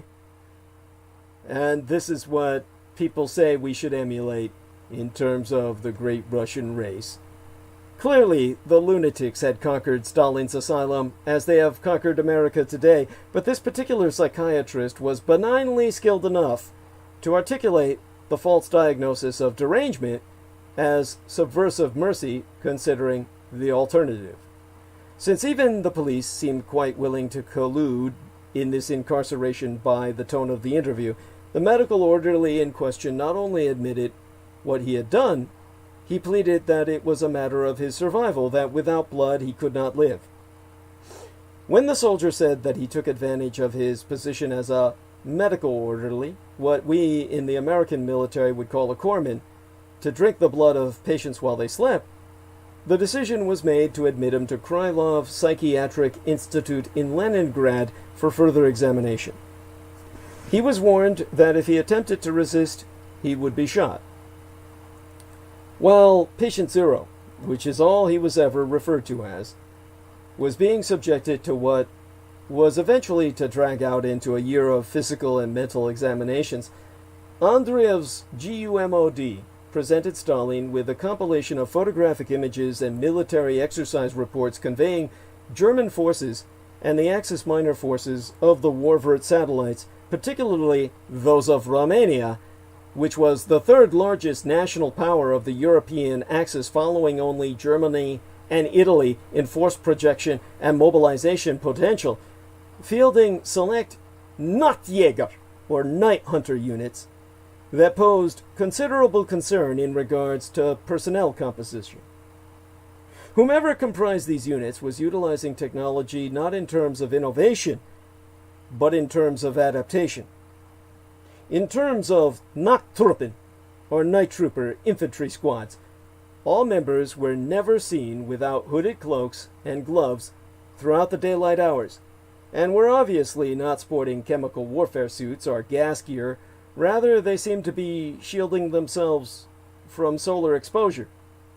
These were extremely few in number amongst the normal bodies of infantry, perhaps a score of 10-man Aufmarsch or concentration squads of an obviously elite nature intended for rapid deployment and surgical insertion. In terms of armor, certain tank units, again never comprising more than 5 or 6 tanks amongst conventional armored columns, sported no cupolas or even vision ports, but instead periscopic sights, like submarines on treads. No crew members were ever seen outside these vehicles. Squads of Nachtkampfer, or night fighter planes, never consisting of more than kits, or flights of 3, boasted black-tinted glass canopies, not the protective sunblinds fitted as tropical equipment for planes deployed to North Africa, but canopies so dark as to appear painted completely black, and therefore something no human could see out of. Again, no pilots were ever seen about the craft when they were aground. All such units, whether National-Sozialistisch German, Royal Romanian, or other Axis nationality, prominently displayed their national symbols, but also clearly bore the emblem of a black voron, the raven, with head bowed to feed and wings unfurled, so that the image appeared headless from a distance, clasping the Hakenkreuz, the hooked cross, or the swastika, in its talons. On the spot, Soviet political cadres dismissed all of this in the field as febrile attempts at psychological intimidation being exploited to advantage in the ongoing war games, to press against the ignorant peasants of Russia. But Andreev recognized the image of the Voron, the bent to feed, as that of the Virul Skodolak, the vulture, the Voltur of the European continent, and conjectured that its traditional association with charnality indicated that these were biological warfare specialists. He recalled the Vryoskodelak was the symbol of Dracula himself, the historical Dracula, who rode upon a steed, a black steed he named Vukodlak, as if he were astride a raven's back. None of this impressed the Soviet premier, as Warsaw-backed forces were already withdrawing from Soviet soil to amass on the borders of their respective nations. As far as Stalin himself was concerned, the Axis had lost on maneuvers, just as it would when engulfed in his current Third World War. Indeed, Hitler was apparently so anxious to curry Stalin's favor that he continued to cultivate the Soviet peoples as allies, even going so far as to offer Russia a chance to join the Tripartite Pact, signed by Germany, Japan, and Italy on September 27th of 1940, an offer Stalin rebuked as he simply refused to be appeased anymore. As a diversionary measure, the communist dictator kept his part of the non-aggression pact regarding resource allocation as the primary reason for Central Europe's cowing to his overt aggressions was their lack of colonies or hinterlands to exploit that Western Europe, the United States, and Russia possessed, rendering Mitteleuropa, or Middle Europe, totally dependent on external mercies.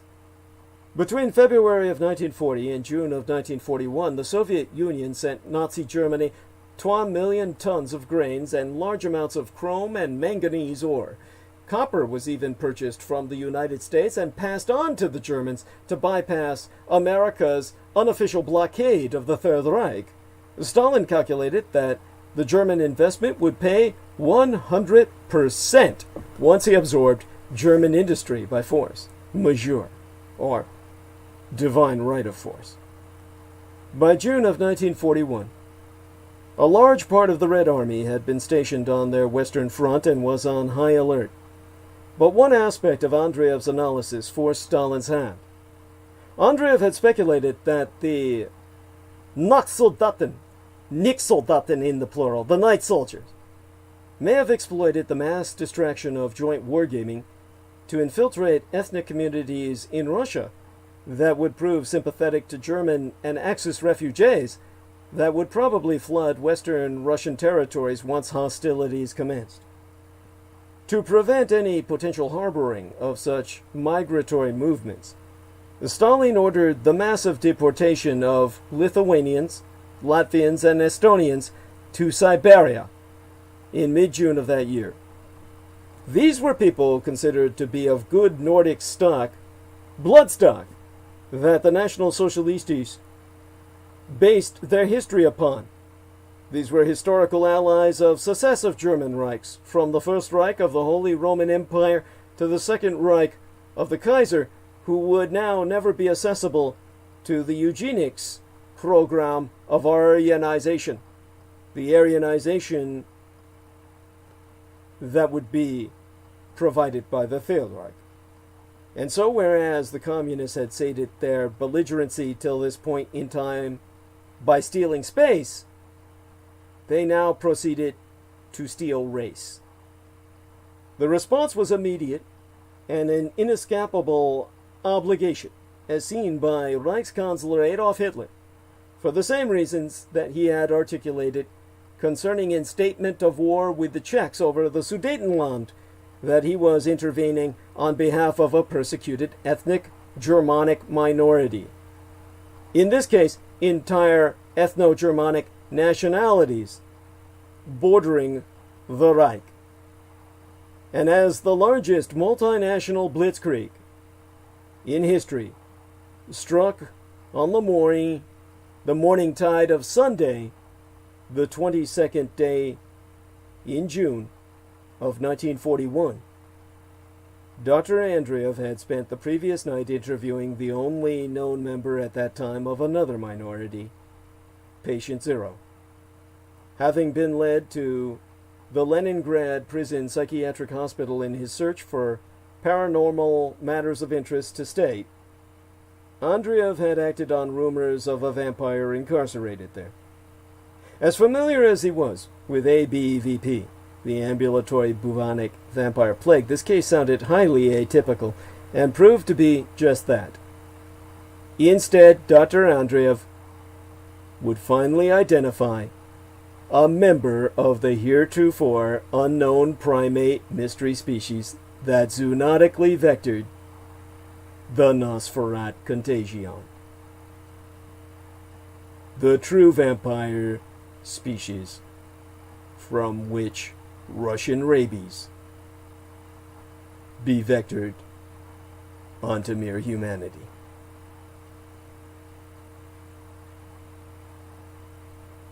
And so, the Andreev lectures.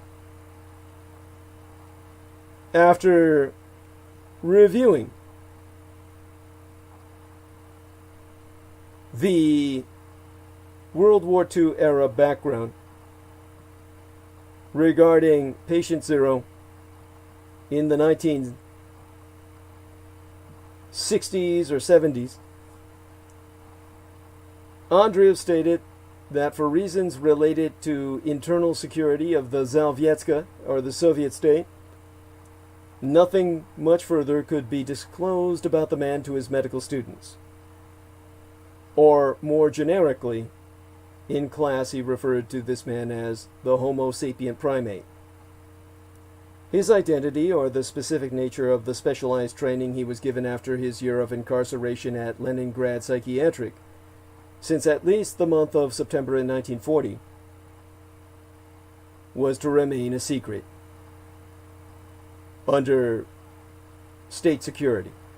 As for why he was admitted to Krylov Psychiatric Institute in Leningrad, one of the primary reasons was that, despite his indeterminately youthful appearance, he insisted that he was somewhere in his 60s or 70s, still young for his kind apparently, perhaps equivalent between 19 plus or 20 plus baseline human years.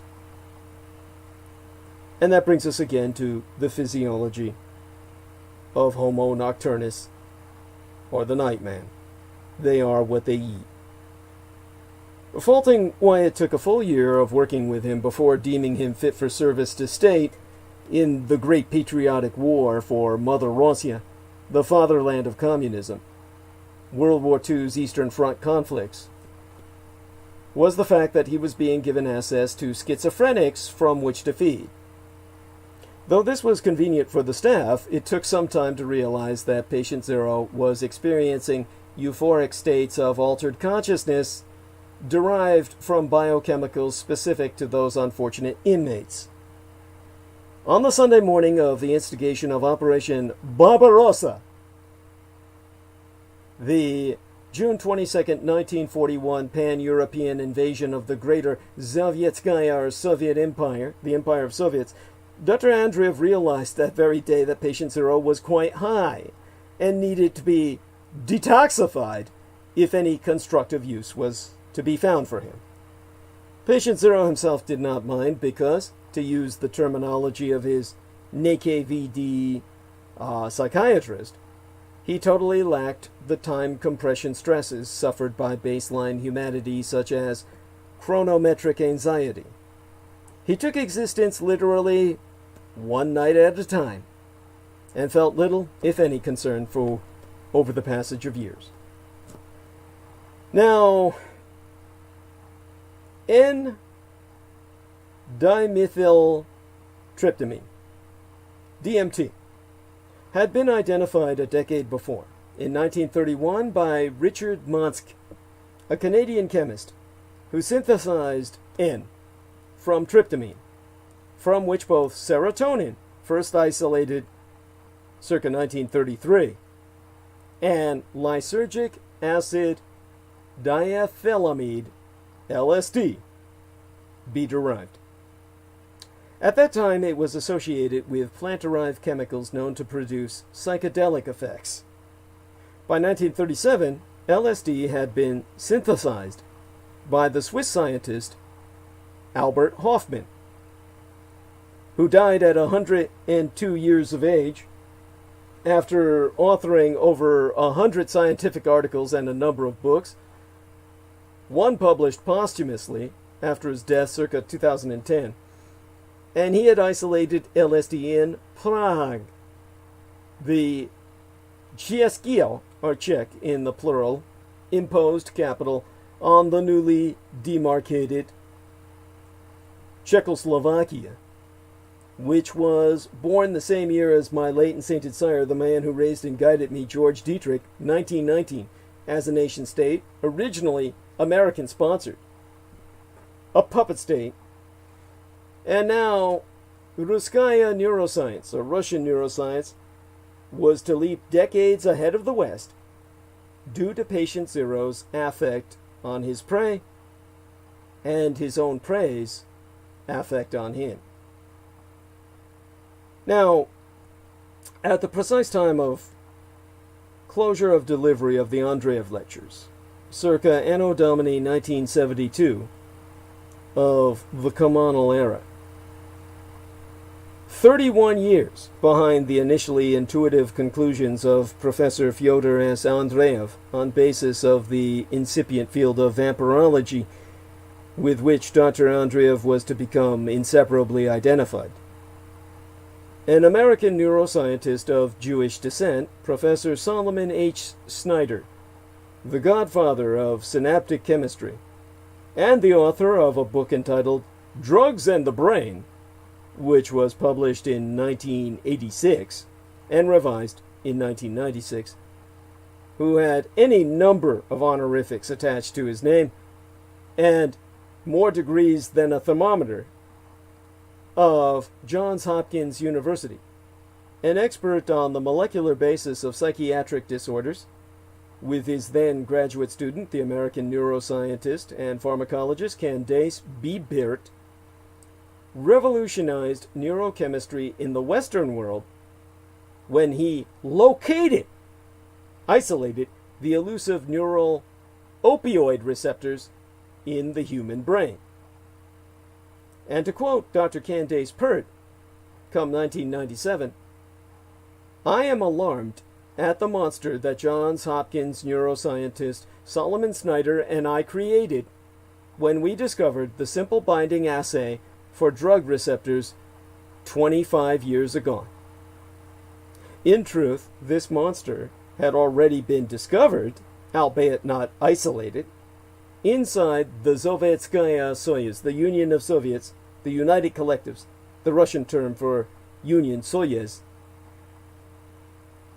and harnessed for abuse long before the independent findings of Drs. Snyder and Pert, because of one single institutionalized vampire's high-flying psyche. The apprehension and incarceration of Patient Zero traced to his witnessed and consequently interrupted assault on a military nurse, prior to Germany's pan-European response to the Ziowiecka re-establishment of the Eastern Front amidst the Second World War, a front first opened in 1914 with the Battle of Tannenberg, where the Kaiser sundered the Tsar. The young nurse Patient Zero had assaulted had been entranced. When interviewed, she remembered her spirit leaving her body and floating free, totally weightless, part of the air, lighter than everything around her. Long before such conclusions were reached in the capitalist and colonialist spheres of influence, the NKVD psychiatric staff, in tandem with Professor Andreev, hypothesized that DMT was an endogenous, i.e. bodily produced, human psychedelic that played a role in psychosis. At baseline levels, it was manufactured by the body and broken down to be utilized for normal brain functions involved in mood, perception, and thought. When too highly concentrated, visions and experiences would be induced.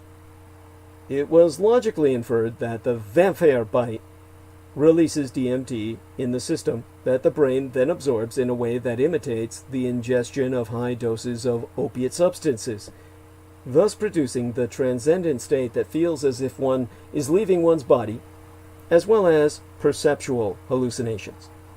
In this context, it became apparent why Patient Zero took blood from human men when they were asleep, but approached the female nurse while she was awake. In the taking of human woman, he used the positive influence of flirtation/seduction over inefficient aggression. The gentle, attractive vampire, lover, makest for a more inviting anticipation of what might happen to the brain's release of DMT than the attacking monster, who frightens the victim and inspires defensiveness.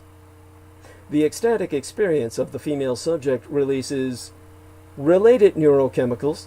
Today, we would specifically recognize serotonin as the neurotransmitter to which Dr. Andreev alludes in his lectures without name, that overload the areas of the brain responsible for thought and memory, an altered condition of susceptibility which the vampire instinctively exploits as a tool to enhance suggestion and retroactively integrate the false memory of his appearing as a voran, a raven, or a vapor, a mist, simply by vocalizing such confabulations to fill in memory gaps with delusional material that has misled the majority of the vampire's target species until the application of what the Russians would insist was scientific skepticism that exposed the vampire's hypnotic tactics of predation.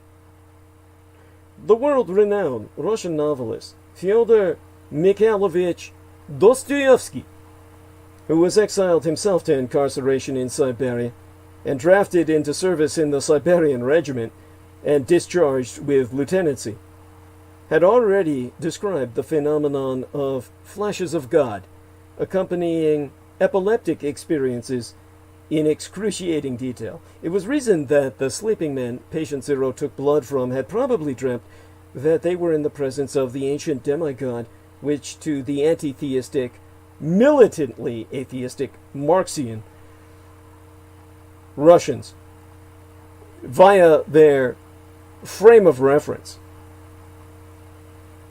would include the Hebraic God of Abraham.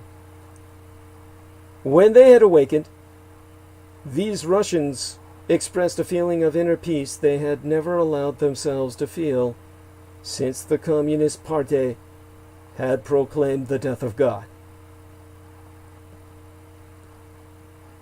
Now, unfortunately, the onset of war left little time for research of a non-military nature.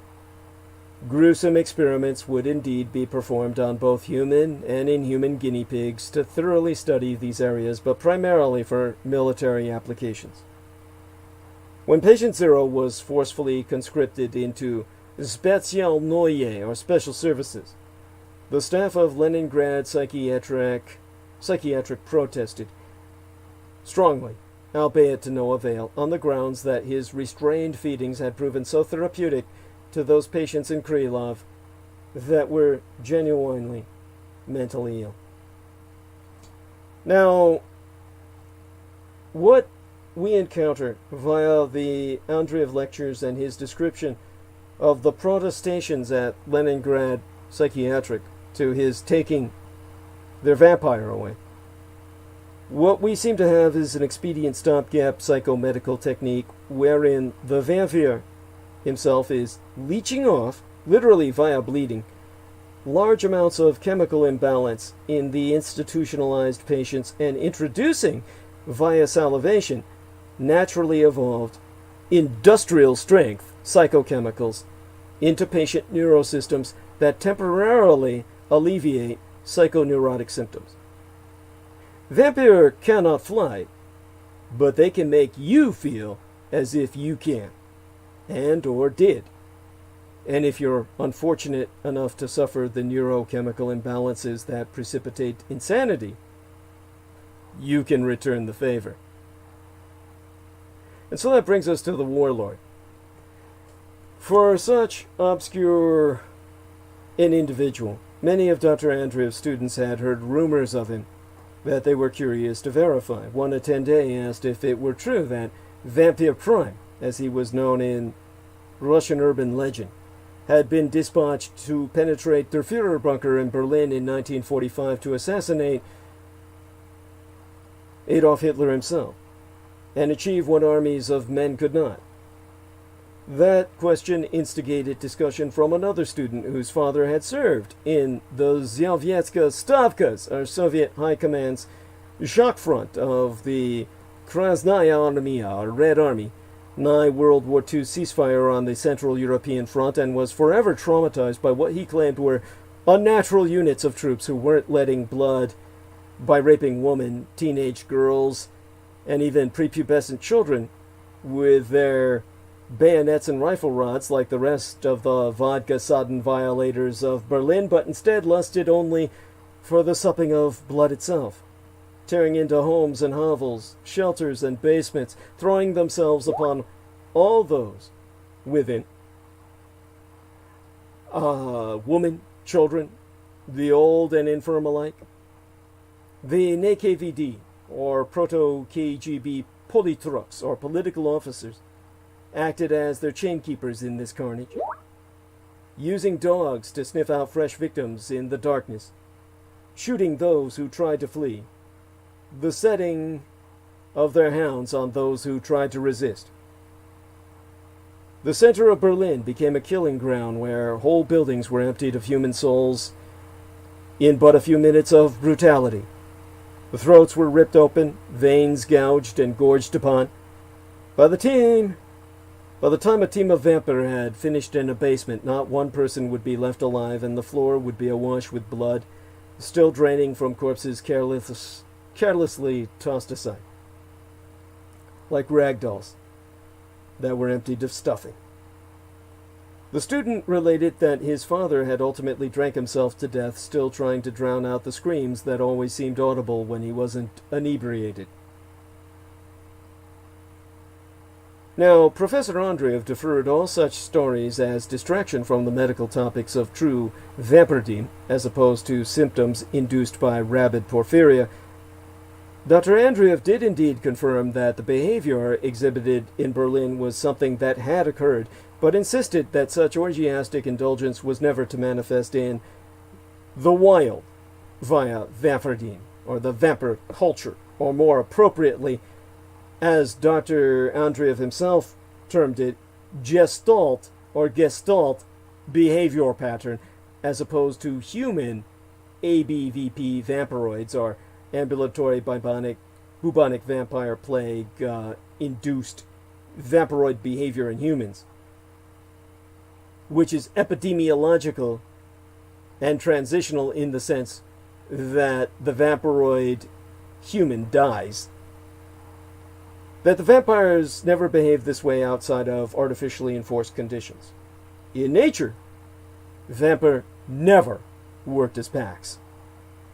But under imposed states of coalition, a unit of famished vampire locating a large number of easy victims, or even discovering a store of blood plasma servicing as reserves for a field hospital, can manifest spontaneous and irrepressible feeding frenzy, like sharks.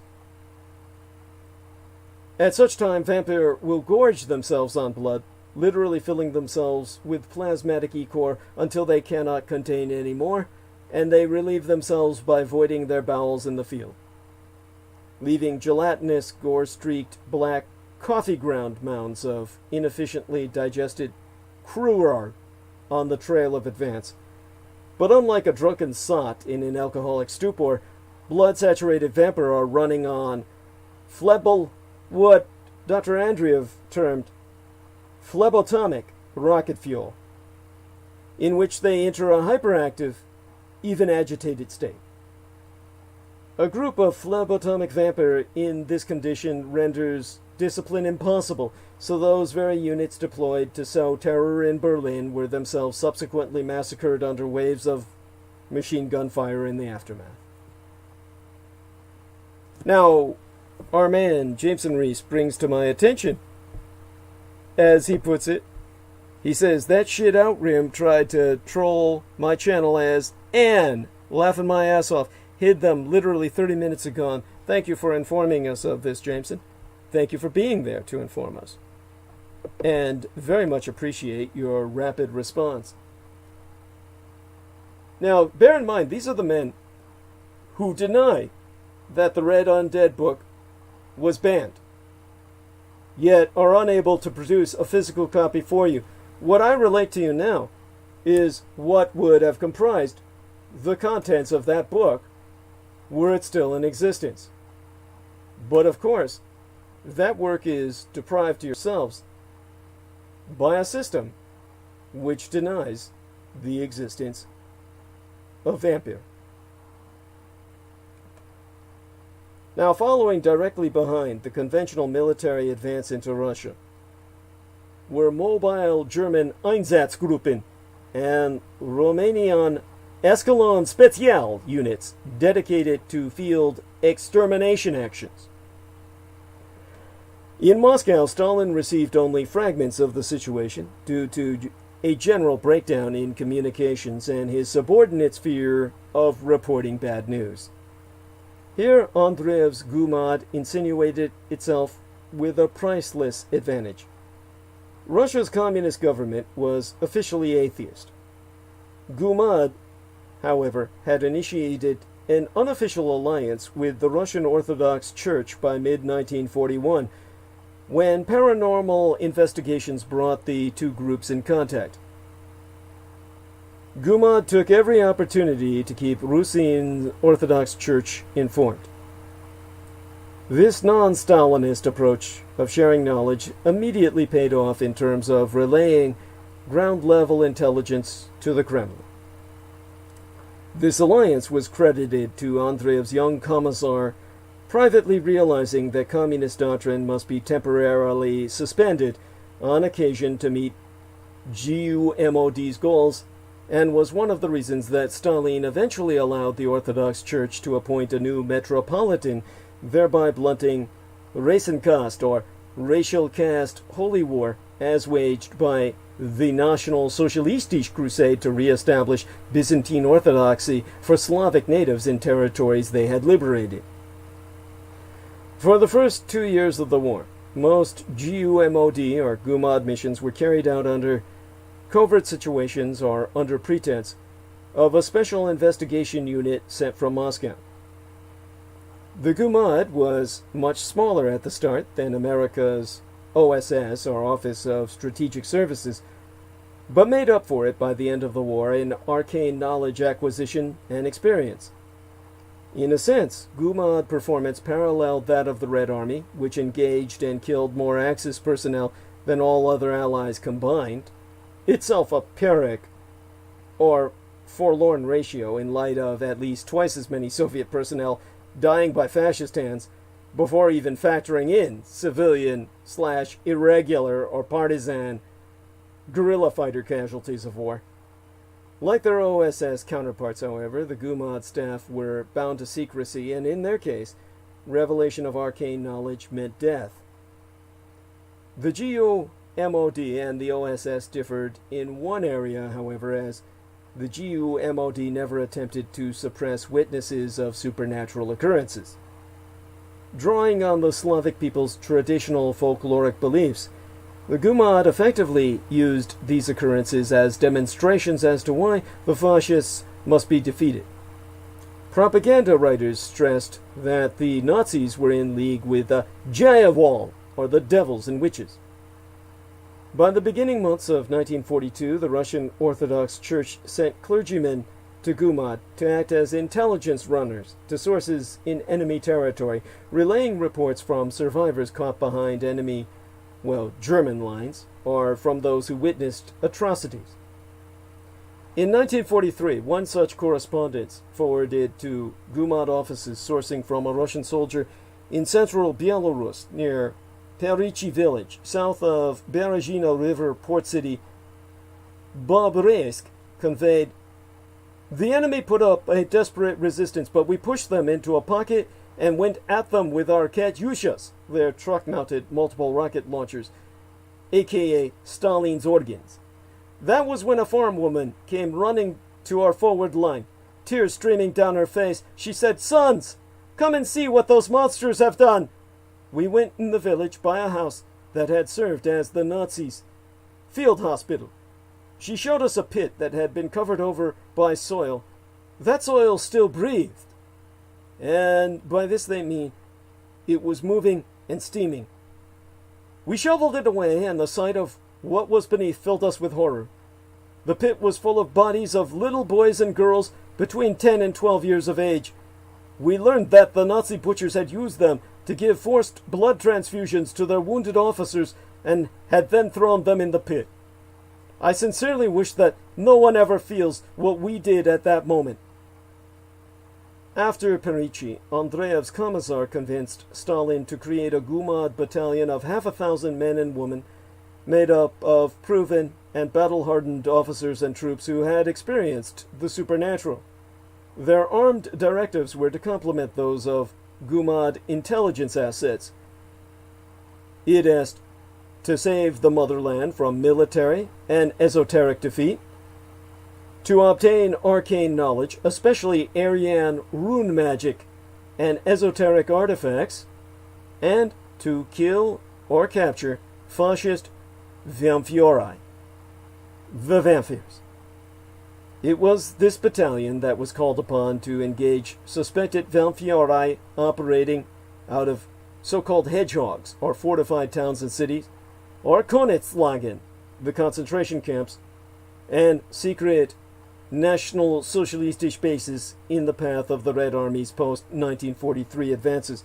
They participated in the liberation of Totenslagen, or death camps, and assaults on centers of fascist supernal activity, notably Castle Dietrich in Romania, Castle Dracula, during the failed Soviet invasion of that nation in the spring of 1944, and the multi-castellated Dracula Line, and ultimately Hitler's Führer bunker in Berlin, as heavy losses sustained by German armies in repulsing Russia from Romania exacerbated the effects of Germany's defeats in the Ukraine and made it more difficult to contain the Soviet advance towards the capital of the Reich itself. Now, leery of attempting to forge a direct route to Berlin, Stalin had instead intended to move deep into the Balkans as soon as possible with hegemony in mind, whilst pursuing a broad front strategy of keeping the Germans under pressure everywhere. Contrary to the Anglo-American propaganda of a projection of the Soviet Juggernaut rolling over all opposition, many were the areas where the combination of communist overreaching in the face of skillful counterstrokes by the still dangerous nucleus of German combat veterans and their axial allies produced sharp and bloody defeats for the Red Army. The abortive Russian adventure into Romania in April and May of 1944 was one of these many military failures, forgotten by a Soviet Union whose rulers suppressed such realities, and hidden by the Western military attachés who portrayed their communist ally as an invulnerable enemy. In this case, the Red offensives to eliminate fascist Romania as Germany's partner, whilst cutting off the vital Ploesti oil fields where the United States had failed, and provide a base from which to consolidate Soviet power throughout the Balkans, were doomed when the already fragile Soviet logistical lines were snapped by Hitler's own scorched earth strategy, and spring floods enabled Axis forces to inflict no less than 200,000 known and counted fatalities, in the water-shocked Ukrainian frontal operations, forcing operational abortion. The Red Wave had crashed and receded before the Dracula line of blood, steel, and raging river rise. Still, as teams of NKVD experts combed through former Axis arsenals, looking for prototypes and plans to ship east to Shiraska labs, there to join the captured Nazi rocketeers and atomic scientists, including Werner von Braun's brother Heinrich, also a Rocketeer, or rocket scientist, Gumad recovery specialists who uncovered magical tomes, or Artilica, powerful artifacts melded with highly advanced technologies and attuned to ethno-specific genotypes to restrict deployment, expressed to ultimate occult elitism a small group of people controlling and manipulating far-reaching semiotic systems in the name of a higher social truth, specifically Marxism in theory and practice per Stalin's totalitarianism. Careers could be made with the acquisition of a single grimoire or pentacle. Gumad and the NKVD went deep black, that means off the organizational charts, circa 1943, both functioning at full capacity but under the supermerged fiscal oversight of the NKGB, the Narodny Commissariat Gosudarbstvenoye Bezopeshnosti, the People's Commissariat for State Security, combining supra-departmental responsibilities regarding intelligence, counterintelligence, terrorist actions on the territories occupied by Germans, usage of operational techniques, censorship, control of the state archives via assumption of gulagery, the prison system which ran all of Russia's records, etc., from April 1943 through to March of 1946. A monstrous bureaucratic morass anticipating Homeland Security's departmental mélange. Both were dismantled at the time of Stalin's death a decade later and Beria's execution shortly thereafter.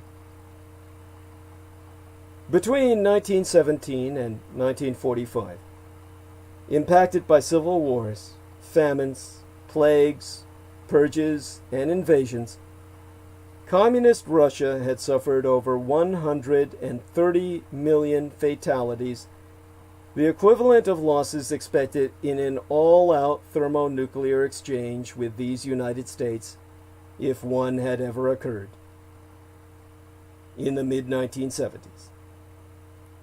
A depopulation from which the great Russian ethnos was never to recover. The Slavic Russian populations have been declining inexorably since the post-1945 baby bump. They never had a baby boom. And now faces marginalization paralleling the experience of many Aboriginal tribes. And Stalin's Red Reign was to last nearly another decade. Under the absolute rule of this excommunicated soul, the Soviet Union recovered from the great patriotic war phase of revolutionary struggle, digested its conquests, and plotted global domination. But even including the newly annexed but human resource depleted territories, the Soviet population was now in Allied intelligence circles known to all responsible posts as left treading waterline with only 170 million survivors. Compare that to the Empire of Japan's ceasefire population of 120 million. And many of these survivors in the Russian Empire, unlike the Japanese, which were overwhelmingly ethnically homogeneous, were instead members of suspect minorities such as Jews, Germans, Chechens, Tatars, Poles, Finns, etc. Indeed, by factoring out such non-Russian Soviet citizens, the core Slavic population of the USSR was left equal to that of post-1945 Japan.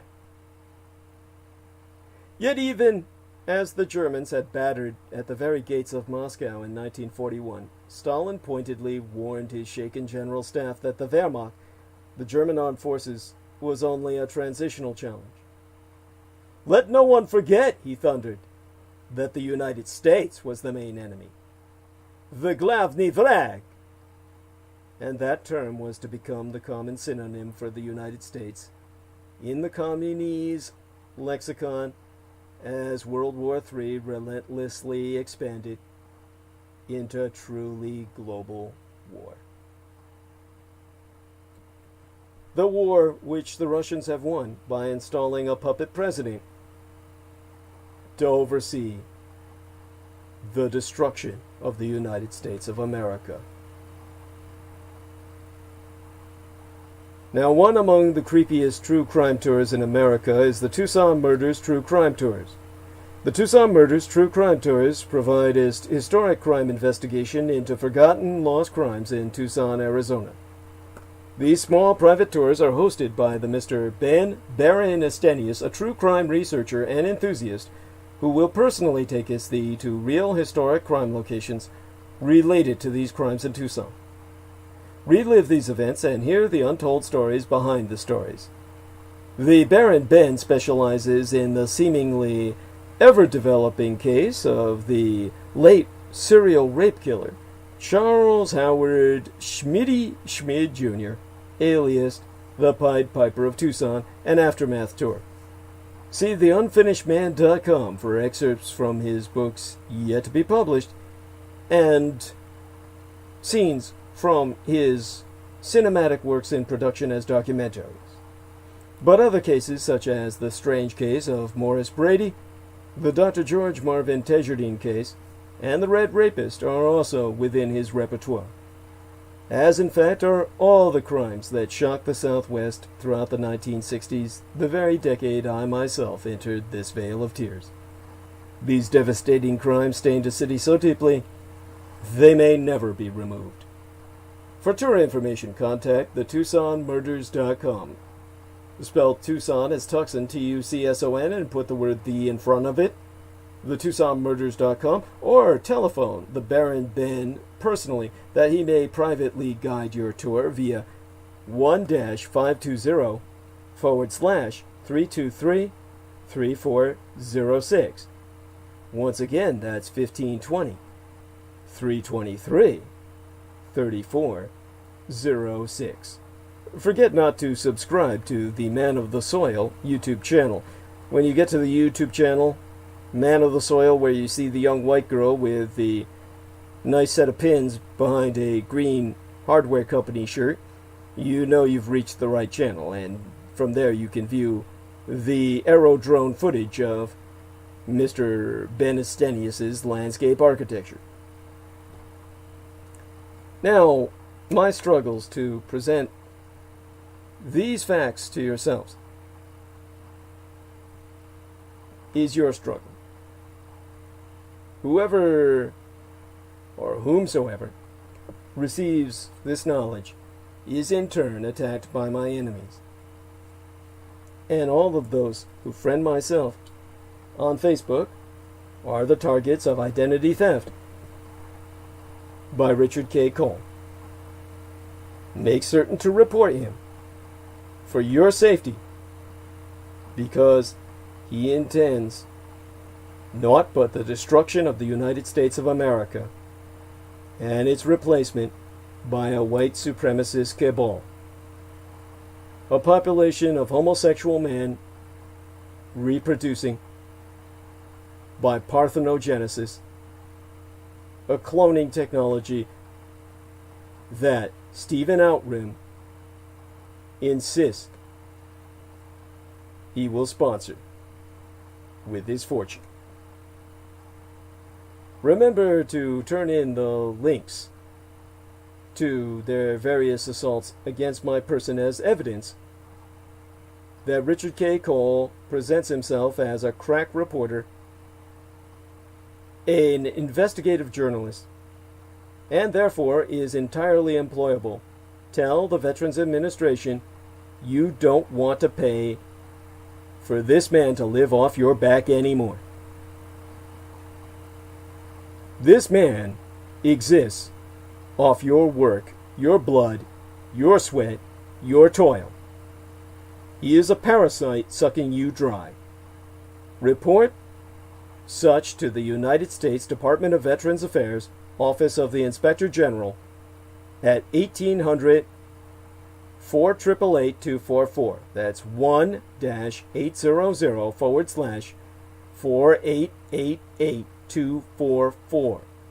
1800-488-244. And submit complaint at www.va.gov/OIG for Office of the Inspector General /hotline. Inform them this individual is openly disseminating feloniously forged federal military documentation, a federal crime, altered federal military documentation, and false federal military documentation illegally writ on governmental letterhead to defraud the American public.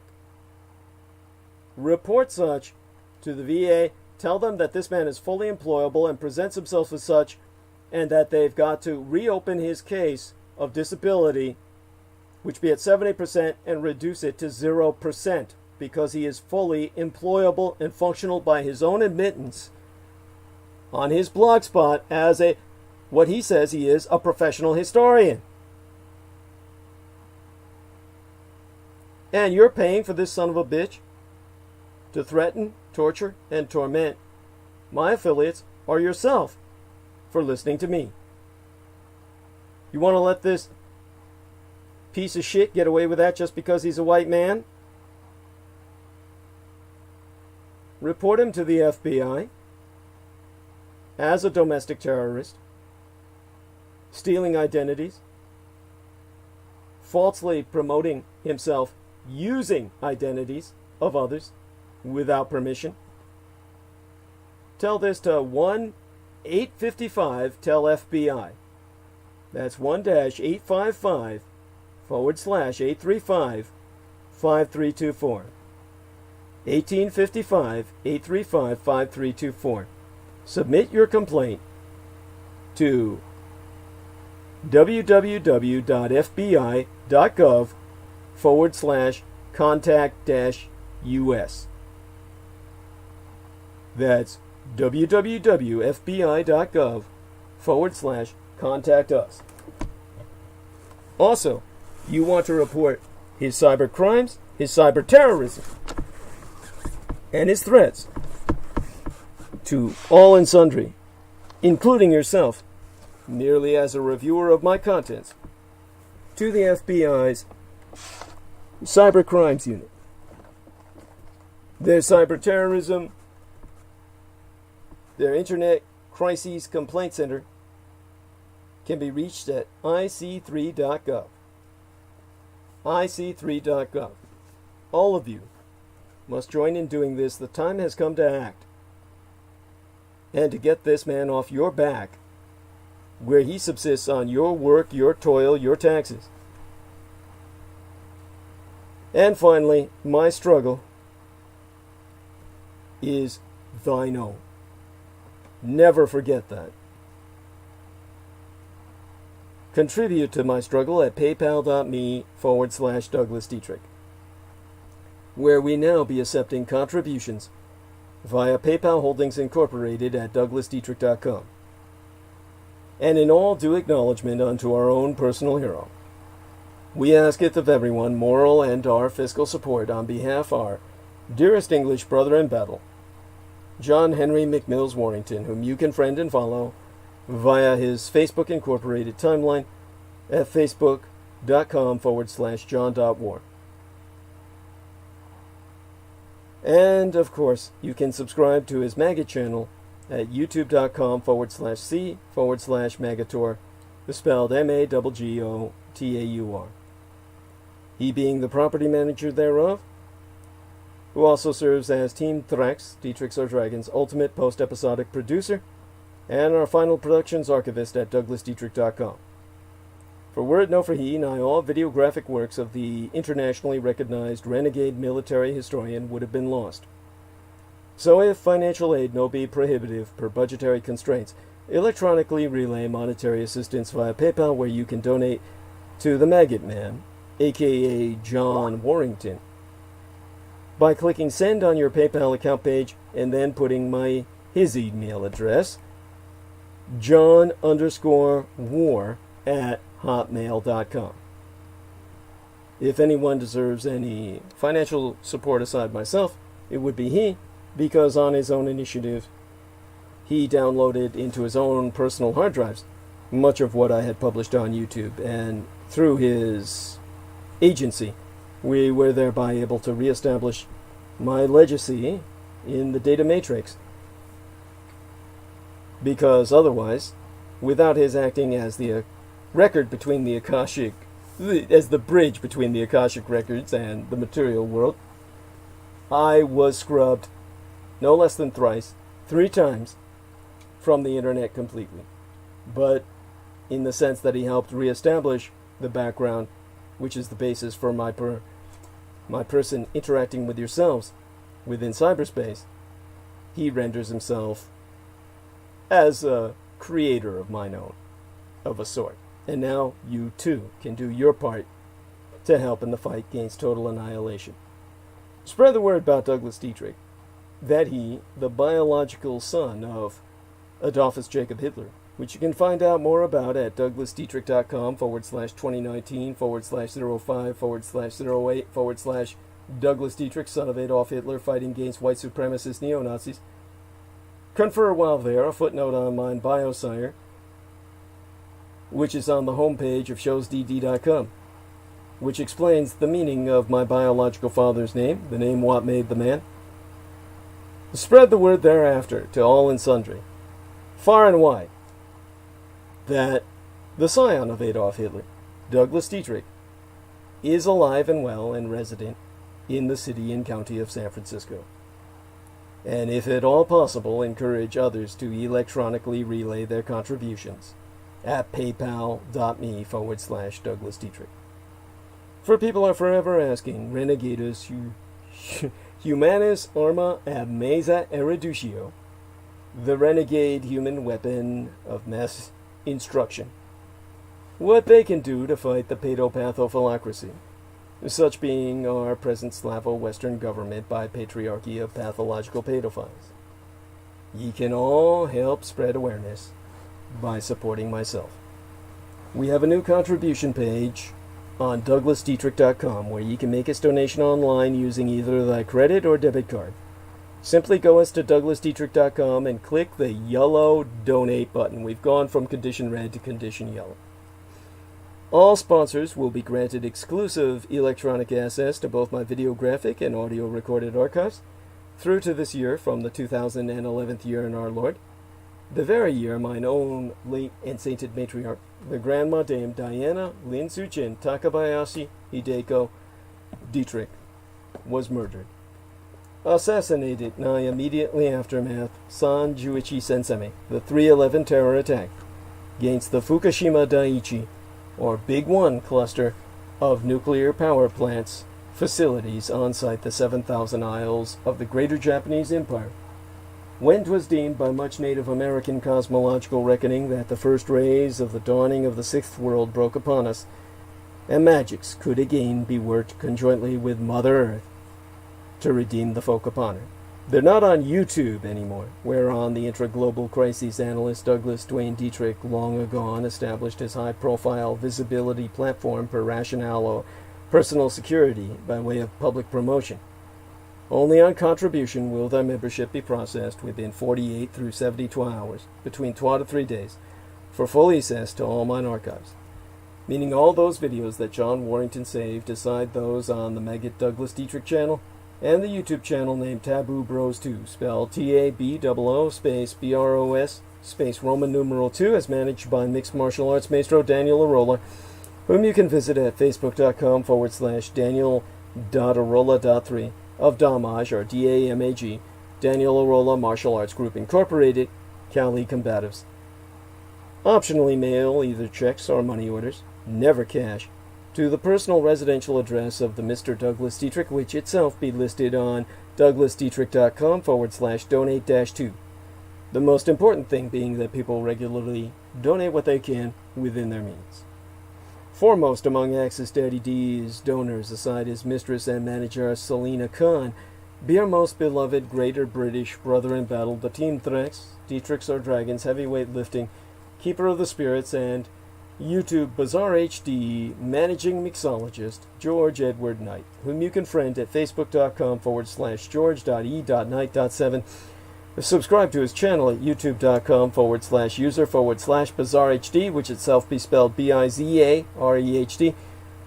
He being mine own personal hero who has substantially delivered towards my salvation from the streets, and whose self-produced videos entitled How the United States Won World War I and Why We Are Still Legally at War with the Failed Reich both be factually substantiated per mine own expositions, as well as his third work in production, the Thousand Year Reich-In-Exile, subtitled The Third Reich's Flügelrad and Hannibal Technology, being trailered upon his same channel. That production I need to get him some information about so that he can complete it. Indeed, the last Dietrich Guglius, son of Dietrichs or son of a dragons, Anglo-corrupted as Dracula's, expositions via YouTube, would not be possible sans generous benefactions from my listeners on a monthly basis.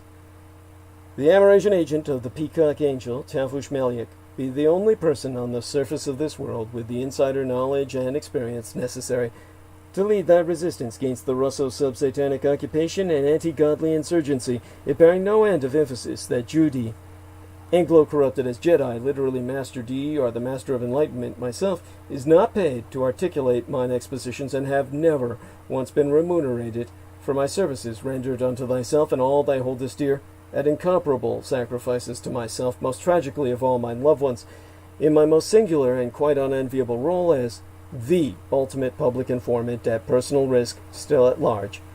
Your taxation cannot support myself as I be denied access to the United States Department of Veterans Affairs, benefits and or services due dishonorable discharge. So again, go to paypal.me/Douglas Dietrich and enter mine remunerative compensation. The very survival of the human species be at stake, and I am not exaggerating. Do not wait. Donate now. It be appreciated beyond my ability to express in any language. As well, forget not to subscribe to the Douglas Dietrich YouTube channel at youtube.com/C/Douglas Dietrich and click that notification bell in order to receive notifications that live streams has started. Even if you be subscribed, you will only receive notifications if you select all in notifications. To re-emphasize, subscribe to the Douglas Dietrich YouTube channel at youtube.com/C/Douglas Dietrich and tune in at 8 p.m. Eastern Daylight Time. That would be 5 p.m. Pacific Daylight Time every Sunday and Wednesday on the night tide or eventide. And click that notification bell in order to receive notifications that live streams have started. Finally, most importantly, above and beyond all else, subscribe at douglasdietrich.com and donate at paypal.me/Douglas Dietrich. Sponsors will be granted exclusive access to the online archives, including all video and MP3 recordings of Douglas Dietrich from 2011 through to the present. Make it certain to sign in to those archives once you've made donation. If you have problems, ask my managers or John Warrington. I myself don't really work with a website to any degree. I want to thank everyone. Going to take a last look at the live stream. Going to talk with Jameson Reese privately a few minutes thereafter. He says, thanks to all our supporters and family and all a good morning. Bless him for that. We've been on almost 10 hours, and God knows I could still go on for a few hours at least on this subject, and many more besides, and we'll do so before we reach the end of the month and Halloween. So, alright, with that, one final check into who's watching or how many, and still essentially the same amount. Alright, I can take pride in that. I can hold attention for the longest period of time. Blessed be, and join us on Wednesday midweek, and hopefully I would have recovered from my inappropriate indulgences by then, enough to even speak coherently. With that, of course, I want to thank Derek Talley and Jameson Reese, Pac One Morales, and Peter Moon. And I'm going to stop streaming, but maintain Jameson Reese online for whatever he needs to tell me. My thanks unto all, and to all a good night. I'll be with you all in spirit.